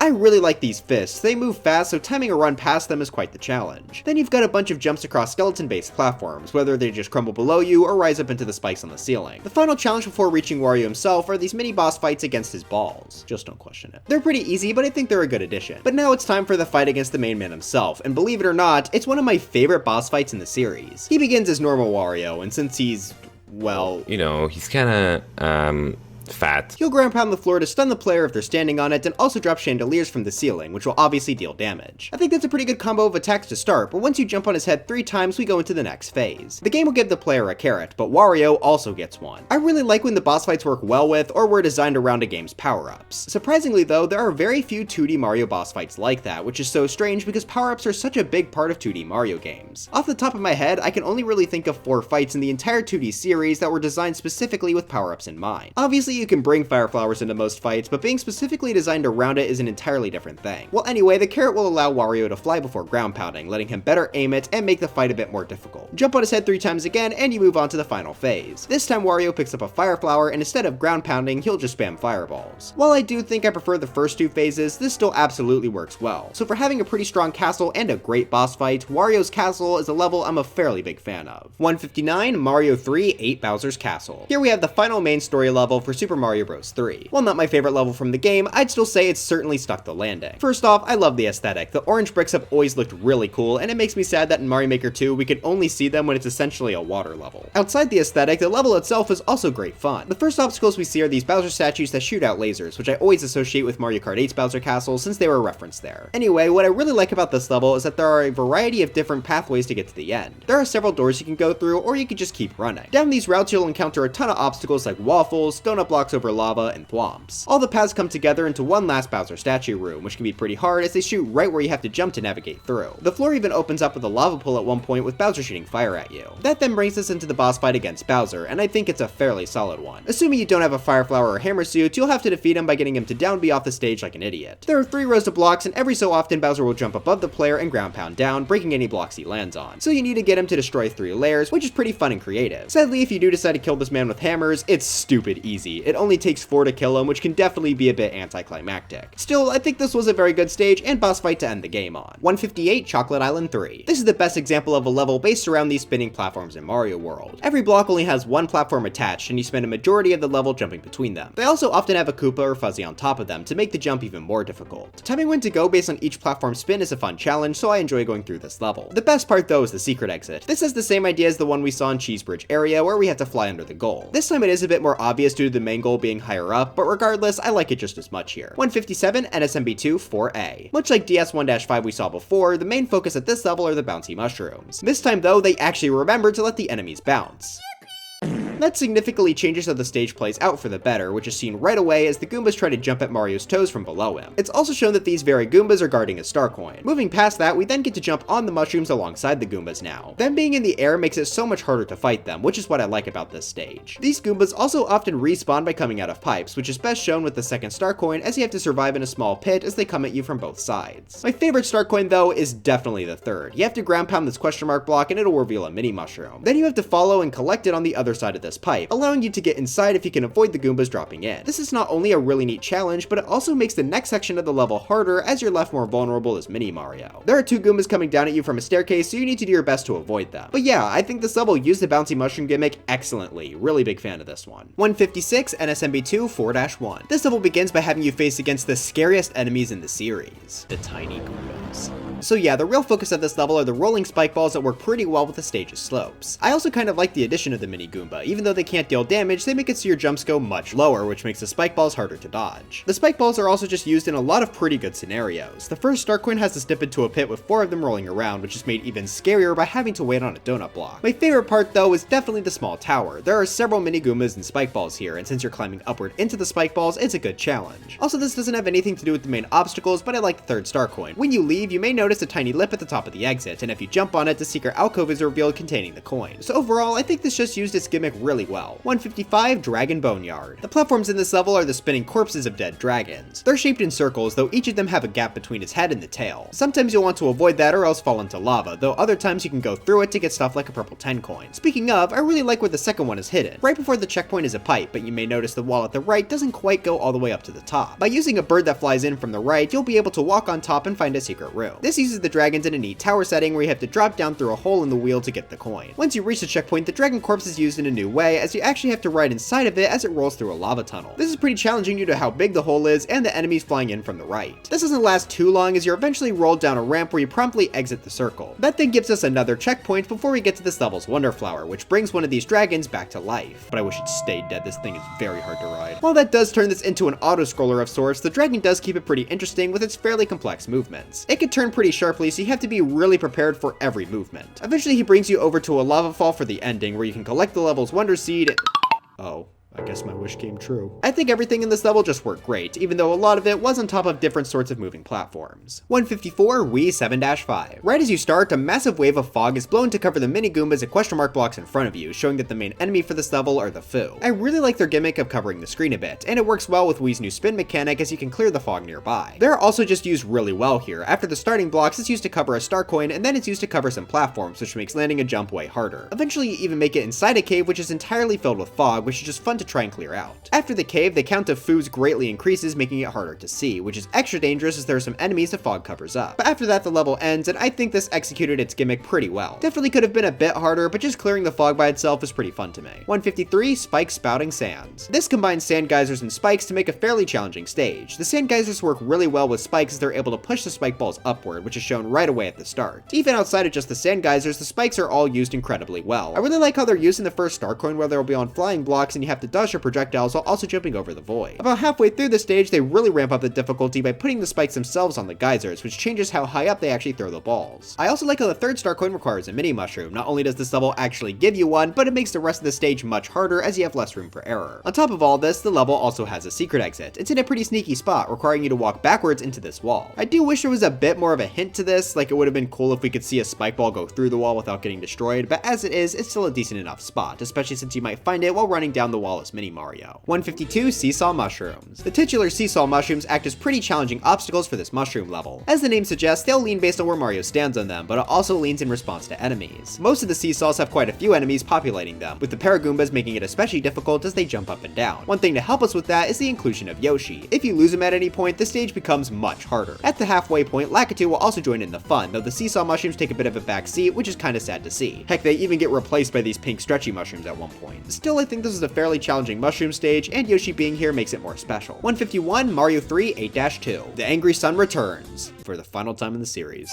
I think this level is a fairly big improvement over 2 Quicksand we saw before. First off, I love the aesthetic. The pure white ground mixes so well with the black background. The level starts with Mario moving over several slopes while avoiding attacks from fire piranha plants. And like one Paragoomba, shoutouts to him. But once we reach the bottom of this hill, the Angry Sun spawns in to ruin our day. Instead of the mostly flat level we had to avoid this guy in before, now we're not only on top of the void, but jumping across note blocks. That makes him significantly harder and more interesting. Then we have to make our way up and down another hill, all while still avoiding fire piranha plants. The level then ends with a few more note block jumps into the goal box. I really love both how this level looks and how it expanded on the Angry Sun, and it makes me even more sad that he hasn't returned. One day, my friend. 150 DS 8-7. This level features a lot of different bros. As I mentioned plenty of times by now, the bro family of enemies are some of the best due to how difficult it can be to defeat them. What makes this level in particular interesting is the variety of different bros. First we see a sumo bro who's guarding a star coin, then we have to face off against several fire bros, and after that you have to face off against a boomerang bro on a moving platform, making his boomerang toss a bit harder to follow. Between the bros there are also several jumps past paratroopas to keep the level interesting, even including a mini wall cling segment. I really love how the different bros make this this level feel special since we usually don't see such a high variety of them in one level. 149, Wii 5 Tower. This is another course I have a decent amount of nostalgia for due to it being a big part of the Mario Wii speedrun. The main gimmick for this tower is that the walls have spikes on them and they move side to side, often covering the platforms you need to jump on to progress. I think what I love about this level is just how fun it is to try and climb up the tower as fast as possible. Despite the walls closing in to cover a lot of the platforms, you can still make good amounts of progress no matter what state. That's especially the case with the propeller mushroom, so I highly recommend playing the stage with the power-up. As for the boss fight, that's against Iggy. It's nothing too special, just having the floor be made up of various moving platforms, but it's still a fun enough fight. 148, NSMB2 Flower 1. Snake blocks are the focus for this level. Now normally just hearing that would cause me to turn off my console, but these are the fun NSMB2 snake blocks which you don't have to ride and just act as looping stage elements. So instead, we have a really fun and interesting level with a ton of moving parts. I also really like the aesthetic touch of having the mini pipes dispense the snake blocks. It's good for clarity and looks. Now the level never really gets too hard, but just having the moving parts to jump between was fun enough. Oh, and the stage has a secret exit. Near the end of the level, you'll be able to hit this block and cause it to fly. If you jump across these snake blocks fast enough, you'll be able to ride on top of it, where it then promptly shoots upwards into a sub area. I think that's a really cute spot, and it uses the level gimmick well by forcing us to jump on them quickly. 147, Prickly Goombas. As the name implies, the main enemy here are the titular Prickly Goombas. I've always been a fan of this enemy, but that's mostly due to nostalgia for a level we'll be seeing much later. Essentially, there'll be a Goomba inside of a cactus, and any fire that contacts them will cause the Goomba to hatch out. Naturally, that means this level has a ton of fire piranha plants, so you have to be extra wary of where they're shooting, because even if they miss you, a Goomba might be hit instead. Now, a Goomba coming out isn't always a bad thing. The level has several parts that are blocked by the Prickly Goombas, like the pipe for the first star coin. In those cases, you want to try and aim the piranha plant fire into your target, which is a great way to expand on the concept. Oh, and just to add even more to this level, about halfway through you can actually get a Yoshi. He can be used to bounce off the Goomba cactuses, and is generally helpful in avoiding the fire bros that come into the stage right after. So yeah, I think they definitely did this theme justice. The ice physics are also greatly appreciated just to make it that much harder. 146, NSMB2 5-5. Okay, I want to get my one complaint out of the way first. Starcoin 1 is so stupid. To get it, you have to turn back and jump on this Bill Blaster for no reason, suddenly spawning in the coin. Aside from that, this stage is fantastic. It combines two elements I've praised throughout the video, a ton of bullet bills, and NSMB2 snake blocks. Pretty much the entire floor is made out of them, which makes dodging the several bullet bills harder and more interesting. I also really like the last star coin. There's a Bill Blaster below the snake block, so you need to wait for a gap to jump down, collect the coin, and then bounce off a bullet back up. All of this while under the threat of a bonsai bill. Now this level is somewhat short all things considered, but I just think it was a really good idea to combine these elements together. 145, Scaling the Mountainside. This is a significantly more interesting version of Wii 3-2. Not only do I like this aesthetically more with it being at night, but the level just has more to it. I do think the star coins are a bit less interesting here, but the main level having more enemies is a big plus. This level is also much more platforming focused. Instead of the mostly flat area from that level, we have far more variation in height and a ton of balance platforms. At the end of the level, we even have to avoid a bonsai bill on these balancing lifts. Now I did mention the star coins being a bit weaker, but they're far from bad here. Star coin 2 requires us to bounce on some bullets over a pit. It's also fun to watch the bullets collide with each other and push the other out of the way. So yeah, this is definitely an improvement over Wii 3-2. 144, Wii 6-1. The first third of this level has us trying to avoid these vertical spikes while climbing on the edge of a cliff. Now I mentioned earlier that I don't love how Mario feels here, but his slower movement does make getting around the spike balls more challenging. After we get past this wall though, the level really heats up with a ton of bullet bill launchers, which are also special since they spin side to side, essentially changing the height the bullets are fired at each time. That makes this very hectic to run through, especially since there are still vertical spikes throwing spike balls at you. Then we have to go into another wall, but this time with the bullets flying past us. I also like how it makes us climb upward directly into the spike's throwing range, which makes it scary as you never know when he might drop one on your head like an anvil in a cartoon.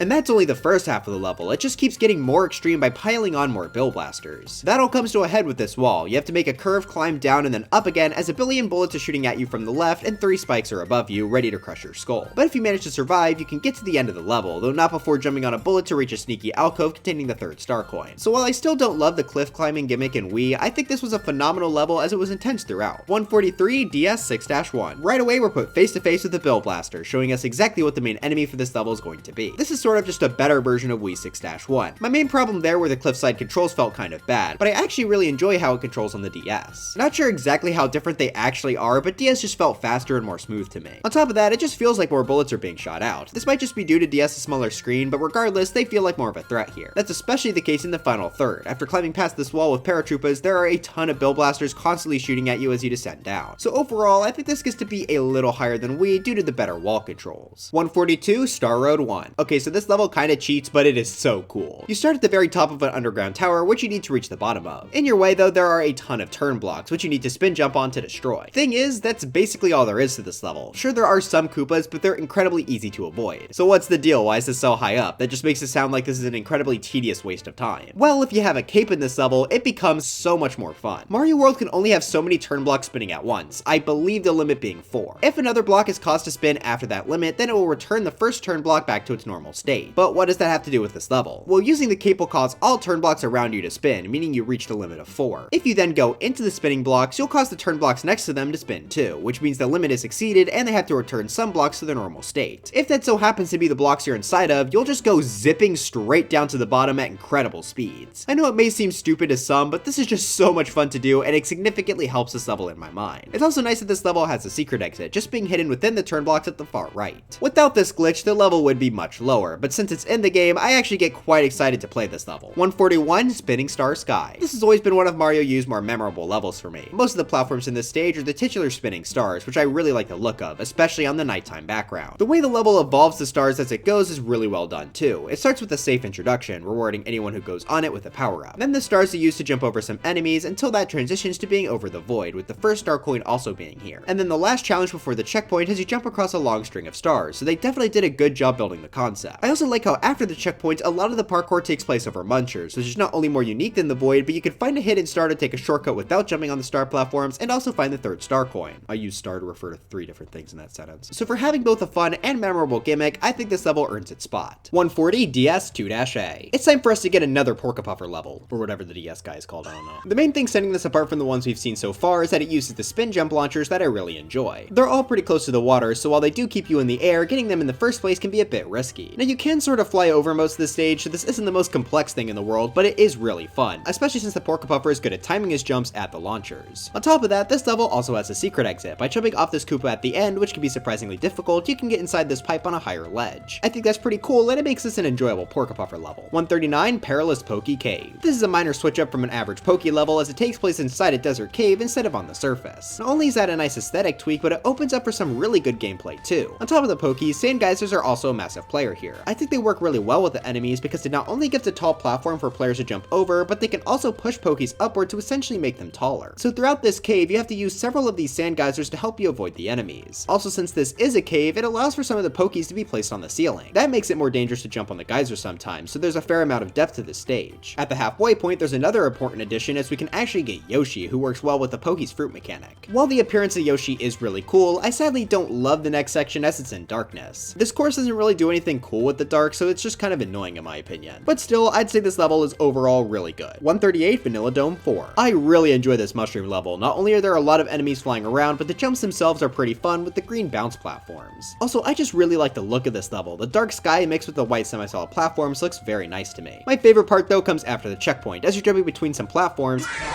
I thought that was a really effective jump scare, especially since you don't often see bullet bills flying vertically at you in this game. But yeah, for just having some very solid platforming, I thought this was a great stage. 137, Wiggler Stampede. We saw a giant Wiggler level back on the DS a long time ago at this point, but I think Mario U uses the gimmick far better. While yes, the Wigglers are certainly less giant here, there's also actually engaging obstacles. The Wigglers here are also much more bouncy than they were on the DS, which makes them cooler to ride on top of. It's also nice that the whole level isn't on top of them, as you often jump off the Wigglers to land on some of these mushrooms that tilt side to side. In fact, you can actually skip a lot of the Wigglers using the Super Acorn here. The second half of this level has us ride a Wiggler over poison while we jump over bricks and paratroopas. However, with the power-up, we don't need the Wiggler. I think it's really cool to have that option available for those who think the Wiggler's too slow. I do wish there were a bit more obstacles here, but overall, I can't complain too much about this level. 136, Wii 5-3. I love the Brambles, they're the GOAT! I don't know why, I have always liked this enemy. They're just so silly. They'll move back and forth in wide arcs due to their vine legs. You can defeat them by jumping on their head, but landing on their legs will deal damage. You can also jump into their heads from below to make them move quicker. This level uses them really well as you have to try and find the best places to stand where the Brambles won't step. In addition to the Brambles, we also see a few rolling log bridges, which work really well in this case as the Brambles can sometimes block you from jumping off of them. After that, the jumps between the Brambles get a bit harder, not only having the ground become donuts, but also having the Brambles at the end of the level be significantly faster. While I do think there are levels later that use the Brambles a bit better, this was a great first level for it. 135, DS 2-5. All of the blocks are strangely on the ground in this level. The reason they're on the ground is so that the level's jump scare is more effective. Eventually you'll encounter a stack of blocks that are actually an enemy. We saw a sort of similar thing in Mario 3, but they work a bit differently here as you can actually stand on them them, and they walk around. Most importantly though, they jump really high into the air, which is used to collect some of the star coins. Like the brambles, I'm a big fan of this enemy because they're quite silly. After the checkpoint, a few fire snakes get thrown into the mix too, so now we have to avoid both through a series of semi-solids. Before we end the level, I really want to compliment Starcoin 3. First you have to face off against a boomerang bro, which is always a nice challenge. Now you could just go into this pipe and end the level, but you may notice a semi-solid through the wall. If you decide to sink into the quicksand and jump into it, you'll find a secret cave area. Once you get through, you then descend past a few more semi-solids and then use the leap of one last block tower to reach the star coin. I really like how that incorporated both the enemy of the stage and the semi-solids. 134 Seesaw Bridge. Main platforms here are these wooden seesaws in the poison, though they don't move based on a weight, rather they're on a set cycle of moving up and down. Due to their movement, they're pretty fun to go across, and the level uses them in a variety of cool ways. For starters, I really like the first star coin room where you have to use 3 platforms to jump over poison, but since they're spinning, you have to time your jumps very carefully. The second star coin is also great as it's drowning in poison. The best way to get it is with a Koopa shell, which you have to throw while the platform below you spins, making aiming much more of a challenge. After that star coin, we then take a small break from the bridges to run over top of some Patui piranha plants, and due to how many there are in close proximity, jumping between them is pretty fun. After reaching the checkpoint, the seesaw platforms get a lot bigger with more dramatic spins, and with the thrown on Patuis, it can be quite the challenge to get through damageless. The final section of this level even has a few seesaws orbiting other seesaws, which can sometimes block jumps if you aren't careful. Overall, this gimmick is just used in a lot of good ways. 133 Up and Down with Puffy Lifts. The Puffy Lifts are an interesting platform as they gradually shrink as more weight is placed on top of them. I also really just like the look of them, and this level is very fluffy and colorful. The platforms are used in a few cute ways throughout the course, like blocking off purple 10 coins and having you sit on top of one as a spike ball rolls over it. I also really like how you have to collect the Wonder Flower here. After the checkpoint you'll notice some Goombrats, but weirdly there will be a lot of orange particles coming from their feet. If you defeat them all, it'll actually reveal that they are weighing down a Puffy Lift the whole time, which then allows you to get the Wonder Flower. This turns the player into a Puffy Lift, which I think is pretty cute. Gameplay wise is not the most interesting thing, but it's not bad either. You have to use your body to deflect spike balls and break bricks. While it's not challenging, it's a pretty decent one-off effect. 132 NSMB2 Mushroom Castle. You get no breathing room as right away a giant spike ball comes barreling down towards you. So that means you have to try and quickly run over these thin platforms while avoiding the dry bones and thwomps. I think that was a great way to create high intensity for this level right at the start. Once you jump past a few giant thwomps, you then actually get to see some womps. I've always liked these guys ever since I played Mario 64, and they don't really appear much throughout the 2D series. If you manage to escape them, you're finally given a brief moment to collect a checkpoint, but you're then put right back onto an even harder chase. Now there are a bunch of bone plants chomping at your feet, and a lot of the platforms have been replaced by these spinning bricks, which are obviously harder to stay on top of. Now this section is probably a bit shorter than I would have liked, but what's here was pretty fun. That brings us into this world's boss, Larry. Since he is known for being the most basic Koopaling, his fight here isn't really that special. They do try to add some things with bits of the floor and ceiling moving, but they really don't affect the fight that much. Still, I do think it's a decent enough ending for the stage. 131 Wii 2 Tower. Here we have ourselves another fence climbing centric tower. For the first half, this mostly remains very simple. Most of the chain fences are moving, but it's not too difficult to climb up them. Eventually though, Roy, who's the boss of this tower, will start shooting projectiles down at the player. That makes climbing on the fences a little scarier since there are now things you need to avoid. Once you reach the checkpoint, the movement of these fences also start to get a bit more difficult, with a lot of them moving near spikes. I especially like the third star coin, which has the fences move through a ceiling. Eventually though, once you reach the top, you've got to face off against our boy, who doesn't really do anything interesting beside ground pounding to stun the player between hits. 130 NSMB2 6 Tower. This level features a pretty unique type of burner that you can actually turn off by jumping into their base, which is shown off right at the start of the course. I think this is a really cute idea, and it was fun running through while disabling the various burners. Once you reach the checkpoint though, a lot become the standard burners that turn on and off on their own, but those are still a lot of fun to avoid too. For example, in the second star coin room, you have to try and make your way through a maze made up of the obstacle, which can be quite nerve-wracking. As you move up the tower, you have to try and avoid burners while riding on moving platforms, which does slow down the level, but I still really liked going through it. I especially really liked the room for Star Coin 3. In this room, there are several burners on circular tracks. At the top of the room is a star coin, so you have to try and climb up these while stopping to make sure you don't get hit. The way this room is pieced together just makes this a lot of fun. But as for the level's boss, it's just the standard Reznor fight, but the wheel is big. Overall, I would say this was a really fun tower climb. 129 Wii 4 Castle. This level combines skewers and chain fences for pretty good results. Throughout the stage, skewers fill up the bottom and you have to use the fences to safely cross over them. These fences also go from being static to letting you switch sides of them to even moving around, which keeps this level fairly interesting. Also, I'll always remember this level because it was often used to show off an infinite coin glitch in really old glitch showcase videos. You have to freeze something as it climbs along a fence, and if done right, it'll dispense out thousands of coins, eventually even causing the game to lag. Well anyway, past all that, you eventually find a door which brings you more face to face with the skewers as there's no chain fences to climb on. Since they're horizontal, you have to move toward a lot of the skewers here, which is actually kind of interesting. They also move quite fast, so I think they're a great obstacle. Unfortunately, after you climb past a few more skewers, you enter into a pipe that brings you into a water section. Luckily though, it doesn't last long at all, just having you swim past a few fish bones in a completely straight line. It honestly just feels like useless filler content. Before we can get to the boss, there is one more major obstacle in our way. At the bottom we'll see another skewer, but but once it lunges out, you'll notice that it's much longer than normal. It fills up the entire rest of the level, so you have to try and run across the bottom and hide out of the way every single time it comes zooming in. I think that's pretty cool, and I especially like how you can actually hear it approaching. As for the boss, that's against Wendy, and unfortunately, it's exactly the same as the new Super Mario Bros. 2 fight, just without the cheeps. That means I still think the water is a bit annoying, but whatever, I guess. 128 DS 8-8. There are plenty of meteor shower levels across the series, and it's always a concept I quite enjoy. It's also my favorite Roblox natural disaster.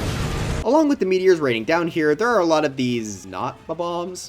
Yeah, so they won't explode if you jump on their head, but will if a meteor touches them. I really feel like these could have just been bombs, but hey, they're a nice enemy to have. It's hard to really comment much more on the level design since I really just love how much meteors fall here. There are plenty of jumps as well, which makes the meteors far more dangerous. I also really like how each of the 3 star coins requires you to use the meteors, though I'm not a fan of star coin 2 requiring a mini mushroom when there isn't one in this level. At least the sub area itself is pretty cute, as it gives us a mini mushroom maze to run through. But yeah, I really don't have much more to say. This is just a pretty solid level. 127 NSMB2 6-1. This has the same gimmick as the last course of the meteors, but replaced the fake bombs with buzzy beetles and spike tops. I just like this level a bit more than the last, especially in the second half. Here you have to go across blocks that can be broken by meteors, but they appear slowly, so you're stuck dancing around the meteors and hoping they don't break where you stand. I think that's a pretty good idea, and I especially like how there's a star coin here, which also forces you to wait a bit more as the meteors break the blocks around it. These 2 levels are definitely really close together, but I think 6-1 here just has a slight advantage. Alright, time for a streak of Mario World castles. Just because I want to save a tiny smidge of time on this video, we're gonna run through these quite fast. 126, 2 Morton's Castle. This castle starts with a lot of thwomps before we get into the real meat being the tower climb with moving blocks. Making your way through here is fun, and the blocks can get pretty dang close to crushing you at times. Once you make it to the top, you get to face off against Morton Koopa Jr.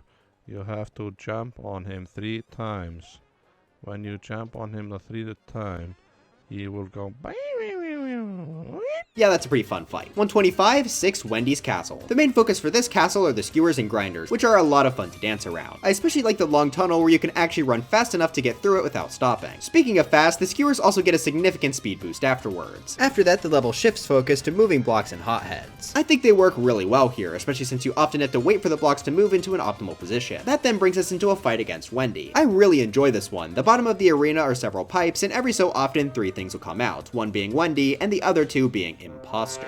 This is a really unique fight, I think, plus it's made even harder with the lava bubbles bouncing around. 124, 4 Ludwig's Castle. This starts in pretty tight corridors where you have to dodge bony beetles and spinning spike balls. That's already cool because of how challenging it can be, but there's also a secret here. For some reason, you can just jump through this block. That gives us a little one-up room before moving us on to the next section. This features a ceiling trying to crush us, but instead of having to wait for it to move up and down, you can actually flip its movement by hitting an on-off switch. I think that's really cool, though I do wish they expanded on it a bit more since this is pretty short. From there, we get to climb up a few fences, taking out some Koopas as we go. And that finally brings us to Ludwig. Of the Koopalings in Mario World, he's the only one to not share a fight with any other Koopaling. He'll spit fireballs at you, but what I really like about this fight is the fact that he does a flip in the air, which I just think looks really funny. It also helps prevent Koopaling cheese too, so overall, this is a great fight. 123, 3 Lemmy's Castle. Magic Koopas are the primary enemy for this level, which is pretty dangerous since they can use their magic to transform turn blocks, which just so happens to be the floor and ceiling at the start. After you make it to solid land, you just have to jump between a few more platforms as Magic Koopas rain more magic transformations onto your head. If you manage to survive, you then have to run through a few sets of moving blocks, which are as fun as always in these types of levels. Once you make it to the end, you have to face off against Lemmy, who's got the same idea as Wendy, but he mixes it up more by having the pipes be at different elevations, making me prefer his fight a bit more. 122 Wii 4 Tower. At the start of this level, giant metal boxes are dropped down to the center of the room by conveyor belts, which shows pretty clearly the theme for this course. Throughout, you'll have to both use and avoid these blocks. I also really appreciate that they come in different shapes as well, with some being skinnier than a full block. Even without the metal boxes, a lot of platforms in the stage are conveyors, which makes the jumps a bit trickier at times, though I do think some more enemies could have been used in this section before the checkpoint. Once you reach that checkpoint though, the level really ramps up. You have to go through a tall tower with these blocks constantly falling down to either push or crush you. Once you get through, we then have what might be the scariest part of the level. Above Mario are tons of these blocks, and they all start rapidly falling to fill the room.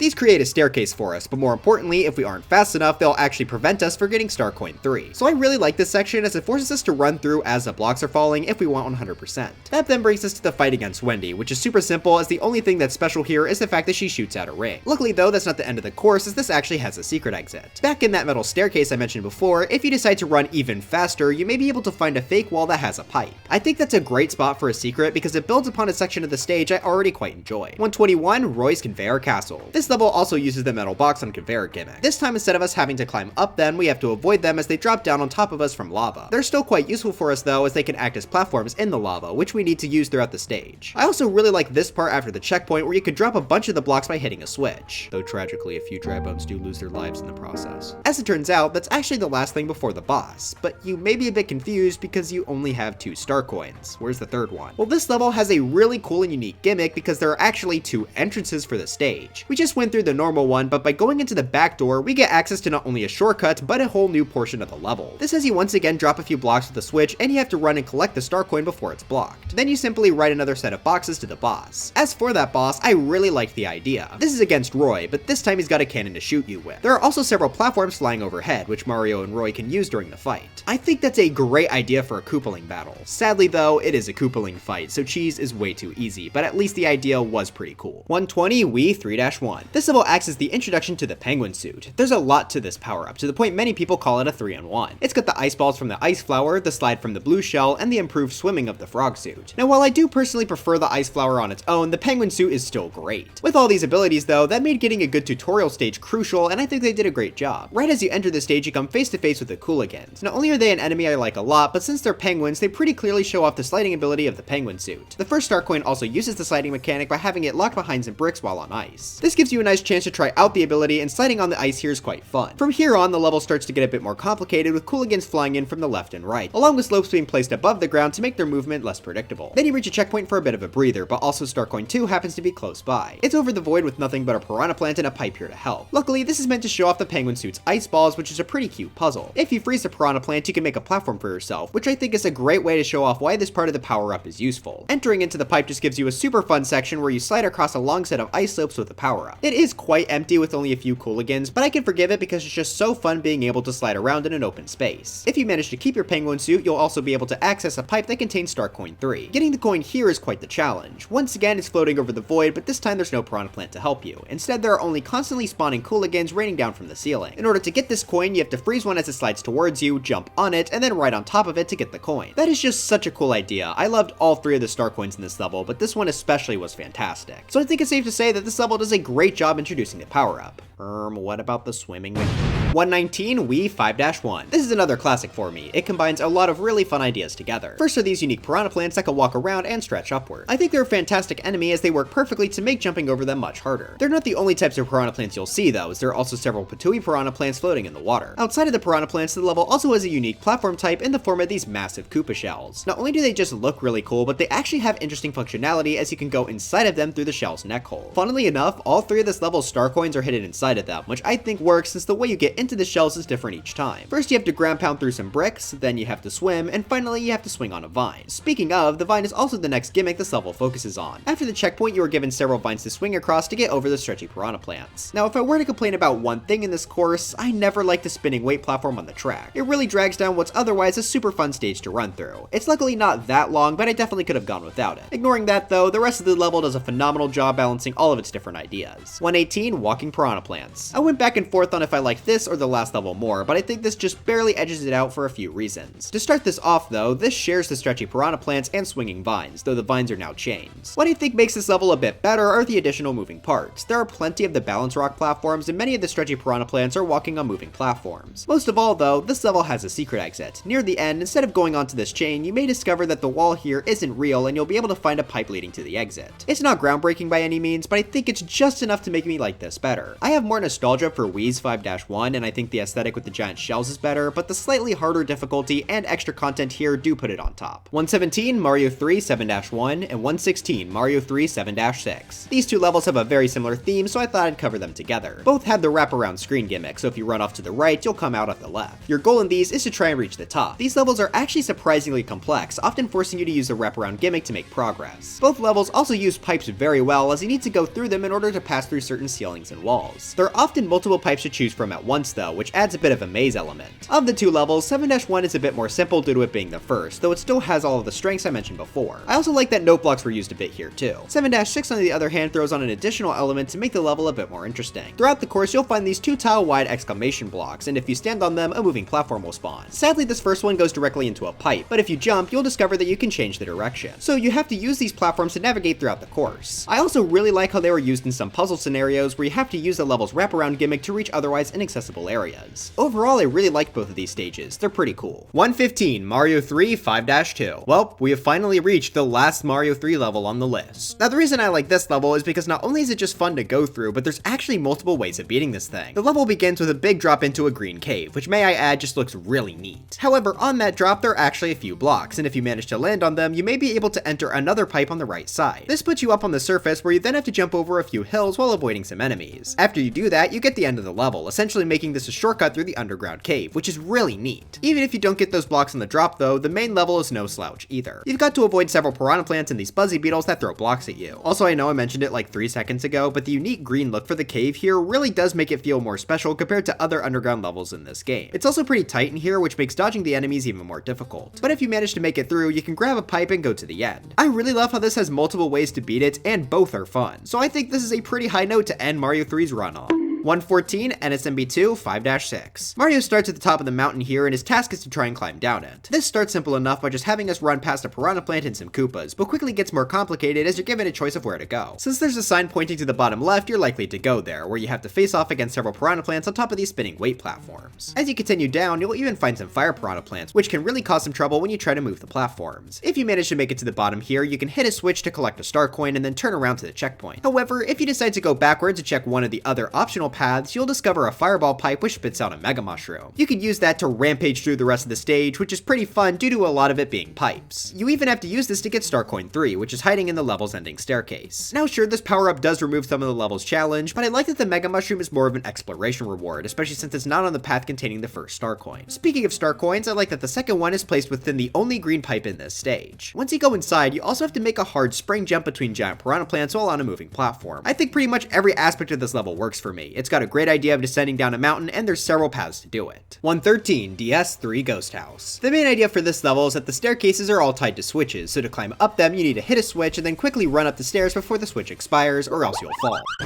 I think that's a pretty cool concept. I already like trying to run through levels quickly, and the timers for some of these can be kinda tight. I also like how the last star coin uses the blue shell. In the final room, there's a block that can give you a blue shell if you time it properly, and as it turns out, the shell actually moves fast enough to go up the stairs without the switch. Then once you reach the top of this really long staircase, there's some bricks you gotta break, and then you get the coin. Also, the secret exit in this course is really neat. To reveal the door to the final room, you have to hit a switch, but instead of running there, you can actually go up these stairs as fast as possible, and then back down this set to find the new door here. The timer is extremely tight, but I think that's what makes this a really good secret exit. 112, DS5 Ghost House. This was always one of my favorite levels to go back to growing up because I'm just a big fan of the bruisers. You have to go up a tower of staircases here as the bruisers come punching down. At some points you need to use their powerful punches to break down walls so you can progress or even collect some star coins. Their wall breaking ability isn't always good though. For example, you need to use the walls in this really neat mini room for star coin 2. It's just cool to see all 6 bruisers try to make their way toward the center as you quickly climb up. If you're going for the normal exit, reaching the top of the staircase tower will put you on this moving platform. Now this isn't just any moving platform because sometimes it gets a bit silly.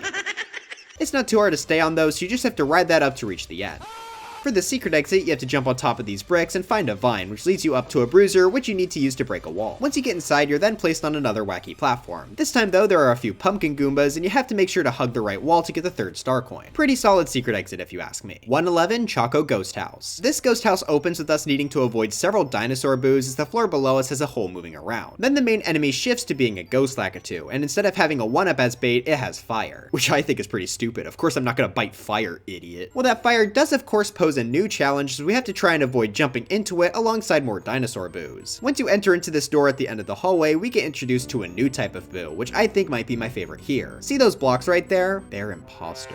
You can actually stand on them as if they are real, but if you look away, it'll turn into a boo and chase you. That is a really neat idea, and it's used very well here. Before we get to that though, we also have this line of boos that bounce around the room like a DVD screensaver. They are a genuinely pretty tricky obstacle to avoid, especially in a tight corridor. Now once you reach the end of this hallway, you don't see an exit, just 3 more block boos. So how do you get out? Well, about halfway through the hallway, you might see this door in the roof, but it's a bit too high to reach. Unless you could place some blocks, and that's where the boos come in. You have to either drag this set of 3 or these block boos from the start over into a position where you can reach the ceiling. That's not only a really cool idea, but challenging as well with the bouncing boos all over the place. I just think that's a perfect puzzle for this level type. Now, as for the secret exit here, this doesn't have a secret exit? This is the second time I've been burned. How can they keep doing this to me? 110 Wii 8-6. The idea for this level is simple. You're in a volcanic tower and you need to rush up it before the lava at the bottom reaches the top. This involves several different unique jumps, all designed to make this intense. The first few all focus on springs, which work well to help Mario climb quickly. The first couple springs are static, but it quickly gets more intense with a moving platform thrown into the mix that also rewards us with the first star coin. Reaching the top of the section gives us the checkpoint, but also resets the lava back to directly below us. The second half of this level focuses on these pretty cool swinging platforms. Their slow movement also helps to make the stage more scary as it allows the lava to catch up. On top of the swinging platforms, there are also some hanging chains that Mario can jump off of, which I always enjoy. I don't really have too much more to say other than this was a fairly intense level. 109 Meteor Moat. This is Mario U's take on a meteor shower level, and its unique spin is that a majority of the land here moves up and down out of the lava. This can occasionally force the player to wait for a bit of time, which allows the meteors to fall closer to them. That's especially the case after the checkpoint with this long stretch of land that dips into the lava with only a few safety platforms above it, but even then they have bony beetles on top. One thing I also really liked here was Star Coin 3, as it's honestly very scary. It's found within a gap of the long platform I mentioned before, so to get it, you have to wall jump between them. Due to how these platforms move though, this is very dangerous. It's super easy to accidentally dip into the lava. Aside from that, this level also has a secret exit. To get it, you have to hit a P-switch on the long platform and run as fast as you can to the end, where you'll find a pipe that you can enter with a brick platform. I really like this exit. It's not too hidden, but forcing the player to run works well with this level's obstacles. 108 Wii 6 Castle. This level starts simple enough with these swing platforms over lava. They're not too difficult to jump between, but can lead to falling in if you aren't paying close attention. After collecting the first star coin though, these platforms get a bit harder with a spike ball dropping from the ceiling. That makes these much harder to stand on as there's really no safe place to stand on them. That's only going to ramp up as the level goes past the checkpoint. Once you enter into this pipe, you'll see that the entire ceiling has spike balls rolling around. But it's okay, they would never drop down to where we are.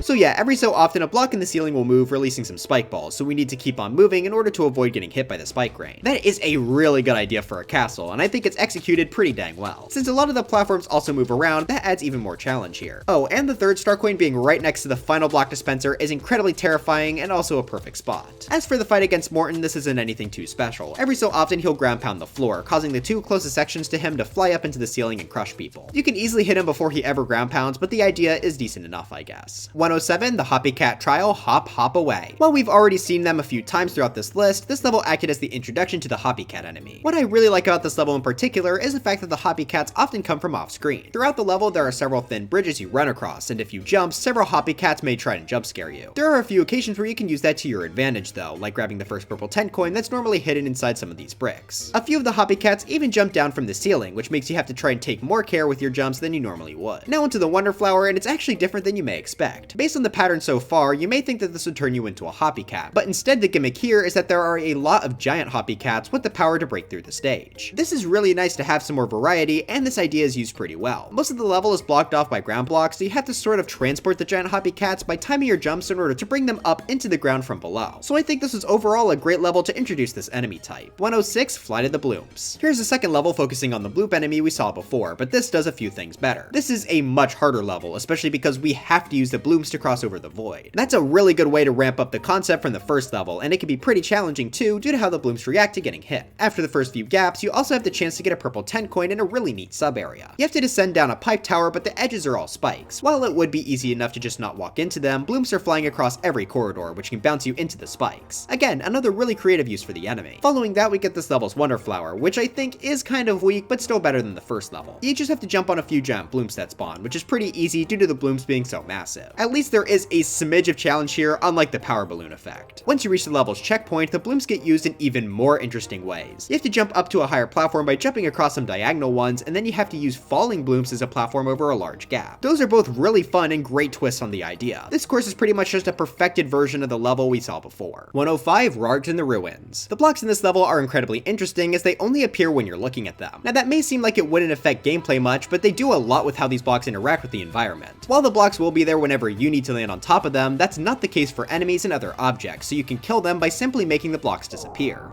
On top of those, this level also has a unique enemy with the Rargs. They will be attached to floors, walls, or ceilings and will jump towards the player whenever they get too close. I like that idea for an enemy a good amount. It's sort of like a more specialized thwomp. Now once you reach the checkpoint, this level does sadly slow down a bit as you have to ride this spinning mass of blue blocks. The idea is fine, but I just wish it was a little faster. Luckily though, I really enjoyed the Wonder Flower here. This turns the level into a top-down view, which is easily one of my favorite effects in the entire game. I love how it completely changes how you have to play, as you can no longer jump but have to walk up and down instead. A few levels use this mechanic and I think each does it in a cool way. In the case for this level, it combines the blue blocks and Rargs together perfectly. You have to make your way through a bit of a blue block maze, but as you're doing so, you'll have to occasionally turn around to create blue blocks behind you and stop any lunging Rargs. That is such a fun idea and really uses all the level's elements in a perfect way. 104, Condarts away. The Condarts are a cool enemy type. When the player gets within their line of sight, they'll shoot in a line towards them. They come in both horizontal and vertical variants, which makes the stage a lot of fun to go through. You can even use this jolt forward to break bricks, which can be helpful in collecting a few coins. Also, I really enjoyed the second purple 10 coin area. You have to find this hidden section of the level and then fly using a flower. Then you have to use zip tracks to rush by several Condarts and eventually jump off of one for the coin. Now that's all great, but what I really love about this level is the wonder effect. This is the same top-down one we saw in the previous level. It works extremely well with the Condarts as they're able to take up a whole line of space with their attacks. Oh, and also for some reason the purple coins run away from you here. Moving around all the enemies here is extremely fun, and I like how you even use the Condart's abilities to break bricks to progress down one of the paths and eventually free the Wonder Seed at the end. After that, the only notable thing is the third purple 10 coin. First you have to use a Condart to break these bricks to reveal a pipe.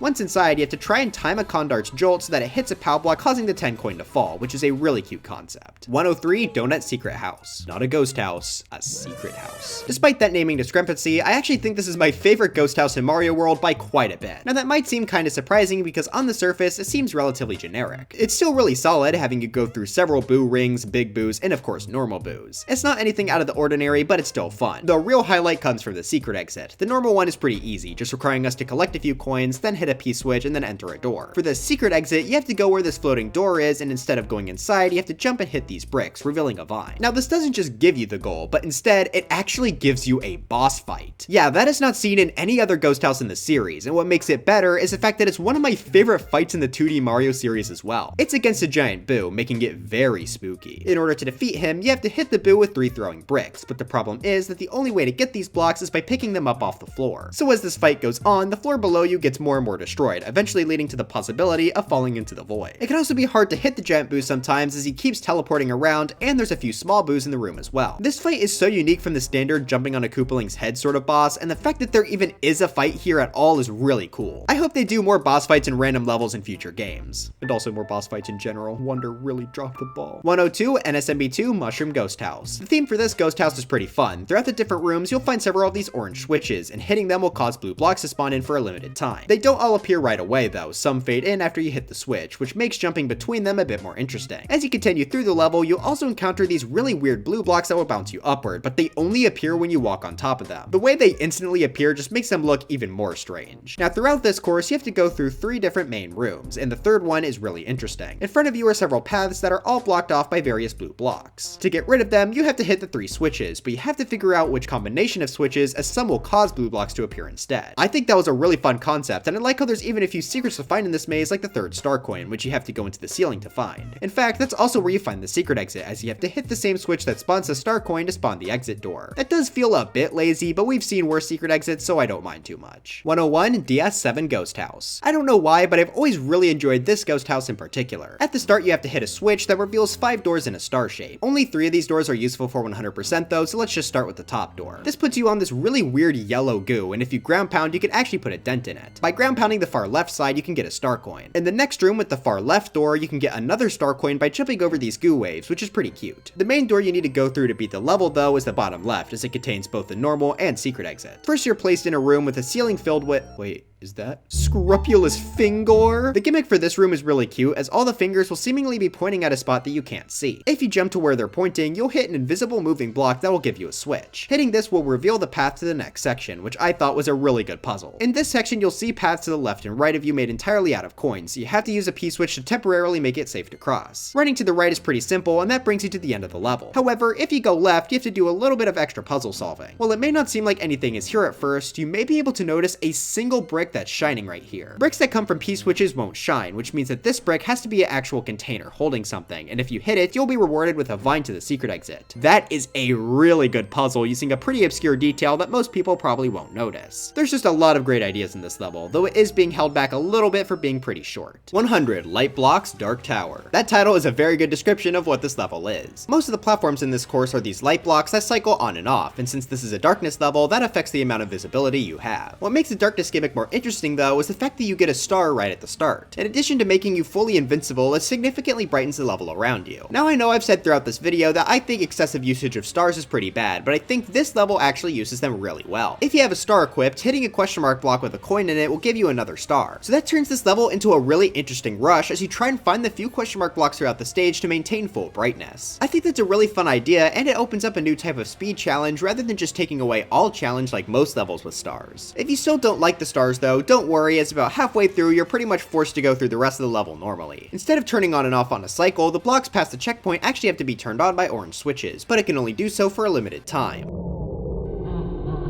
Obviously you want to be able to see where you're jumping, so that makes you run through here as fast as possible. That's made much more challenging by the several enemies here, notably being Bob-ombs and Fire Bros. Also, I have to say I love how these two were used for the final star coin, as a Fire Bro is placed up with it on a high platform, so you need to try and use a Bob-omb to take it out. This was a really fantastic level, and I think it excelled at everything it was trying to do. What a great start for the top 100. 99 Piranha Plants on Ice. The idea for this level is really cool. The level starts out on a thin ice bridge above several piranha plants. Some of the ice blocks in the bridge are a bit bigger, but as you collect the power up here, you'll notice that the piranha plant fire starts to cause the blocks to fall. That is the main idea behind this course. Several fire piranha plants will melt the ice, inconveniencing the players in some way. They actually do this in quite a few ways. Sometimes you have to jump on the ice they melt, other times they try to drop the ice blocks onto your head to crush you, and in the example of the first star coin, sometimes they use the falling blocks to block off parts of the level. This all encourages running through the stage fast before they can melt stuff, which is what I love to do in 2D Mario games. Following the first star coin, the second is also hidden in a really good spot. If you quickly wall jump up some ice blocks before the piranha plants can melt them, you'll be able to find a hidden pipe. Inside here there are a lot more plants, and it's fun to see the 4 big ice blocks fall in sync. My favorite part of this is definitely the end of the level where you have to quickly jump across a ton of falling ice blocks in a row. You have to do this fast to not only survive, but get the 3rd star coin at the top of the level too. I just really loved how fast paced this stage was. 98 Beware of the Rifts. The main enemies for this level are really strange. Throughout the course of these weird rifts that can move around, and as you may expect, can damage Mario. Despite how weird it is, I do think it makes the level have a pretty cool look, especially with the stars shining through them. For the most part, they're pretty easy to avoid though, so long as you're being at least a little bit careful. The rifts definitely peak when we hit the Wonder Flower, which in this case is a Cosmic Mario chase. I've always enjoyed these in the 3D games, and I think they're a great fit for 2D as well. Here you have to run around inside a maze looking for 5 Wonder Tokens, all while you have to avoid Cosmic Mario following your every movement. Luckily though, you can actually stun him using the several POW blocks dotted around the maze. Now to be honest, I think I'd prefer this level without the POW, since it is kinda easy with them there, but I still definitely had a fun time with this effect and the level as a whole. 97 NSMB2 Star 3. Here we have the grand return of Whomps, but this time in a more spooky outdoor setting. I've always liked how this looks, and luckily this is a pretty cool stage too. Underneath it there's a body of water with a rushing current, so you want to stay above it so that you don't get pushed to the start. Although you may notice a small gap in the floor which actually leads to a moon coin, which is a pretty clever hiding spot. Anyway, back to the surface, I really do like how the Whomps were used here. Due to how small the platforms are, they take up most of the length. The Peepas are also a nice addition to make jumping between the platforms more scary. Oh no wait, sorry, I hate Peepas.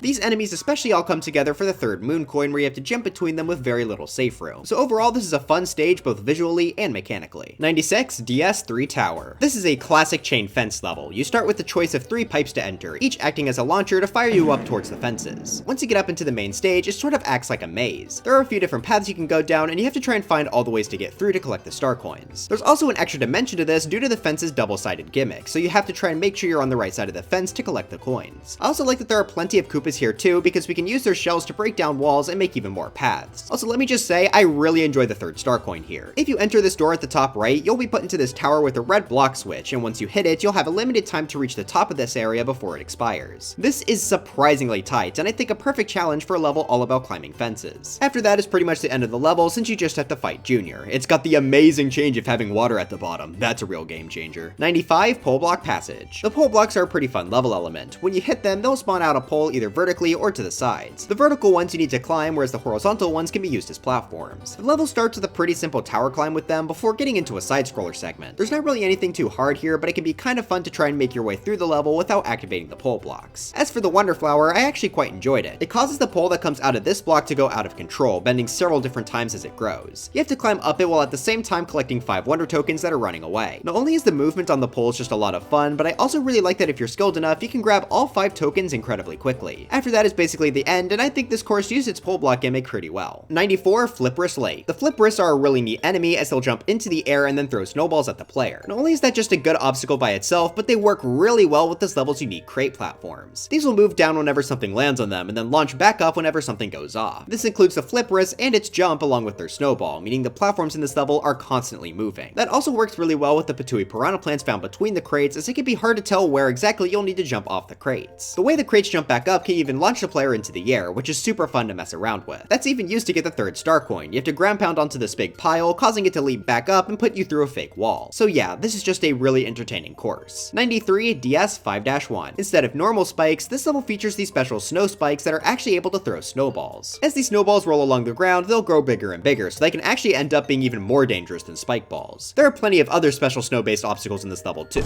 Some of the trees in the background will be able to drop a heavy amount of snow into the foreground, which will trap Mario for a limited amount of time. This can get you dangerously close to the snowballs, and I just think it's a funny idea for a gimmick. The last special bit of snow are these pits filled with it. This will cause Mario's jumps to be much lower, which can cause some problems while avoiding enemies. I just think all 3 of these gimmicks were really fun together, and it makes this level pretty memorable to me. 92, DS 4-5. Bombs? The bombs are used a lot here as both enemies and tools to get through the stage. A lot of this level is made up of bricks and hard blocks, some even preventing you from moving forward. So you have to use these bombs to actually mine away at the level so you can make your way through. I think that's pretty fun, especially since that's not seen very often throughout the mainline games. About halfway through, several drawbridges also get thrown into the mix. This makes the platforming a bit more interesting, especially with the spinies dropping down. I also like how these work with the bombs. For the 3rd star coin, there's a pipe covered by hard blocks that you need to destroy. However, this is underneath a drawbridge, so you have to time hitting the bomb perfectly so it explodes when the bridge is open. Once you get inside, you also have to use bombs to break a few more hard blocks to get the coin. Overall, this was really well done, and I greatly appreciate that they didn't go overboard with the bomb excavation, as it could easily get stale. They use it just the right amount to keep the level's pacing pretty strong. 91, NSMB2 2-3. I like the setting of this level as it's inside a nice looking gold temple. All of the bricks are even made out of gold here to go with that. The main enemy you'll have to avoid here are the Pokies, and they're used in some pretty neat ways. First, we just gotta jump over them using moving platforms, but then they're placed on these rotating platforms over the void. That makes jumping between them a bit tricky, and due to how tall the Pokies are, they can even poke through the platforms as they spin. That brings us to the level's checkpoint, and I really like this platform part after it. You could just jump into this pipe if you want, but you may notice a red POW block at the side of the structure. By using the Buzzy Beetle here and throwing it while the platform below you is moving, you'll be able to access a second pipe. This gives you a chance to get a star coin where you have to kick a shell and kill these piranhas to give you a safe path through. When you exit this bonus section, make sure to also take another Buzzy Beetle backwards to get another star coin as well. For the final star coin, you have to use these cycling platforms to reach this higher up mesh of gold blocks with spike tops crawling on it. If you successfully stay high up while you jump between these, you'll be able to get the final star coin. So for having pretty good star coins and a great aesthetic, I really enjoyed going through this course. 90, DS 6 Tower. Skewers are once again the focus of another tower, and I really like how they were used here. They're both big and move pretty quickly, so you have to watch when and where to jump. At the start, a few even have parts to let you duck under the skewer, but going fast enough to not need them is always super satisfying. After the checkpoint, the jumps between the skewers definitely ramp up a good amount. First, you have to jump past 3 skewers in a row without breaks, which can be quite scary. Then you have to use a spring to jump past another set, while making sure not to jump into the Dreadbone's shoes above you. That brings you to one of the level's scariest parts where you have to jump past 5 skewers at once. They are slightly out of sync, but you still need to move pretty fast. The second star coin is also here to tempt you to stay on the platforms for a little bit longer. Speaking of star coins, I really love the third one. Above the boss room, you can find a secret pipe that takes you into this room. There's spikes everywhere, but more importantly, skewers in all corners, so you have to try and find the perfect opening to squeeze in through. I think everything revolving around the skewers in this level was great. Also, Bowser Jr. is the boss again, but at least that platform is a bit wobbly. 89, DS 3 Castle. Skewers are once again the main focus of this level, and while that has been seen many times, I'm still a fan of when they're used. The level starts with their usage being fairly basic, with them just slamming down and we have to run through them before they do. After the first star coin, the level mixes it up by having the skewers come up towards us and we have to stand on donut blocks, which forces us to move quickly. After reaching the checkpoint though, the level throws in my boy Womps. Also, I like how they stand perfectly still on the DS version. Their stare is really funny to me for some reason. You even get to use the Womp to get a star coin. You'll see it floating on top of this Womp on the spikes, but it's too far out of reach to get it right right now. If you move a little further in the level, you'll find a rope to swing on, which you can use to go backwards and reach the high up ledge with the star coin. However, you don't want to just fall since that'll put you on top of spikes. Instead, wait for the womp to faceplant into the spikes. I'm sure he loves that. Anyway, back to that rope swing, I like that you then have to try and get over a giant horizontal womp, which can be a bit scary. From then on, the stage returns back into being skewer focused, with them now being much closer together. I also really like how well the third star coin is guarded by one. But now it's time for the boss, and since it's a DS castle, we get a pretty unique one with the cheap skipper. Now, of the original bosses, it is probably my least favorite, but it's still pretty neat. It basically just acts as a big cheap by jumping onto the bridge from below every few seconds. It's fairly easy all things considered, but I appreciate having a unique character. 88 DS4 Castle. This level uses a few gimmicks we've seen throughout this video, namely the swaying platforms and thwomps. While it's not an original concept, I do enjoy jumping on the swaying platforms over top of the lava. Having to jump off the very tip of the platform as it reaches its peak for Star Coin 1 is also pretty cool. After that, you just gotta avoid a few thwomps, which isn't really the most complicated thing in the world, but it's still fun. I do like how just before the checkpoint you have to go down a staircase of thwomps, which makes them a bit harder to dodge. For the rest of the level, you just have to jump across several more swaying platforms, which is pretty fun. The thing that really carries this level though is the boss, as it's one of my favorites conceptually in the entire series. It's one of the most intimidating bosses as well. Merely seeing its entrance sends shivers down my spine.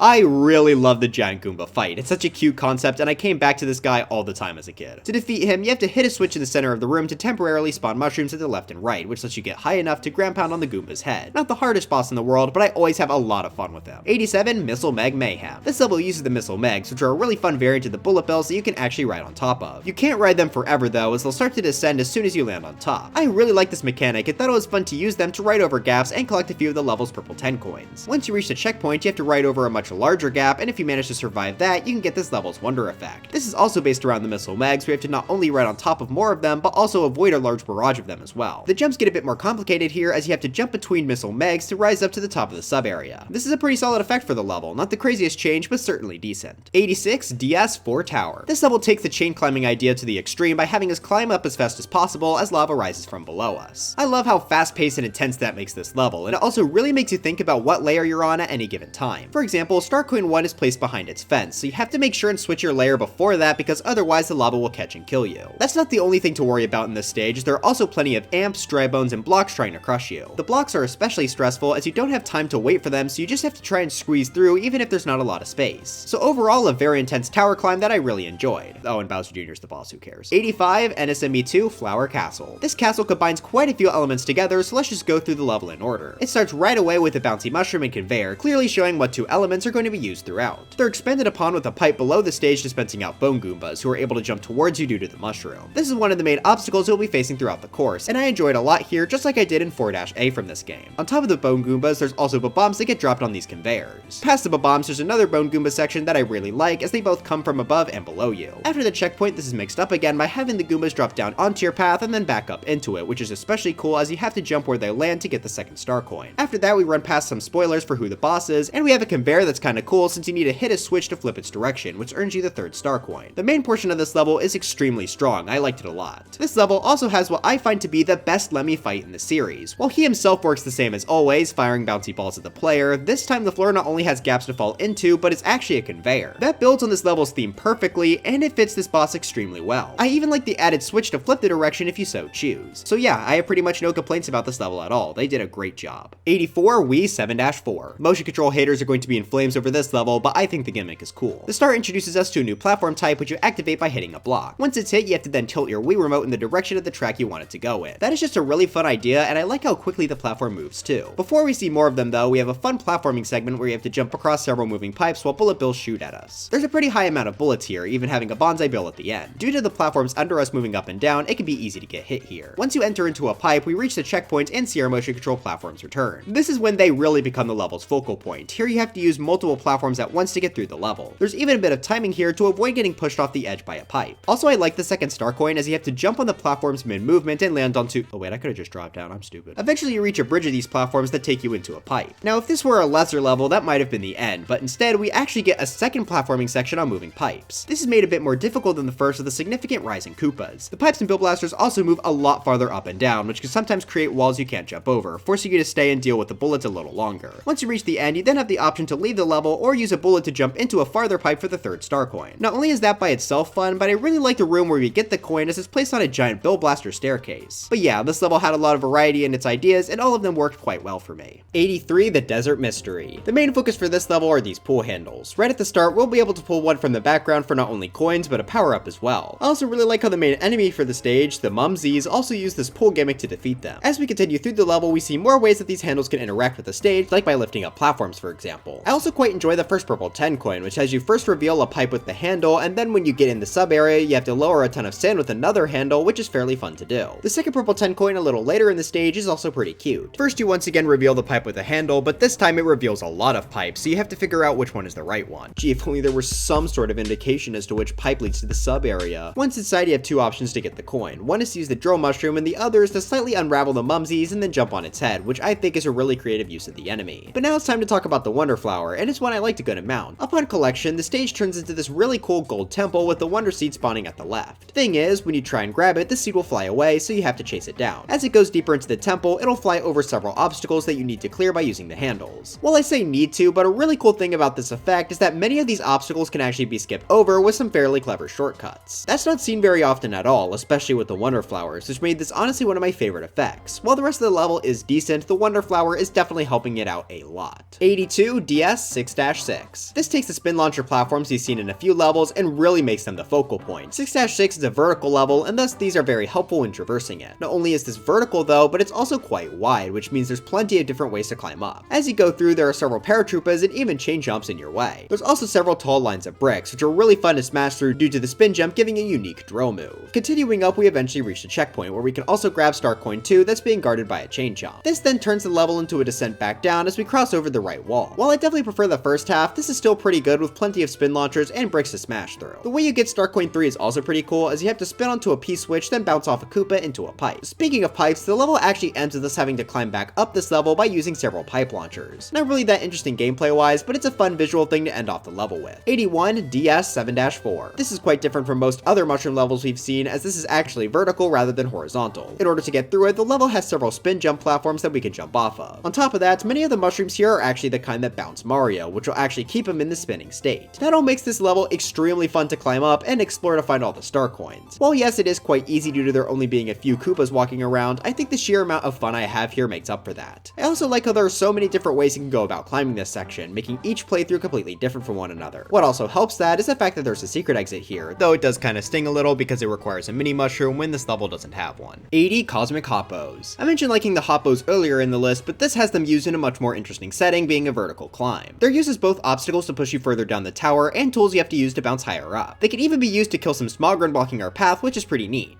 I like how for a lot of the purple 10 coins you need to time your jump off some enemies, with the first being a rolling Hoppo and the second requiring a Smogren jump. Purple 10 coin 3 is also hidden in a really good spot. Near the top of the tower you may notice this Hoppo that completely blocks up this hallway. Using the elephant fruit you can actually knock it down this hallway in order to reveal a new sub area. After that you can reach the end, but if you do, you'll miss this level's Wonder Flower. To reach that, you need to find a Hoppo hidden up here and knock it down, which allows you to reach this higher up area containing the flower. After getting it, you have to jump off a Hoppo and then you get sent flying into space. This changes the gameplay in a really interesting way, as now you have to float while avoiding spikes and Hoppos coming at you. Not only is this fun and creative, but they don't ruin it by making you invincible, so I'm actually a pretty big fan of this effect. 79 DS 6-4. Here we have another cliffside level, but this one sets itself apart from the rest by using a lot of fire bars. They not only work well by themselves as you run through trying to avoid them, but they also work really well with the cliff gimmick. They'll often spin either above or below an edge, so you have to try and choose to either stand on top or hang down. I just had a lot of fun doing this, and Mario's slightly slower speed while on edges made the fire bars all the scarier. Even without the edge climbing gimmick, I really enjoy just jumping around them as they're usually placed in spots you need to jump, forcing you to take extra care whenever you do. This one fire bar before Star Coin 2 is extremely hard to get around. It's on a floating rock that you need to land on, but due to how it spins, you'll have to jump as it spins in your direction. If you do manage to get around that, you get put into the second half of the level. First, you have to use a bunch of moving platforms and tiny edges to make your way up through the sub area. Then if you decide to go for the third star coin, you'll need to avoid a few more small fire bars that are just tall enough to poke through the edge you're walking on. I think all the gimmicks in this level worked really well together to build a fairly challenging stage. 78 Hot Hot Hot. out. The main draw for this level are these hot blocks. Every few seconds they'll light up with lava, and if the player is touching them during that time, they'll take damage. Don't worry though, as you can use the various water pots in the level to turn the lava into some safe obsidian. Just like when your friend messed up the cobblestone generator in Skyblock after you told them a million times exactly how to build it. This level also works really well with the elephant power up, as it can pick up water from certain pipes and spray it onto these blocks too. Combined with these blocks, there are also some popcorn enemies that will pop when they touch lava, which is a cute touch. As you make your way through the stage, you'll eventually come across a wilted flower, and by watering it, you'll get the wonder effect for this stage. This causes a lot of water bubbles to spawn in, and you need to find 5 wonder tokens within the time limit. This effect is just okay. The time limit is super generous, and there's basically no danger since this causes all the magma blocks to cool down. I do like swimming through the bubbles in the sky though. Now all that by itself would certainly make this a solid stage, but there's also a really neat secret exit here. About halfway through the course, you may be able to find this hidden cloud platform. It takes a bit of a tricky jump to reach, but once you do, you'll have to follow a flower as it goes backwards through the level. You don't normally have to go backwards in Mario games, so this is pretty cool. Once it gets to the end of its path, it'll reveal a door, and going inside of it puts the level in a really cool silhouette style, as the red from the magma block still manages to shine through the darkness. You don't spend too long here, but I'm happy they included this anyway. It looks really neat. 77 Wii 9-3. The bullet builds in this level are special because they follow you. That's a gimmick that's surprisingly used very little in 2D Mario games, so it's nice to see here as it makes the stage both harder and more interesting. Ignoring the main level for a second though, this has a really interesting first star coin. First you have to find a pipe buried in some fog near the bullet blasters. When you get inside, you'll see that the entire sub area is a giant maze, and in order to start it, you have to hit a P-switch. Since many of the pathways are blocked by bricks, you have to run through the maze as fast as possible.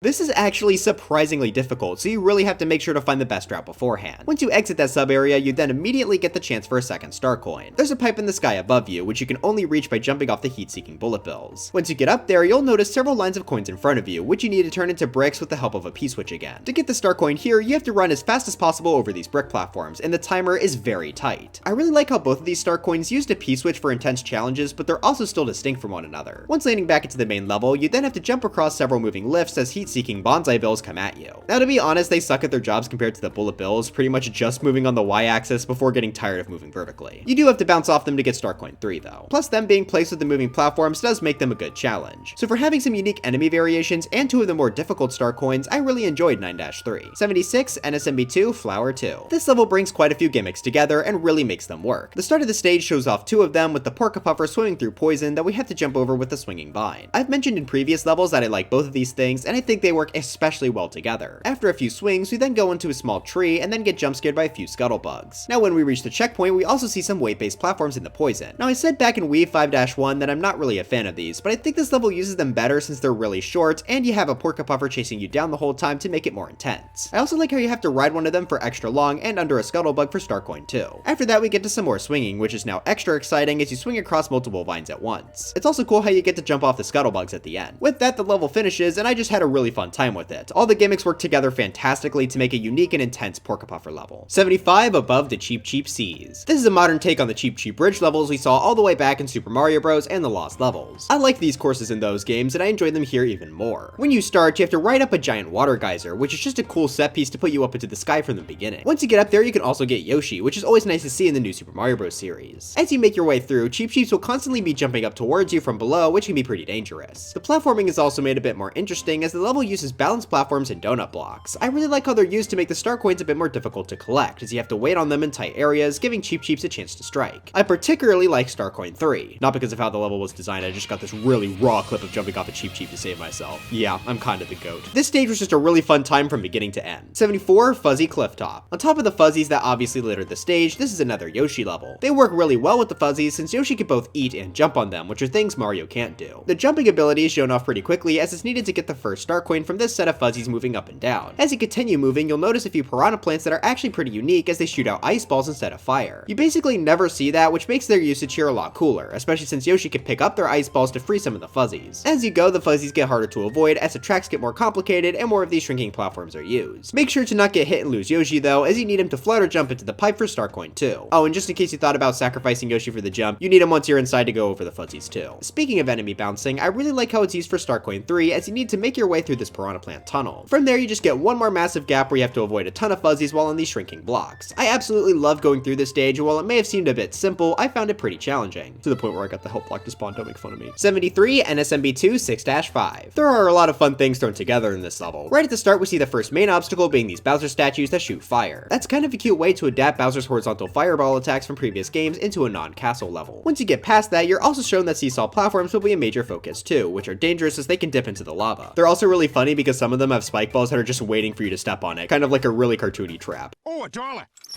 From there, the level ramps up the intensity by throwing a ton of these Bowser heads and seesaws together, making for a really fun stage to try and run through. There's even a few spike balls rolling around that aren't placed on a seesaw. Speaking of, I really like Star Coin 3, having us jump between two spike balls on a seesaw while Bowser heads are shooting at us. Once you collect the coin, you've almost finished the stage, but I love how the ending staircase is made entirely out of Bowser heads. It makes jumping up for the goal a lot more scary. 72, Muncher Fields. When I first played this level, I started getting traumatic flashbacks to 7-7 from Mario 3. Luckily, there's a lot more to this course than just running over Munchers with a star. While there are a ton of Munchers on the floor at the start, you soon go into a pipe that actually takes you into the background. A large chunk of this level takes place back there, and I think that makes it stand out a good amount. Eventually, by running through and hitting several different red POW blocks, you'll gain access to a pipe that puts you back into the main level around the center of the Muncher floor. This is where the star running comes in, but it's actually interesting unlike Mario 3's version. If you remember at the start of the level, there was a purple 10 coin on the Muncher floor you couldn't reach, so if you decide to take the star and run backwards instead, you can actually grab the 10 coin and then get another star to make it to the other side. That is a far better use of the concept, and it's also much shorter. Past the checkpoint is some pretty simple platforming with Munchers still filling the floor along with Nipper and piranha plants on the surface. I really like the feel for this level. It's sort of hard to put into words, but all the plant enemies just work great together. Eventually, you'll be able to find another star, and if you go backwards on the Munchers again, you'll be able to get the Wonder Flower. This puts the level in the silhouette style, and I love how the Muncher and Nipper plants look in it. They give a fantastic contrast. Now, what I don't love is the main concept being these walking semi-solids. They move based on the side Mario's standing on, but it's not really challenging and just drags on for far longer than necessary. But anyway, once you're done with the effect, the level almost comes to a close, but I really liked Purple 10 Coin 3. In the room with the flagpole, you need to throw a red POW at the staircase so you can clear the course. However, you may notice that the Munchers actually block up a tiny hole in the wall. If you use the POW on them instead, you'll be able to find a hidden room containing the coin, which I think is a fantastic hiding spot. 71, NSMB2 3-3. You know what I love? Spiders.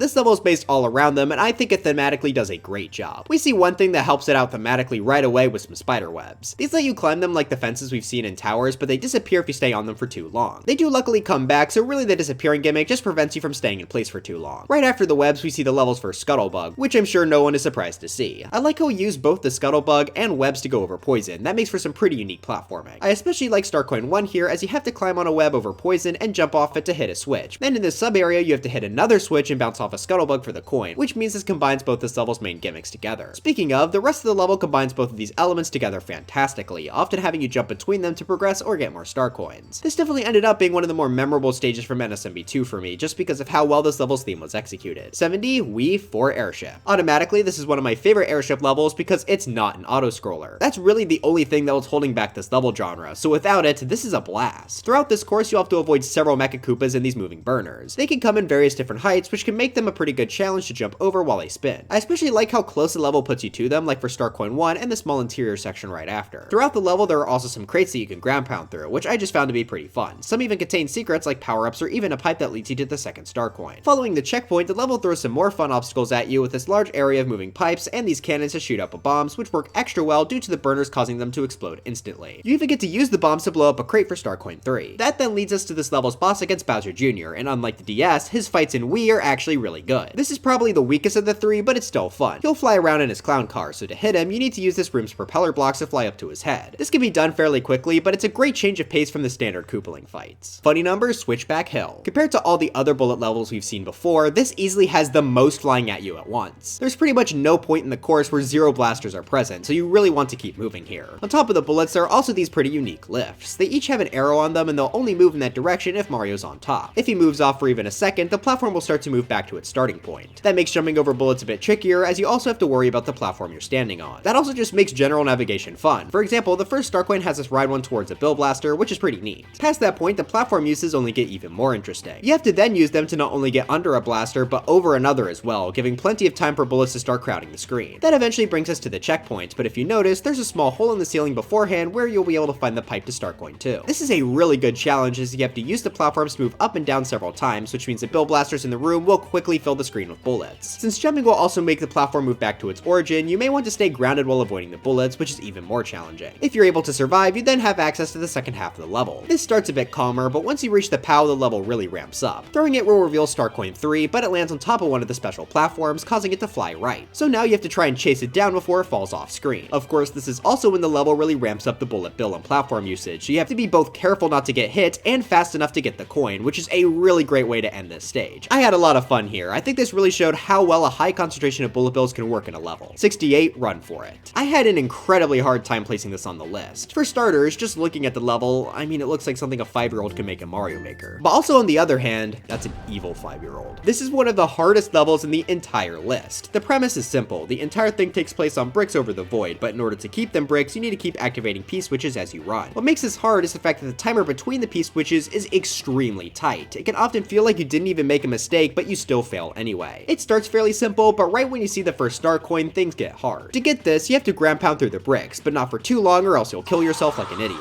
This unfortunately makes the timer here even tighter, so getting the next switch becomes much harder. The P-switches and star coins following this also throw some paratroopa jumps into the mix, which do require a decent amount of precision. The hardest part though definitely comes with these moving bricks. Not only does their movement make your movement feel off, but in order to get the switch at the end, you have to do this pretty tricky wall jump into the switch, which is very different from anything else in the level. It's sort of difficult to just explain how hard this level is though, you really have to try it out for yourself. Luckily I love me a good challenge, so that made this level place fairly high on the list, but I really couldn't bring it up too much higher because of how frankly basic every element here is. 67, Mario Zone 4. And now it's finally time to reach the last level of Mario Land 2, 6 golden coins. And to be honest, this level is high up because of so much personal bias. It's been a while since we've seen Mario Zone, but the main idea for this world was that it's all about toys. Well, the toy of focus for this level are Legos. I may or may not really like Legos. Aside from just the fantastic aesthetic, there's some fairly good obstacles to avoid too, like bullet bills and spinning spike balls. I also just like how you can see the Lego bricks stacked on top of each other as you climb up here. After the checkpoint, some grinders even get thrown onto the bricks, and I like how they're placed on tiles rather than bricks. Once you reach the pipe at the end of this room, we actually get a boss fight. This is just another thing to make this stage even better. It's against 3 little pig heads, which I think are a perfect fit for the level. Their story is all about building houses, so putting them in a Lego level, a toy about building, just makes sense. The pigs will each jump out of their houses one by one, and Mario will have to stomp on them all to win. Not only do the pigs' houses actually look different to reflect the different materials they're made from, but the pigs themselves each act differently. Pig 1 just rolls, Pig 2 bounces, and Pig 3 bounces even higher. That makes each hit on the boss different, which I think makes this one of my favorite bosses in the game. So for that great fight and my favorite level aesthetic in the game by far, Mario Zone 4 is my favorite level from Mario Land 2. Speaking of Legos, can they just make Mario minifigures already? 66, Wii 6 Tower. Right at the start, the main obstacle for this course is shoved straight in your face, being a giant skewer that divides the level in half. The entire tower climb here is built around it. Every so often the skewer will rocket up through the stage, so you have to make sure you're not in the middle when it does. Not only is that a cool idea for a course, but it's especially fun when you're trying to run through as fast as possible. Narrowly making it to a safe space as the skewer stabs up from below is extremely exciting and rewarding. It's also nice that as you climb up, the time you have to wait between moving again gets smaller and smaller, making the level get faster paced as it goes on. I also like how a lot of moving platforms get thrown into the mix too, as they make it harder to stay out of range of the skewer. Once you reach the checkpoint, the idea actually flips on its head in a really cool way. The second star coin is floating near you, but it's directly where the giant skewer tears through. Meeting it at this point though is actually another skewer heading downwards, and the two clash together harshly. I think this is a great way to introduce the second half's main obstacle, and the skewer now moving down works even better as it might hit Mario jumping. As you go up, the amount of moving lifts also greatly increases, so you have to struggle to stay high up while also not going directly into the skewer's spikes. If you manage to survive, you can then be brought into this level's boss fight. This is against Morton, and to go with this level's theme, there are some skewers that will slam down onto the sides of the arena. Now to be honest, I do think these could have been done a bit better, just because they don't really cause that much of a disturbance at all, but it's at least a decent idea. 65, Ludwig's Clockwork Castle. First off, I just like the look of this course. The purple sky in the back really adds a nice bit of atmosphere. Anyway, the main gimmick of this level are these large blocks that move back and forth on tracks. The level starts with us using them as platforms, which you need to get past a few bony beetles and even a fire bro. After that though, their uses become more interesting as they actually work as obstacles. You have to try and move around them as they both block your path and try to crush you. I think that's a cool idea, and a lot of the squeezes can be quite tight. Soon after, the level also throws on a sledge bro, which works fantastically as their ground pound can stun you for long enough to get the platforms to push you off. And that all is just the first half of the level. All of these elements get built up even even more in the second half. Not only are there more Sledge Bros to possibly get Mario crushed, but the squeezes between the blocks get even tighter here. I especially like the final block, which is so big that you can't jump up it from the ground. That means you have to climb up while a Sledge Bro throws hammers and tries to stun you. The third star coin is also found at the bottom of this block too, which is pretty scary to grab as the block can easily crush you against the wall. As for the boss, we have my boy Ludwig. I've always quite liked this one. He'll jump up into the air and clone himself twice. Now it's unclear which of these clones are the real one, but if you notice, one of them will actually shoot out 3 projectiles, whereas the others will only shoot out 2, which is a great hint for which Ludwig is actually the real one. As the fight goes on, the clones will also shuffle themselves as they shoot down towards you, making them even harder to follow. I really wish Koopaling Cheese wasn't a thing because the idea for this fight is pretty great. 64, Rising Tides of Lava. Well, that level name certainly makes the main focus pretty obvious. The lava cycles up and down here, so you have to try and get up to a high point between cycles in order to not get burned. I really enjoy cycle levels like this. It's fun to try and get as far as possible through each cycle. What's also really interesting are the Buzzy Beetles featured throughout the stage. They're actually able to float in lava, so whenever the tide rises above where they're standing, they'll go into their shells, which then act as platforms. After that, we also see the return of these screw mushrooms, which I think work really well with this level's gimmick. Since you have to lower the platform, you have to do it very carefully to ensure you don't accidentally dip into the lava. From there, the level has a lot of fairly simple jumps on platforms with spike tops, but I really like Starcoin 2 here. In order to get it, you have to go under the checkpoint, but as you may guess, that means it's within the lava. The only way to get under the checkpoint 2 is through this long tunnel, and the timing is genuinely very difficult. After the checkpoint, the level really heats up. Get joke?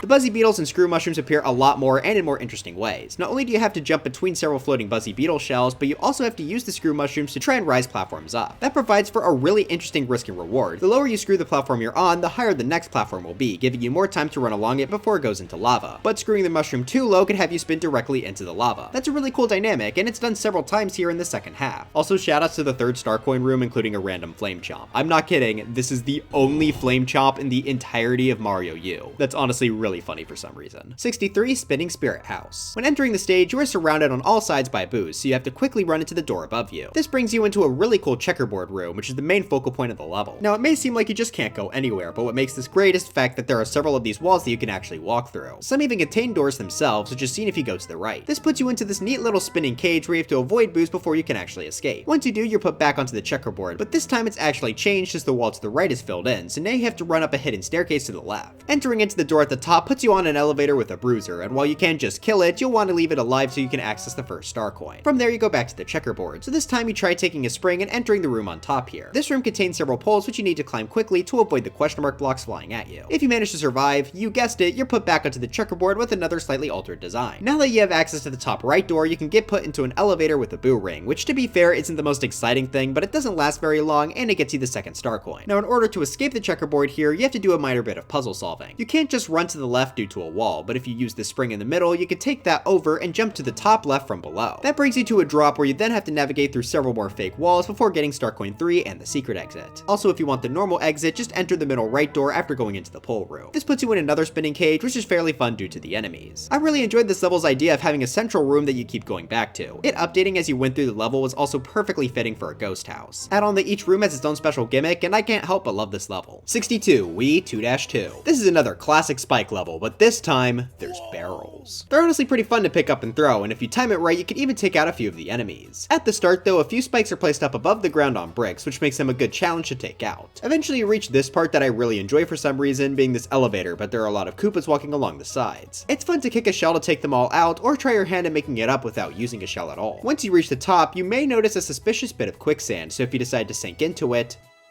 for like 10 years,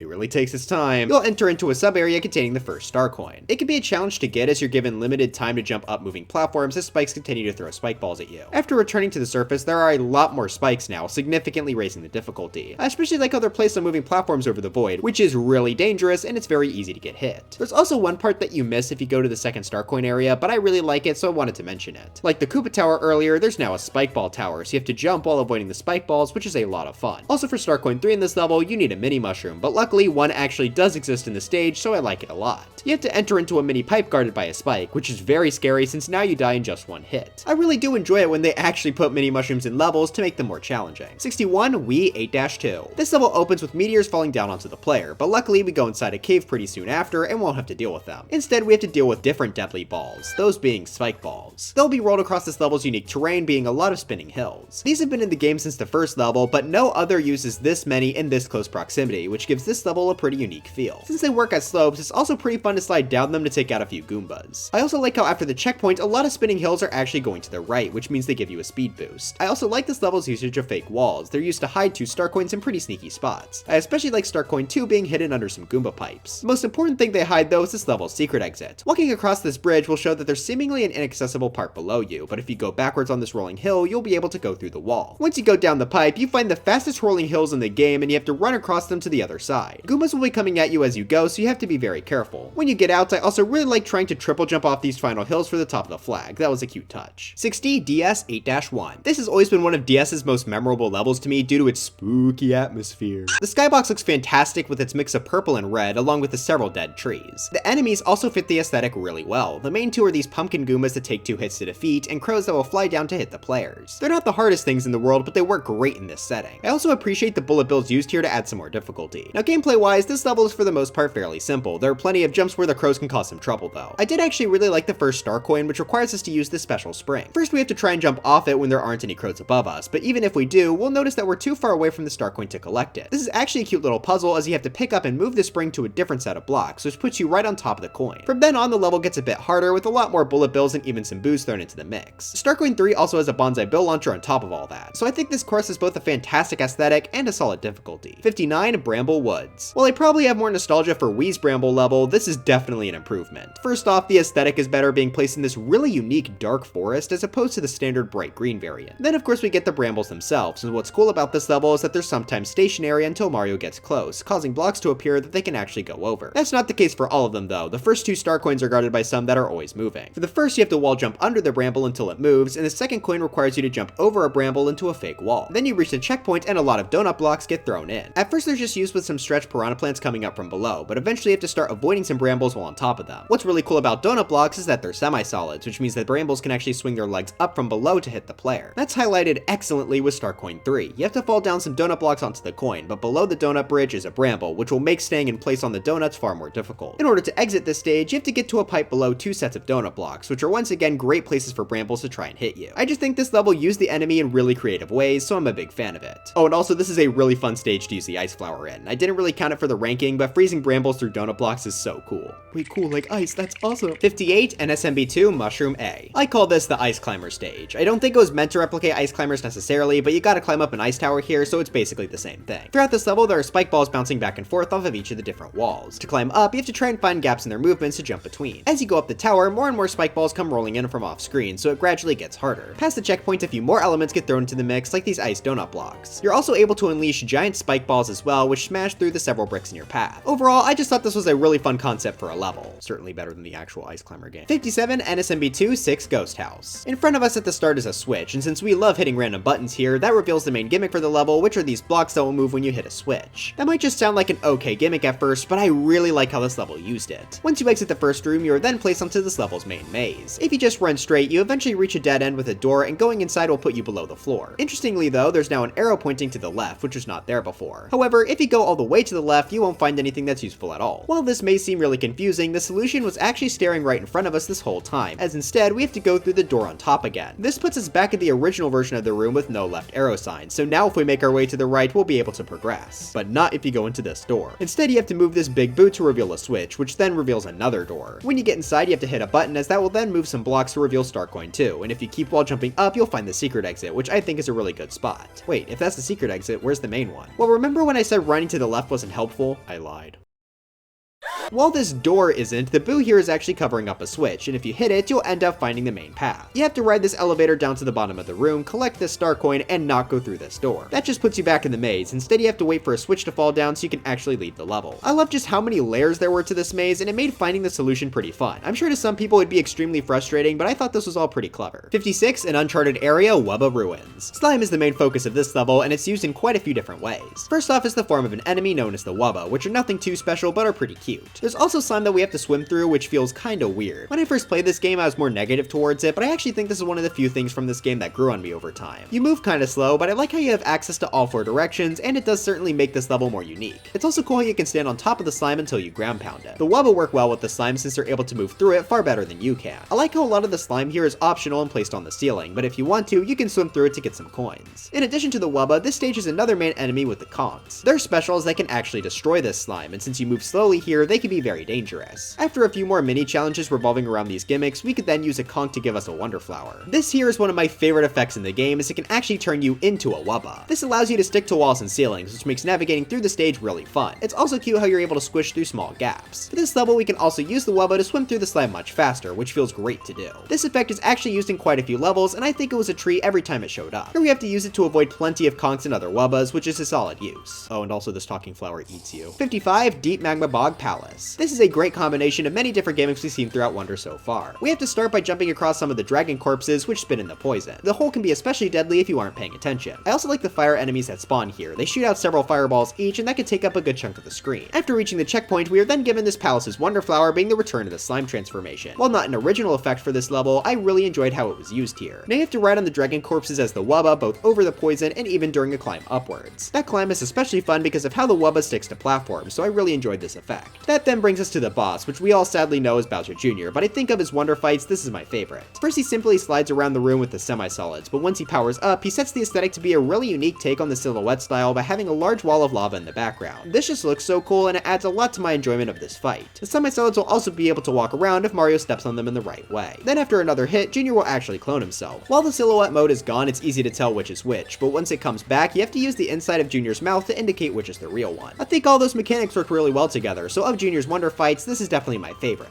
Just wish he didn't have so many. 54, Wii 5-4. Okay, this level is 100% a biased placing, but also who cares, that's the point of a ranking video. The main idea for this level is this raft, which we've actually seen in a few courses much earlier in the list. If 5 enemies or objects land on top of it, it'll stop, so your goal for this level is to defeat everything that lands on top. This is really fun, and despite being an auto-scroller, I don't mind it too much since you're sort of responsible for the speed here. There are also a large variety of enemies too. The level starts with some Koopas, which work well here as you can use their shells as weapons against other enemies. After that, a few Goombas and mini Goombas get thrown into the mix, which make the level very chaotic with enemies constantly raining down from above. Then about halfway through, the course switches to using bombs and piranha plants. Some of the piranha plants near the end even become giant, which is pretty cool. Now if that was all this level had to offer, I'd still like it, but it wouldn't be so high on the list. However, I think this might just have the coolest speedrun strat I've seen for a 2D Mario level. Now granted, I don't have experience in pretty much any of the other games speedrun wise, but since this is on the main route to beat New Super Mario Bros. Wii, I have done this one a lot. Instead of just riding the raft, you can actually skip across the entire level using the propeller suit. By jumping up to where the enemies drop down, we can go over the entirety of the poison. It is pretty hard to do, especially since one touch from the enemies equals losing the power-up. Now that by itself is cool, but what about when you get to the part with the piranha plants? They seem to drop out of nowhere. Well, as it turns out, they actually do come from something, which are conveyors placed off camera. If you're able to jump precisely where the enemies fall down from, you can actually run on top of the conveyors yourself. That lets you go just long enough to reach the end of the level. It is so incredibly satisfying to pull all of this off, and it transforms an already fairly decent level into one of my favorites to go back to. I love trying to do this, and it's genuinely a highlight of coming back to the game. I didn't feel it was fair to place this up super high since the main level by itself isn't quite deserving of that, but speedrunning this level is a blast.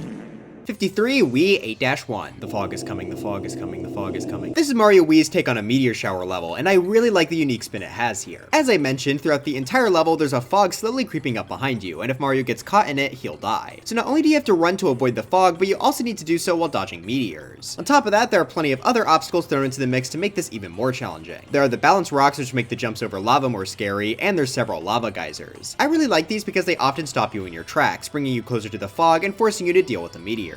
However, most of these are also placed in such a way that they can be jumped over. It just takes a lot of skill using the nearby moving platforms. That makes this an immensely satisfying level to be able to do quickly. I also like how some of the star coins are placed here. Star coin 1 is placed super high up in the sky, which may seem lame, but since it brings you directly next to the meteors, it's actually quite scary. Plus you need to wait for this mushroom platform to be in just the right position to jump off of it. After the checkpoint, a lot of these blocks that sink while you stand on them are added, which just builds even more intensity to the level as you have to constantly jump, which could end up bringing you right into a meteor by accident. So many different different obstacles are thrown together, but at the same time, it doesn't get too overwhelming. Being able to do this stage fast also feels fantastic, so I'm a big fan of it. 52, NSMB2 4 Castle. The opening screen shoves both of this level's main elements directly in your face, snake blocks and spike balls. Remember though, these are the NSMB2 snake blocks, so they're actually pretty cool. Throughout this stage, you have to run past several really neat combinations of these two obstacles. First, it starts pretty simple, having you dodge a few rolling in a pit, with snake blocks forcing the spike balls to turn around early. Then the snake blocks try to drop the spike balls onto your head as you do some jumps. Making it past that rewards us with a checkpoint, but the level now gets a bit harder by having some of the spike balls become giant. I also like how you have to narrowly squeeze under one for star coin 2. Speaking of star coins, I really love the sub area for star coin 3. You're dropped onto a snake block with a spike ball moving toward you. You have to try and jump over it to get to another small snake block platform with a spike ball, which is fairly hard. Once you get out, you then have to run through a tight tunnel with 3 giant spike balls and a few snake blocks, where it can be quite hard to find a safe place to stand. As for the boss, that's against Morton, and this time he'll be able to drop spike balls from his wand, which works perfectly with this level's theme. Unfortunately though, this fight is extremely easy even for Koopaling standards. After every hit, Morton goes right back to the very top, so all you have to do is camp up there and it's an automatic win. At least the idea was solid, and with how great the rest of the level was, I won't fault it too badly. 51, Sunbaked Desert Palace. Due to this being the palace of the desert world, this uses a lot of the special sand that causes you to jump lower. I think it works really well with the castle obstacles like spike balls and fire bars, as it limits how well you can maneuver around them. Adding to that difficulty is the wonder flower that you get after the checkpoint. Earlier in this video I mentioned 2 effects, one that speeds up the level and one that slows down it. While I don't really like those effects by themselves, combining them is actually really neat, and that's what this level does. Every so often the level will swap between slow and fast, which means you always have to be adapting to that changing speed. The obstacles I mentioned before also work really well under this effect, as their movement patterns feel very different to get around with the changing speed. The obstacles are also quite close together, which means that this level feels like it's constantly throwing things at you. Of the Palace Wonder effects, I think this one might just be one of my favorites. That brings us to our boss, who is Bowser Jr. The main gimmick for this fight is that it takes place in water. As you deal damage, the water also breaks apart into bubbles, which makes the arena pretty interesting here. Also, I really appreciate that you can still hit Junior's head while he's in water, which was a problem I had during a few Wendy fights earlier on in the list. Again, I do wish it wasn't Junior, but for what it is, this is a good fight. 50, Taili's Toxic Pawn. The Taili are a pretty fun enemy in my opinion. They'll drop down spiky balls from their head, which is done to protect their weak point. To defeat them, you have to grab onto their handle and then let go, which is not only a fun way to kill an enemy, but platform around the stage as well. The spike balls that the Taili drop down are also able to flip turn blocks, which is seen after the checkpoint, as most of the platforms you need to walk on are said turn blocks. Eventually though, you reach a long mushroom platform with the 3 Taili overhead, and if you defeat them all, you get rewarded with a very cool wonder flower effect. This is a pop quiz. Overhead, this will ask you a random question about the game, and you have to pick the Taili that corresponds to the correct answer. Too bad I never learned how to read.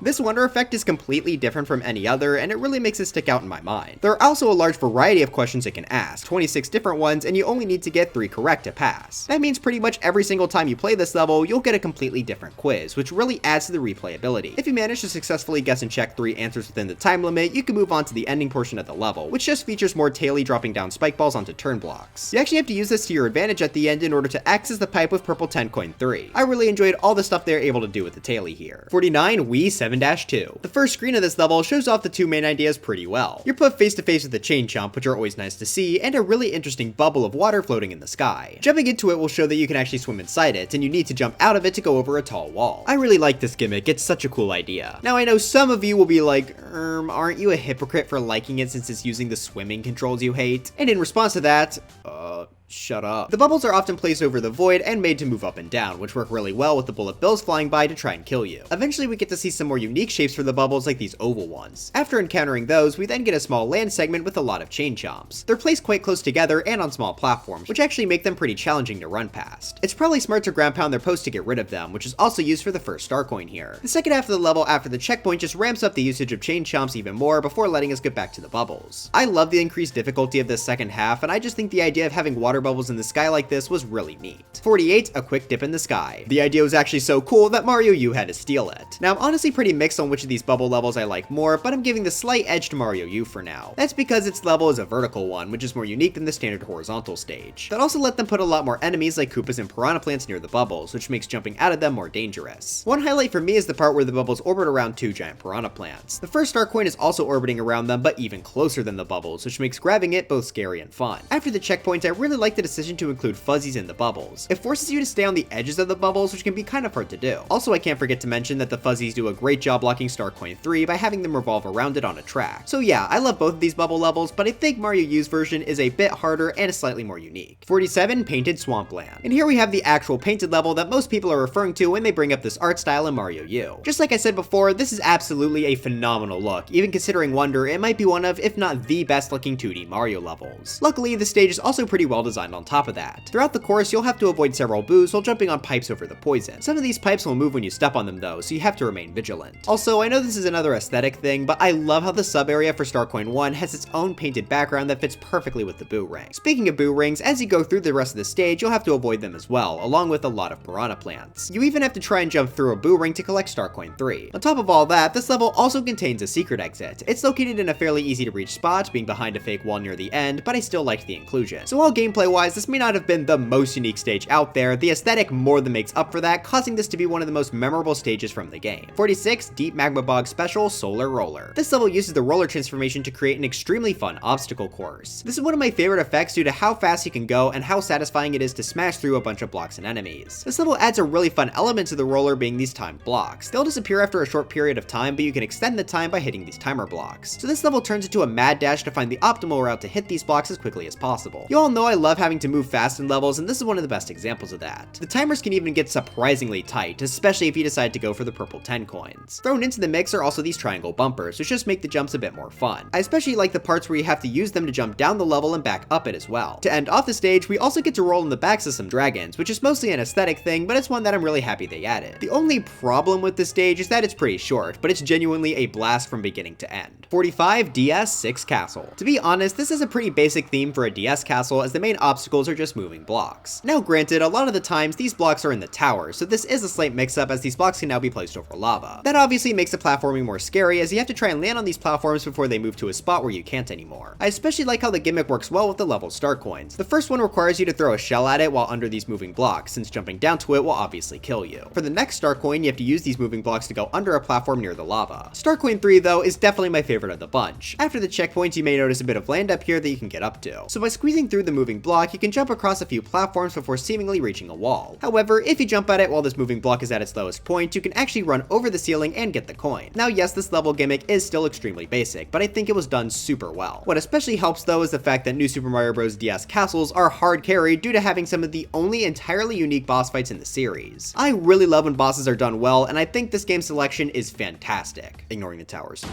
The boss for this level is Monty Tank. He'll shoot bullet bills out of the cannon from the front and every so often poke his head out of the top to throw bombs. You can only jump on him while he's peeking out, and he doesn't do so for very long. This is honestly one of my favorite bosses from DS in general because it can really be a struggle to land a hit on this guy. You can't cheese him by just standing on the top of the tank either, as he'll cause the tank to spin out and force you off. As you hit him, his tank will also get taller with more cannons, which is a great way to evolve the fight as you go. This fantastic fight alone was able to drag this otherwise pretty basic castle up high on my list. If the castle itself had been better, this level may have had a case for being in the top 20. The boss fight is that good. 44, Wii 2-4. This one is an absolute classic for me. Right at the start, Mario gets aggressively pushed forward by the harsh desert wind. That forces him to pretty much always be moving in that direction, which can both be a blessing and a curse. It can help you jump farther, which can be really fun, but if you aren't careful, you can go flying off the edge. That's also not helped by the fact that the wind cycles between on and off, so you could just be minding your own business and then suddenly get pushed into the void.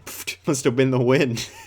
Now luckily, this level does give us some tools to negate the wind's effects. You can always stand next to a wall, but you can also climb onto some of these ladders hanging around some parts of the stage, which I think is more fun. To go with the wind, there are several Koopas and piranha plants snooping around, which can easily bump into you when you're being blown around. Now despite how dangerous this wind is, I have always loved this level because it's just so much fun to run through here as fast as possible, with the wind giving a significant boost. The end of the level even has a massive gap for us to jump, and using the wind and a propeller suit, we can actually get Starcoin 3. I'm sure some people probably find this wind mechanic annoying, but I've always loved going back to this stage.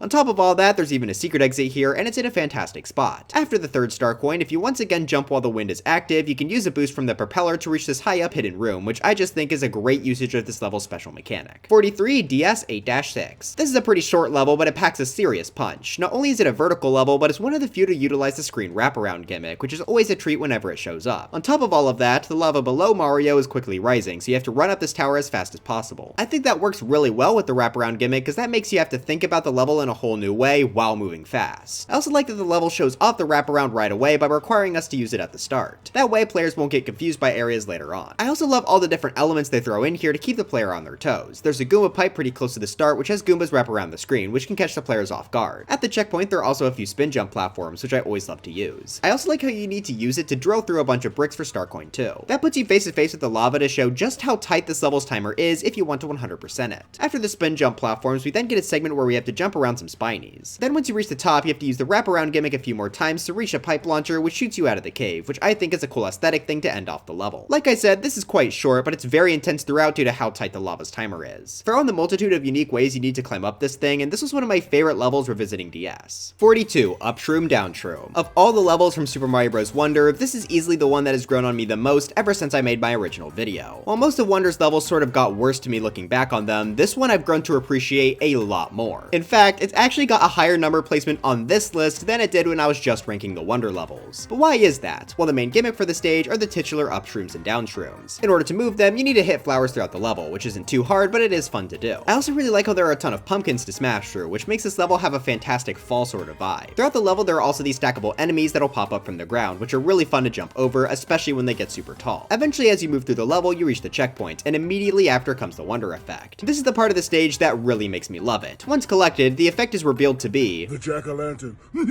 The effect completely shifts this level's aesthetic by making all the pumpkins jack-o'-lanterns and causing the mushrooms to glow. That makes this have an incredibly unique, colorful, and bright vibe that isn't seen in any other Mario level. On top of that, this course also gets its own exclusive song, and I absolutely love listening to this thing. It's honestly one of my favorite songs in the entirety of Wonder. I've used it a ton in videos already. If I'm ever talking about pumpkins, you can be sure that this song will be playing. As for gameplay, this will cause the mushrooms to launch the pumpkins into the air, meaning you sort of have jumping platforms. There will even be several enemies dancing throughout the level to help with the fantastic aesthetic. The reason this level improved so much for me is because making this video made me appreciate unique aesthetics much more than I did before. Sure, gameplay-wise, this effect may be a bit weaker, but it's easily one of the best aesthetically, and that's super important too. The level has been able to stick in my mind far better than many of the others due to just how much I love its look and song. Personally, I think that means it deserves its new placement much higher up on the list. 41. Secrets of Shova Mansion. The Shova are an enemy seen throughout the game, but this is definitely the level that shows them off the best. Right at the start, you're forced to push a block in order to progress, which shows off the main puzzle element you'll need to be using in this stage. In the first room, you can even push up against this wall to get the first purple 10 coin. In order to exit, you need to push this block underneath the floating door, which allows you to go inside. The next room is a small but fun puzzle. We start in the background, and in order to access the foreground, you need to push this block into the gap, revealing a pipe. This then lets you into the foreground where you can push this block out of your way to reveal a door. I really like how this plays with the perspective of the room by covering your vision. That then gives you the checkpoint where you're given the choice to either get the Wonder Flower or continue down a different route. If you go for the Wonder Flower, a ton of Shova will start pushing a massive Bowser statue towards you. You need to find some sort of way to get out of this room before you get crushed. Too bad I was stupid and died. What you have to do to escape is push up against the wall, which actually reveals more of the room to your right. If you run through as fast as possible, you'll pretty easily be able to escape the Shova and the Bowser statue. Honestly, this effect is kinda mediocre since it really doesn't change much outside of the initial scare. Wouldn't say it's a bad effect, just far from a good one. Anyway, once you pass, you're put back into the checkpoint room where you can go down the other path to continue the stage. I also like how Purple 10 Coin 2 is being guarded by a Shova. Speaking of, Purple 10 Coin 3 is in a pretty good spot. It's put behind the sneaky hole in the wall in the next room. As for the puzzle in this room, it's a really creative one. You'll notice that 2 blocks in this room have half a door on top, so to exit, you'll need to push the 2 blocks in order to put it back together. To do this, you have to push the block at the top of the room down to the bottom, which involves jumping up to this top platform and avoiding some hotheads. Once you finish that puzzle, you're able to run through the last mini section and grab the flag. However, if you decide to instead break these bricks and push this block inside, you could actually be rewarded with a pipe that leads to a secret exit, which I think is a pretty good inclusion here. So even though I found the Wonder effect to be a bit underwhelming, the main puzzles in this level certainly made up for it. 40. Where the Rumbas rule. Rumbas are a fun enemy as they're basically sentient spike balls. They can start rolling whenever they wish or whenever they go into a slope. This can be helpful for not only breaking through bricks, but also killing this level's many spinies, which would be tricky to do otherwise. Also helping with that is this level's unique domino walls that you can actually push over. There are plenty of times I really enjoyed the wall pushing, such as before this big drop to break through a ton of bricks, and the pipe blocking the second star coin, which requires you to do a bit of puzzle solving to find the right way to access it. Eventually you'll be able to come across this level's Wonder Flower, which is another one using the spike ball transformation. While this isn't quite as good as Deep Magma Bog's special Solar Roller, it is still really satisfying to smash through the bricks and enemies in your path. I also appreciate the bowling pin sounds here.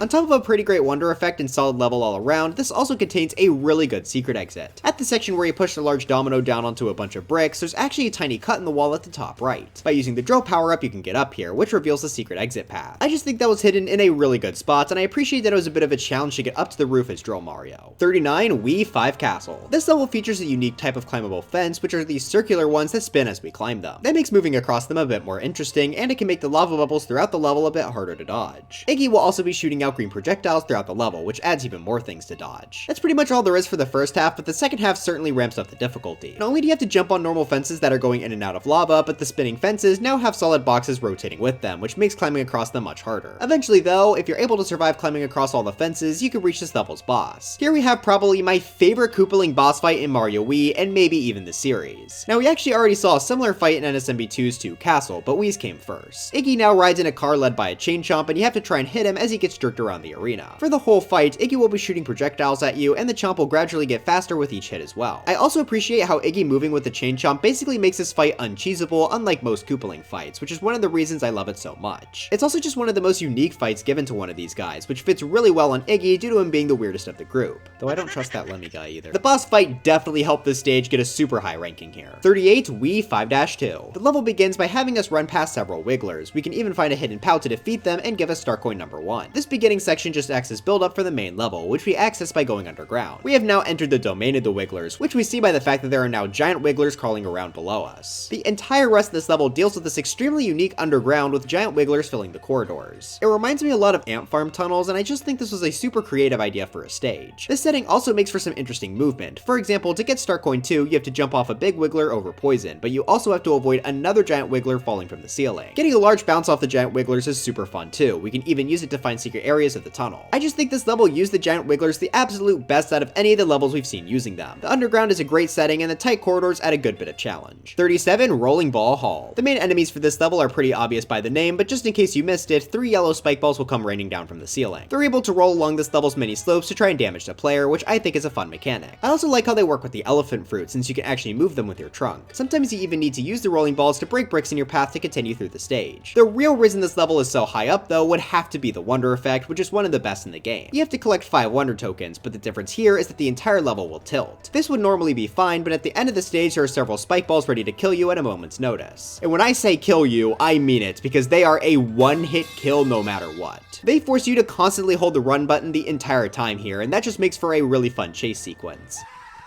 I especially like how it works after falling through this tunnel, because there's an even bigger spike ball barreling towards us, destroying the stage itself as it goes. I definitely died here quite a few times on my first playthrough, but it was a blast attempting this over and over again. 36. Wii 3-3. This level begins with an epic duel against an ice bro. The main setting here is inside an ice cavern, which just to start is an aesthetic I'm already a fan of. What makes it better though are all of the different ice-based obstacles this level includes. The first are these ice blocks floating in the water, and I like that you can try and jump on them to avoid swimming, though it is difficult due to them being slippery. What makes it more challenging is the next obstacle being icicles, some even being a bit looser and dropping on the player's head. As you make your way through, you have to jump across several floating ice blocks of varying sizes all in a row. Make sure to also grab the star coin while you're here, which I think is in a good spot since the floating ice clearly shows that this is a fake wall. Before moving on to the checkpoint, you also have to face another ice bro who is on one of these platforms, which makes it a bit harder to tell where he'll shoot out an ice ball. The checkpoint gives us our next big obstacle of note, being the giant icicles, which are able to stick it to the ground and become a platform. Before it really gets focused on though, you have to run through a bit more of the cave, and once again fight another ice bro if you want the second star coin. Now after using a giant icicle to get through a pipe, I would have thought the stage was over, but actually there's one more really cool room here. The entire ceiling is completely lined with falling obstacles, but there's a barrel in this room. Believe it or not, this is actually able to fully protect you from the icy rain because Mario lifts items like barrels over his head in this game. I just find it really satisfying to see all the ice shatter on top of you, and it's neat how you also use the barrel to kill an ice bro and get the third star coin. This level just did the ice theming better than most other stages, and all of its obstacles truly were a blast to go through. Speaking of icicle caverns though, 35. Icicle Cavern. This level has a very similar setting to the last one, though this one looks a bit nicer due to it being in Mario U. This also heavily focuses on big and small icicles, but I think most of the scenarios they're used in are a bit better here. For example, you have to jump on moving platforms as icicles fall in your head head to start, and a big icicle even falls to block off the first star coin, which is a cute idea. The jumps here in general are just faster paced and more challenging due to it being over the void. After the checkpoint, the level even throws on these special moving platforms that jump back and forth between tracks. And of course, just like last level, there are some ice bros you need to fight against. The first one you see, you actually need to use as a spring to reach the second star coin. The rest of the stage after that point is really good as it just ramps up the amount of icicle usage. The ending is especially great as a majority of the ceiling now has them, which includes a few big icicles. Just like in Star Coin 1, one of these also block off Star Coin 3, so you have to run through here as fast as possible. So I think Mario U got a slightly better version just because of the difficulty, though it is quite close. But we still got one more level in our Ice Cavern trilogy, 34 Hammer Swing Caverns. What sets this one apart is shown right in the name, being these really unique hammer swing platforms. They can be quite the challenge to stay on top of as they swing back and forth in a pendulum motion. Not only do you have to jump on these guys over the void, but sometimes underneath really low ceilings as well. Eventually you even encounter a few that are attached to tracks, which just makes the movement even harder to follow. Keep in mind that during this entire level, icicles are dropping onto your head just like the last two. Also, while I do think Icicle Caverns had slightly better star coins overall, I like this level's second one as you have to run under the hammer swing instead of using it. So for being the most original of these three, I put it on top, but really I think this whole trilogy is extremely close. 33. Wii 7 Ghost House. I'd consider this an improved version of DS's 5 Ghost House we saw a bit earlier in the list. Just like it, the main enemy of this level are the bruisers, and you have to climb up a staircase tower again. This time though, the bruisers are able to punch barrels towards you, which not only adds another good obstacle, but can also block fireballs, which could easily be used to kill the bruisers in 5 Ghost House. The staircases also have far more variation in how they're shaped, with a lot more bruisers coming closer together this time. After reaching the top, you then have this really fun section where you get dropped back down to the bottom with hundreds of boos at either side. In order to stay alive, you have to follow the coin trails as you fall, which is a gimmick we don't see very often in these games. This puts you in a room with 5 doors. By going into the top right, you can get the second star coin, which is hidden really well being behind a big boo. Exiting that room will bring you to the main goal, but first you have to go through a fairly long outside section with boos and crows, which is pretty neat. As for the secret exit, this is found back in the first room with the bruisers. You may notice that this chunk of land is suspiciously thick, so if you have the bruiser that's on top of it turn around and punch it, it'll reveal that it's a fake wall being blocked off by breakable blocks. That is a really good use of this level's mechanics, and that's not even the end of it. That then puts you through another pretty long tower climb where you have to avoid some boos while using springs to go up. Eventually you have to even use a switch to temporarily spawn platforms, which are fairly tricky to jump up within the time limit. Once you get up to the top, you get placed outside, but don't run for the goal just yet. To get Star Coin 3, you have to turn back around and go into this door, which I think is a really clever hiding spot. This ghost house managed to pack a lot into it, and I loved every single bit of it. In fact, that actually makes this my favorite ghost house in the entire series. 32. Wii 3-4. The main platforms for this level are these ice blocks that slide over stationary ice on the ground. The movement combined with the slippery physics make these really fun to jump on for me, and that's helped by this level's very solid selection of enemies too. Guarding Star Coin 1, we see a fire bro, which can be pretty hard to dodge while slipping everywhere. To help us, this level has some really interesting ice blocks that you can actually pick up and throw at things. They're usually placed in big piles, and while they aren't necessary for the stage, I do think they're a cool addition to make the course a bit more unique. After Star Coin 1, you have to make your way through a bit of an ice tunnel before we get to ride these sliding blocks over the void, which is obviously a bit more scary. You'll also be able to find Star Coin 2 hidden here. After the checkpoint, you then have to jump across several sliding ice blocks that stay in a fairly confined space, making them constantly bounce back and forth and changing how Mario moves on top. Then you have a really cool part of the level as the sliding ice now acts as obstacles that can push you off the edge, so you have to try and jump over them to get through. It sort of reminds me of this part in Mario 64's Snowman's Land. What the heck? I also like how there are 2 fire bros dropping down fire on top of you, which just adds even more danger to the mix. After that, you just have to ride on one more giant ice block to the... Wait, what? Yeah, so that is actually the secret exit, so how do we get the main one? Well, if you noticed while we were playing, there were actually several unfilled dotted line blocks throughout the stage. This is a mechanic I mentioned all the way back in Wii 3-5 several hours ago. On the World 3 map, you can activate a red switch to cause red blocks to spawn in both 3-5 and 3-4, and while I don't love 3-5 due to it being an auto-scroller, 3-4 is actually really fun. With the switch active, these blocks will be able to help you get over a lot of the sliding ice we saw from before. That makes the second playthrough of this level more interesting than most other secret exit levels, as this actually changes between playthroughs. Once you reach a checkpoint, you can now squeeze under these sliding blocks and enter into a previously inaccessible pipe. This leads to a small underground section, which in turn leads to the actual goal. I really enjoyed this level, and that's before considering the red switch mechanic. That was just a super interesting thing to add on top of this already great stage, making this one of my favorite levels in the series. 31. Slide Lift Tower. Fun fact, this was the level that actually inspired the tower portion of the Mushroom Kingdom U stage in Smash Ultimate. Just like in the Smash stage, this level has these blocks that move on a track next to each other. We have to use them in order to climb this tower, which can be quite challenging due to the blocks sometimes pushing you off. On top of that though, there are also a lot of fire bros throughout the stage, which are hard enough on their own, let alone when the platforms underneath you are moving. As the level goes on, the jumps get tighter and tighter as you have less room to move around safely. Eventually you're able to make it to a checkpoint, and from here on, the blocks actually change. Not only are there horizontal ones, but now a few vertical ones. This makes the jumps more difficult as you can't just jump over the blocks when they overlap, so timing becomes much much more important. Also, while it isn't using the new vertical blocks, I really like the room for Starcoin 2 as the blocks go in and out of the walls, making the jumps between them pretty hard. Once you exit that area, the level uses its tracks in a more unique way by having them be walls to impede the player's progress, although you can take a shortcut through it by finding this hidden pipe containing Starcoin 3. This is a really cool sub area as you have to go through a super compact maze of these blocks. They don't spin at a constant speed here, as they do occasionally slow down, which gives you a chance to navigate through to the Starcoin. But the level then culminates in a boss fight against, surprisingly not Boom Boom. Unlike most other towers in Mario U, we actually got a unique boss in the form of Kamek. Now I do think his Wii fight is a smidge better, but this is great too. He'll fly around the arena casting spells, which can transform the blocks into different objects and the floor into donut blocks. Due to him being able to fly and teleport, cheese is basically impossible here, and that makes this fight actually pretty engaging. It's also really fun to jump around the formation of blocks he creates to try and land on his head. So for having both a great tower and boss fight, this is a fantastic course. 30 Wii 6-3. This is one of the most unique levels aesthetic-wise in New Super Mario Bros. Wii, as it has a level theme that is completely unique to only itself. This takes place within a sewer, and I have just always loved how this looks. The green and brown of the walls just work really well for me. As for the gameplay, when you start you are dropped down to the bottom and are introduced to this level's gimmick. You can hit a switch which causes the water levels to temporarily rise, which is not only a cool gimmick idea but works really well in the sewer setting. Right after that you also see the main enemy of the level being a giant piranha plant that rises up and down on a moving pot. I really like these guys due to how much space they take up, and jumping over them is quite fun. They work well with the level star coins too. For the first one you have to wall jump over it, and the second one is a bit harder as you have to run around the part that's moving up and down. From there you then have to walk through a small tunnel with several buzzy beetles dropping onto your head. There are also a lot of buzzy beetles in the water too, which just add for some more variety. If you want, you can even try and pick up some of the shells to take out a few piranha plants infesting the tunnel. It's pretty hard to get around them without shells, so I definitely recommend killing them. While you're here, make sure to wall jump up this tunnel in order to find Starcoin 3. Moving past that, a few stretchy piranha plants also get thrown into the mix, and since they come up from below in a tight tunnel, they're fairly hard to dodge. That brings you to one last room filled with all the piranha plant types, and in order to escape, you have to find an orange switch and raise the water level so you can leave the sewer. The look and feel of this course is just so different from most of the others in the new Super Mario Bros. Games, and I absolutely love it. The gameplay was also pretty good to go with it, so I think it absolutely deserves placing really high up on my list here. 29 Screw Top Tower. The focus of this level are the screws, which I've mentioned plenty of times that I enjoy a lot. This time around they're placed on top of platforms and you have to spin on them to make them move along tracks. Throughout your climb, you'll also find plenty of bony beetles that are walking on top of these unique platforms that allow you to defeat them from below, which will be important later. You better not forget.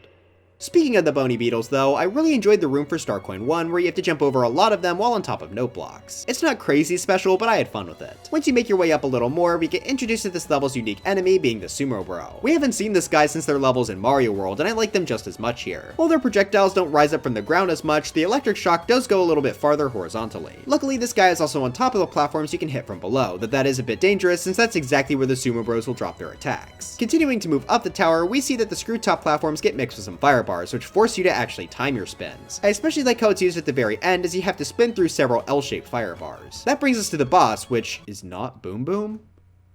In fact, it's actually the only original boss character in this entire game. Here we had to fight against a giant Sumo Bro, which is a great mix-up from the standard Boom Boom fight. He'll jump around on these special platforms in a triangle, and you need to find a way to hit the one he's standing on. This can be hard to do, especially with the Sumo Bro's bigger lightning. If you do manage to knock him down, you have to quickly jump on him. Do this 3 times, and then the boss is complete. I think they really need to do unique fights like this much more often. It was really fun and fit this tower perfectly. This was already a good level, but having a great boss helped it a good amount too. 28 Wii 8 Tower. The main obstacle for this tower are the fire bars, and that's an obstacle type I love anytime it shows up. It forces you to really think about the timing of each of your jumps and movements, and that's helped by this level's usage of moving blocks as well. I will say, I do think the moving block sections could have been a bit better in the first half. They can drag on for a while, and there's really no obstacles here that can kill you. Before grabbing the checkpoint, we have possibly the 2 closest star coins in the entire new Super Mario Bros. Series in terms of proximity. For Starcoin 2, you have to enter this hidden door, which has quite a scary hidden room behind it as you have to run in a circle around 3 fire bars. Then once you exit the room, you can jump up and go to the left slightly for Starcoin 3. I just thought that was a bit weird, but not bad. The rest of the tower climb takes us past 2 other fire bars on moving blocks before we get to the level's boss. Now, every other world in Mario Wii uses the Koopalings for both its tower and castle, but we've already killed them all, so who's the boss here? Well, this is actually the main Mario series' first time featuring Kamek as a main boss. Now, he does also have the fight in Mario U like we mentioned, but this is the first time he got one in the mainline series despite being a character for so long. Really, we can thank Mario Wii for how prominent Kamek is, as he was a very important character in this game, giving all of the Koopaling special powers. His own fight is no slouch either, in fact, I really liked it. The boss arena is made up of several blocks that move to the left. They're in a really weird formation though, so it's hard to jump around on them to get to Kamek. What makes it harder is that Kamek can use his magic at any time to transform these blocks into an enemy. This can sometimes even create gaps in the floor that lead to the void, making this fight even more dangerous. And of course, just like in Mario U, he can teleport around the arena to get away from you. This creates a very enjoyable fight, easily one of the best in the game. So while the tower itself is just solid, Kamek is able to hard carry this level. 27. The final test, Wonder Gauntlet. As the name implies, this level is a big combination of a lot of wonder effects seen throughout the game. This is kind of like what we saw in the game's final Bowser Castle, but this time it has a lot more effects. I think we should just go down the list here. You start on top of a pipe worm going over poison, which is a bit of a slower start than I would have liked, but an understandable start seeing as that was the game's first wonder effect. While we're on top of this, there are also several other wonder effects acting as obstacles. You have to avoid these bluebird's bubbles, some falling pipes, and the level speed even gets slowed down and sped up for a bit. Eventually you do get off the pipe worm and are able to run around like normal, though you do have to do so while avoiding a nosher horde. Then some giant hoppy cats get thrown into the mix, so you have to avoid jumping. That is until you get to this part where you have to jump off some anglefish. This next section puts the level in the silhouette style and you have to avoid a few tall sproings and ride along some semi-solids. Then you're able to jump across a few mixel megs before riding on top of a boat. You're able to use the cannon to kill the spike looking at you, but you need to be careful because lightning will start striking around the boat. After reaching the shore, the level stops for a second before rocketing you forward at full blast. You have to outrun some rifts as giant hoppos come rolling towards you, and then you have to run across a few of the glitter ramps from Roller Koopa Derby. Now unfortunately that does bring us to the last effect being a star run, which is kind of lame, but hey, at least it's at the end of the level and not throughout the whole thing. But it was really cool to see all these effects get thrown together like this. Aside from the transformations, it feels like they really covered most of the important ones here. I do think it would have been cooler to have some sort of transformation gauntlet instead, since like I said, Bowser's Castle also does a similar thing to this, but I can't deny that this level was still very solid. 26. World Bowser's Castle. We have finally made it to the last level from Super Mario World, and fittingly, I believe the best one in the game is the final level of the main story. The main reason I love this level as much as I do is because there are several different ways you can go about completing it. The level begins by giving you 4 different doors. Now I'm sure many Mario Maker players just had a heart attack, but don't worry, this isn't to pick a door in the traditional sense. Instead, each of these doors have their own entirely unique challenges to get to the other side, meaning you get to choose whichever path you want to take. That is a really cool concept, and I think it's only fair to cover each and every door path. Door 1 puts you onto an auto-scroll section with crushers coming down from the ceiling. They're also placed over lava with several lava bubbles jumping out. Of the doors, this is probably my least favorite due to its auto-scroll, but it's far from bad. Plus I like how it rewards people who went out of their way to collect all the switches throughout the game because this room is filled with their blocks. Door 2 allows us to climb along a fence over spikes. There are also Koopas crawling along it with lava bubbles bouncing around the room, so you have to flip to either side to change which obstacles you need to worry about. Door 3 has this really wacky room with Mecha Koopas. You have to climb to the top of this mini tower, but blocking the way are these weird green and white semi-solids. They make navigating through here more challenging as they restrict what you can see a bit. Door 4 contains this difficult platforming segment with moving blocks and hotheads. A lot of the jumps can be pretty tight, so I'd say this is probably the hardest of the 4 rooms. I absolutely love how different each of these were, but that's not even the end of it. We're actually only halfway through this course. Once you complete any of these rooms, you are once again given another choice of 4 doors labeled 5 through 8. That means there are 16 different routes you could possibly take to complete this level, which makes repeat playthroughs of this game so much more interesting. Door 5 has us avoid skewers and thwomps, which can be super satisfying as you can run under all of them at once by timing your sprint just right. Door 6 is an underwater section where you have to swim up a tower as dry bones, fish bones, and spikes try and take you out. Despite being in water, I actually really like this option because the obstacles are surprisingly tricky to get around, especially this part with the several spinning spike balls. Door 7 has us avoid several Bowser statues shooting fire at us, with some of them even hopping towards us. The fireballs can be quite dense here, so I like moving through this one a lot. And finally, room door 8 has us simply avoid a few jumping chucks, which is probably my least favorite of these rooms, but it can still pose a good challenge. After passing through whatever route you choose, all the paths recombine for one last trek before Bowser. This takes place in a dark room, but by hitting a question mark block, you can turn on the light above you. This lets you see all the ninjas hopping around here, which is a cute little cameo for them. But with all that being said, it's time we take a look at the final boss himself, Bowser. This fight is honestly one of my favorite fights of his in the 2D series. For the entire duration, he'll be flying in his clown car. Guess he learned to not go on the ground after our last fight with him. In order to deal damage, you have to throw Mecha Koopas at his head. This can be challenging as you have to time it just right so it doesn't hit the car, but only Bowser. Between hits, Bowser will also fly in and out of the background while raining fire down onto the players' heads. Then he'll also be able to drop down giant metal orbs.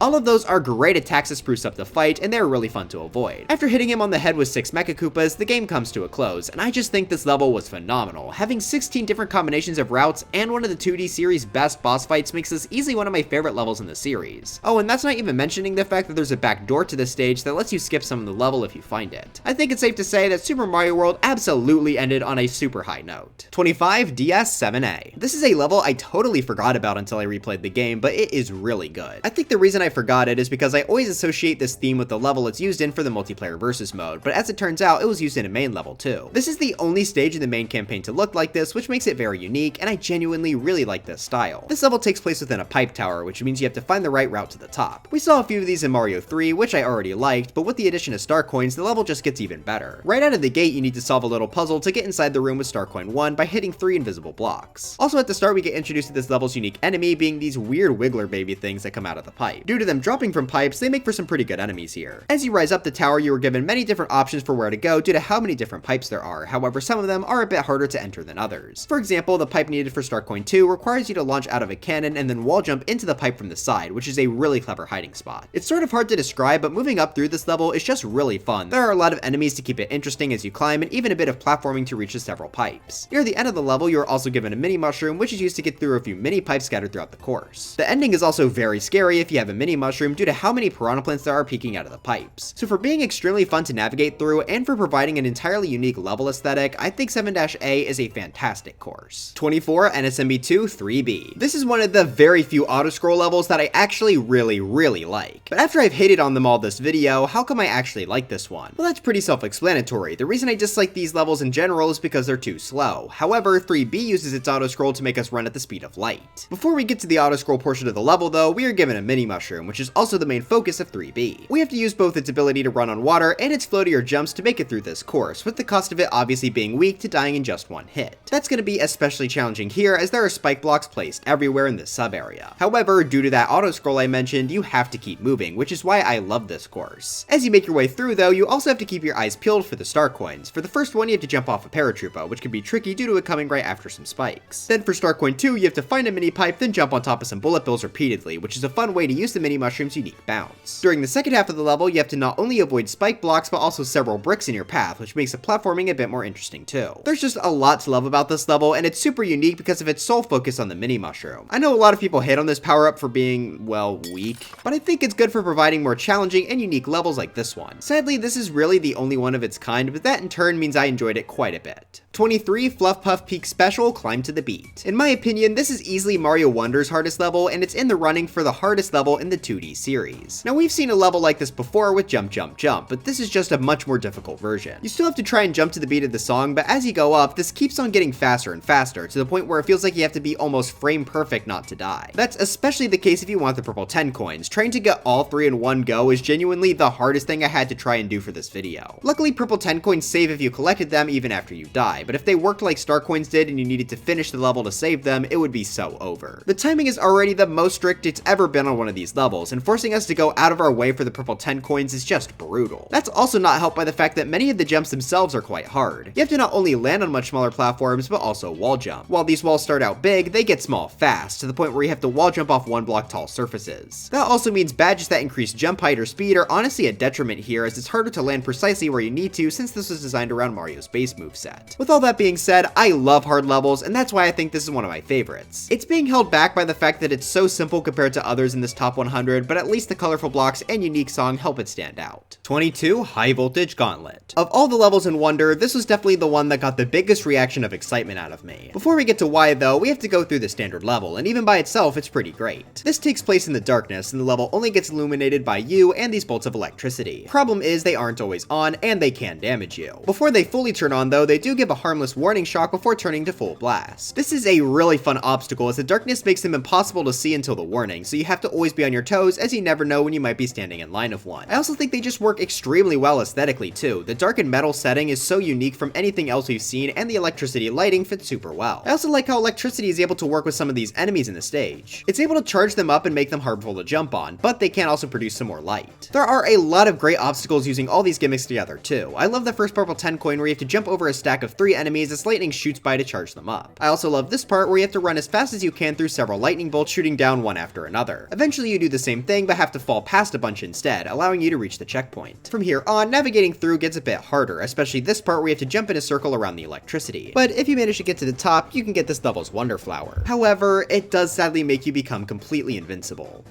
Ah, who cares, it's the metal cap. This wonder effect is entirely a reference to Mario 64's iconic power-up, even giving a new rendition of the iconic metal cap theme. Mario 64 is one of my favorite Mario games, probably number 2 just behind Odyssey, so seeing it get referenced was super exciting. 3D Mario games aren't normally referenced too much in the 2D series, so I was not expecting this crossover at all. The fact that this is invincible makes perfect sense because that's exactly what the power-up did in Mario 64. It also just fits with this metallic stage so perfectly. I love how you can now absorb the electricity like the enemies to produce more light and even magnetize coins towards you. And even if this being invincible does bother you, it doesn't last long at all, and the rest of the stage before this was already phenomenal. So for referencing one of my favorite Mario games, and for just being a fantastic level both gameplay and aesthetic wise, High Voltage Gauntlet easily deserves this spot. 21. Grinding Stone Tower. The main obstacles here are of course the grinding stones, which essentially work like spike balls except they can bounce off walls. I just think they are used extremely well here. Right at the start we have to jump past a few as there's a pipe moving up and down that brings them up to hurt you. Then as you make your way past a few more, you can also get yourself a mini mushroom, which is needed for star coins 1 and 3, and it makes the stage a bit harder, which is pretty cool. After that star coin, there are also fat grinding stones that you have to jump past, although you can find a hidden area to the right for star coin 2. From this point on, you gotta dodge a few more obstacles involving the stones, and they can come out pretty close together, which makes each of these sections decently challenging. Then we get to definitely my favorite part of the level. Now you have to climb up a tower of moving pipes, but as you go up, there are grinding stones rolling down. Due to how the pipes move, it can be very hard to get past them without one landing on your head.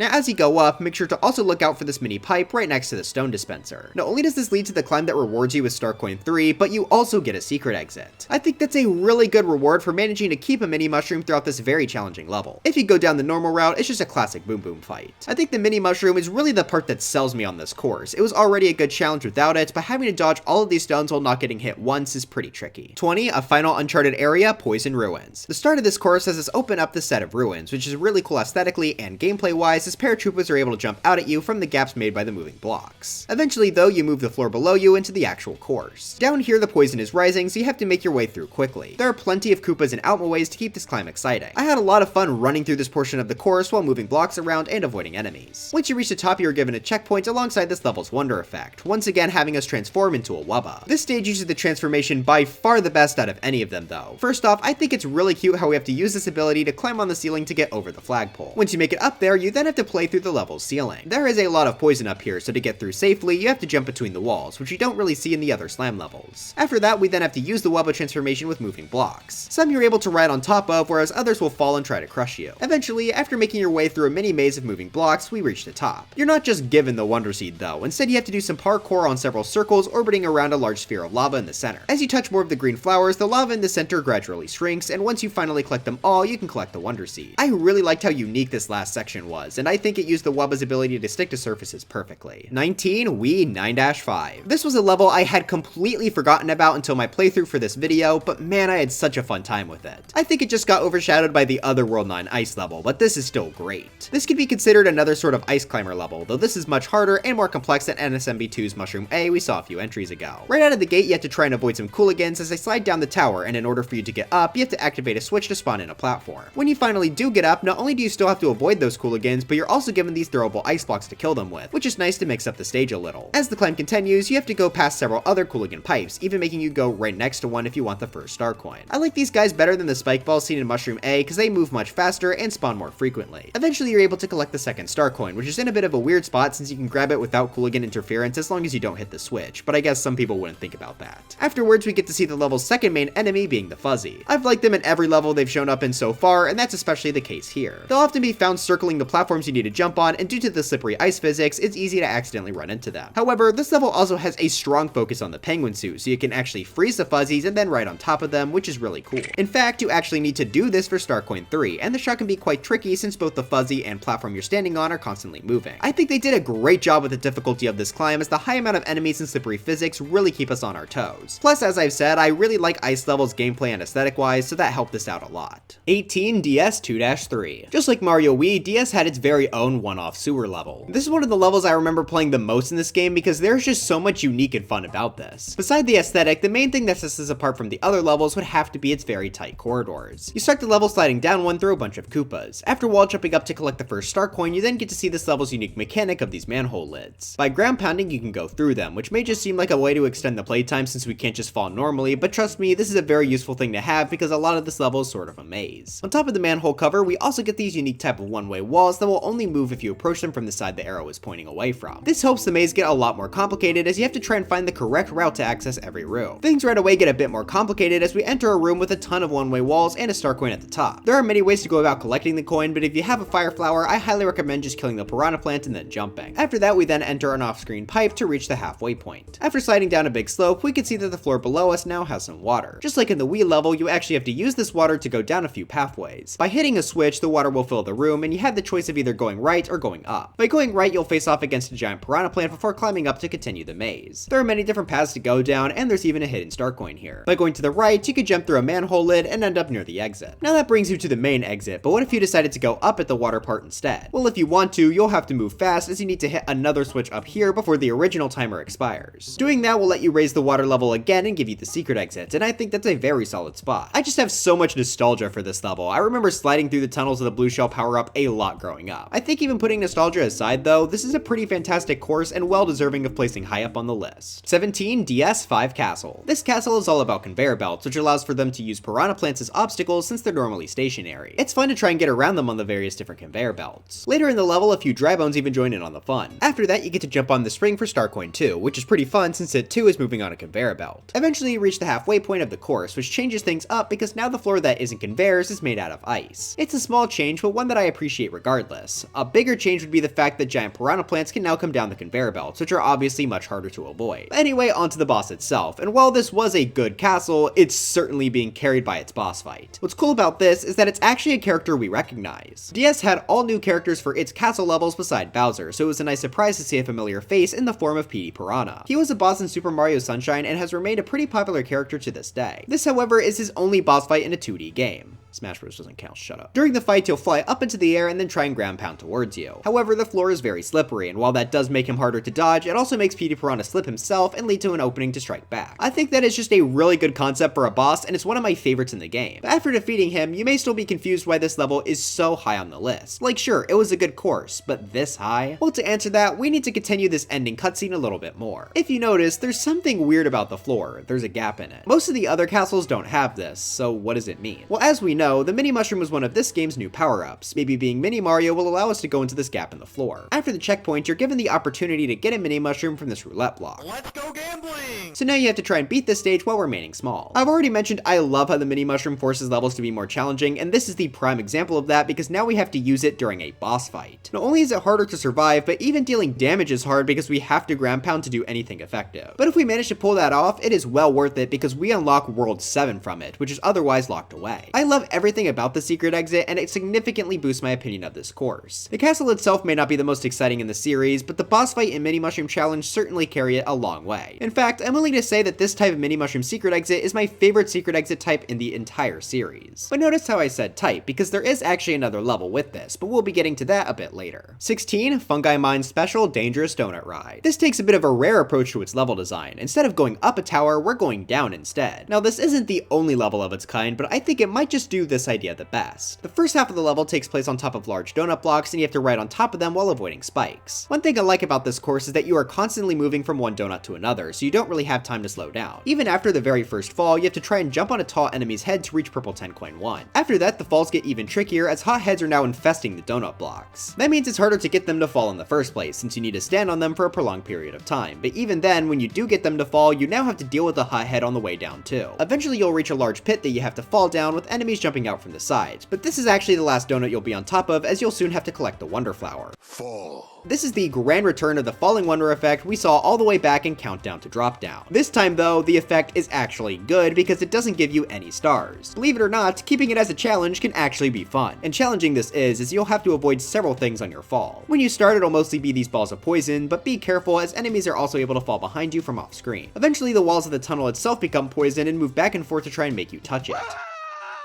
Eventually the fall gets super tight with the poison walls closing in and several more balls of poison to dodge. But that all just makes actually collecting the Wonder Seed at the end even more rewarding. I think this level did its theme of falling perfectly. It's a good challenge and it feels so unique from any other 2D Mario level. Plus not being invincible during the fall was a nice change too. 15, Ninja Jump Party. This level was able to fuse a fantastic aesthetic with a fantastic gameplay mechanic perfectly. This is what rewards you with the Rhythm Jump badge, and while that badge does kinda suck in the game, at least the level it's focused on is great. You start out in a dark room room with ninjas above you. As you go through, you start to hear a bit of clapping in the background, and if you follow the talking flower's instructions to jump, you'll see a platform appear. This allows you to then reach the level's wonder flower, which absolutely brings this course to life. Suddenly, the ground gets a bit brighter, and the background becomes more purple. A new song also starts to play for us in the background here, and you can hear the ninjas saying hey. Well, if you decide to jump on the hay, the level will gradually start to get brighter and brighter, and this just looks so cool. The bright yellow mixed with the purple is so unique, and I love seeing all the ninjas dancing to the beat here. The entire level is like a rhythm game as you get rewarded for actually managing to stay on beat with your jumps. Sometimes you need to jump in sync with the rhythm to make platforms rise. Some other times you need to jump for the purple 10 coins to appear, and sometimes you need to jump for platforms to show up at all. It is so satisfying to get a long chain of jumps on the beat and keep the bright aesthetic alive. This level really feels like a party for the entire duration, and while it was a bit shorter than many other levels this high up, its entirely unique gameplay style more than makes up for that. It was a blast collecting all 5 wonder tokens here, and I'd be shocked if anyone disliked this stage. I mean, how could you hate on a ninja?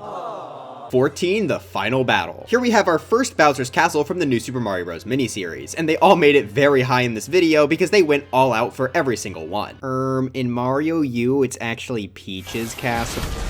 Personally, I do think Mario U was the weakest of the bunch, but that's not to say it's weak in the slightest. The castle begins with us actually having to face off against Bowser Jr., but not in a boss fight. Instead, he acts as an obstacle during a platforming segment. Many of the platforms you'll be jumping on are these unique bone bridges. Bowser Jr. is able to cause them to ripple by ground pounding on top of them, which is obviously quite dangerous for the player. After running for a little while, some special moving platforms also get thrown into the mix, which will fall if Bowser Jr. ground pounds on them. So you're going to want to move as fast as you can throughout this course. That's not to say his ground pound is all bad though. In fact, you actually need it to collect Star Coin 2 as it's blocked off by bricks. I also like how Star Coin 3 requires you to wall jump onto a moving platform because it's extra stressful with the threat of it falling into the lava. But that brings us to the game's final boss, and I've gotta say, I really enjoyed it. You first gotta run through a long tunnel as Bowser shoots fire at you, and due to how they fly, I always have fun dodging them. But then you get to face off against the main man himself, and just like the classic NES title, you have to hit the axe at the end. Luckily, that's not too hard since Bowser will leap into the air for us. Wait, is that it? No, of course not. I said this is an actual good fight. After doing that, you run outside of the castle for a little bit before Bowser Jr. rises up from the ground alongside a now much bigger Bowser. This time there's no axe to kill him, so you need to find some other way to defeat this guy. On top of that, Bowser Jr. is also flying around and ground pounding us just like he was in the first section. However, you may notice he no longer has any protection on top of him. In fact, Bowser Jr. is the whole reason we can defeat Bowser here. When we hit Jr., we can actually steal his clown car for ourselves, and using the ground pound ability, we can stomp on Bowser's head. We need to do this 3 times during the fight, but Bowser himself makes this quite difficult with his variety of attacks. Not only can he of course shoot fire, but between hits he also slides around in a shell just like the Koopalings. Or maybe it's more accurate to say he hops, and you need to try and run under these hops in order to avoid getting hit yourself, which is fairly scary. After he comes out of his shell, he'll also shoot fire up into the sky and have it rain back down like meteors, which are also fun to avoid. But if you manage to ground pound onto his head for a 3rd time, the level comes to a close. I think this was a great way to end Mario U's main story. While I do think the other new Soup games have better castles overall, I will say this is probably my 2nd favorite boss fight of the bunch. Plus I do like how the ground pound gimmick was introduced in the main castle and then used in the boss fight later. 13, a DS 8 Bowser's Castle. Back to back with Mario U's final level, I think DS is in a similar boat quality-wise. We start in a room where we have to run past a lot of lava bubbles, which isn't too hard, but it acts as a good opening. That then brings us to this level's special gimmick, and it's an extremely interesting one. In this room, there's a door on the ceiling, but how are we supposed to get inside? Well, hitting the center block of the room reveals a switch, and hitting it actually flips the room 180 degrees. Not only is that a really cool idea, but I've always liked how it looks with Mario staying in place as the entire room rotates around him. Exiting this room has us running past several burners. They act as pretty good obstacles, especially if you try to run through the stage quickly, but also they have the most grating sound effect of all time.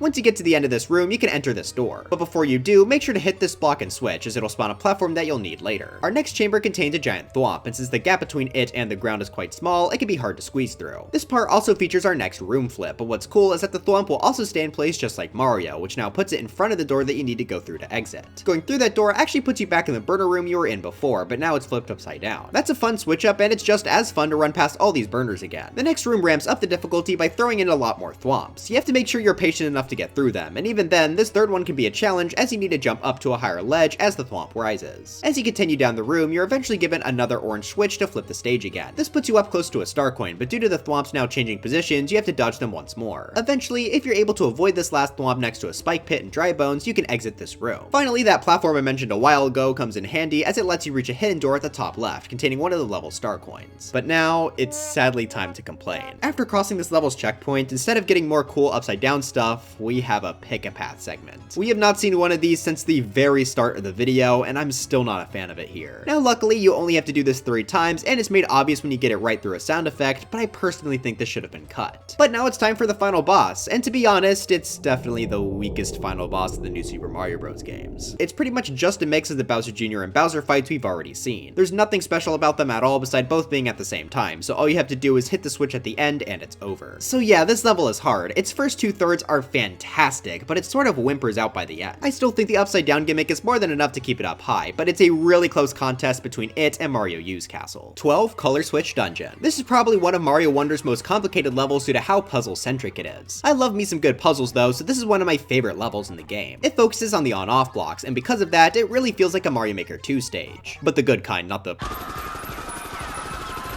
The on-off switches are able to affect many parts of this level, and this opening shows off some of these platforms that are able to switch to ceilings, along with zip tracks that will change directions. And of course, you also have the classic on-off blocks themselves that appear or disappear depending on the switch's state. Also, I really love that the talking flowers match the color of the switch in this level. That is a really cute detail. Once you get out of the opening room, the real puzzles can begin. First, you have to find a way to get down to this purple 10 coin, which is fairly simple as you need to hit a switch and then run to the left. Once you collect the coin, you then get the chance to solve another puzzle. You have to enter this door, but in order to do so, you need a key on the other side of the room. Using keys in this way is another thing reminiscent of Mario Maker 2 for me. No other mainline level is really similar to this. Exiting this section brings you to a lower part of the level, which not only rewards you with the checkpoint, but also puts you into a silhouette section. There are some hotheads here to produce some light though, and I think they're both nice obstacles and aesthetic pieces. Using the light, you have to try and find some more on-off switches, because they'll let you access this level's Wonder Flower. Now this may be a bit of a surprising effect for this course, but it's actually Cosmic Mario again. I think he fits with the on-off switch theme perfectly. Throughout this chase sequence, you have to try and hit on-off switches to clear your path. However, due to how the tunnels are constructed, that often means running back on the same path multiple times, and that's running directly into Cosmic Mario. I had a lot of fun with this section, and it was a good showcase of what the on-off switches can do. That's far from the end of the course though, as it leads us to another checkpoint and this level's biggest puzzle. First off, if you want Purple 10 Coin 3, you need to water a plant at the end of the section here. Unfortunately, going on a zip track causes you to drop the pot, so you have to set up the on-off blocks in such a way that you can jump over them, which I think is a pretty creative coin. When you fall down, you once again have to find another key. After looking around for a while, you may find that it's at the right, and once you collect it, you run into a different problem. How do you enter the exit door? Well, you actually need to find a way out of the pit you're in, and then make sure the switch is in the right state so you land on the door platform when falling down. That finally brings you to the end of this level, and I think it's safe to say that this was a fantastic puzzle course. 11 Wii 7 Castle. First off, I think this has my favorite aesthetic of any new Super Mario Bros. Castle level. It's sort of a mix between the castle and sky theme, having the bright blue sky as the backdrop, but still having us on top of and in front of bricks. I love the yellow color of the bricks too. It really makes this level stand out compared to the rest. The very first jump also shows off that this castle is another focused on skewers, as a giant one comes shooting out of the ground towards us. There are several different types of skewers to show off. First are these 2 giant ones that are on the side of those platforms, trapping us in with the dry bones. Then we have to jump past a few skewers that slam into other skewers. These move really quick, and the fact that we have to jump between them on moving platforms make them a bit more difficult. Then for the checkpoints, we have to fall past a few skewers aiming downward, which is quite the tight squeeze due to its fast speed. Following the checkpoint, we have to move past another skewer crusher before we meet face to face with some Sledge Bros. Not only are they a great addition, but I also love that they added the fog gimmick to this level. It fits with the aesthetic and makes things harder to see. Speaking of that fog, it's the main focus of the room containing Star Coin 2. If you manage to find the pipe in the void, you can enter this room that is entirely filled with fog. That makes it extremely scary because you can hear the skewers, but you don't know where they are. You also need to jump over several platforms over the void, so you need to sort of feel your way through this room by clearing small areas with the twirl. Back to the main level, you have to move through more fast skewer crushers and then a few standard skewers. All of this is fun to do because of how tight they made the timing here. I especially love the part where you have to quickly jump between moving platforms as the entire room is filled with skewers above and below you. If you manage to survive all of that, you just have to run past a Sledge Bro to reach this level's boss. Once again, it's my boy Ludwig, and I think this is by far the coolest fight he's had in the series. We start on a brick platform, but as soon as Kamek flies by, the floor smashes away to reveal 3 platforms quickly traveling upward. We have to do our best to jump between them to reach Ludwig, all while he's doing the same to try and reach us. Difference is, he's able to shoot projectiles and leap super high into the air. The 3 platforms also move pretty unpredictably, so it can be kind of nerve-wracking jumping between them. This is both really cool from a gameplay standpoint, but also an aesthetic one because it's fun to imagine we're fighting him inside an endless tower. Now you can still perform a bit of Koopaling cheese here, though the moving platforms do make it a bit harder to do than in a standard Koopaling fight. So for having both a very distinct castle and a great boss fight, I think 7 Castle absolutely earns this high of a placement. 10 DS2 Castle. And here we have my personal favorite level from New Super Mario Bros. DS. This is a pretty strong opening as you get jump scared by a giant spike ball rolling down from above you. That's a pretty good way to show that you'll be dealing with a lot of these spike balls as they roll throughout throughout the castle. At one point you even get to rope swing over one, which is just a nice change up. After that you need to avoid spike balls in an extremely tight corridor, which you do by finding small gaps in the floor. After getting through that, you finish the first half of the level, but part 2 does something super interesting. You have to use a door here, and once you do, you're actually put outside into the desert. Going outside of a castle is very rarely done, and it makes this one stand out quite a bit from the other New Soup castles. In this section, you'll have to avoid a lot of bullet bills, which are always nice to see. You even have to jump on one of the bullet bills to reach Starcoin 2. Eventually though, you reach a dead end, with just a switch and a stationary spike ball on the other side of the wall. Hitting the switch does something really cool as it causes the ground below you to dip into a valley. Due to the newly created slopes, the spike ball is able to start rolling around. After that, the spike balls get a bit of a heavier focus again, with another rope swing over one and several rolling by that we have to avoid. Finally, to end this outside segment, we get ourselves another switch and spike ball, which makes getting in the door itself a bit more interesting. But as for the boss, we got ourselves a really good one in the form of Mummy Pokey. Every so often he will burst out of the sand floor at a random spot. Due to being a Pokey, he's able to come out of the ground at varying heights, meaning it can be quite the challenge to actually land on his head. Sometimes he gets so tall that you even need to use a wall jump to get enough height. On top of being tall sometimes, he'll also be able to shoot projectiles at you, making jumps even harder. This is definitely one of my favorite 2D Mario boss fights, especially if you're trying to do it fast and have to deal with the Mummy Pokey at its peak height. Now all of this was already a great castle, having a variety of different locations, obstacles, and even a phenomenal boss. But when you get to the end, you'll notice that this too has a tiny gap in the floor, meaning this is our second and final level to have the mini mushroom boss fight secret exit. Luckily, this level always gives you a mini mushroom right before the end, as it's required for Starcoin 3. Now I already liked PD Piranha's fight with the power up, but Mummy Pokey is just on another level. It's much harder to land on this guy's head because he's able to move around, and being even slightly off will kill you here. Plus the varying height also makes it harder to predict where exactly you should be landing. Plus the projectiles just got so much more deadly as they now kill you in one hit. Forcing the player to use the mini mushroom here adds so much depth to the boss fight, and it was already one of the best. So for all those reasons, I think 2 Castle is just barely able to stand out as my favorite level from New Super Mario Bros. DS. 9. Firebar Cliffs. This is a much more extreme version of DS 6-4, which featured firebars on a cliffside. Mario U also does that, but the firebars are now massive. That makes them much harder to avoid, and coming from Superstar Road means this level is quite tough. Also, let me just say, I love the fact that they used the volcano song here instead of the normal mountain song. That's a super cute touch. The ways you have to jump around these fire bars are all super interesting. You have to duck under one while on donut blocks, dip next to one to get a star coin, and then even wall jump around another. And that's just the first few. This level keeps adding more and more difficult challenges with these enormous obstacles. I also like how for star coin 2, you have to climb on a fence while sneaking your way around more fire bars. That was pretty intense. Before reaching the pipe, you then have to jump between 4 more fire bars, which requires precise timing. I also really like how the last one mixes you up by going in the opposite direction, but since you're already on top of another fire bar, it's too late to turn back. Entering into the pipe brings you to a vertical section, and man, climbing past all the fire bars is just so much fun. They cram a ton into this vertical space, so it feels like you have to constantly be on the move. The ending especially has you running really fast to avoid these 3 fire bars that have one long end and one shorter end. But after exiting the pipe, you're pretty much given the goal. This was a super fun time from beginning to end, and I'd say probably the second hardest level in this game. The giant fire bars will always be memorable to me, and again, I really appreciate that musical touch to make this level feel even scarier. 8. Pendulum Castle. I think this is probably the single hardest level in New Super Mario Bros. U, which makes sense as it's the final level of the game. Forgot about the stupid shell level. Anyway, the main obstacles for this course are the pendulum spike balls and the donut blocks you need to stand on to avoid them. While this level does start simple enough, it quickly gets harder as you have to be patient for the spike balls to move, which is hard to do when you're on top of donut blocks that could fall at any moment. There are also several bony beetles placed on these donut platforms, which also force the player to be patient as they wait for the beetles to retract their spikes. Then you even have to start running back and forth between 2 pendulums so that you can get under both safely. The first star coin is also placed here, which requires you to fall into it with some donut blocks, which is obviously quite scary. The next star coin is located in this hidden pipe, and it is a terrifying looking one. It is behind 3 giant pendulum spike balls, but don't worry, you don't just have to jump up to them and hope you don't get hit. Your actual goal here is to get to the other side as the question mark block contains a star. Even getting there is scary enough though, as the spike balls take up so much space and the floor is infested with bony beetles. Also, I recommend leaving this room as fast as possible since the star can help you run through a few more obstacles in the main level. From here on, the jumps get even more complicated as you try and wiggle around the pendulums. The donuts also get more spaced out, which not only forces you to make bigger jumps, but also constantly jump in place as you can't run between several to stop them from falling. It even gets to the point where you have to go under a giant pendulum by using several 1x1 donut blocks, which is safe to say is pretty terrifying. Luckily, the very last pendulum is mostly fairly easy as you just need to hit a switch and quickly run across the blocks before the timer expires. But yeah, I loved how difficult this level was. It always felt stressful as there was almost nowhere to catch your breath. The donut blocks mix perfectly with the pendulums as they require you to be patient. This level also not having a checkpoint is just the icing on the cake to make it as scary as it is. So in my opinion, it is well deserving of being the best level level from New Super Mario Bros. U. 7 Wii 9-7. I'm sure just reading those numbers out sent shivers down many of your spines. This level is easily one of the most well-known from New Super Mario Bros. Wii due to just how hard this thing is. That comes down to this level's main focus being ice blocks that you can actually melt. When this happens, it's almost always bad news as the muncher can obviously damage you and the coins are often placed directly over the void. On top of that, there is a lot of fire here. Guess you could really use some fire protection.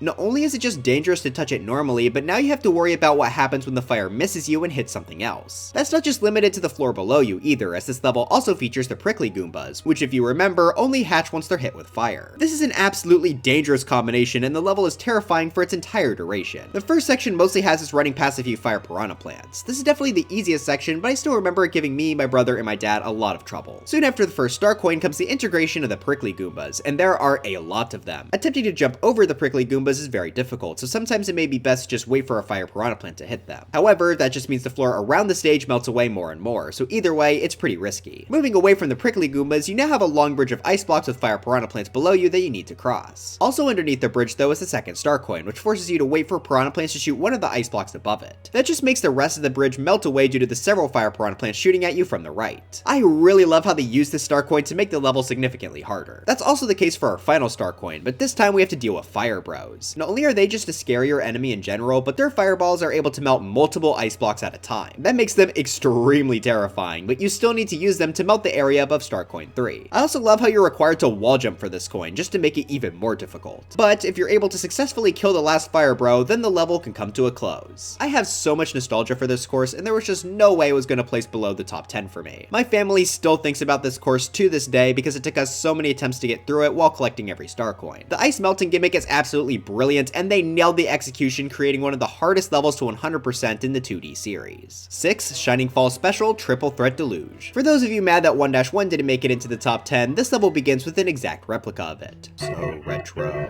Yeah, don't spend too long admiring the retro, as this level's main obstacle is made readily apparent, being the triple Lakitu throwing spike balls at us from the background. First off, I'm really happy they're in the background so we can't just steal their cloud, and the spike balls are also so much scarier than just normal spinies. After the pipes from 1-1, the level also has a 1-2 reference where you have to jump past looping moving platforms. Now to be totally honest, I have no idea why this level starts with these references. From this point on, the level has absolutely nothing to do with them. I guess they just thought it'd be funny. But anyways, for the rest of the course, we'll be under the effect of the Wonder Flower, and I think this might just be my favorite wonder sequence in the entire game. This is our third and final example of a top-down level, and it's done here by far the best out of all 3 levels. As introduced in the beginning, the main threat to you will be the Lakitu throwing spike balls at you from the back. I love them as enemies because not only are the spiky balls tricky to dodge, but sometimes they're pretty unpredictable. Every time you play, they'll be thrown in a different spot due to the Lakitu's randomness. That's also made even more terrifying by the fact that this level uses bumpers, which bounce the spike balls around and could easily end up hitting you if you aren't paying attention. But I think the thing that really makes me love this level is the fact that you are required to use the spike balls. Pretty much right away there's a wall of blocks in your path, and the only way to cross it is by having a spike ball break through it. That means trying to bait the Lakitus into throwing it close by, but that also means you're forced to get extremely close to the spike balls yourself. This first wall is already great, but it gets even better as the level goes on. Before we get to that though, I really like the first purple 10 coin here, which requires us to run in a circle while touching all these flowers, again keeping us in one place for the Lakitu to hit us. Then a bunch of coins and spike balls come raining down from the bumpers above, so it becomes a mad dash to grab the coins without getting hit. From there we have our second wall, but since you have less semi-solid to walk on, there's less space to dodge the spike balls falling down. After that, just to make the level even harder, they throw some fire bars into the mix. The third fire bar after the wall is terrifying though, as you have to circle behind it to collect purple 10 coin 3, and it is spinning fast. Then to finish off the course, we get one last new set of obstacles, being these moving blocks that can crush you. These are scary enough as is, but what makes them even worse is the final wall at the end. You're given almost no room to dodge the spike balls now, making this an absolutely nerve-wracking finale to the stage. But with all that said, I think it's clear to see why this level places up so high. Not only does it have one of the best wonder effects, but it also uses it excellently to create one of the game's most challenging levels. Its gameplay is really unique due to the top-down gimmick, and it's honestly surprising to me that more people don't seem to love this level as much as I do. It's not that they hate it, but I just don't hear anyone talk about it. It's always that stupid piranha plant level. But I think Shining Fall Special Triple Threat Deluge is well deserving of its placement in the top 10. But now it's time for our top 5, the levels I believe to be the best of the best. We've come a long way since the start of this video, and now only 3 more games remain: New Super Mario Bros. Wii, New Super Mario Bros. 2, and Super Mario Bros. Wonder. Which one of these games will be taking taking the crown for having the best 2D Mario level. Kicking off this top 5, we have 5 NSMB2 6 Castle. This is the final level of the game's main story mode, and seeing as it's in the top 5, it's safe to say it's a pretty good conclusion. The level starts fairly basic for a castle, having us dodge several lava bubbles and burners. Many of the burners are on tracks to make dodging them more interesting, and the lava bubbles are packed pretty close together as well. As you're running, make sure to jump through this part of the ceiling, as it's very sneakily hiding away Star Coin 1. After jumping past a few big dry bones, we then have to climb vertically around the burners, which is pretty scary. This first part of the level ends with us having to cross over a burner bridge. The ones below constantly shoot out fire, whereas the ones on top turn on and off, so you have to try and time your jumps perfectly between them to get into the door. Now that was already pretty fun, but what's behind this door makes this course even better. Exiting out immediately gives us a snake block. Okay, I know I normally hate snake blocks, but this one is actually one I like because it has a completely predictable path just moving in a staircase. Plus, the entire duration has us face off against more burners, which keeps this section dangerous. Luckily for all of us snake blockaders out there, this is also extremely short, quickly putting us through another door. Now, everything up until this point was good, but the second half of this course is what makes this one of my absolute favorites in the series. After collecting the checkpoint, you'll be able to notice that all 7 Koopalings are flying in a clown car behind us. What's more interesting though is that the eyes on the clown car are able to flash, and once they flash over the whole screen, Mario will be turned into stone. This forces him to instantly fall and stay still until he breaks out. That is incredibly dangerous because we have to make several jumps over lava, and many of those platforms we land on are conveyors, which will also take us straight off the edge. Luckily though, we can combat the flash by going in front of a semi-solid since they shield you from the blast. It is really fun trying to go through this section as fast as possible. I remember younger me replaying this stage a lot. It's extremely satisfying whenever you manage to skip a semi-solid and rest at the next one instead. On top of the conveyors, donut blocks are also eventually thrown into the mix. I especially like how we have to fall on them for a star coin, which makes us spend longer outside of a semi-solid and vulnerable to the Koopaling's light. But eventually, we make it to the final set of doors at the end. This gives us not only a checkpoint, but the choice between a few power-ups to go into the final face-off against Bowser. After making our decision, we have to climb up a set of stairs before being placed right into the famous Bowser Fireball hallway. Once you reach the main man himself, the goal is the same as many of the other games before: hit the switch at the end. After waiting for him to leap into the air, this is luckily pretty easy. Hitting the switch sends Bowser down to his doom, and Princess Peach is finally... Of course, we only just saw part 1 of this fight, as the Koopalings are able to use their magic and make Bowser grow giant once again. Just like the Koopalings before him, he occupies the background, and in order to survive this battle, you'll need to jump across several falling platforms to reach the top. This is all while Bowser claws at you from the back, destroying any platforms in his way. This is a really cool fight. It gets super intense as the platforms start to whittle away. About a third of the way up, there will be a little break where Bowser will shoot fire at the ground, but right after, it's back to climbing. This time though, there are Bowser heads at the side shooting fireballs at you, which just adds on even more to worry about. The same thing then happens again 2/3 up the tower, but this time the Bowser heads shoot purple fire. Eventually though, after a long and intense climb, you can hit the giant switch at the top to end off Bowser for good. This was both a phenomenal boss fight and castle. I've replayed this level tons of times, and I think it's clear to see that it's one of the best Bowser castles in the series. There are just so many great ideas here. But funnily enough, there's a level that does all these ideas just a little bit better. 4 NSMB2 Star Castle. Here we have our final level from New Super Mario Bros. 2, which is fittingly the final level you unlock in that entire game. This basically takes everything I loved about that last level and makes them even better. We can see that right away by the fact that the level starts with the Koopalings flying behind you for a much more intense section than in 6 Castle. More objects and obstacles are thrown into the mix now, with ropes to climb on and grinders to kill us. We even get to climb on some fences, and it's fun to try and move on these things as quickly as possible. After about a minute of that, we are able to escape the Koopalings and have to jump across a bridge of grinders leaping up at us. Wait, you really thought you could escape the Koopalings? That's right, at the end of this bridge there's another Koopaling segment. This time though, we gotta do it while on a snake block, and since it just moves in a straight line, I actually decently liked it. The gaps between the semi-solids here get worryingly far apart, especially if you're trying to collect the star coin that spawns at this rope. Eventually the semi-solids don't even stay on the ground, so now you have to try and time a jump with the Koopaling's flash, which is a really good way to make this mechanic even more interesting. But if you manage to survive all of that, you can once again reach this level's final boss. This is set up basically the exact same way as in the last level, but when you reach the hallway, you may notice the Bowser fire is now blue. That's because we're no longer fighting Bowser. Instead, we get Dry Bowser, which was a great little cameo. Now he'll be able to throw bones at you, but to be honest, that doesn't really change this first phase too much. As for the second phase, it basically goes the same as the fight in 6 Castle, but now the platforms you jump between are much smaller. That makes the jumps much harder and scarier, so I think it's very understandable why this level ends up being above the last. It's basically just a more difficult and interesting version. That does mean I have probably the least to say about it in this top 5, but hey, it absolutely deserves to be here. 3 Wii 8 Airship. I'm not sure what the general consensus on this level is, but I absolutely love everything about it, and I think it's easily the best airship airship in the series. Now this may be greatly influenced by it being a required level in the any% Wii speedrun, which I've mentioned doing several times by now, but I think even outside of that, this is great. The opening room shows us that the main obstacle for this level are the screw tops, which I've already said plenty of times that I'm a big fan of. Not only do we need it to open the wall, but it also drops Mecha Koopas down into the next room, so we have to be very careful. I think the screw top platforms work especially well in a speedrun since you obviously want to use them as little as possible, but that also gives you far less time to work with them. After the first screw top, we then have to go past a few cannons and even jump on a cannonball to reach Starcoin 1. That lets the area quickly get filled with them, which makes getting through here damageless more difficult. Even once you do make it through, you aren't in the clear, as there's a massive cannon aimed straight towards you. Now it is pretty easy to just jump over it, but I also like that you're given the choice to ground pound through some crates, which will even give you a power up. After that, I like this dip past some more cannons, as you have to jump over a pit with the cannons being right above you, and if you aren't careful, you can end up jumping directly into a cannonball. After climbing up the deadly staircase of cannons, you get to see this level's second screw top, which is fun because it's put with another cannon. But then we reach the one part of the level I didn't like that much.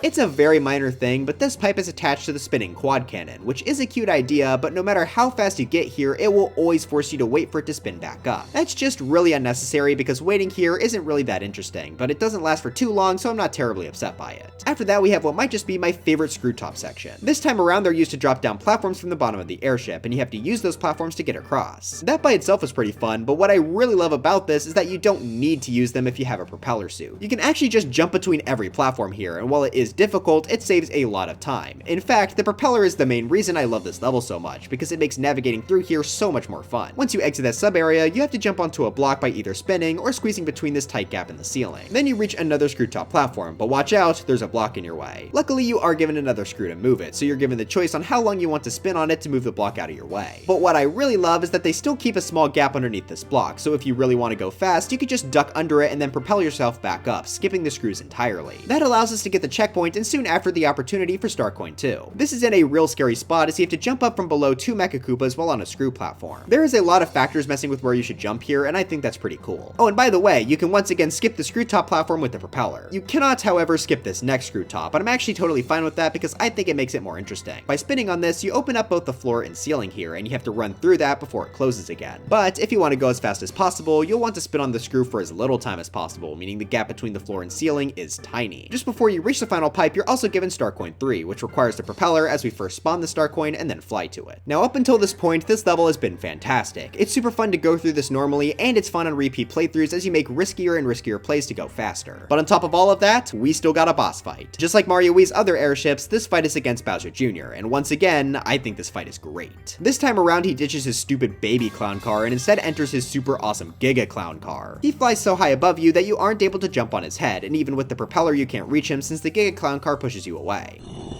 Okay, you can do it, but it requires a really hard glitch. Instead, the main way you'll be hitting him is through his bombs. Right as the fight begins, he'll drop down a large spiky bomb onto the floor. Now when you first enter the room, the cutscene actually shows off that the floor reacts to Mario whenever he ground pounds, so using that knowledge, you can send the bomb flying right back into Junior.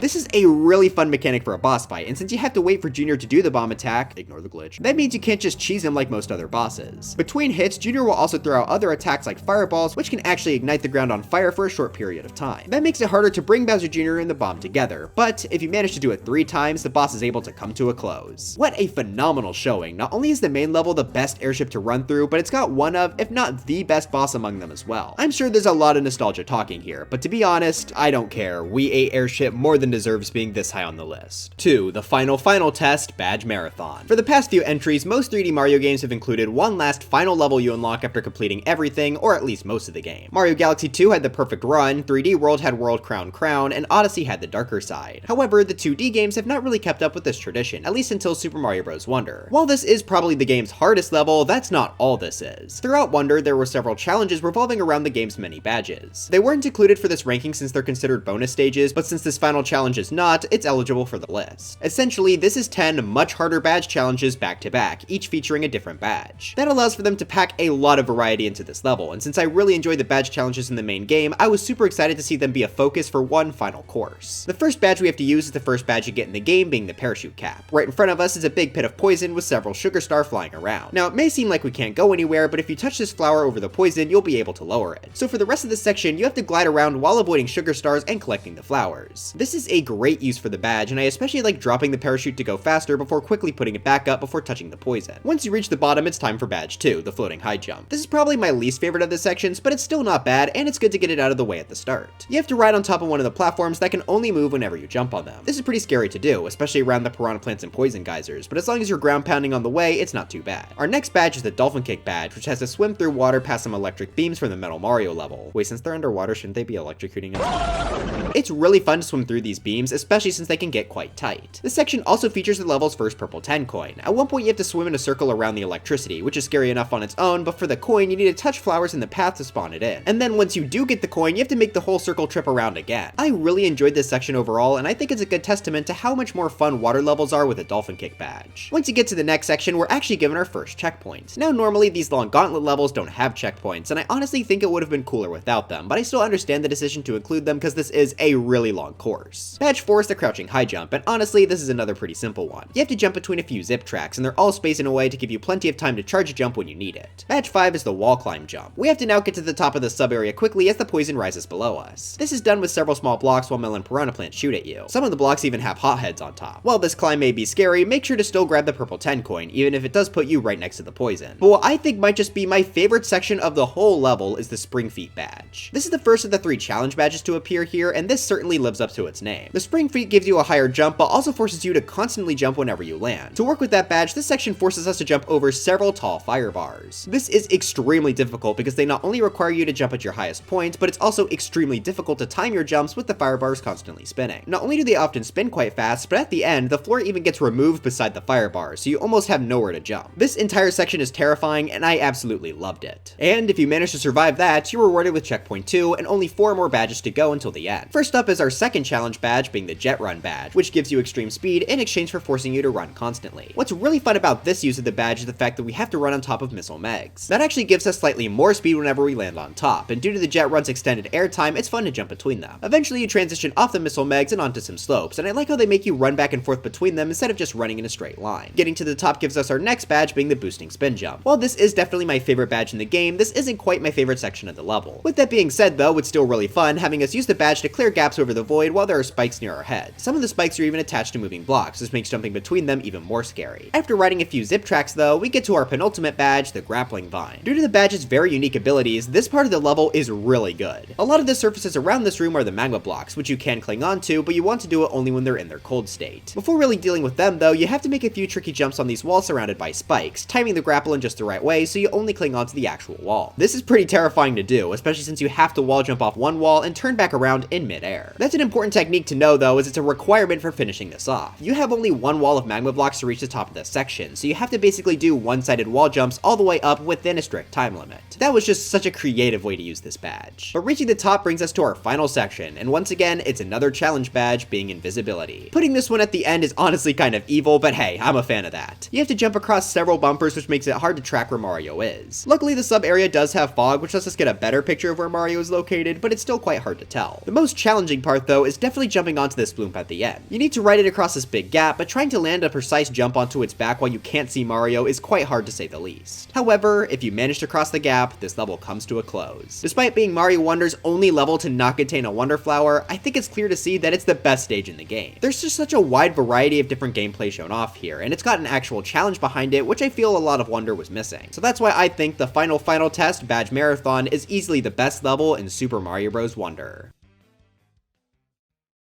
But it's not quite my favorite level. We've gone through 11 different games at this point, 703 total levels, and only one remains. Over the course of the past 7 hours, we've seen just about everything the 2D Mario series has to offer, except for one final level. Before Wonder came out, I was curious if it would have been topped, but I don't think Wonder had anything quite good enough to surpass this. So let's take a look and see what's the best level in 2D Mario history.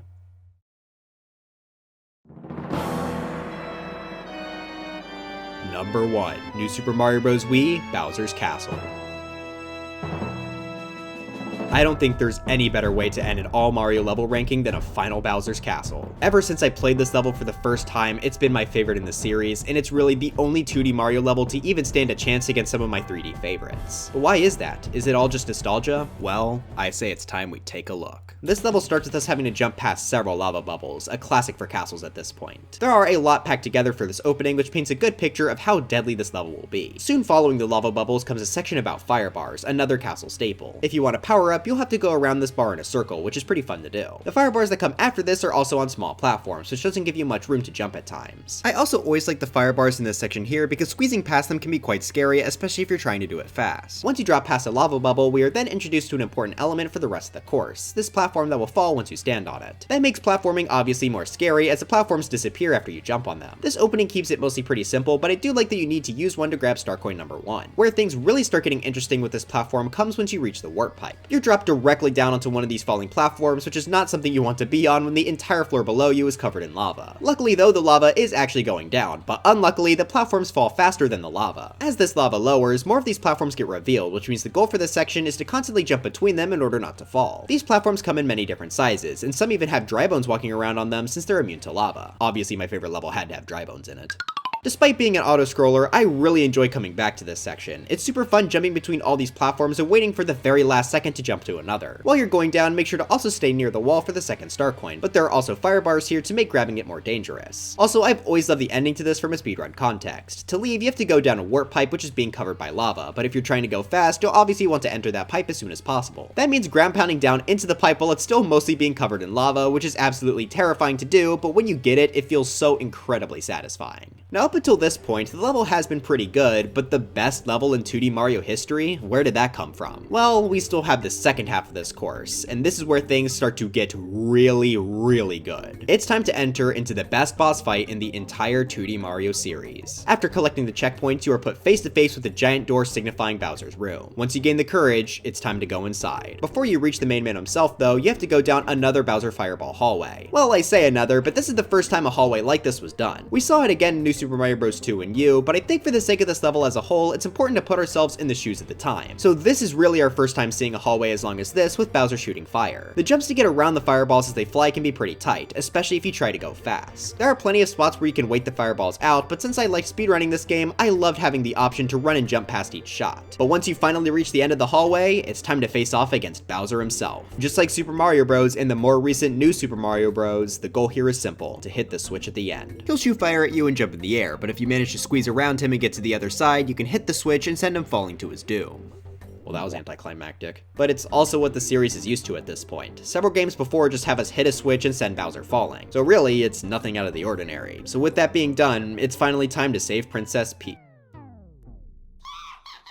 When this cutscene played for the first time, it blew my entire family's minds. Before this point, we had played New Super Mario Bros. And Super Mario Bros., so we were genuinely expecting the fight to end right then and there. This was the first time in the entire series that Bowser's final fight had gotten a second phase like this, and what a second phase it is. After Cam Expel, Bowser comes leaping out of the lava being what must be 10 times bigger than he was before, and then he starts to shoot fire at you, but having just destroyed the bridge, you have absolutely nowhere to go. Now you just have to try and dodge the fireball he sent out, but it actually manages to break through the wall to reveal an entire platforming segment to escape this beast. I absolutely love this idea for a Mario final boss. The entire series is about platforming, so having that be the central focus for the final boss just makes it feel as though the whole game is led up to this moment. New Super Mario Bros. 2 also did this, but I think Wii's is definitely much better due to not being on an auto-scroller and being horizontal just like a majority of the game. For the first part of the escape, you have to stay right up next to Bowser since you need to use his fireballs in order to break through the walls. I really like this opening as it puts you right next to the danger, and it's also fun to lead the fireballs into the exact spots you need to hit. What's also cool is that this section contains the level's third star coin, being the only boss fight in the entire series to have a hidden star coin inside of it. As you gradually destroy the walls behind you, Bowser continues to leap in your direction, destroying the floor behind you and forcing Mario to keep moving forward. Also, I like how in this section there is one entire Goomba. He's the only enemy in this fight beside Bowser, and I think that's kind of funny. But after making it past him, you are finally free from all the walls. The music begins to pick up as you descend with a moving platform, and I just really love this theme. One of my favorite final Bowser songs across the entire 2D and 3D series. On our descent down, you may notice one lone question mark block, and upon hitting it, you are given the propeller mushroom. This is an absolutely genius inclusion. This harkens us all the way back to the very first level of the game, which was meant to be our tutorial for the propeller mushroom. Throughout the entire game, we've been building our skills with not just Mario, but this power-up as well. Countless times we've had to use this to save ourselves, make difficult jumps, or even collect star coins. All of that has led to this moment. One final test of the power-up we've grown so accustomed to. And what a test it is. For the rest of the escape, you have to jump along several moving platforms. Not only is that hard on its own, but Bowser is able to cause us plenty of trouble as well. He's still shooting fire and jumping at us, but now he's also able to cause waves in the lava. Touching them even a little is an instant death, and due to the low height of some of these platforms, it's very scary to make it through here. On top of that, there are several platforms that we need to ride under walls, which force us to stay near the lava for an extended period of time. However, you don't have to wait, and this is where the genius of the propeller mushroom continues. In my Mario Odyssey Moon ranking, I mentioned loving most of the boss fights in that game since many of them have intended speedrun strategies. In fact, my number one for that list too was the boss fight being the Robo Brood. Giving us the propeller is essentially a 2D version of that. You could slowly ride the platforms under each of the walls, which is still super fun due to how scary the lava waves are, or you can make a mad dash through this entire section while strategically using the boost of the propeller to get under the walls. This is unbelievably fun as each jump gets both scarier and more satisfying to actually land. And again, you're doing all of this with an incredible song playing in the background and Bowser rapidly approaching you. It's safe to say that this final run is one of the most intense and exciting portions of the entire series. I remember my family freaking out over this escape as it took us so many tries. But eventually, as you ride across this lift under the biggest wall, you can hear Princess Peach call out to you. In your line of sight is a giant switch. Just a few more jumps and you can bring an end to all of this. As Bowser's quickly leaping towards us, it's time to take one spin up to the switch and slam down on top of it.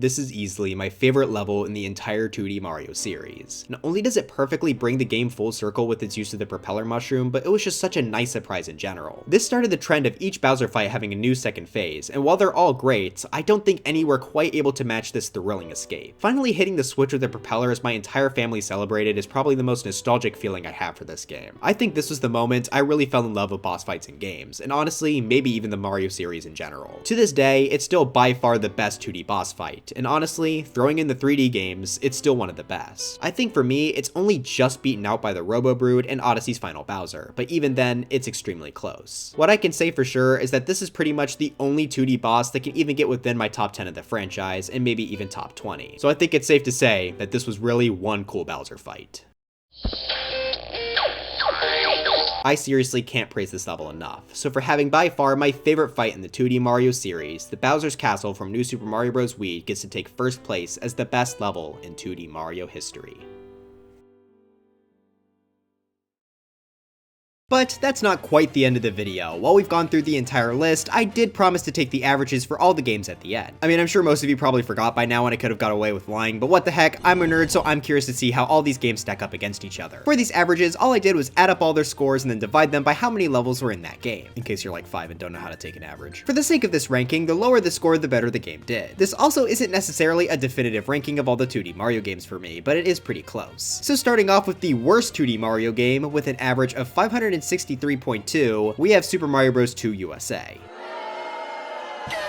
I'm absolutely not surprised by this. I have always disliked the controls for this game. Considering this is the only game here that wasn't designed to be a Mario game, that seems pretty fair. Just beating it out with 557.8 points was the Lost Levels. Everyone makes fun of this game for being bad, which seems pretty warranted, but I find it funny that I actually did enjoy it more than the game that replaced it in the US. Now those were the two obvious low placers, and we got a bit of a jump in our points with our 10th place game. With this score of 520, we have the original Super Mario Bros. It makes total sense that this was as low as it was. I mean, it was the first game after all, so the levels were pretty simple. Coming in 9th place was actually slightly surprising, being Super Mario Land 2 with a score of 512.2. Yeah, seeing this before the original game, even though the levels here are much more complex, may be kind of weird. Well, I'm sure you'd be happy to know that Super Mario Land is in 8th with a score of 474.2. The reason Mario Land 1 scored so much higher is because it only has 12 levels and none of them were bad. This really showcases why this isn't a definitive game ranking since the amount of levels is not considered. I mean, if a game had one level but it happened to be within the top 200, then it would be considered the best 2D Mario game according to the average. average. But back to the list, we have our final NES title in 7th place with Super Mario Bros. 3 scoring 447.4 points. Despite how much I've hated on this game, it does feel right placing here. The levels definitely got much more complex than the other NES titles, so placing it around the center of the list seems fair. 6th place is taken by Super Mario World with a pretty big average jump of 374.7. I've always been a big fan of this game ever since I played it, so it makes me happy that it scored so far above the other retro games. Well, I guess the new Soup games are retro now too, but don't make me think about that. But speaking of, we got the part of the list that I was most interested in. How did the new Soup games stack up against each other? I genuinely had no clue how the averages would work out, so I really wanted to see this. So the worst New Super Mario Bros. Game with a score of 304.7 is New Super Mario Bros. 2. If you asked me before making this video, this is probably the one I'd put below the rest of the miniseries, so this seems fair. Coming in 4th place, we see the original New Super Mario Bros. With the score of 279.8. Despite this one being the fan favorite, it makes sense that it scored lower since its levels are on the simpler side. But the two final New Soup games were the two closest games in this entire ranking, with one having an average of 252.3 and the other having an average of 249.8. In 3rd place, we have New Super Mario Bros. U, and in 2nd, we have New Super Mario Bros. Wii. Being the two main console games, it's expected that they had the best levels. But of course, the game with the absolute best average is Super Mario Bros. Wonder with the score of 207.8. This game just has pretty much no bad levels. The Wonder Flower really helps make 99% of this game enjoyable. Just ignore some of the stuff we didn't talk about, like the search party levels.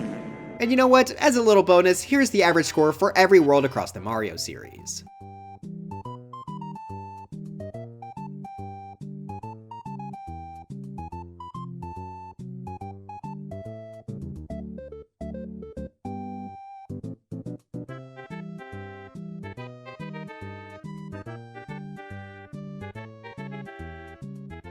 I do want to note again that this average score isn't fully accurate, since the number 1 world, Fungi Mines, has the big problem of not having a boss, which the average doesn't account for. Either way, I hope this was still interesting to look at. Okay, now it's time to finally bring this video to a close. Thank you all so much for 200k subscribers. It really does mean the world to me because I love making these videos for you guys. I'm sorry this has to come out so much later than me actually hitting the milestone, but I hope the video was well worth the wait. I think it's safe to say that this is the longest video I'll probably ever make, until they make another 2D Mario game. But until that day comes, I hope you all really enjoyed. And of course, I've got to thank all of my members, being Puggles Are Fun, Trader Mo, Diluted Colors, Void 11, Cinder CC, MRM, Shrugface Uwu, Jade Avery, Prunsel Clone, Thicky Reiki, SJ100, Ungenio TM, Hassan Terstegen, Gnarled, Galactic Patroller, CW McCain, Tibby, Hyper Saint, Noah P, Rivali the Rabbit, D-Scrib, JubeTube VA, Bass Twist, Z, Tesseract, Nuclear, Make Her, Mr. McMahon 5702, Yanni the Duck, I Am Not Denny BG, Seb, Andres Valerio, Gavin, Hippopotamus, Thick Rib, Name SG, Starfish, Ratsy, Jameson Pageson, Wilbur, Golden Sand